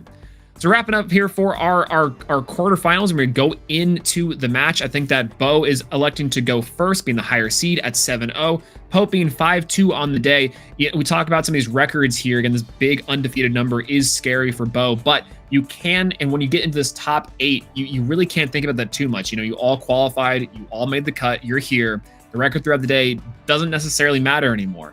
It's all about who's taking it in these matches and who's going to be moving on. And I think that's one thing that I'm curious about. Can Bo keep the undefeated streak? I think I've seen it only once before. Yeah, and I mean, card games be card games. You gotta hope your deck has not decided to brick on you. Well, and the nice part is too, and speaking to something I know that you talk about frequently, is that those aggressive mulligans to really nail in your opening hand. Sometimes that can be the difference maker, especially in the live stream meta. So both our players are kind of mulling over what they're going to keep. I think Pope is opting to mulligan here. It looks like a Frost and a Thunder Spirit. Okay, that does not tell me much. That could be a half a dozen decks. Yeah, it probably Thunder Spirit in there too. Before I would say, oh, there's Hurricane in the deck, but goodbye, long gone Hurricane, and Frost could mean Lockagon even. Right? Frost could be teching in maybe the Cryoblast, more removal. Yeah, could be Champion of Zeus with Cryoblast. Who knows? I heard about the removal pile. I'm very intrigued. Okay, and Bo, we see her play. We're seeing a beautiful Morfrost opening turn here. So we can know what we're going to expect the rest of this clash from Bo from this moment on, I think. Yeah, starting off here with a classic start that we've witnessed a lot from Bo, and some of the other more pure Morfrost players started with Indus form. So, we talk about this a lot. The Eddie Snowman here, if you will, Morfrost Edward form is really a strong start. Not only do you set up your underworld for things like Keon on the follow-up plays, you also have the ability to set up for potentially an Abam, which is going to be boosted by the Morfrost and the underworld. Classic Bo start to having the Keone to pitch, or to have the Lycan form, get the Lycan form, pitch the Lycan form, now search 2 more. This is the snowball of value that Morfrost loves to see. That is correct. Indus is an often overlooked Morfrost card. People usually write it off as, I don't really care about buffing A-Bomb that much, but with how much value Keone provides these days, worth another look. Whoa, Stellar Champ Galaxy, if I've ever seen one. Nice. That's OG? No, that is OG Galaxy. Whoa. The whale. Set 4. Hope you're out of your mind. Is Pope on 5s? Yeah. Just base set 5s are back, baby. What's so funny here is that gonna go for this back row here. It's a tsunami hit. That's pretty big. You want to keep that around in the Morfrost matchup, but you don't hate to lose that compared to a Gorgons or something. But wow, this seemingly Indus start from Bo against a whale, that's gonna be hard to contest, especially even if you have a Chimera. No, it's not, especially into 3 back row, but a Scorpio will do it. Yeah, wait a minute. Scorpio decreased the defense, got the swap, make it a 0. Here we go. Scorpion whale question mark, if you will. Ah, yes. Now, even if Pope has back row, the nice thing about Scorpio is you always have the option to expend at the end of your turn to finish the job. Yeah, the nice part is to discard the bat here, potentially to line up for, I would say even a second Indus form would be kind of the way to go. Pitch for cost, so the bat will still resolve, and Gorgon's the effect bringing back, making sure that the stats on this galaxy are still maintained intact. Bo's flex option here, you see, like, that's the nice part of the Indus start, is you get these follow-up turns where you have a bunch of different ways to play around every counter rune. Indus could be there if the Gorgon's Gaze wasn't around. You can crash, destroy another back row, start breaking apart the board. But now we have Chimera at a 5 attack to help combat this 5 galaxy. Now, it'll be interesting to see if Bo chooses to crash here or simply maintain board state. It's hard to make such a call this early in the game when you don't actually know what Pope's on. If you knew Pope was on Locagon, maybe you'd want to get rid of the body to prevent a hard ascend, but Bo's operating on very little information here. Yeah, and that's, I think, the best that you can do is kind of go on for some assumptions. Indus form, do some more deck thinning. It shows out after a bat form was discarded from the Chimera to now bring back from the Underworld the Morphrost Indus form. And now the combined Indus, Chimera, and Scorpio force is now staring down this whale. Pope's got to have another Tsunami back here would be pretty great, but I don't know. Place your bets now if you think so. If you go on to twitch.tv/Elestrals, you can predict who's taking this one in our top 8 of our Elestrals Premier Tournament today. Let us know if you got Morphrost versus, well, seemingly water of some sort, but we'll have to wait and see as this match unfolds. What do you think in that an OG Galaxy slots into? Everything. I mean, you know, it's the classic 5 that's hard to deal with because it's not an attack stat, it's a defense stat. The most likely option is that this is a Locagon deck, is what I would say if Pope hadn't expended Frost and Thunder for a mulligan at the start of the game. So I'm currently standing by my theory this is some kind of weird modern 5s. Modern 5s could be kind of cool. I think that there is easy to say that you can slot in some Cyprons. Well, there's the other whale too, so your 5s theories, holds a little bit more water. And here we go. This is going to help contest this board. I think going into the Scorpio maybe would be the play. Indus here, keeping this alive as the game goes on, gets a little more dangerous. And Bo so far, still no back row to be seen. The problem is Kione has stuck, and so Bo can just keep using that Kione to do essentially whatever they want with all of the Morphrosts in their underworld. Here they are choosing to add back a bat, maybe signaling there is something like another Scorpio or a Chimera in hand they can build a board with by discarding it. Yeah, I guess the ideal here would be some sort of Chimera into a follow-up turn. Here's a Lycan discard here, and a Pandora's Box main deck to stop the Lycan. That's a Boreas Mill too. That's huge. That's going to be rough for Bo, but she has cards in hand, so they might just have what they need to continue forward here, even if it's not ideal. Yeah, and we got an Ascension here on the Indus Morphrost. Going in for maybe a bomb. Ooh. A rare moment here we get to have this really cool interaction on the Ascension here, right? Classic Morphrost like to do this play a lot where you go and ascend over a protected body, Indus revive and bring back from the Underworld, special casting out any Morphrost that's not a bomb. So Chimera is perfect here, right? You bring back Chimera here, discard Bat, and then you can go for some real Morphrost shenanigans, but we're gonna go opt for a Scorpio. Yeah, try the Scorpio play all over again. Bo, she has such a special way of hard ascending cards you wouldn't expect on top of each other for massive value.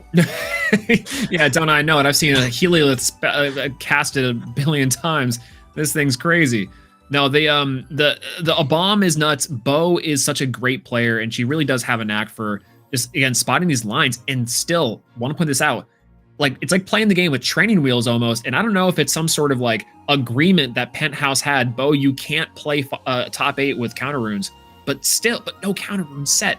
This is crazy. This goes against everything I know about Elestrals. Bo doesn't need them. They will simply beat down with snowmen until there's nothing left. But Pope, we haven't seen a whole lot besides whales out of them. They have plenty of back row and spirits left to flex into something. We'll have to see what their game plan is exactly. Yeah, that's the big trick here, is that while Morfrost can build up these big boards, we saw it previously in the feature, and also we've been seeing it that since Morfrost has even came out, that as long as you're able to contest these bodies, Morfrost will have to expend the spirits. You can catch them off guard pretty easily. And you're right, with Bo working on fairly limited knowledge, Pope can pull out a few surprises here as the spirits even back up from an ambrosia. And who knows what's in Pope's hand? They certainly do, hopefully. But, there's always a world where you're okay kind of losing the first match in top 8 if you have an unknown deck, just so that your opponent doesn't know what to side against you, even though you know what to side against them, right? Yeah, and that's really dangerous too, is that Morfrost can play so well into a bunch of things that even if, let's say, Bo takes game 1 and Pope has to go and with this like kind of mysterious side decking options, Morfrost can maybe just say, I'll just keep my deck, we'll play around it, and we'll go from there. Pope's going to take 4 here, it looks like, with 3 set back row. I'm so curious to know what those are.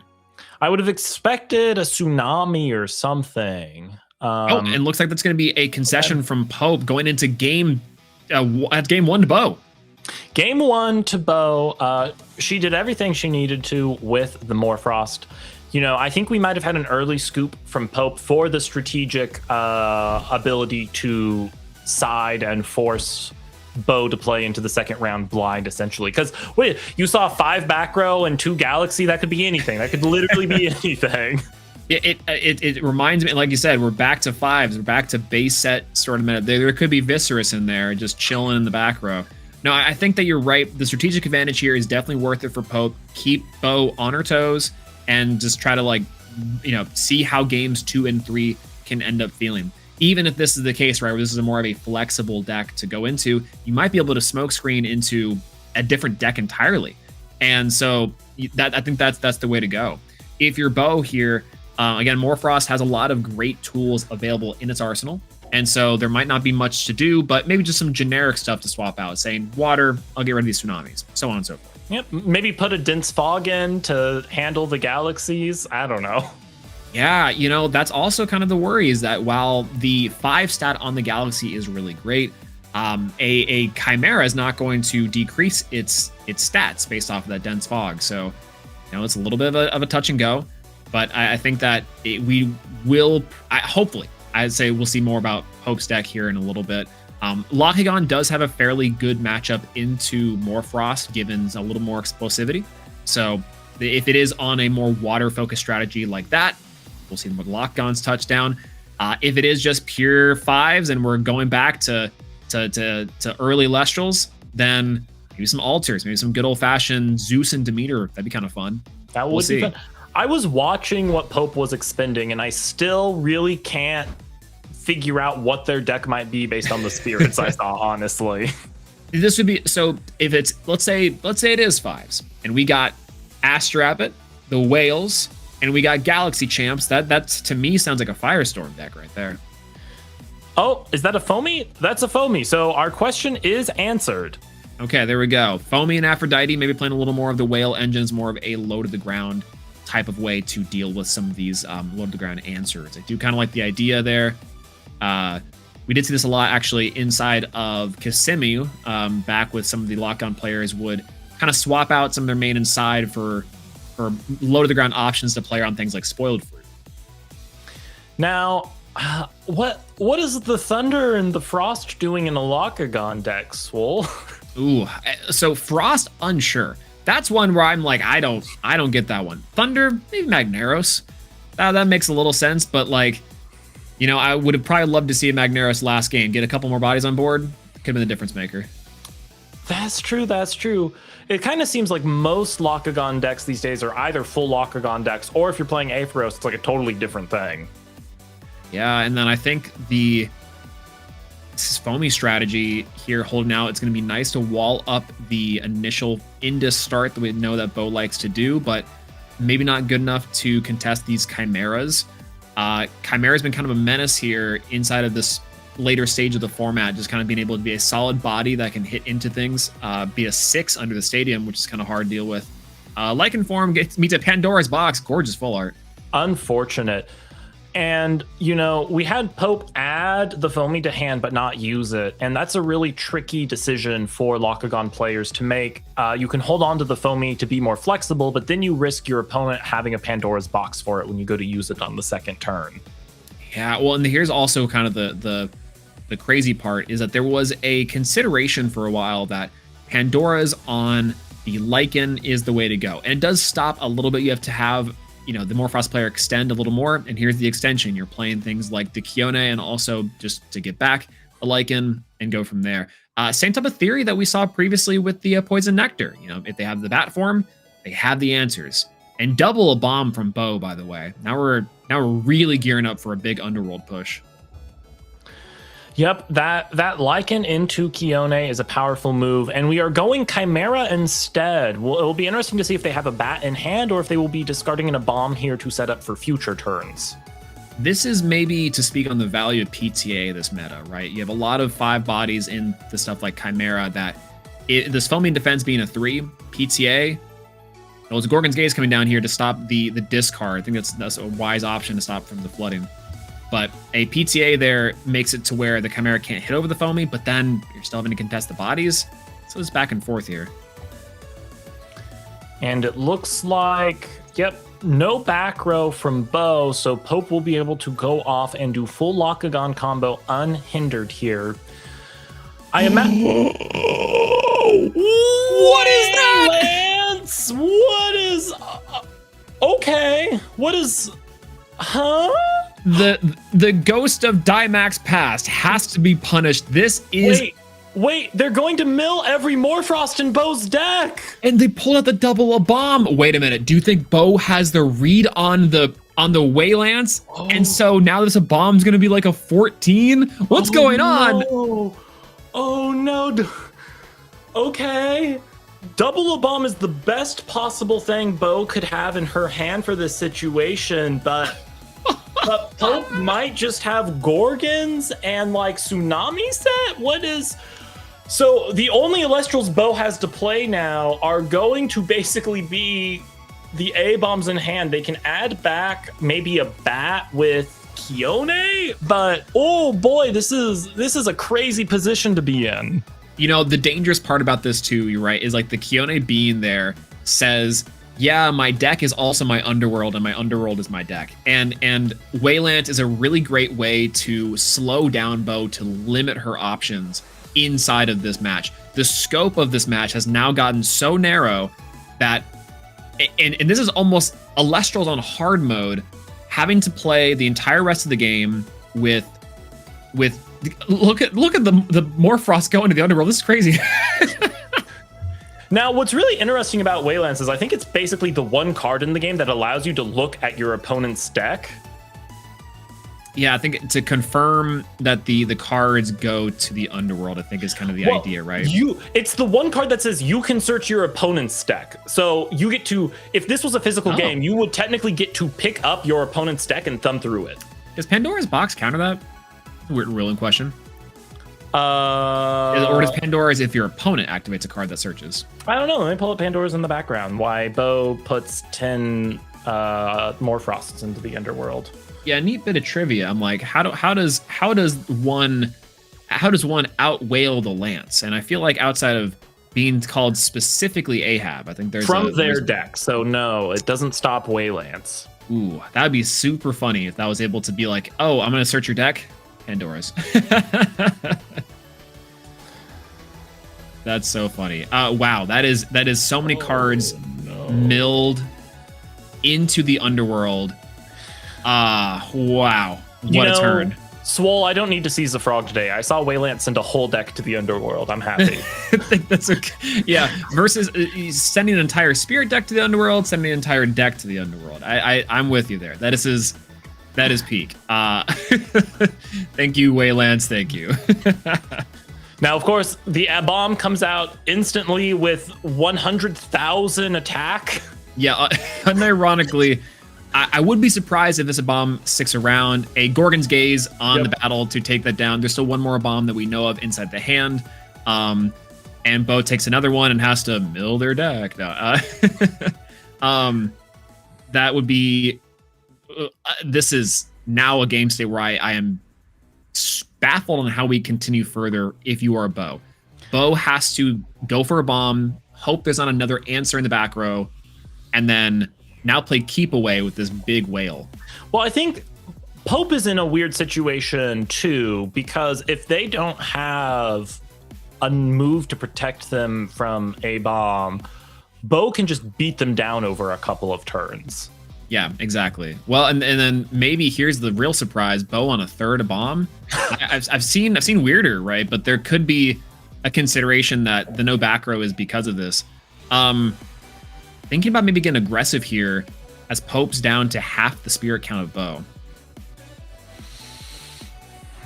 Yeah, because Pope has to swing in for many turns before Bo is out for the count. Galaxy is an interesting choice here. Is that properly enchanted? I think so. Because that makes the Waylance a 4. I mean, I guess when you know a bomb is coming, the attack stat doesn't matter anymore.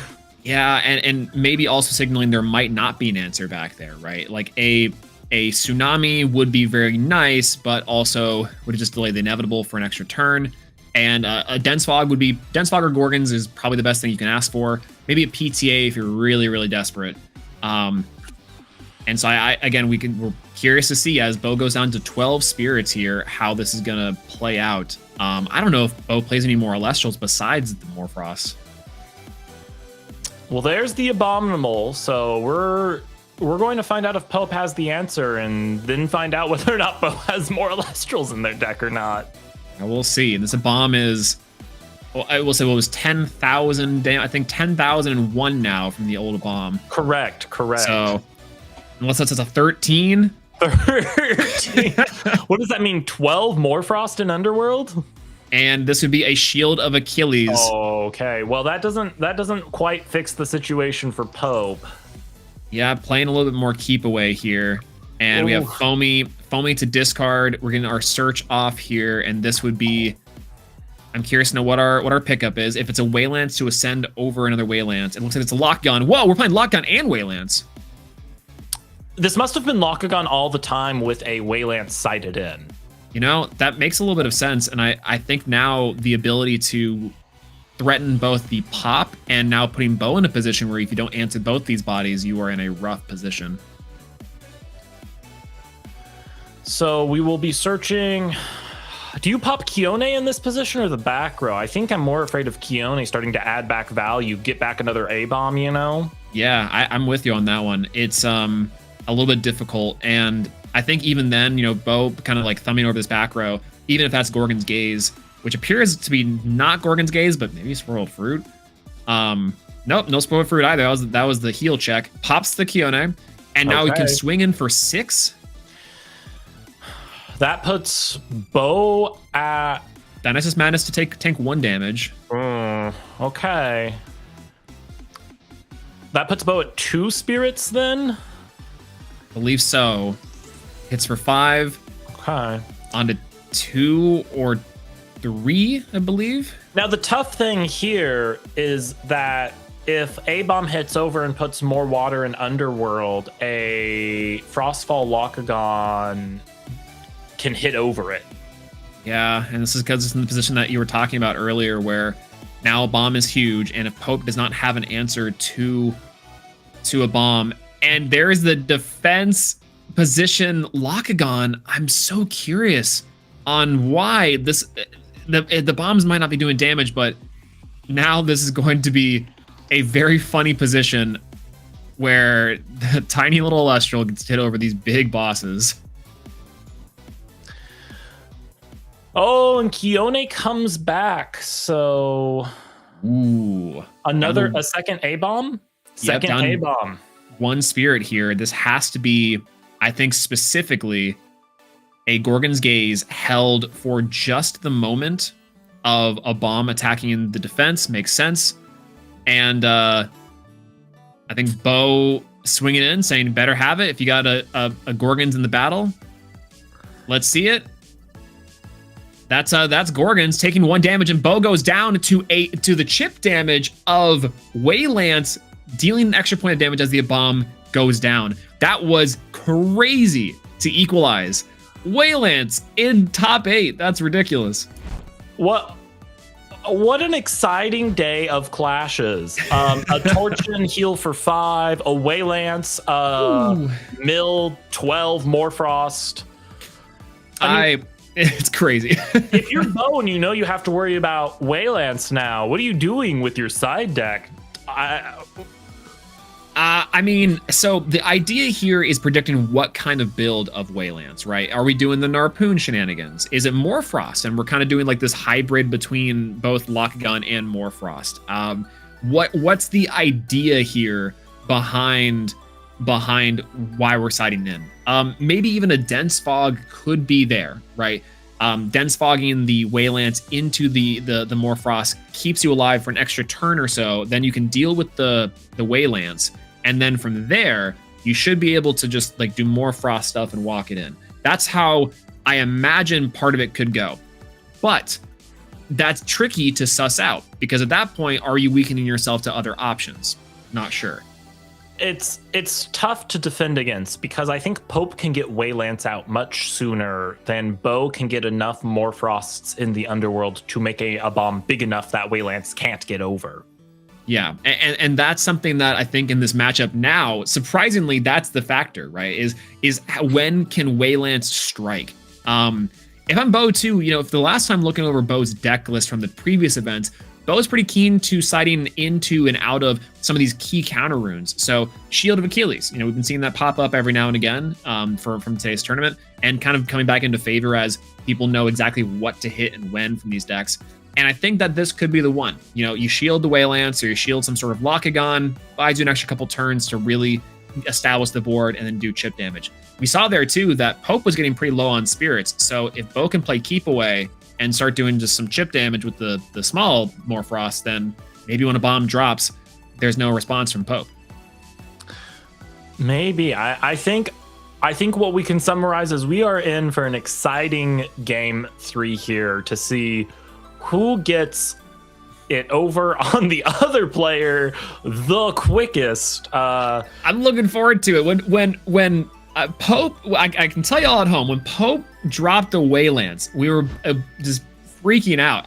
We were back here, it was finally ear to ear, just what is going on. Finally, the prophecy fulfilled of every single Elestral milled from the deck. And Bo's gonna start game 2 here strong with a Chimera, or game 3 here, excuse me. It is do or die time, and this make or break for our undefeated, and for Pope coming in here to combat. Set 1 Morfrost Chimera is pretty strong as a start. But Tadpuff into Waylance might be stronger. Yeah, well, that would be enough to do it here. Quick little check on that, maybe even on the mouse there. I don't know if we have a mouse Elestral on the board. Is there a mouse Elestral at all? We're missing butterflies, we're missing bees, and we're missing mice. And hummingbirds, I guess I should say. Well, Humburst. That's true. Is that like a mixture between a bug and a... Is that an actual... I'm not an etymologist or a bug scientist. I'm a philosopher. So we're going to go for a Magneros into Aphros here. 2 5s here to combat the 1 5 is pretty strong. Set 2 back row from Pope. This is pretty decent. Do you crash to avoid value? Yeah, it looks like we're getting the attempted a crash here with Magneros. Yep, I think that's going to go as... Bo looks to be a little behind. Is Bo's screen frozen on our end? I might be the case. See Pope just moving around. I don't know. I can't tell if it's a Discord issue or it's more technical difficulties, but this is going to cause a little bit of a delay. Trying to check and see here as the crash seemingly good from Pope to Bo. The confirmation was there, so it might be just a camera thing versus a voice thing. Just kind of point that out because normally Bo is pretty good about just the response and keeping games fast. One thing is that from consistently playing Bo inside the webcams and also inside of IRL play is it's like chess. Bo knows almost every position here, and so if something happens, Bo's like, yeah, here we go. We're a couple turns ahead. We'll just skip this process until you have something that we can pause on real quick. So this might be the case. There's some technical difficulties to check out here, but strong start from Chimera and set 1-2. If you are Bo in that, taking the trade, I don't think you even feel too bad about that. You take one more damage, and now you only have to deal with 1-5 or 1-4. You have another Chimera to deal with it. Yeah, I believe we saw Pope set 2 back row, though, so we'll have to see. And, I mean, I believe that is the second total back row Bo had played. We saw 0 game 1, a Madness game 2, and for all we know, that's a bluff set Kione. Yeah, that's it. It is really funny. I would be curious to ask her, hey, what was the total amount of counter runes you used in this tournament? Because the consistent theme that I've been seeing and also experiencing from Bo while on this deck is I just have the Elestrals. I'll be fine if I don't activate Shield or PTA or Gorgons that often. So that would be an interesting to see on Bo's Elestrals wrapped for this live stream meta is counter runes activated. If it's double digit numbers, I'd be surprised. And, you know, maybe Elestrals goes to a place where there's so much utility in Elestrals, the counter runes don't matter as much as they did. I mean, you know, once upon a time, you felt really good about 12 counter runes in a deck. And there's a lot of decks now that, you know, 9 is fine. If you only had 9 previously, people would look at your deck and go, I mean, you got to find at least like one more counter rune slot in this. Yeah, you had your faithful 4. You know, you had your Gorgons, your Tip, your Tsunami, your Shield right then and there. And I think right now we see that kind of in and out, right? That kind of the utility still being there for side decks or certain matchups, but doesn't cover some, it covers others. And so you can still definitely use those types of deck building theory to build your deck, of course, but it's going to be about how do you mold it to the best of your ability. Rise from the Shadows is a great utility piece that a lot of decks can take advantage of with the Lunar in element, but not every deck really can or wants to use a card like that. Similarly, some cards take the combo pieces off. So in the Fire deck, you know, you have the Hearths, which take the place of other key cards. And so you don't really want Tsunamis in some cases because you're like, well, I want you to hit into me, Earth, and it's almost better. So yeah, the deck building concessions and the theories there, I think, are pretty big. For Morfrost, the theory is you're gonna have a billion Morfrost. So why need counter runes? Morfrost's biggest weakness is that there are only 4 slots for Elestrals. When do we get a stadium that is called Do You Want to Build a Snowman that says you can play Morfrosts in your rune row? Yeah, whereas you know, the Barafrost, you know, that moves itself to there, or whereas the Spine Nymph Morfrost form that becomes a rune but can also attack. That would be something insane. I don't know if I want that one. I spoke that into existence. I know Sir Tractor is like, wait, yes. No, get that out of here. Never mind. I retract my statement. I retract my statement, actually. Oh, beautiful, beautiful. No, I'll be fascinated someday to see if we get Champion Morfrost. Champion Morfrost would be insane. Double titled forms. We get this Escape from Tartarus, Champion of Artemis kind of deal. Yeah. No, I would be terrified formed, if you will.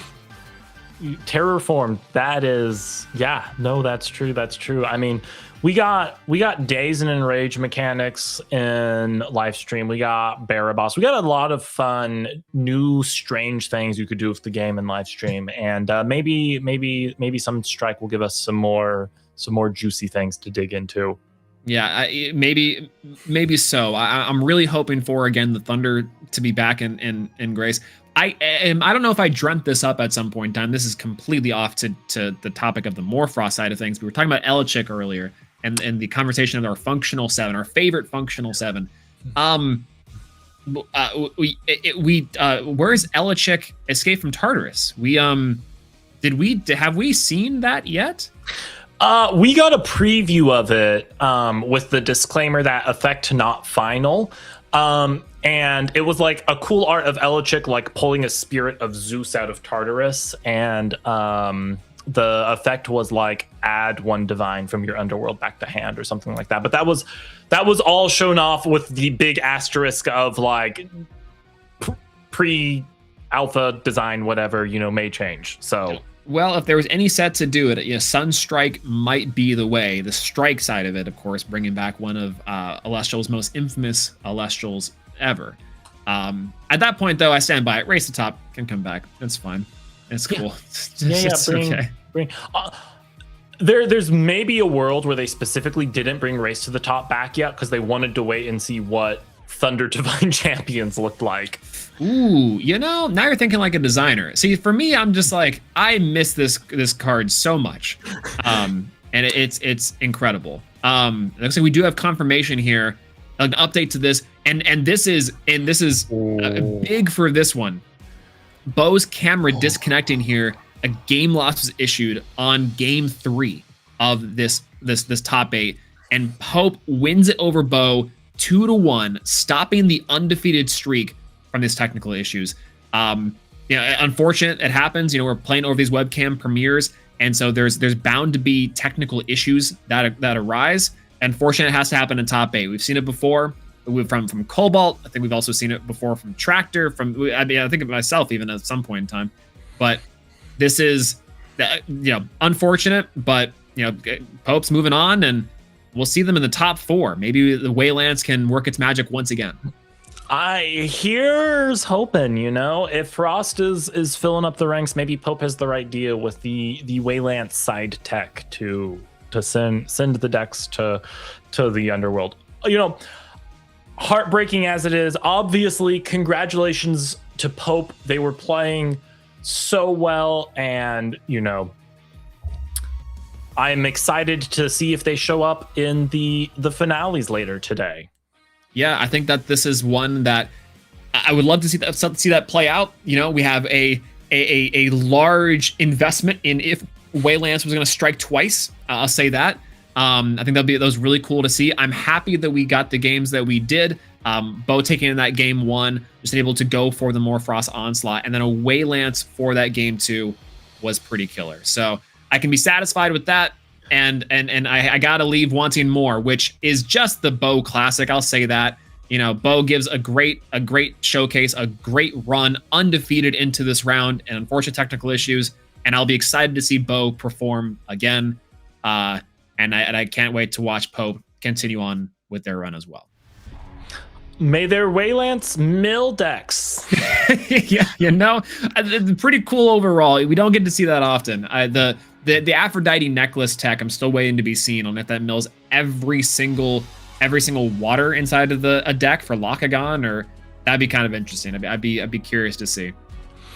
I'll be honest, I think Necklace of Aphrodite is one of my favorite cards they have ever released, just because of how wacky it is. I am such a sucker for a card that makes you go, I see. Yeah, a real thinker's card, we'll say that. A lot of things that you can do, and then eventually the big thing is opens up the card design space for later of what cards with the same names can I combine and trade. What's the connective tissue? And it's the string of the necklace, which is really, really cool. String of the necklace, especially with the defense buff it gives. Ooh, Necklace of Aphrodite is going to go crazy someday. Just wait. It's going to happen.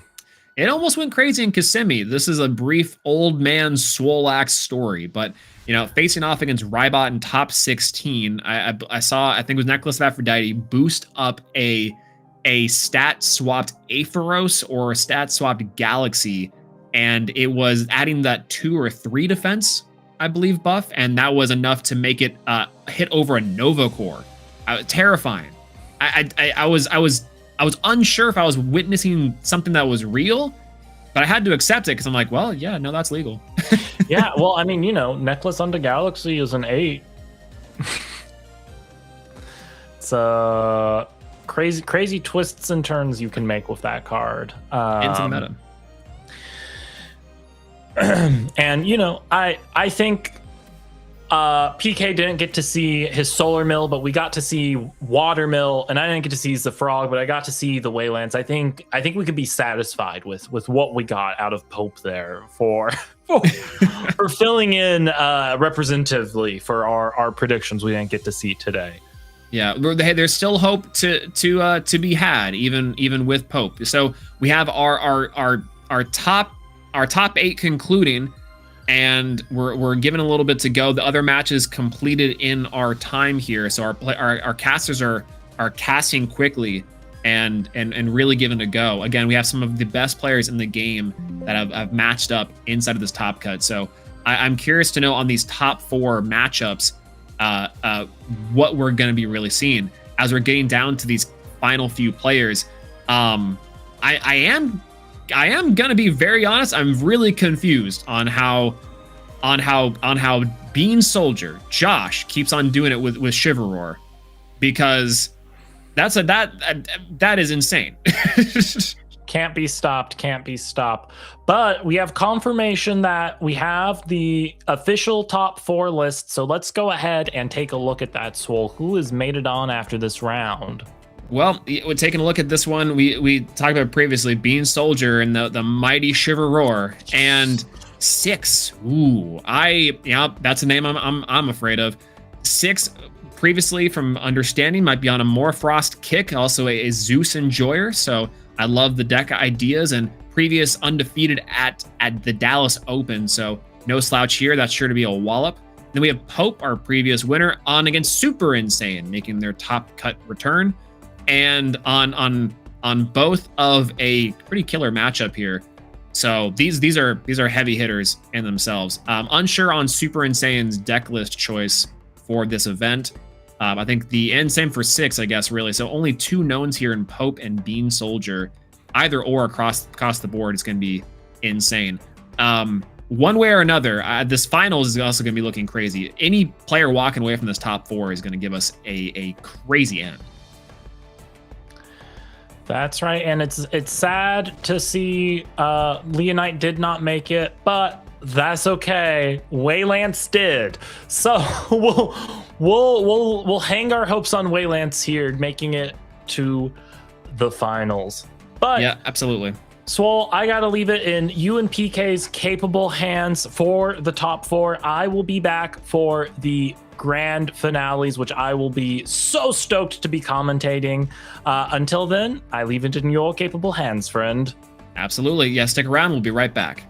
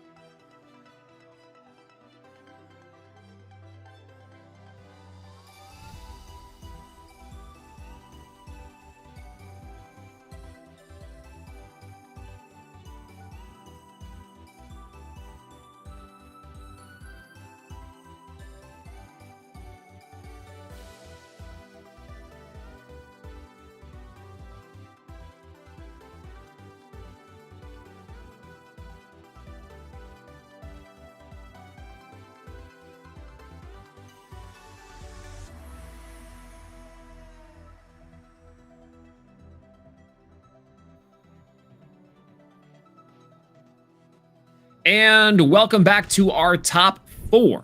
Our semifinalists for today's premiere event for our big Elestrals live stream premiere.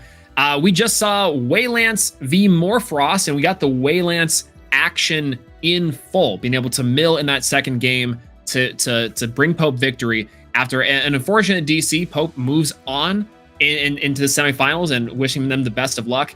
But now we have a matchup that is, I would say, unprecedented, but I think we've seen both these casters in similar positions before.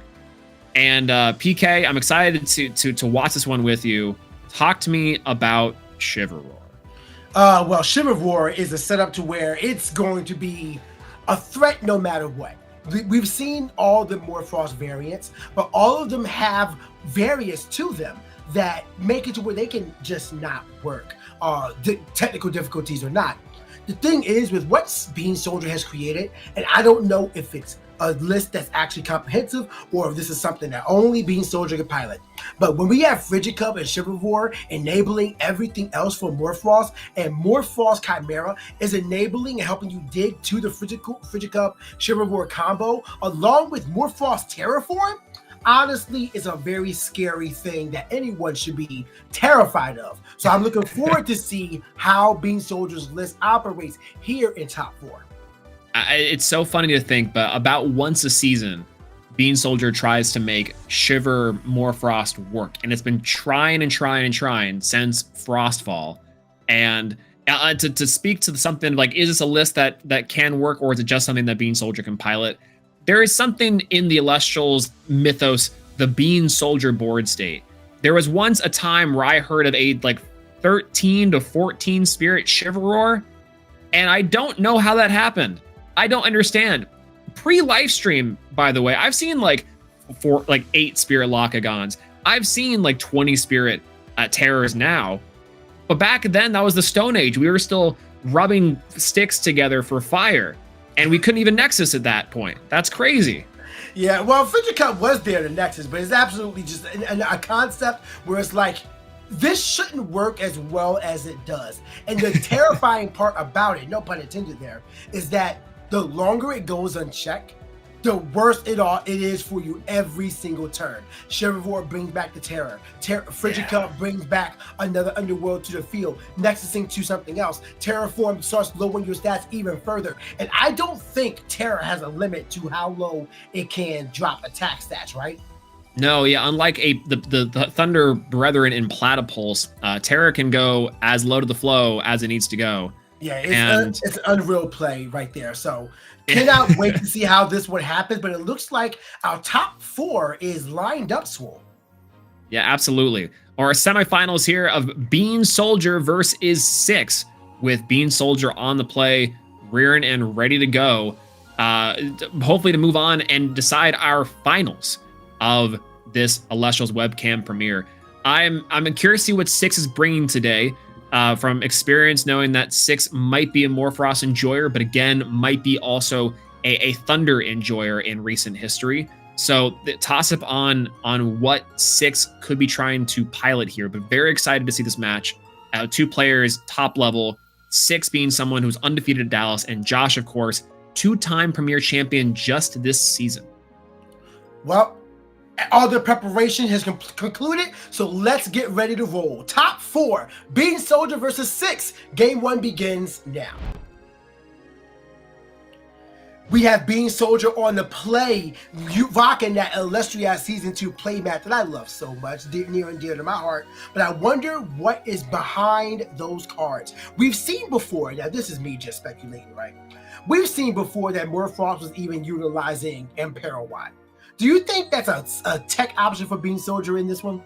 Oh, absolutely. Josh is a big fan of those error watts, so to speak, and we have the number collection of getting higher and higher of those for Bean's collection. So I can see maybe an Impera Watt drop down for the ultimate flex, but outside of that, we also know that that Bean is a Cryoscorch enjoyer. Go Cryoscorch, and I think that this playmat too, speaking back to some Reverend Times, could also be a hint of what we have in the future. But we're gonna start off with Chimera here. Really strong start, especially if backed up by some counter runes. We have seen way too much more flaws than I ever expected we'd see in this tournament. I knew of one, I expected another, but the fact that we've seen it so many times is incredible now. Chimera getting the draw off and bringing back the Lycan form.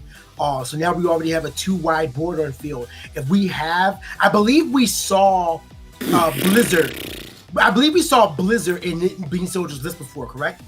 Either Blizzard Whiteout or potentially in the Whiteout, yeah, that's what I meant. The stadium too. But look at these back row. If one of those could definitely be Blizzard Whiteout, because 3 back row set. We have a Morphos mirror going on. So there are 3 Morphos in top 8. Get our animation ready for this the Morphos Snow Party. We have 6 here going to go for the Lycan form, grabbing a Chimera, and I believe that was a Bat form. And this is going to be a true tale of the tech. Are both these players brushed up on their mirror match? I don't even know how to. I feel like this mirror match is really just a 1-1 scenario because they're both going to be able to beat back whoever is going to be aggressing right now. Like, you break my board, I'm going to come back with my own key on and break your board. So I think it comes down to what Andrew was mentioning earlier on, where who chose to take out 2 or 3 cards for specific tech choices that can really swing the tide in this matchup. Yeah, and the one thing too that's important to note is while 6 is playing Morfrost here, we already know that Bean Soldier is on Chivalror as a complementary engine, where 6, we don't quite know if that's the case. It could be just pure. It could be Parawatt, maybe. But the crazy part is that that's going to maybe be the determining factor is what's the complementary engine to these snowballs that we're going to see here. And 6 on the same board, but 3 back row from Bean Soldier is crazy. And we know that Tsunami is there for Bean Soldier as well in a reckless fashion, essentially. But, I mean, we're at a point where now, if you think about it, I think Terraform might actually be Bean Soldier's win condition here. Ooh, we're dropping an Earthquake to destroy Bean Soldier's Chimera. Definitely valuable and will allow 6 to clear the field after running over the Lycan form, which I can't imagine this will stay much longer, but it goes back to what I said earlier. We're going to be breaking and making boards this entire match. An Earthquake in this meta with Earth Spirits. Anyways, so as we're trying to break the board, though, it's so interesting to think that Earthquake is our tech of choice here.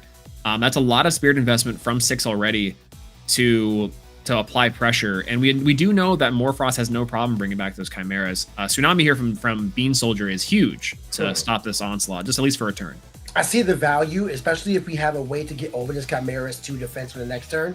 Definitely valuable play. And not to mention that there's already a Chimera in the underworld. Here comes the Frigicub to run over the Chimera and potentially get a Nexus off for more damage, although I'd probably just run over everything. But actually, why did we put it into attack? It can't run over the Lycan. I think on some level, maybe to bait out a counter rune and just say, if you have an answer to my Frigicub, I'm going to try and have options for my Morfrost Lycan to move. Good on 6 as well to keep the Lycan in defense position just for some extra bodies. But I am curious to know what's with this attack position Lycan form. Well, we do have a second Lycan from 6 being cast out, being able to search likely a Chimera form. There it is. And the secondary Morphoth that is added is going to be indicative of what the hand already has. You see 6 is checking the hand, making sure they know what is there. Could already be a Bat form, could already be a Scorpio. We are bringing a second Chimera. That hand is kind of loaded. Yeah, second Chimera is interesting here. And I think a second Chimera pitch Bat to draw to bring back another Chimera is definitely scary for Bean Soldier. But with a Frigicub on board, you're looking to protect it. I imagine maybe another Tsunami could be back there. Shield of Achilles could also be pretty nice. We'll see what we do here. Morfrost Chimera comes down, pitch a Bat on the effect, and then bring back the other Chimera. Yeah, this is likely what Bean Soldier was hoping to find, and is likely to do it in the future. So if you think about it, if Bean Soldier is able to get this entire combo up on his next turn and wipe out 6's Chimeras, there's a less likely chance that they will come back, barring a Keon or something like that. but we are building wide, and Frigicub and Morphroth both lose to these Chimeras on field. So there's a second Tsunami in the back row. And puts here on the spirit differential too is only by 2, so any response here from Bean Soldier puts them a little bit closer, discarding the other Chimera form just to draw one to dig deeper. I imagine 6 is looking for back row answers for Josh's deck. And looking to potentially go to combat here. A little scary, but if you're 6, I think you can just swing into these little Elestrals and just say, well, you know, if you got it, you got it. Also, take that Mountains of Boreas out of your main deck now, Bean Soldier, for real. That is not going to help you in this matchup. But the situation here, like if your game plan is terraform, wall essentially, how do you get to a game state where that can even thrive? Right now, the Lycan form goes out. Lycan down and Morphrost in, and that's Argo! Whoa! What? That is a reveal we did not see in round 1. Holy! But wait, we did see the Scepter of Keon that was destroyed though, so that is likely what's going to be played out here. If I recall correctly, it gives +2 to attack, +1 in defense, although the secondary effect does escape me. The secondary effect is if Keone is enchanted and this Celestial destroys an Celestial by battle, you can special cast one from the Underworld, which means that you do get some value off of the attack here if Keone is enchanted. No Keone enchanted here, though, and it's just enough to be a 6, pun intended, over this other Chimera form, which is huge now because we also have Nexus fodder for this Frigicub, but Josh expends a draw here. Yeah, that's not good. 6 losing to the man in the mirror, but the cards are not in Bean Soldier's favor. We go for the attack, which I assume has to get beat back with those 2 back row right now in some regard. Although the question is, what does 6 do to get over 6 on the next turn? Yeah, that's something that I think is really interesting here. Going to Gorgon's Gaze the Frigicub to stop the attack, which I think is just kind of stopping the bleeding for now, but you still have to remove the Frigicub for the threat to be completely neutralized. And you can do something here to help, but this just comes down to, does Bean have another Argo? Does Bean have a Tsunami? What are the answers here? Because that Earthquake's already gone. There's no quick removal for the Frigicub. Not at all. You have to get a fight. I mean, don't get me wrong, Scorpio is right there. But if Blizzard is face down, then wait, Scorpio targets, correct? Yes, which means Blizzard Whiteout could also be a factor, yeah. Yeah, and that could hurt as well. So you are in a dangerous spot. There's a Keon being enchanted. Do we do it for more than 1? No. 6 is aware of Scepter being there and knows that they don't want to give away for Josh to recover his own Morphrost right now. But likely going to bring back a Chimera form unless we have some way to get rid of this Keon right here, right now. Yeah, and I'm curious to know here on 6's end, what's the play long term? Because the idea would be that in a normal board state, you can just go for your Morphrost Chimeras, and that's usually enough to combat a situation like this. But here, you've already gone for a big push of Chimera into Chimera, and you might be running out of options here because you just can't get over a 6 body. Yeah, we're going to bring back the bat form right now to get an extra draw and get the Chimera. Very smart sequencing by 6, understanding this the best way to optimize these Morphrost cards right now. We do have our normal action as well on this turn, so if we wanted, we could expend the draw, or we can put out another Chimera form. But the question still remains, what exactly is the angle, and what do you dig for here? Yeah, if you're 6, maybe it's just a large enough body to now contest the little cub. It's so funny to think about this in terms of Argo. You know, back, I think at the beginning of the format, we would say Argo is not bad, or Argo is bad because of Lockagon, because of the destruction around. But now we're getting so good at these decks that the battle starts to matter again, and so Argo is really good. As an Ascension comes down from Cryolink. Whoa, that is a way to out it. Cryovern is a 7 attacker with the 4 defensive body. If you're going to out it, now's the time. But you're also saying your face down are not real, and I refuse to believe that's a real thing versus Bean Soldier. But are they Tsunami? I don't know. They're water enchanting the Cryovern here, and double frost enchanting, meaning we can threaten the Cryovern next turn if now Bean Soldier does not respond to to the Cryovern. Very And this is insane now. The 6 turns into 7, and we get to see, does this Frigicub stay, or are we going to get another Argo jump scare? Well, at the moment, we're trying to figure out what the next play here, because Six is just trying to build up and over this list here, and trying to say, hey, you know, I have the numbers on my side, but you don't have the back row. So, we had to see how this one plays out here. But Six is hyper focused on this play. Yeah, I like it's staring down this Frigicub, knowing that Argo is back there, right? The weird part about Morfrost is it's so good at what it does, but it is so battle focused. It's so combat intense that Argo, previously really good at handling things like Lunar Aggro historically, or any of the sort of 5s, quote unquote, style decks. And so Argo here as a meta call to combat the Morfrost menace. And Scepter of Kione, I didn't even think there was going to be anytime soon I was going to see this card be relevant. But look at it staring down, the big red eyes menacingly into the face of one of the best players in the game, and just says, are you going to swing? That's a real factor, though. We're just here. I understand the situation. How do you feel? How Zephroggy are you in your list right now?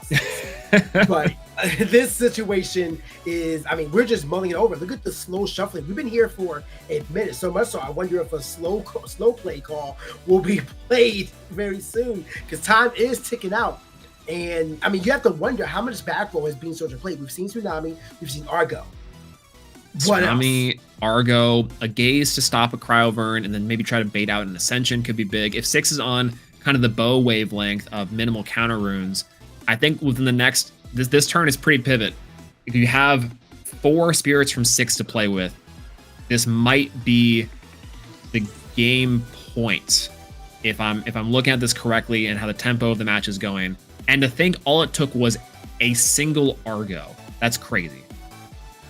Well, this entire, I mean, another minute's gone by and not a single action's been taken. At this point, I'm wondering if a judge call has been played or if Six is really just mulling over all options. But eventually, you do need to make a move here. 10-4 spirit count, wide board on Six's side, but only one of those Elestrals can take out this Kyo, but it looks like we are going to be having a quick judge call and intervening here. So once we get information on that, we'll let you know.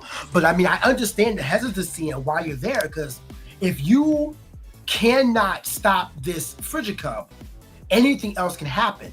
You also have to consider the fact that we've seen Josh not play any other Elestrals but this Frigicub, and even expected to draw last turn. It's a very good chance that there are no other Elestrals that Josh can play beyond that. So if there is a card that can protect that Frigicub, it's likely all walls around Cub.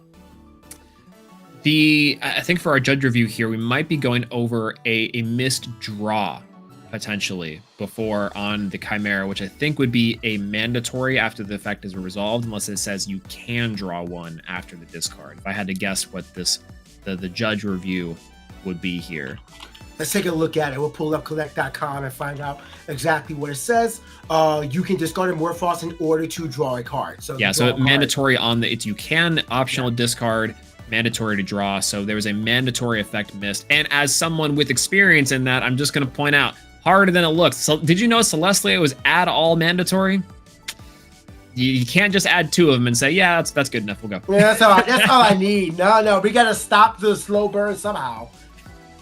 Only add too much. Don't send too much. But yeah, I mean, that's a slight balance for telling, which is, you know, definitely helps out a lot regarding this. But we're going to let the judges correct this game state. And also kudos to production for this new little window here that lets us see what's going on even in the in-between. It's very nice here. So other way, there you go.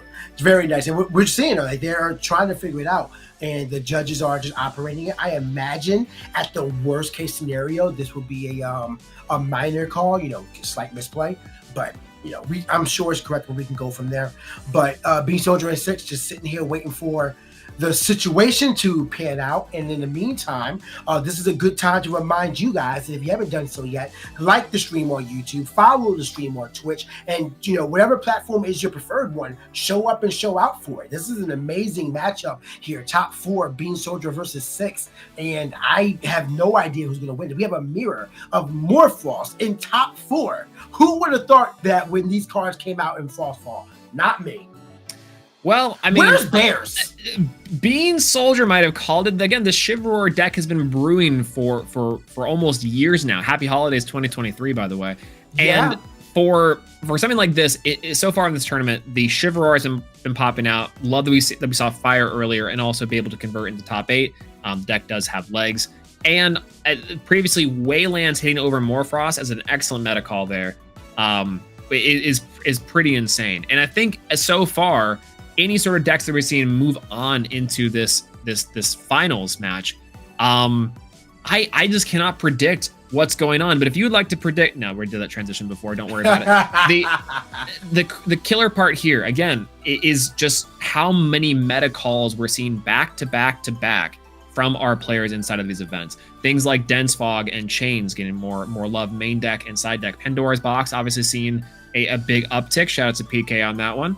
And we have Hermes being able to take down a Premier. And now we saw Argo just now effectively halt a game state and freeze everything in its tracks, because how can you play it safe when you can't account for the Argo?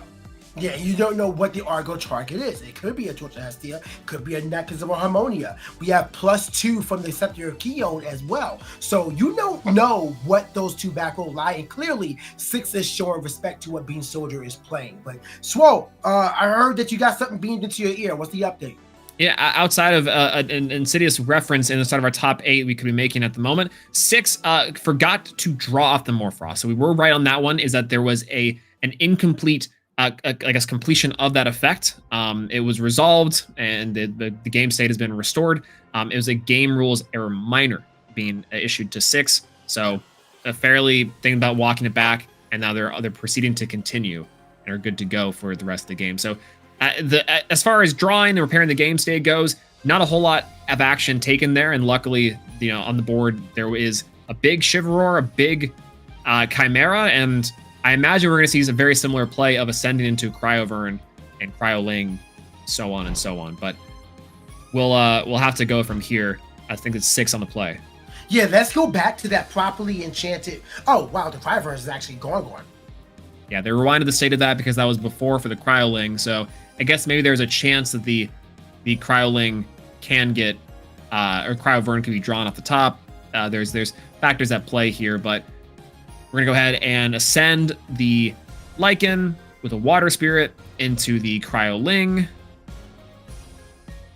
And then Cryoling effect to ascend, letting that go through, and ascending from deck here, a Cryovern. So now we are back on the 3-Spirit Cryovern, threatening a potential Cryo Scorch on the following draw if Bean Soldier cannot deal with it. But similarly, 6 is going to have to deal with this Frigicub, which can do massive amount of work if not taken care of. This properly enchanted Cryovern as well. 3 frost on it, kind of dictating that there is no tsunami, because if there was, I feel like you would have just shotgunned that right now, right? So we're at a game state where you have to question what exactly are you able to do here. Do you even try to push your advantage, or do you just put the Chimera forms to defense? Although the second one was cast in attack, so I can't imagine we're going to be laying back with that in just an attack. As we cast out, is that in Frostix? It's in Frostix here. Whoa! And a double push into Cryoling, affected the Cryoling number 2 to go in, which I imagine is also good to go. And 6 is putting it all out there, holding on to Spirit by Spirit and just saying, I'll deal with this later. But this is going to be an all-out push trying to cover some back row. And is that a concession from Bean Soldier? I think that was a water enchanted Cryovern, the second one, and I think the first one was as well. So that is a full-on concession. Bean Soldier saying, "Hey, I won't be able to get past 2 Cryoverns." So the small package from 6's Morphroftness is what secures game 1. Cryovern is crazy. Wow. Yeah, go Cryoscorch, I guess. So I'm curious to know what those back row were, right? 2-set back row back there. And what was enough for the first Cryovern to say, yeah, that's good to go. But a second water one was enough to say, maybe not. Maybe assuming a shield here or something, but wow, what a decision. You were even up by 8 spirits if you're Bean Soldier. Maybe seeing the writing on the wall was enough, but that's crazy.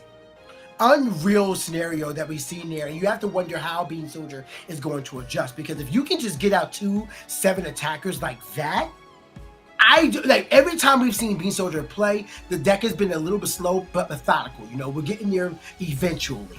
But 6 did not allow Bean Soldier that room to prosper at all. So what can Bean Soldier do within that side deck to really push your advantage? At the same time, was it a problem of not being able to deal with it, or were you just not able to find the pieces? Again, we saw an expend draw from Josh. He doesn't just do that willy-nilly. So it's a situation where you have to wonder, maybe it was just the way the cards drew out. Yeah, I think that's something to consider. The big part about it is that there's, if you're Bean Soldier there, having just those pivotal counter runes was enough for one turn. And I imagine if 6 was not trying to go for a water enchant there, how that could have gone, right? Would we see Frigicub actively stay on the board, do its Nexus, and go from there? And also, we didn't necessarily get to see the Morfrost side of the deck either perform. So maybe Bean Soldier's trying to side in to make that more effective. Also wondering what else Argo can do, because Argo, Scepter, Keon is not going to save you from Cryovern. So what else can you? It can help Morfrost Chimera crash at best.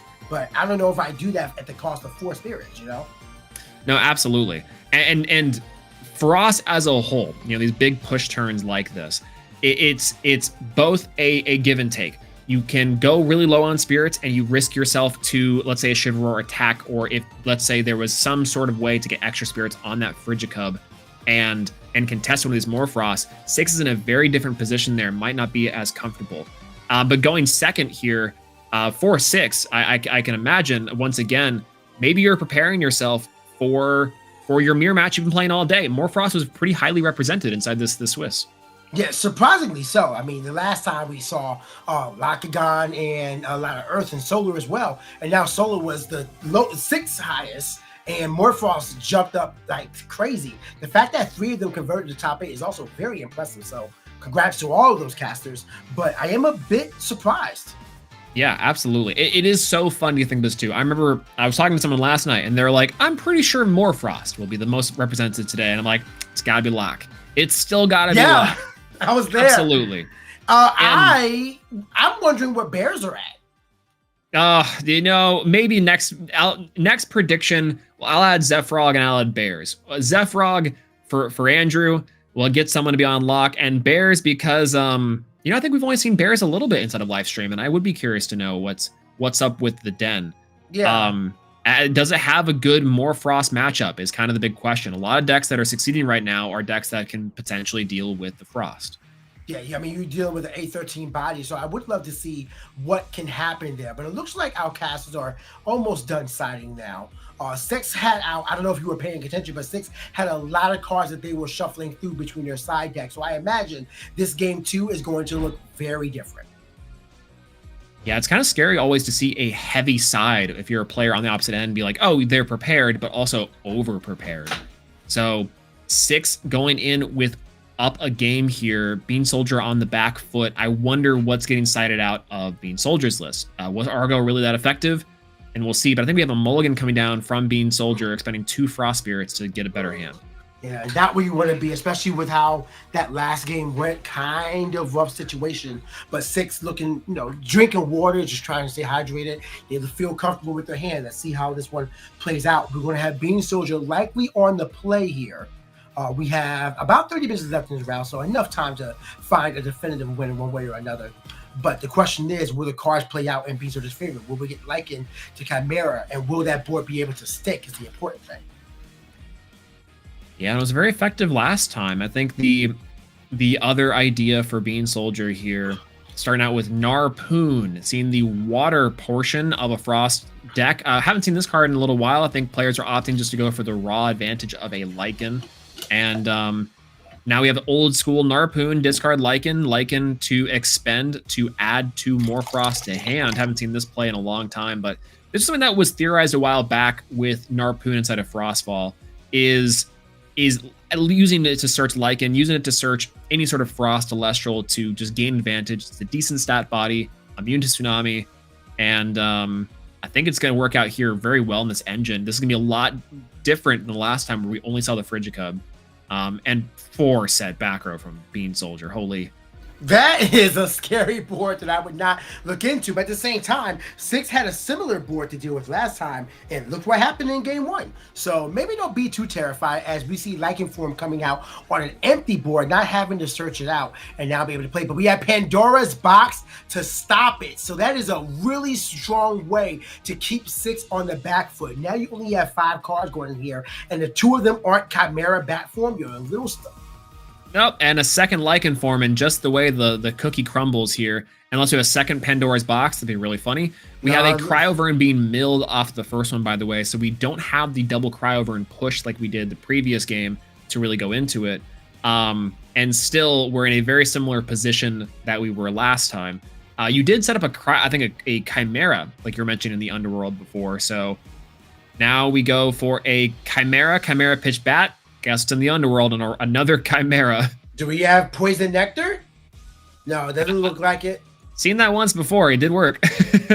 Yeah, absolutely. So I'm sure Bean Soldier will be considering that for a mirror as well versus Chimera. But in any case, we are going to get this Chimera coming out and likely going to activate that as well if there's another more Frost in hand to discard. We don't have that confirmed yet, but you know that everything we've seen is been great. 6 not forgetting to resolve that Chimera form this time. You learn from that minor that was applied. Setting 2. Oh my God! What is happening? Setting 3 back row as well. You have to wonder one of those is Pandora's Box, but this is terrifying. This is insane. I haven't seen this one back row. And a Argo. There's the key counter rune coming in here from the Water Enchanted Elestral, or Water Enchanted Elestral, by the way.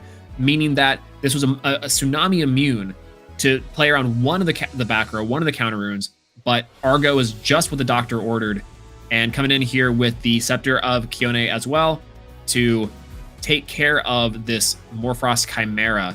Not the end of the world. Chimera can come back here, but that's a big tempo swing for Bean Soldier. Yeah, Scepter of Kione doing exactly what it needs to right now, and if we can get Kione on the field, then, well, actually, I don't think the Underworld is even set up right now because we did use Lycan to search, but we don't really have an ideal play to get the most out of Kione besides the attack buff. A second Lycan comes out. I believe that's a second Lycan. Yeah, and just for the Kione effect for the Elestral Empowered, I think it's from the hand to special cast. I think I maybe misspoke earlier. I think it's from the Underworld. So now we have set up potentially for Chimeras into Chimeras that we can land on here, or alternatively, even scarier, a Shiveror or Frigid Cup. There we go, the smaller one. Well, Chimera does come out, going to be digging into whatever side engine Bean Soldier may have waiting for him in the side. But 6 has 4 back row. You have to assume like one of those has to be live. Yeah, maybe 6 is on to something and is also on Argo. That would be hilarious. Well, right now, 6 is showing no fear of the 7 cards that Bean Soldier has played so far, but the Chimera is going to go out, activate the effect. Do we have anything to stop the draw? Looks like it is going to go through, so Bat Form is going to get out the Lycan, I believe, which is the Underworld, and yes, that is going to come out.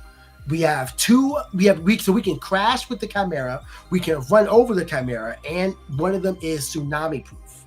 So yeah, kind of a good spot to be in.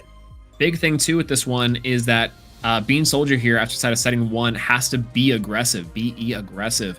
The 7 Spirit to 16 differential is pretty big, especially whenever now we are having to trade value. And I don't know if Bean Soldier's list plays Ambrosia, but you might not need to with how Shiveror and Frigicub operate.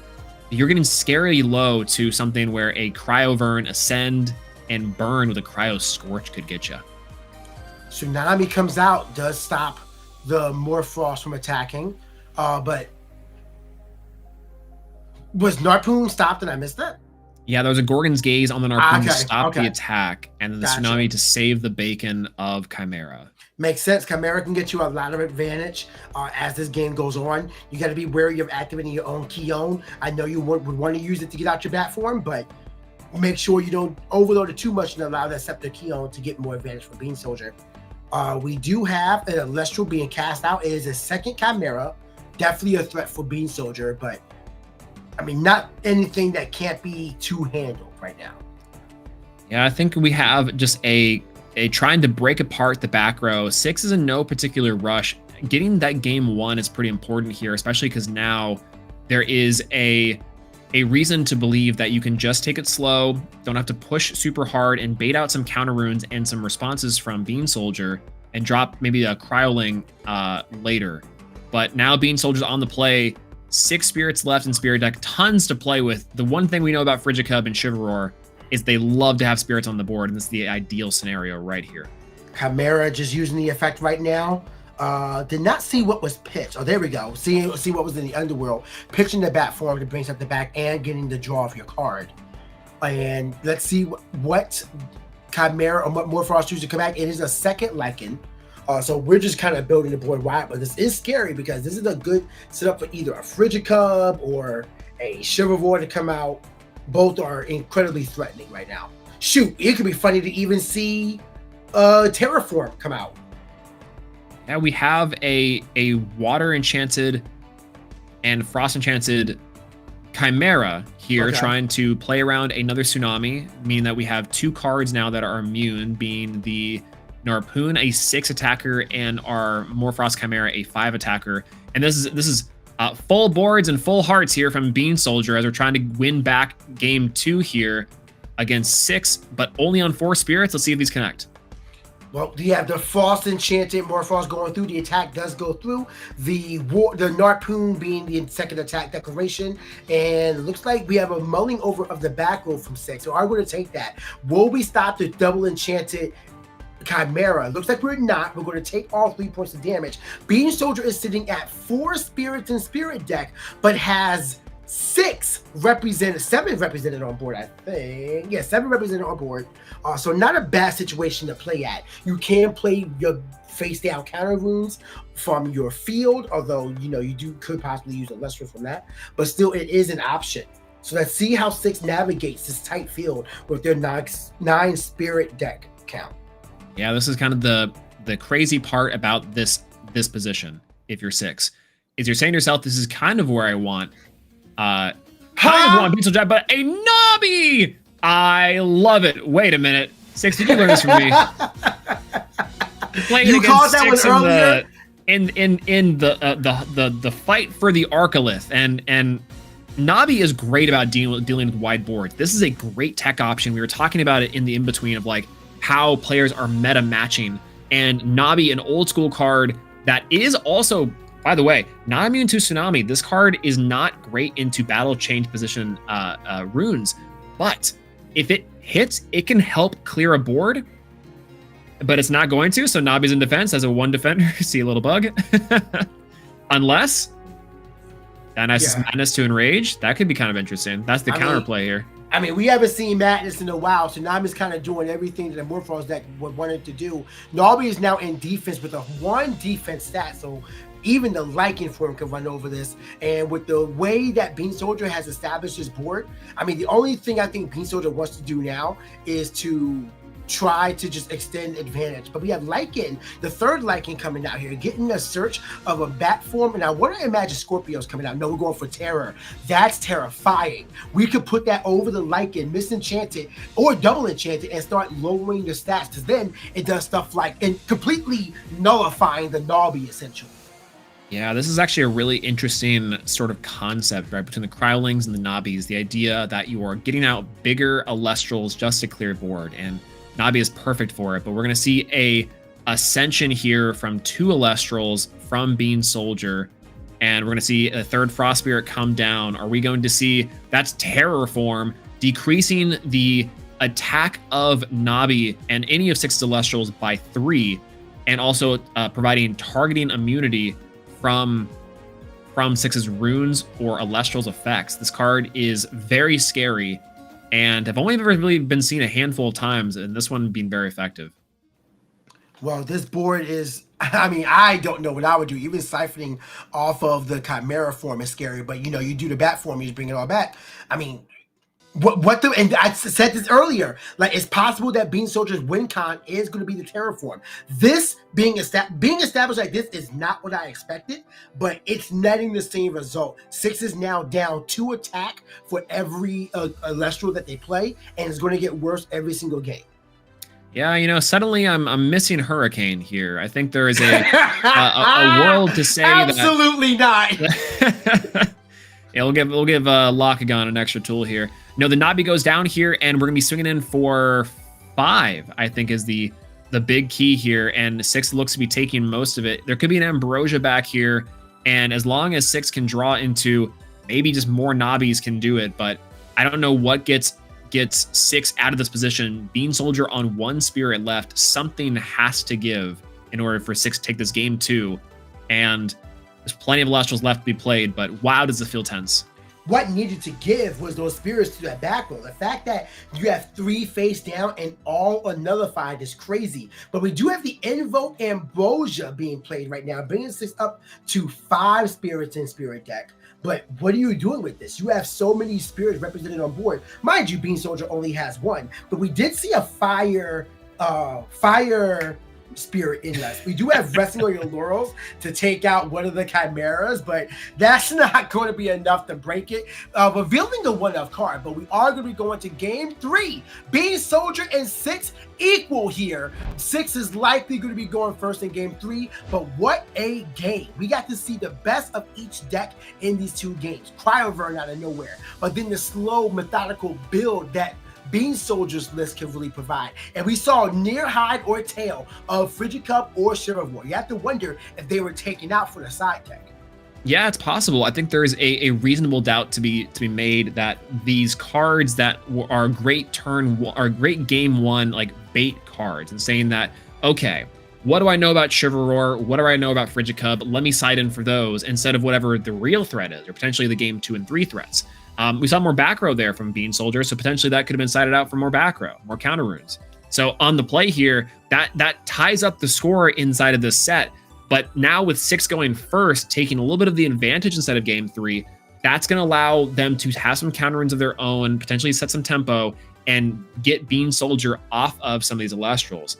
The big thing to note about Bean Soldier's play is if an Elestral can stick, this deck will snowball. Very similar to 6. So that's maybe where this mirror match comes to head, is who can snowball faster and who can snowball first. And to that point, I think the player who goes first, while you are setting your back row, etc., you are putting yourself at the disadvantage of having to deal with the crackback. Like, you always have to have the answer, and if you don't, then the other opponents are going to do whatever they want.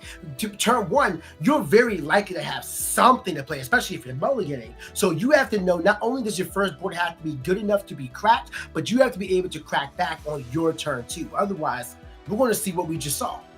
Yeah, absolutely. And this is, how many spirits do we have there on the end on Bean Soldier's boards? 1, 2, 3, 4, 5, 6, 7, 8 spirits on board with the 1 left. There was an argument to be made that maybe 6 could pull it off with a Nabi and a Dream, right? But those Tsunamis come in really high impact for this matchup, and just for the battle focus in general. Bean Soldier seems to be on the call that the battle focus is really important, and so we have things like the Argo and the Tsunami. I wouldn't be surprised if there's Shield in consideration here also to take back tempo. Yeah, we don't know what that side is looking like, but I mean, it looked potent enough, got everything that they needed. 6 is now playing out Bruma Links, likely searching out. This is interesting. Like, we are searching out Whiteout, but I don't think there were many effects played by Bean Soldier that specifically targeted an Elestral. Yeah, no, not from the Frost Elestral that we know of. I mean, there's cards like Gorgon's Gaze, which could be pretty big, or alternatively cards like Poison Tipped Arrow that are some more generic cards. But in terms of more Frost specific cards, maybe we're considering Scorpio, but do you really care too much about a Scorpio when you can come out with 3 5s on the next turn? Maybe 6 knows something we don't, but I'm with you on that one. Blizzard Whiteout's interesting. I mean, you probably got to do it. If nothing more, you're probably like, this is just an Elestral with a 4 body. It can do it, but at the same time, it's not going to beat a Chimera form. I don't know.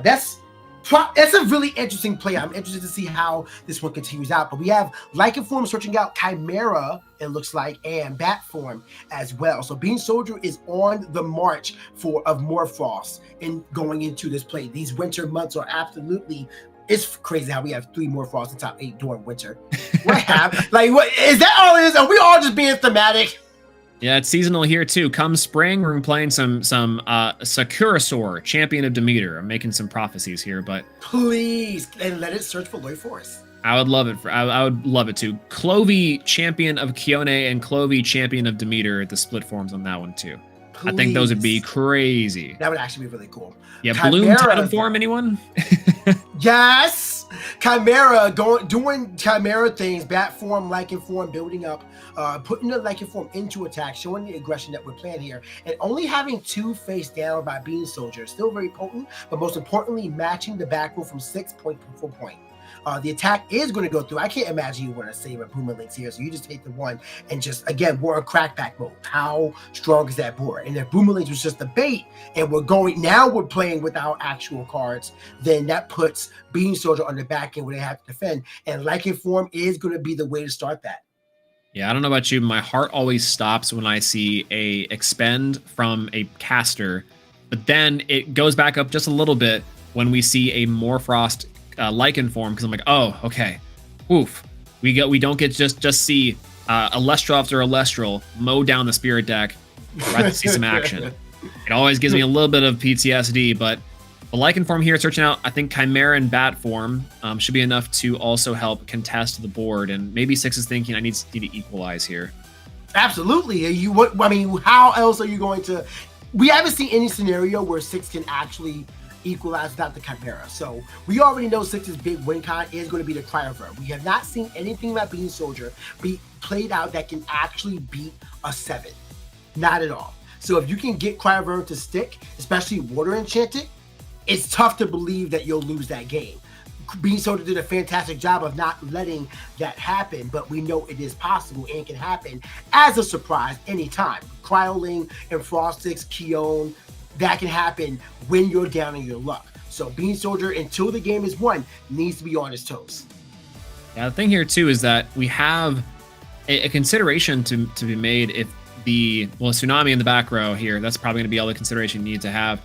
But the idea here is maybe on some level you might want to crash with the Cryovern with, again, those Scepter of Kione and Argo plays that we know of Josh to have done in the first couple of games here. But Chimera, Water Enchanted to at least clear Chimera is good enough.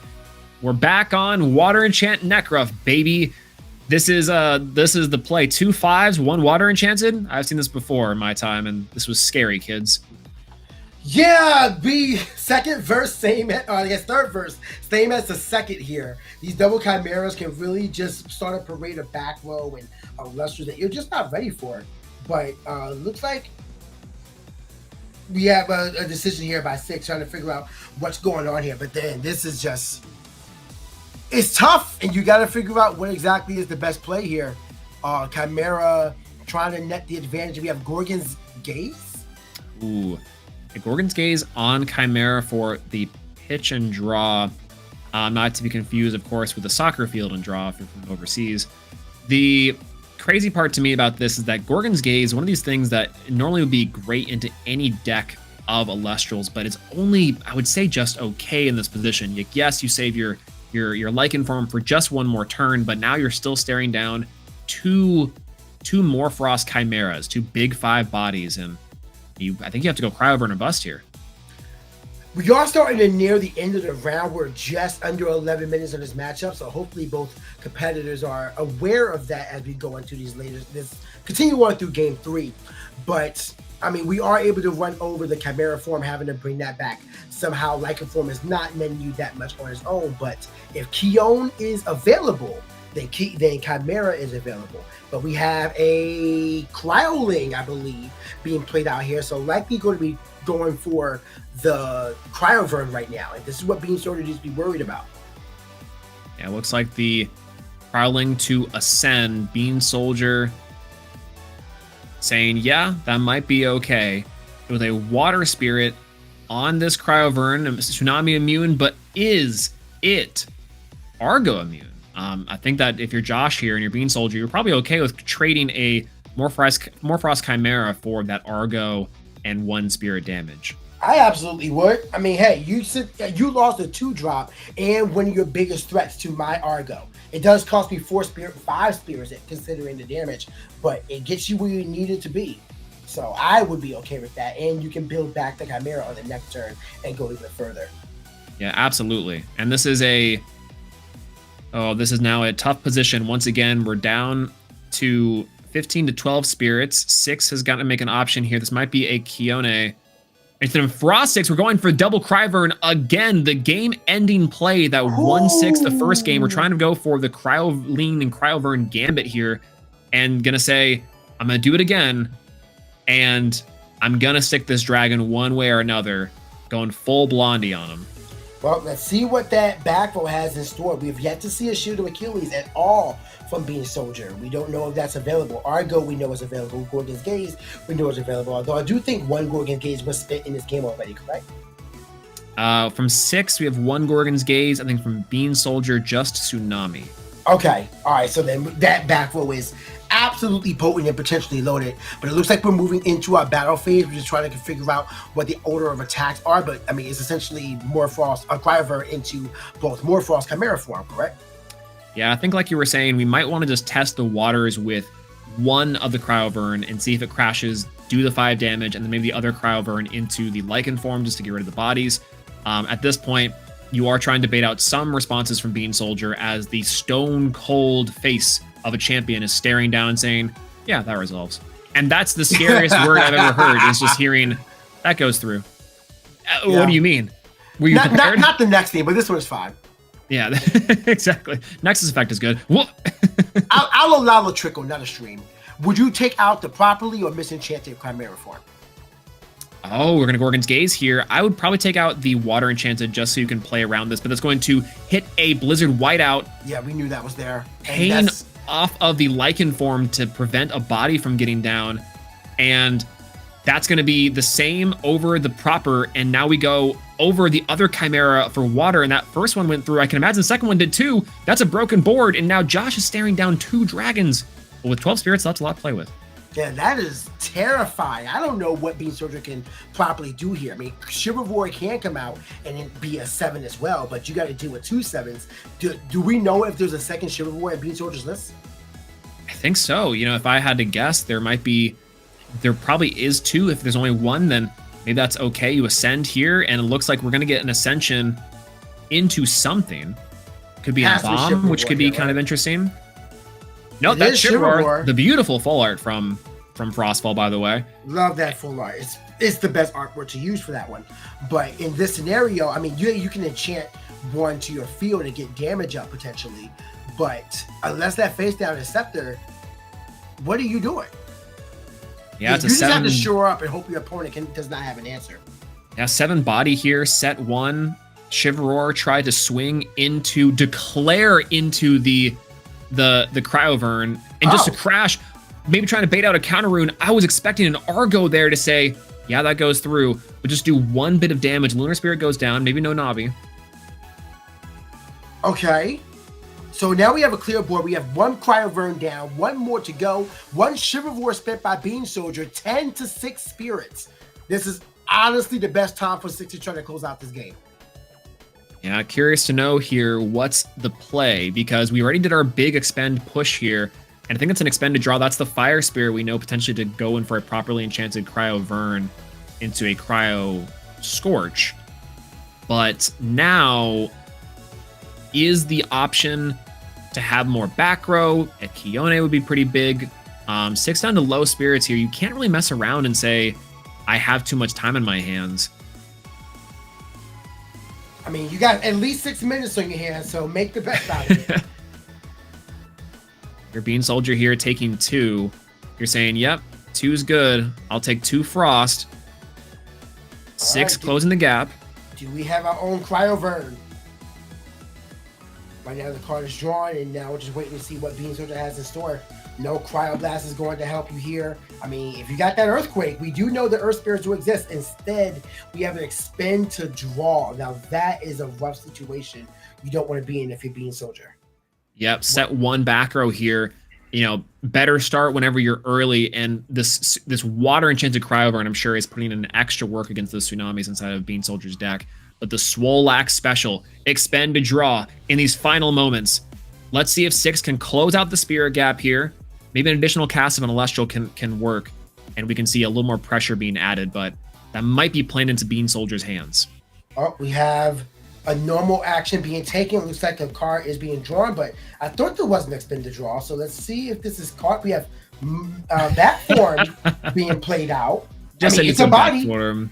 It's so funny. I laugh because we just expect these big chimeras and maybe the lichens, but bat form. Cool. I mean, do we have a shield? No, no shield. Like that's hold up. That could be spent for a direct. shield. No, that's just 3 direct. Yeah, it's 4 to 1, 2 bodies on 6's field. This is a tough situation to be in. Is that an Expend to draw again? No, Josh is thumbing over the Spirit deck, just weighing the options here. I imagine there's some sort of play for Frigicub now. Hold.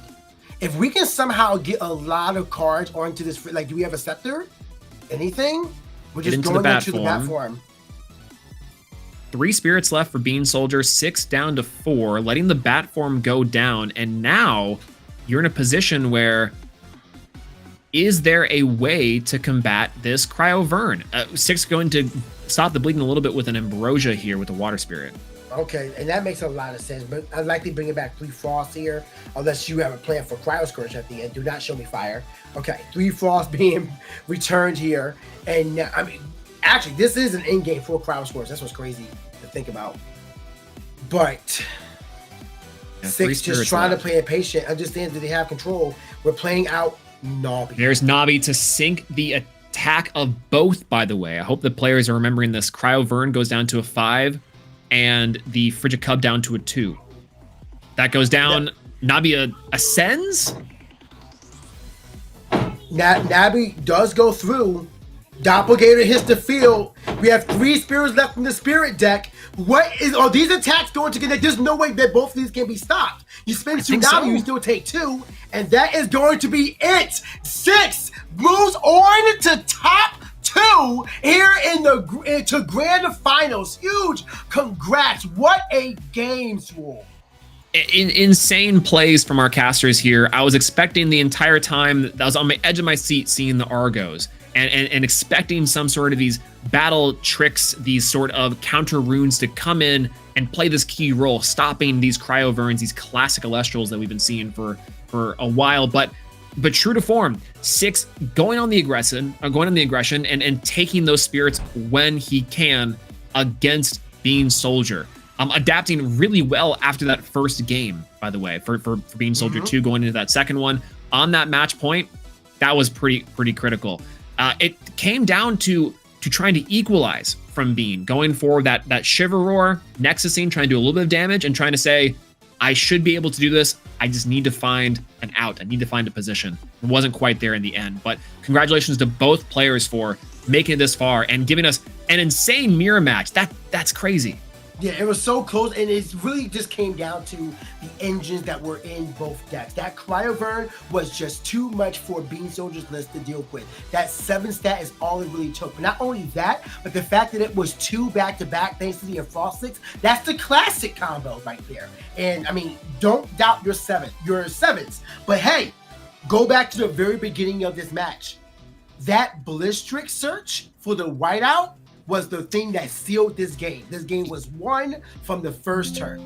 Yeah, we were saying it earlier that there's I'm not quite sure what card in Morfrost that you really can hit with that Blizzard. You were completely right. Maybe this was the defining factor for both of the Cryoverns to clear. And they were both Water Enchanted, yes, to play around Tsunami, but also both Frost Enchanted too. So our Blizzard whiteout able to really be MVP there and stop that Gorgon's Gaze inside of game 3. Nobby Tech was cool to see too. Shout outs to my Nobbies, by the way, saying that this handles the mirror. This plays into the board. been killing wide board states since 2024, I think. I need that plushie so bad. That is that was a really just exciting matchup to see.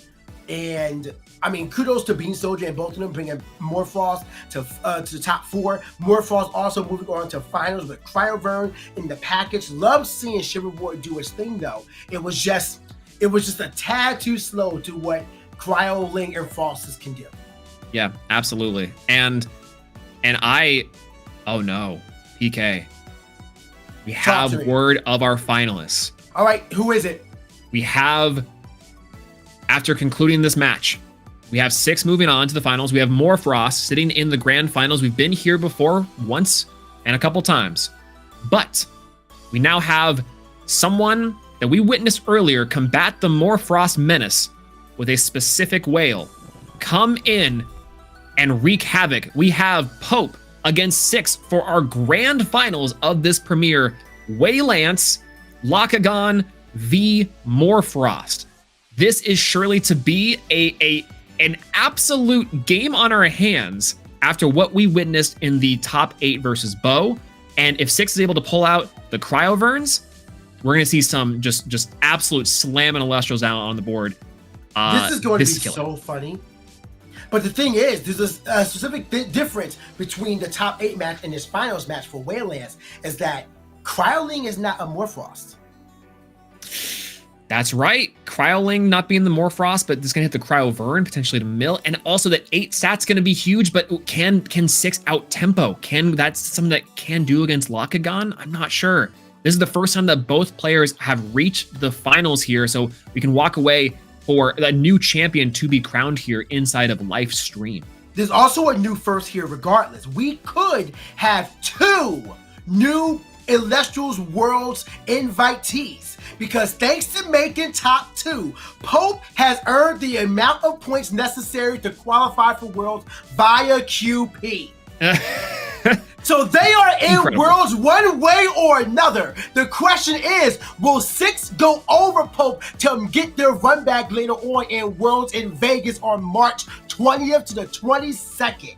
It is going to be an insane top 4, a lot on the line, and it will be amazing to see just how much of a factor Waylance plays in all of this. I'm super excited. You know, Waylance was super cool to see in that top 8. And I have seen 6 work miracles before and walk away with some stellar prizing in recent memory. So this is going to be incredible. I cannot wait to see it. And I know that you and Andrew are going to do me proud. And I'll be seeing y'all for our winner's interview. And either or, this is going to be a matchup of the century. We'll go to a quick break here before hopping into our finals match of this premiere. Don't go anywhere. We'll be right back with the action.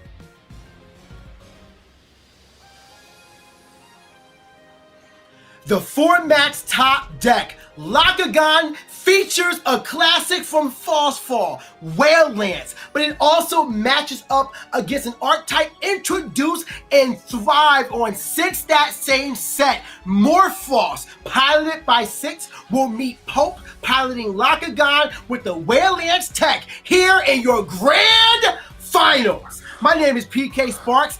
This is Andrew, aka Prime Artemis, and we are going to be your commentators for this amazing clash. This is going one of two ways, Andrew. We're going to be here for the full 60 minutes, or we're suddenly just going to see an avalanche that 6 does not want to have to deal with. Yeah, Wayland send deck to graveyard. Underworld will be quite interesting here today. We'll see if Pope can pull it off. Again, I'm excited to see both of these decks. You know, both of them get to walk away with the beautiful top 16 foamy today, but only one of them will be walking away with the champion Centaur and the guaranteed ticket to Worlds. I believe you were saying Pope has earned their invite via QP either way now. Yes. So really it's going to be a matter of seeing if both of them get in or if Pope doubles down on their invite. And it's worth for Pope to fight as long as they can, because not only are you getting a lot of QP points on that side, but you get that Centaur as well. The artwork is gorgeous. Look at that menacing Dionysus in the background. And also kind of telling that it could come for 6 by the way of beating a Lakagon to earn that Centaur and the invite for World. So a very telling way for that card art to go for 6 if it goes their way. Absolutely. You are so right, PK. I am so excited for all of the matches we have seen today. You know, I was looking up in the archives from the last game because I don't think Scepter of Kione has ever shown up in a top deck before, and that looked to be correct. I believe this is the first time Scepter of Kione ever showed up, so exciting stuff from last game, but even more exciting to see how the Waylance is going to match up into Morfrost Cryovern this time. You know, Bo didn't have the advantage of Cryovern and Cryoling in their deck. No. If Pope mills out the Morfrosts from 6 is probably just going to slap down Cryovern and go, okay, deal with a 7. Now, the problem is that's not big enough to get over Waylance. So 6 is going to need a little bit of help to get the whale today, but not the whale we're used to seeing. There are two things that we need. Well, first of all, in case Waylands doesn't come out, 6 needs to play a little bit slower methodically. But you need to make sure you have Abominable in hand if it is in your deck, and you need to make sure you have Cryoling ready to go in case the worst comes to fruition. But we're talking about Waylands. We can't ignore the fact that Lakagon is the foundation. Lakagon is the play. Tadpuff to Lakagon. Tadpuff to Lakagon. So do not, like, even if you are ready and prepared for Waylands, can you withstand the consistent recurring onslaught of both Lakagon? Only one way to find out. Here we go. Our grand finals is on deck. Pope piloting Lakagon versus 6 on Morphos. Game 1 begins now. We have 6 on the play, and this is a really good way for 6 to just establish dominance and not allow Lakagon to do anything that they want at all. And however, there's nothing that Morphos can really do against double Tadpuff, double Lakagon. Well, we do know 6 is on the Blizzard Whiteout, correct? So they do have some protection from Lakagon they can leverage here.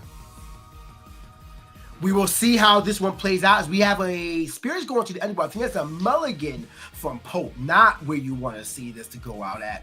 But, I mean, hey, you might as well try to get yourself in a strong position. If there's any deck that can really deal with a mulligan early on, it's Lakagon. Yeah, hey, better to mulligan and expend yourself than do nothing and let your opponent expend you is what I always say. For sure.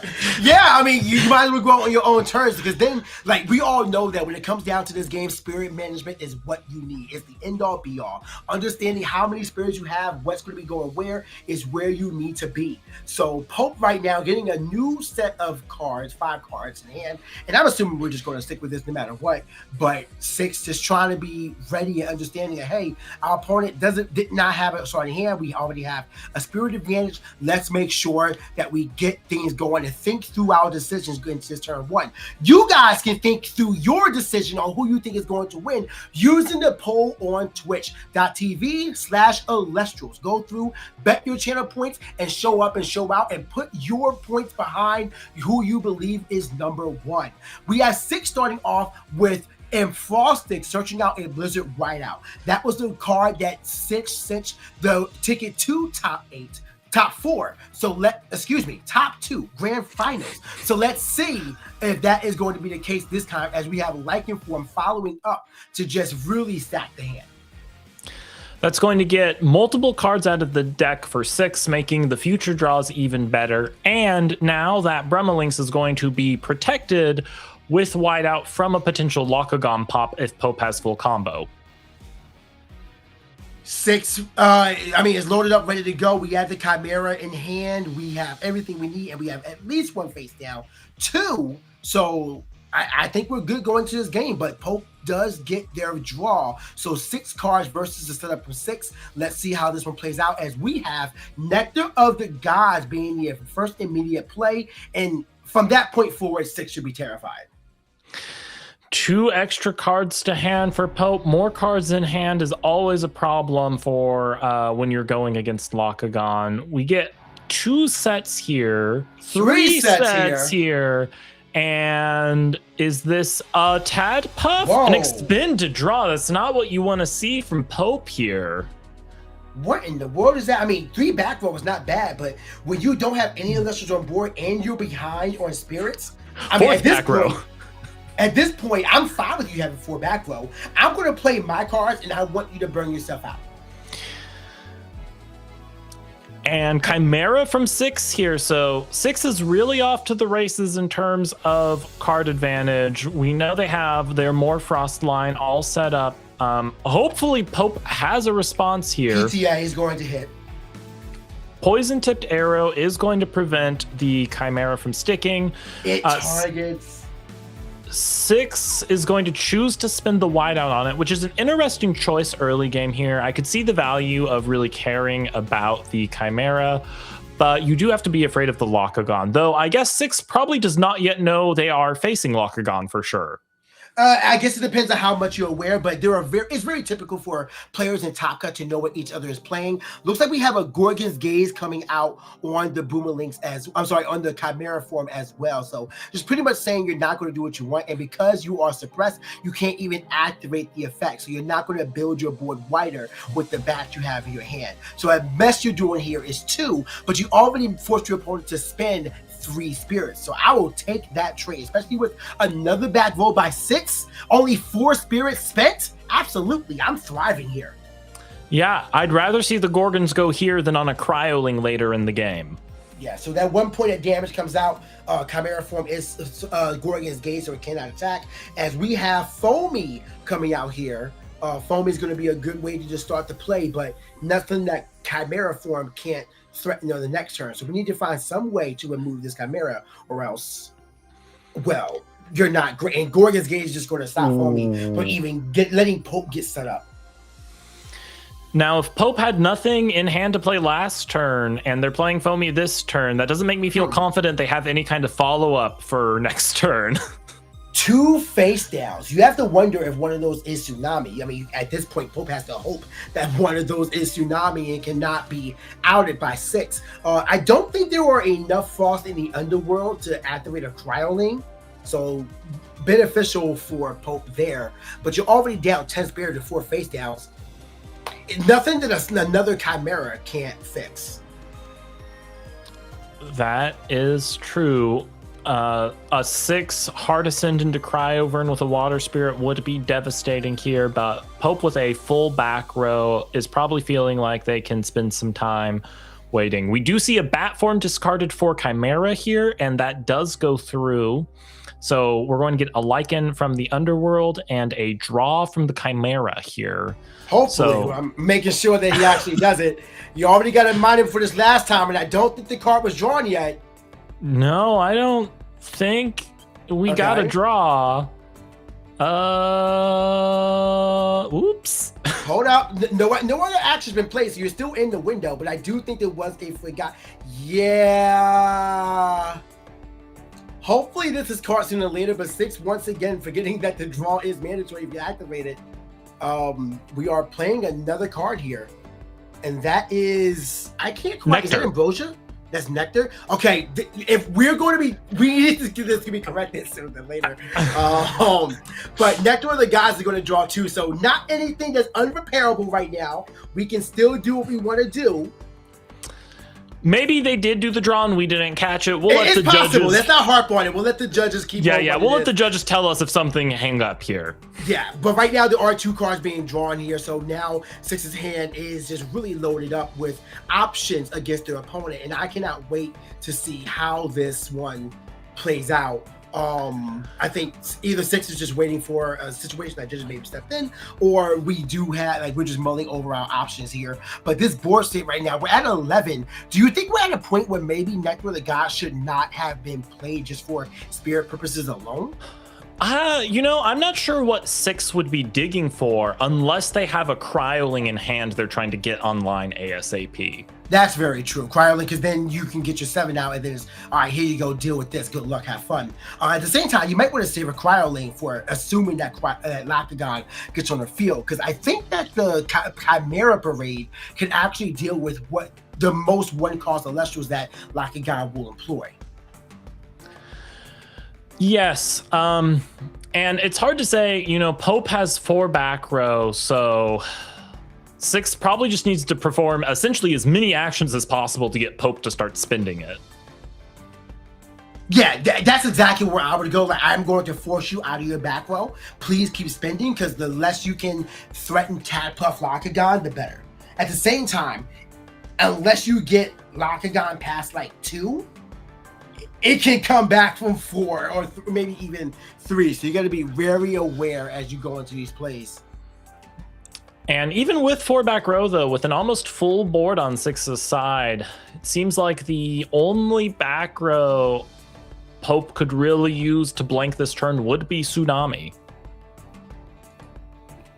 Yeah, that has to be the play if you want to get yourself forward. But at the moment, we are just waiting for, I'm assuming, a judge call at this point, just checking the game state and making sure everybody is okay and everything's above board. In the meantime, if you guys want to let us know what you would do in this game state and what you think about it from both of these players' perspectives, let us know in the chat. But, I mean, just think about the cards that could be on Pope's side. If you have 4 cards face down, we know, I'm pretty sure we saw Aphrodite Soulmates being played by them earlier. If not, it's possible, but that means it's not going to do anything right now.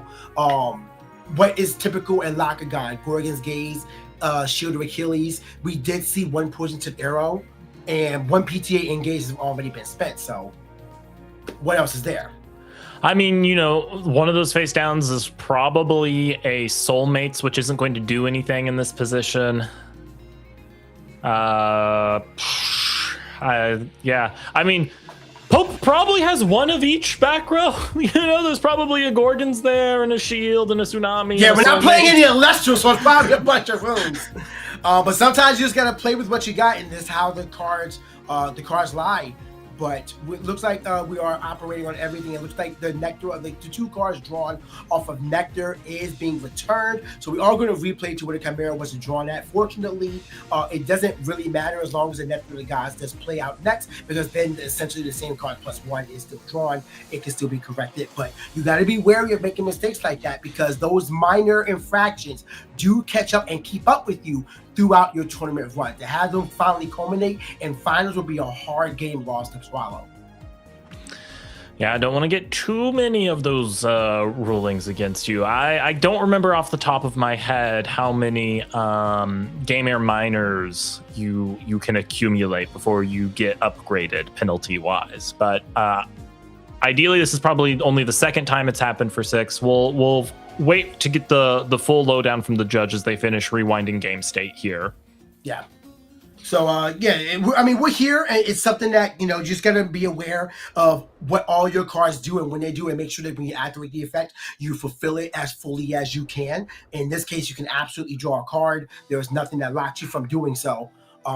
So at this point, we're just going to let this rewind, allow the judges to do what they're going to do, and then we will keep going. We do have an update coming, so sit tight with us, guys, as we let judges do everything that we do. And it looks like, yes, the draw effect was missed once again. Rewind was made, and we are resuming from that point forward. So likely, we'll see a card draw. We'll see Nectar of the Gods. We'll keep going. But got to be wary of fulfilling all the effects that you activate. Who among us hasn't forgot to make an opponent expend when attacking with Neck Ruff? Dude, I forgot that Aphrodite can only search water Elestrals. Like, we're all out here. Like, especially during the end of a day. Like, we've been doing this for almost 12 hours at this point. So I'm not surprised that a mistake was made. Yes, it can be a long day of clashing. We are seeing the Nectar of the Gods again, so we are getting a full run back just with an extra card in hand here. Oh no, I have more advantage. No horror. Now we'll see how aggressive 6 decides to be. They should clear the foamy. I can't see a world except Tsunami where that doesn't happen this turn. We have a card being played out here. No normal action has been taken, so we have a second Boomerlings come out. Now, this is interesting. Do we get a reveal of a second Blizzard Whiteout or a Boreas? Do we activate it and just fail to find? Is this bait right now? Really good crossroads for 6 to put Pope into. I believe we saw 6 had Boreas in their deck, so there's probably a valid search in there. But either way, this is a great chance to get Pope to waste a Gorgon's Gaze if they have it. And there's those Gorgon's Gaze. That is the second one already spent in this game. Down to 8 spirits, stopping the Adam, which is valuable. At the same time, if 6 is sitting there like, I already have everything in my hand from the Nectar, then that was a wasted gauge from Pope, and that feels bad. But we are going to spend our second Blizzard Whiteout that's already set! Andrew! Okay, is there the third Whiteout? Are we going for third Whiteout today? Let's find out. Is the third Whiteout? Is it first Boreas? Why did I say it like that? Boreas. We'll have to see how this one goes. I imagine that is Boreas. Yeah, I don't know if Blizzard Whiteout is typically played at 3. But after this scenario, I'd consider it. A lot of times you see the 1-1-1 ratio, a normal Blizzard, a Whiteout, and a Boreas. Do you? I don't really see base Blizzard at all. It's much less common, but like if you're going, the most common ratio is 1 Boreas, 1 Whiteout. Right, and then usually if you see more than that, there's another Blizzard, but... Well, hey, now we're sitting here with I think the Blizzard Whiteout was paid off of the Lycan, actually. So we're sitting here with a 6/5/5 attacker on, 6 attacker, 5 attacker, 5 attacker on the field. And we're playing 2 Frost for another Nectar of the Gods. This advantage is getting crazy. Get all the cards. I would say it's getting out of hand, but that's quite the opposite of what's going on here. It's getting in hand, PK. The cards are getting in hand. And that's the worst place for it to be if it's Pope. Now, if you're Pope, it is rough to know your opponent has, a fifth of their deck in their hand at this point. And there's the Tsunami. So Pope is going to survive this turn with their foamy. Now, the real question is the Locagon or Waylance in hand? Yeah, I mean, this is the time to do so. You get down to Chimera form, only 1 back row by 6, although it is 1 back row by 6. Every back row 6 has played has been live. Every one that Pope has played has been live, but I mean, you have to imagine that we're running low on them right now. Only 7 spirits as well. Not a good spot, but you did save your Water Elestral. Can you ascend to a victory in this game 1? I would think they have an ascension if they spent their Tsunami at this point, but it doesn't look like it. We are seeing a second foamy here. Oh, no. This is a discard of foamy. Yes. So this one allows you to search your deck for a Water Elestral and add it to hand. So which one is this going to be? It is Lakagon. Base Lakagon, or I should So- say Frostfall Lakagon. Is there an Ambrosia in hand to make its pop live? I have to imagine it is. If we put it as an attack, but at the same time, we don't know how many water spirits are in the underworld. But there's the ambrosia Yep. from the hand. The pop is alive, and you have to go after the back row, right? Oh, I would Do you? think back row, but also you kind of want to get the bodies off the board, right? It's a tough call for It's Pope probably here. better to get the bodies off the field, guaranteed, because if the back row was live, Six is going to use it, but it is going to destroy it. It was a tsunami, so that was a waste of a target for Pope. And you can imagine that tsunami is just going to go right out the deck going into this game too. Very first thing getting flung to the wall during siding. That's correct, PK. Well, the Chimera form does get taken out, which is not a bad thing for Six, because that does take you away from Whale Lands just wiping your deck. So kind of hold on to that. The Boomerlinks are a 5 attacker thanks to the Boreas being on the field. That Stadium Rune active by 6 is still on the field and is pretty much giving +1 attack to everything. So depending on the attack of the Lakagon, you could possibly enchant the Boomerlinks with 1 and just crash into it. Let's see here. Pope has 17 spirits left in deck. If most of those are water, that Lakagon is going to be pretty formidable at this point. Yeah, we don't really know. Oh, let's have we get an account now and see if we can get an account of it. But I mean, all the same, we have to know that the players at least know what they're doing. All right, so here we go. We are going to be touching our cards and figuring out what is the next play. Six, looking over the mini cards they have in their hand, did lose board control, but did not lose their board. So what can they convert these two Boomerlinks into? I don't even know if Cryovern would have enough attack at this point. If you merge them all together, it would be a 10? Let's see what this play is. It has to be a Chimera form. I'm probably digging into something. That is Cryoling. We are going for that. Okay. I wonder if Six has Scorpio form. We haven't seen it once from them, have we? Are we going to merge all the spirits onto the Cryovern to give it a big enough attack to go over the Lakagon? That must be the play here. Well, we'll try. Can you siphon off a special ascension like this? Yes.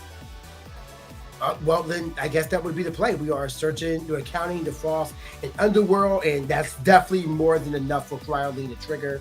So will Pope have a third Gorgon's Gaze to stop it? Does Pope have a second PTA to weaken it and stop it from getting over Lakagon? There could also be a shield there.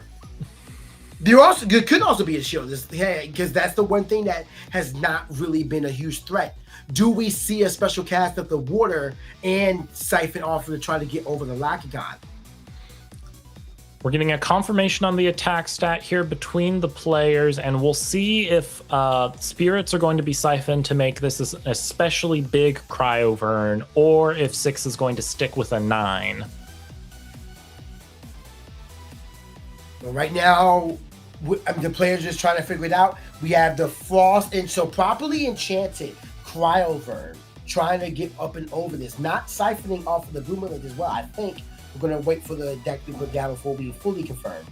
But this is a 9 attacker right now versus, well, we're unsure of what the current is, but I have to imagine it's a little bit more to or equal to 9. So we're probably going for a crash from this. And Six also having Ambrosia to bring their spirit count back up, using the Earth Spirit to bring with that felt art as well. Love it. Bringing back 3 Frost to their spirit deck, bringing the spirit counts even. The board definitely not in their favor, but the only thing unknown to us here in the sky, what is the attack stat of that Lakagon? We're about to find out shortly whether or not the Cryovern can get over it. I imagine it must be able to, otherwise Six wouldn't have wasted the Cryoling already. All right, the Boomerlings are going to attack. That is a properly enchanted Cryovern, so we could Tsunami is the play. Oh, hate to see it. Yeah, that's not exactly great, but I mean, it could have been worse. If Pope doesn't have a way to heal, then all you can do is run over an Elestral, and we do have we can run over 2 Elestrals now thanks to Aetherals coming through. Being a 4 attacker to the Boomer Lynx's 3 defense under Mountain Saborius. And we are just going for the attack declaration. A very simple turn by Pope pushing forward and also stopping the Cryo Scorch from potentially closing this game out. That's right, PK. Well, it'll be interesting to see if Six has a second Cryoling in hand to try and run that back this turn. Yeah, if you have it, you got to drop it right now and just threaten Pope to do whatever they can to stop you. But another back row has been set. You have to wonder if that is a second brain fart, second tsunami, excuse me. Third tsunami, right?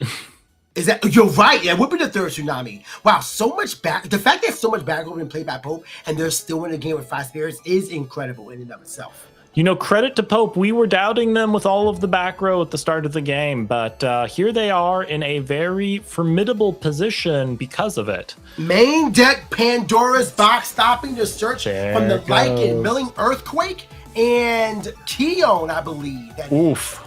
Losing the Earthquake is not great. That would have been your next draw as well. But at the same time, you would have got the Searcher and worked then. But still, losing it is rough. Well, Six spent the Earth Spirit on an Ambrosia, so they're probably not feeling too bad about that right now.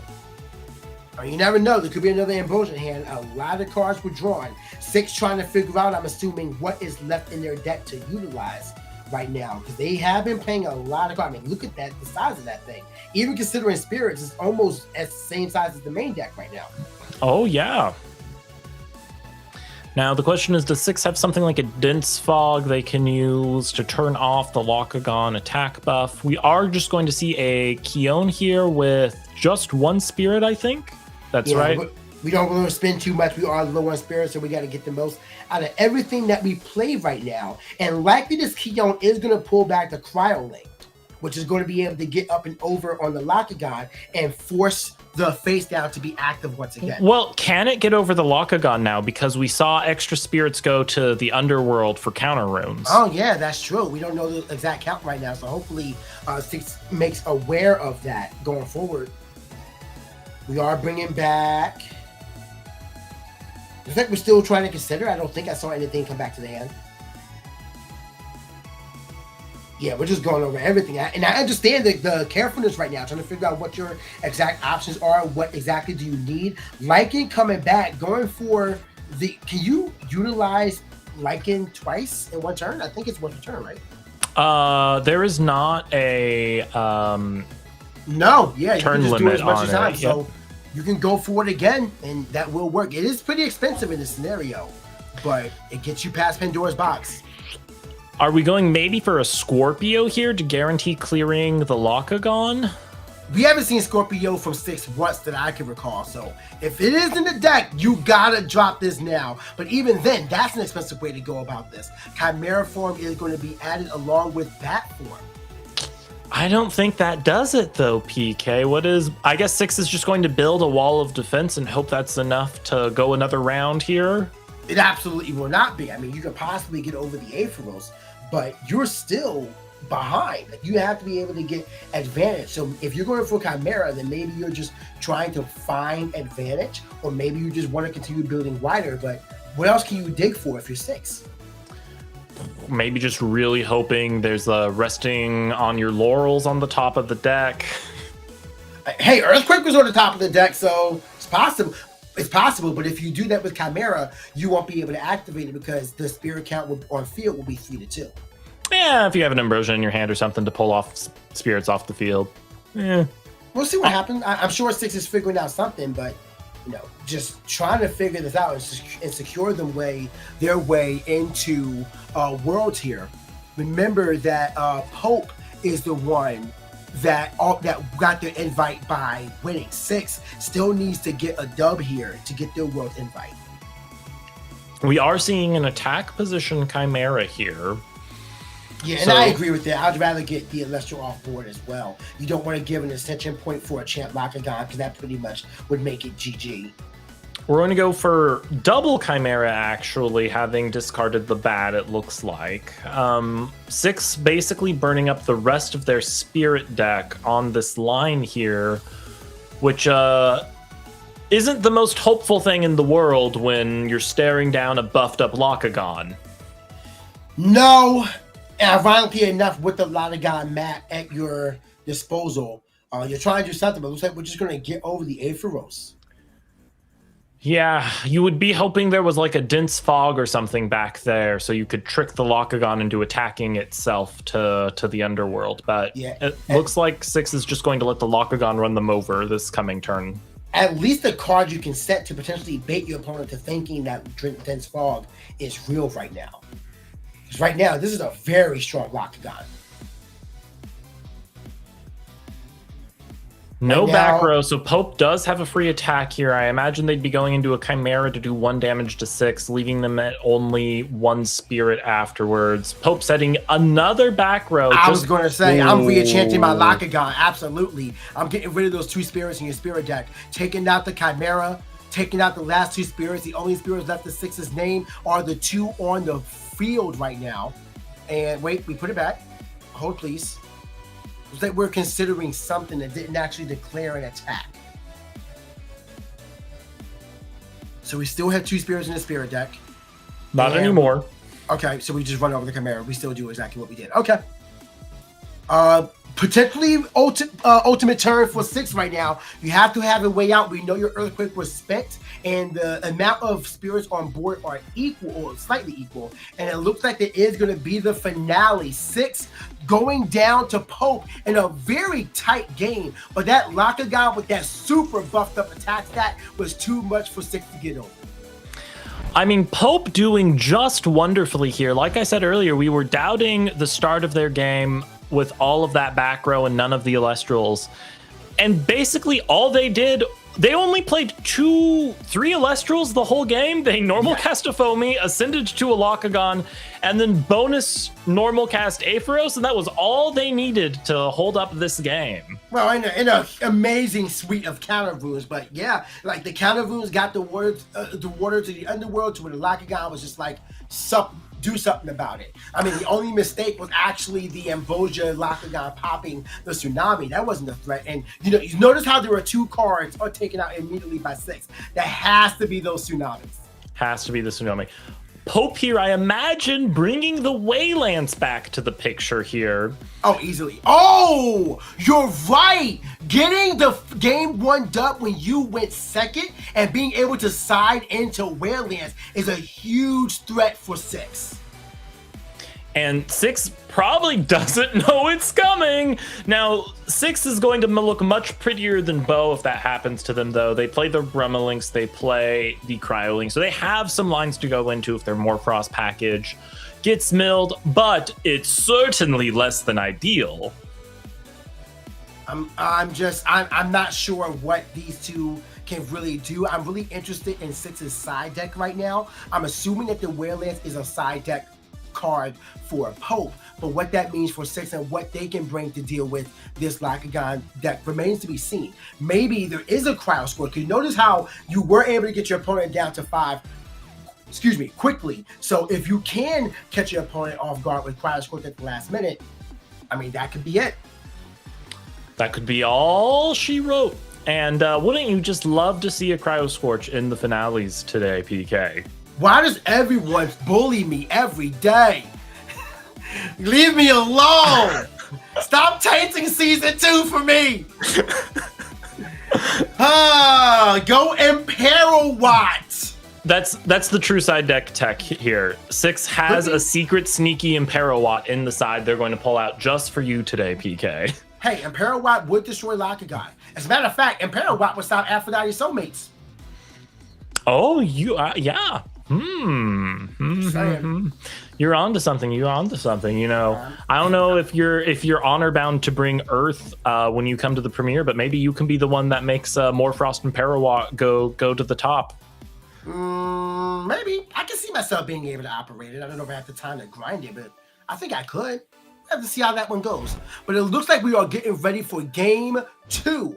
Likely 6 will be on the play here once again, but the problem here is that Pope, we already seen is potent with the side deck tech. How many Waylances already? Is it searchable? Which it absolutely is because of the Tagua or the Foamy. So 6 has to be wary. This game could end in an instant.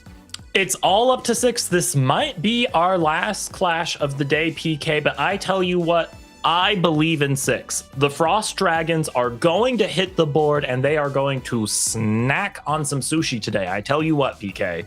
I mean, I'm sure that will happen until Lakagon decides I'm going to win now. Those 2 dragons are going to come out at a moment's notice. We have not seen it yet, but we know Tap Puff is potent. So do not doubt the power of Lakagon in this matchup. Let's see how 6 starts as we go with the Boomerlings, likely to search out the whiteout. But unless there's already 2 in hand, in which case we search out the Boreas. But the search it, wait a minute. Opening Boreas. That's interesting.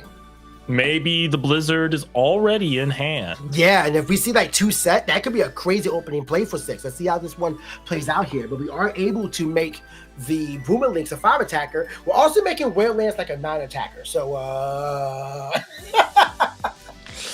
Ooh, that's true. That's true. You buff the opponent Waylands. We do have 2 sets from 6, though, so they are looking pretty. I mean, at the end of the day, all they really need is a shield to defend themselves from Waylands. Well, Nectar of the Gods is the way to get to shield. We have not seen Pope employ the shield yet, so we don't know if it's there. We have, I believe, a water and a thunder being spent for that Nectar. I'm surprised you don't send a water. Wait, no, I'm sorry. That's the right play. I'm thinking Frost.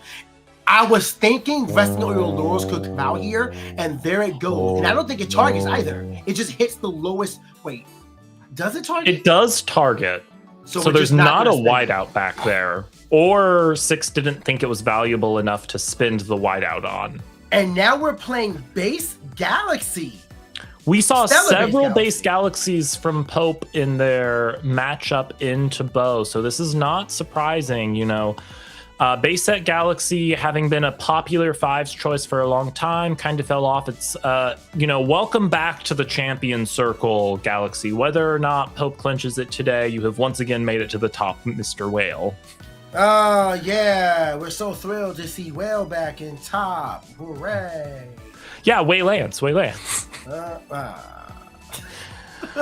We have a Frost Celestial being cast out by 6, and that is going to be Chimera form. Is able to threaten the Galaxy with a crash, if nothing more.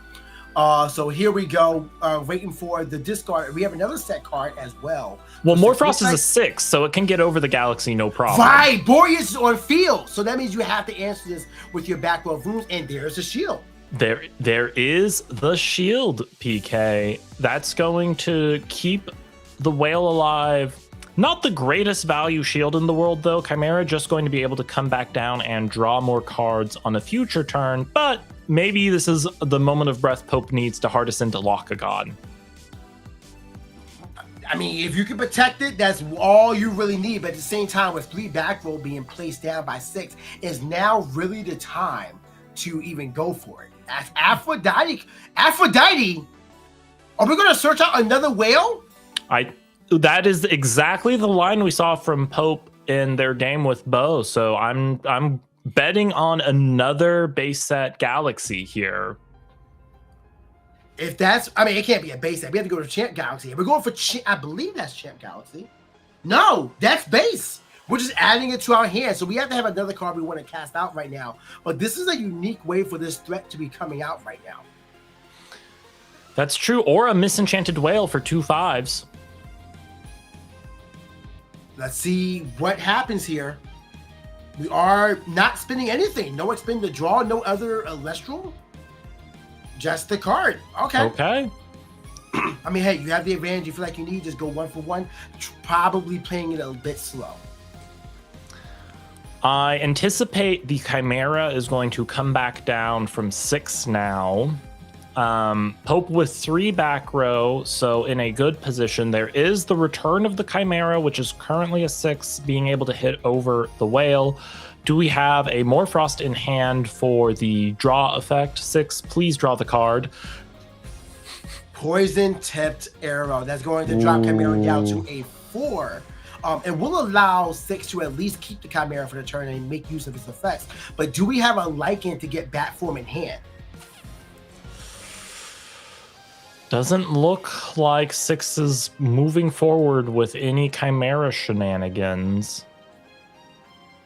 crazy scenario that Six finds themselves in. It's like this is the least aggressive we've seen Six play this deck this entire time. Okay, and that is the end of turn from Six, and we see the expend for the poison-tipped arrow. We're back to 5s, baby. The whale lives forever. Well, Aphrodite, Aetherose, champion of Aphrodite, does come out here. That's going to be a 2 attacker, but I mean, if we can get, we can get a search out for another Aetherose. We can, but it's a weird position to be in for Pope because the Galaxy is making your Aetherose attack boost not helpful. The poison-tipped arrow coming out from Six's side of the field, though, to prevent more bodies from sticking on Pope's side here. Yeah, terrifying all the same, because you know that there are many ways that Pope is threatening to just make an ascension. We have Ambrosia coming out here as well, spending, I believe, a water to get 3 more spirits back to the spirit deck. We have a Pandora's box here from Six to prevent the Aphrodite effect. Or was that foamy effect? I think that's foamy searching out the 2 costs, and I think that's valuable, knowing what you know is in the pipeline. It could be Lakagon or the Whale Lands. So valuable Pandoras. We're going to see, what is that? 2 damage from Six here, +1 for the PTA. So 3 damage onto Six. All right, trying to keep this spirit advantage. If you can run over this Galaxy on this next turn, then you're in luck. But 2 face downs. I don't think a single Tsunami's been played this game. Definitely tough as another Chimera comes out. We're seeing all the Chimera, none of the Lycan. That's not great. Not the best. A Cryoling would have also gone crazy here. We are going to Chimera, discard Chimera to draw a card. Now, let's hope 3rd time is the charm. All right, let's see what happens here. Oh, it's thumbing over the face down. I'd be terrified. Oh, no. Just a quick check. Let's see exactly what it is. Okay.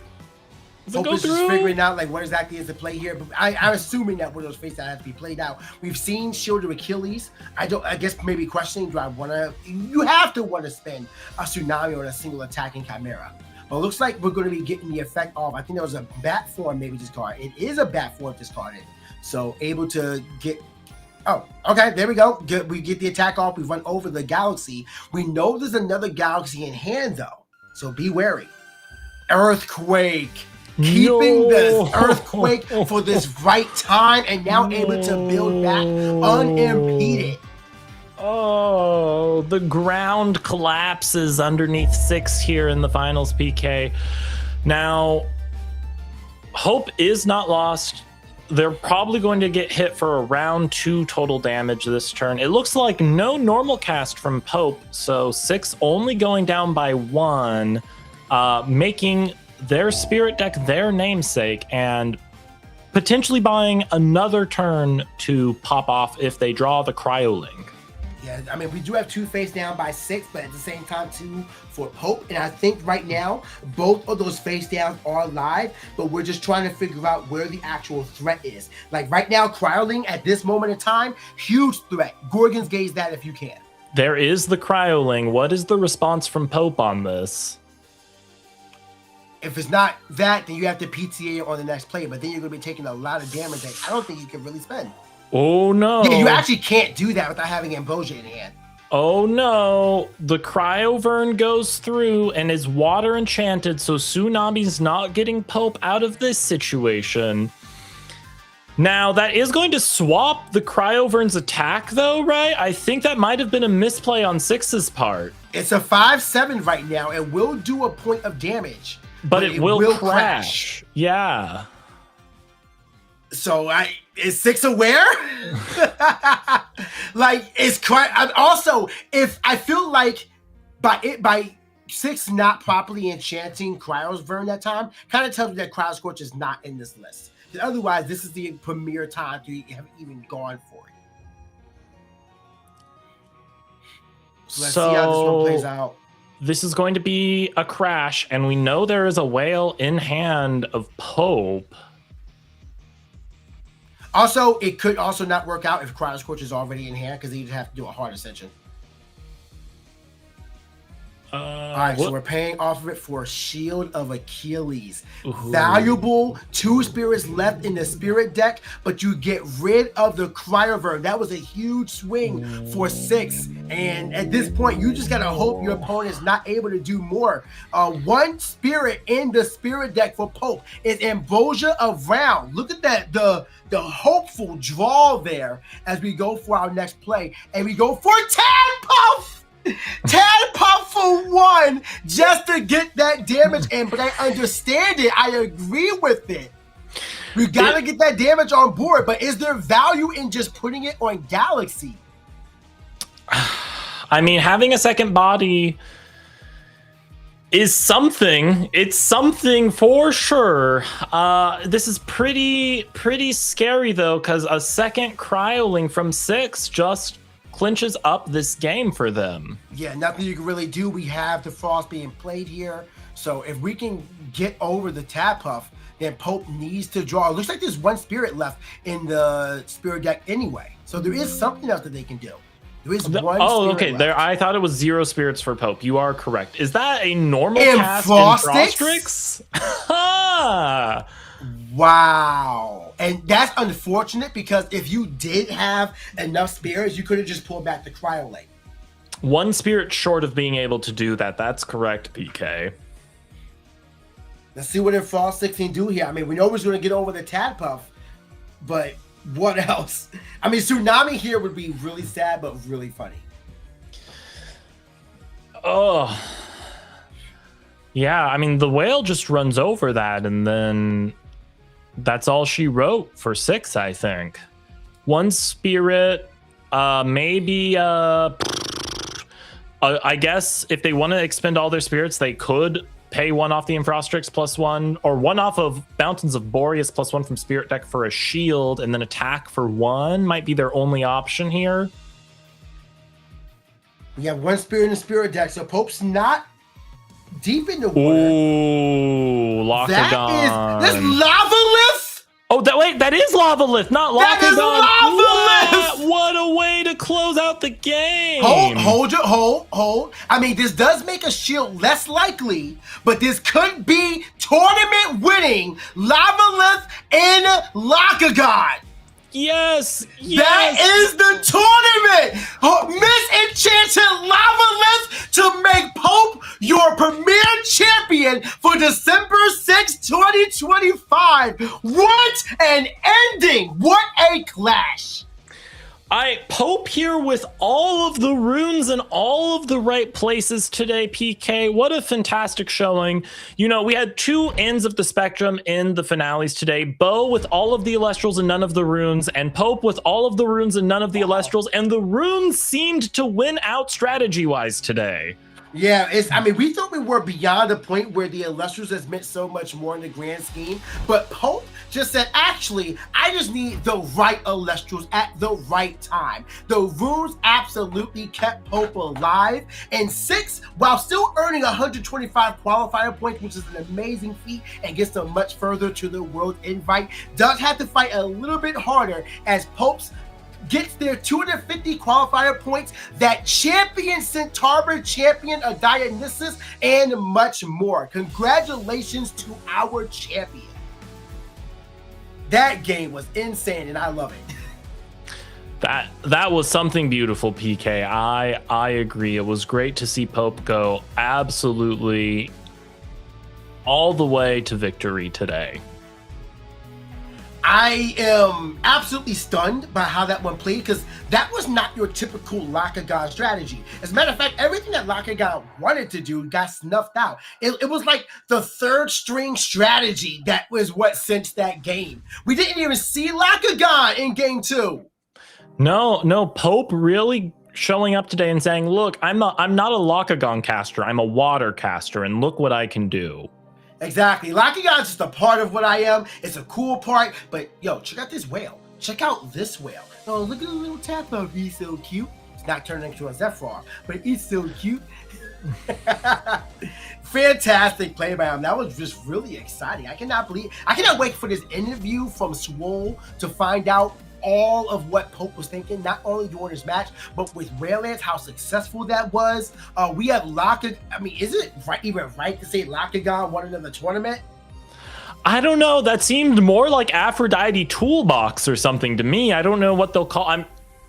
We'll see what they call it in the official breakdown, I guess. Yeah, Swole, you have to be listening and let us know. You got to find out what is the name of this deck.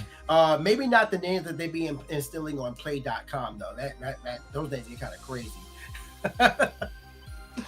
I've seen some wild ones on there, man. Just a fantastic spot. We have the producers getting ready for the interview with Pope right now. So, I mean, first of all, give it up for Six as well. Fantastic play and experience. Showed up and showed out in every single time. Their strategy was also really good as well. The Morphos Parade, Morphos showing up in top 8, top 4, top 2. Just great play all around. Crazy that it did not convert to finals, but that's a testament to what Morphos is as themselves. So congrats to Six for the fantastic performance. Not a Morphos right now, but I'm interested in hearing what Pope has to say about their strategy and what led them to saying, yo, I need Waylands in this side though. I think they just made an incredibly smart meta call, but I'm sure we will get all of the impressive details from them and the beautiful insights into this wonderful, wonderful stew of water they put together. Really just chefed up something that goes beyond the drop Lockagon's onboard package we have seen so much of this format. Yeah, it was diverse. Like, yeah, we know Lockagon is there, but there are more things you can do beyond that. And as you said earlier, it wasn't even really Lockagon. It was a water toolbox. It was Aphrodite, I would say, that won that more than anything. So just congrats to them on that play. And congrats to all of top 8. Like, and we just think about all the decks that we've seen. Well, I guess we've seen Morphos and Morphos and Morphos.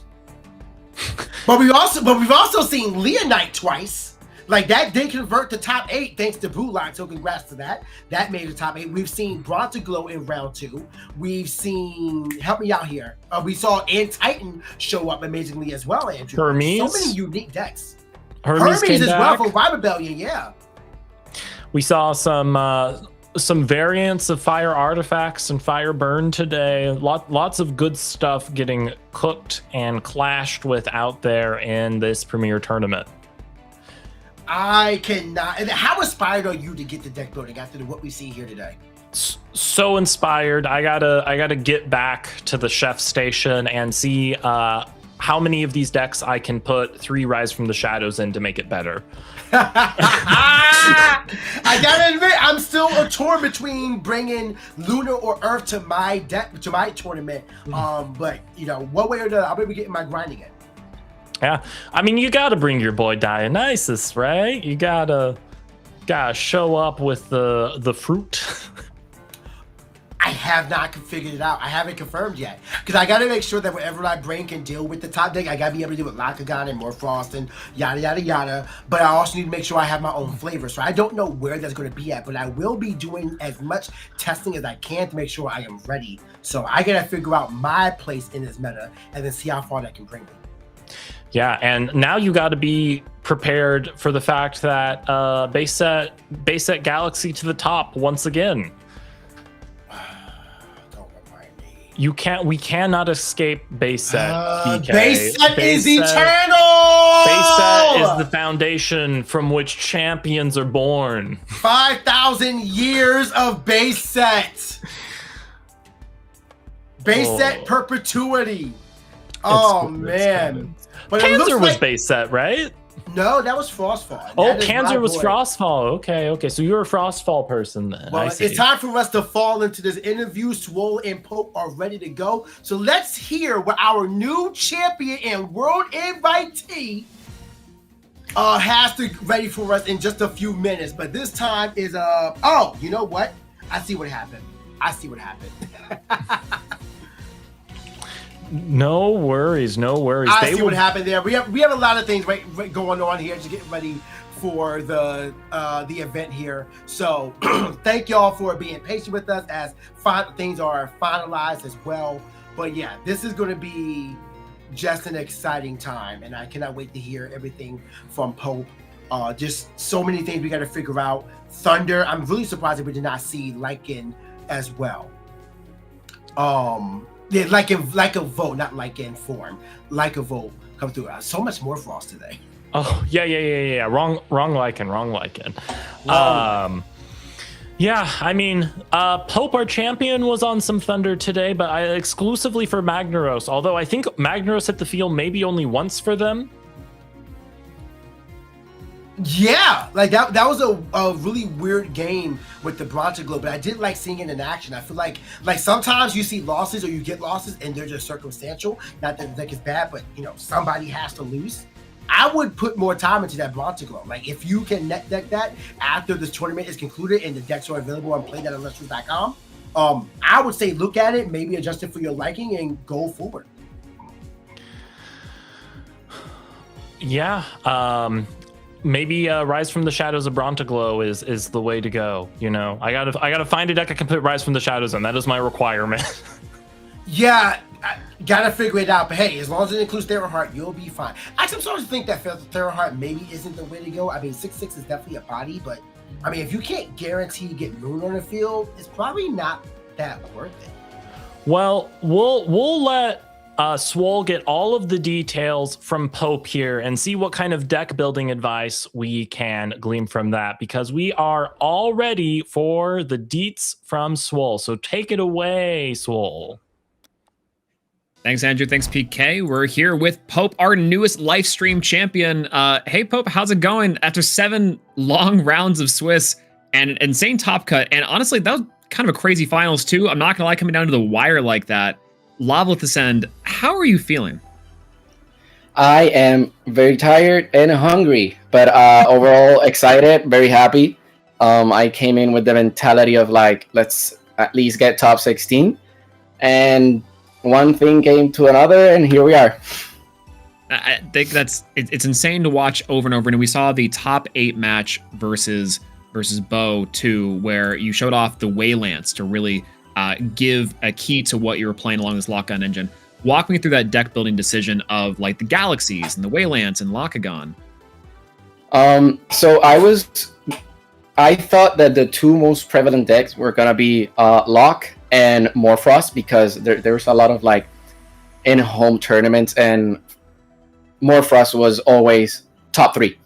So for me, the Galaxies, they're good in general, like 5 attack, a 5 attacker, always nice. And it bothers the mirror mash.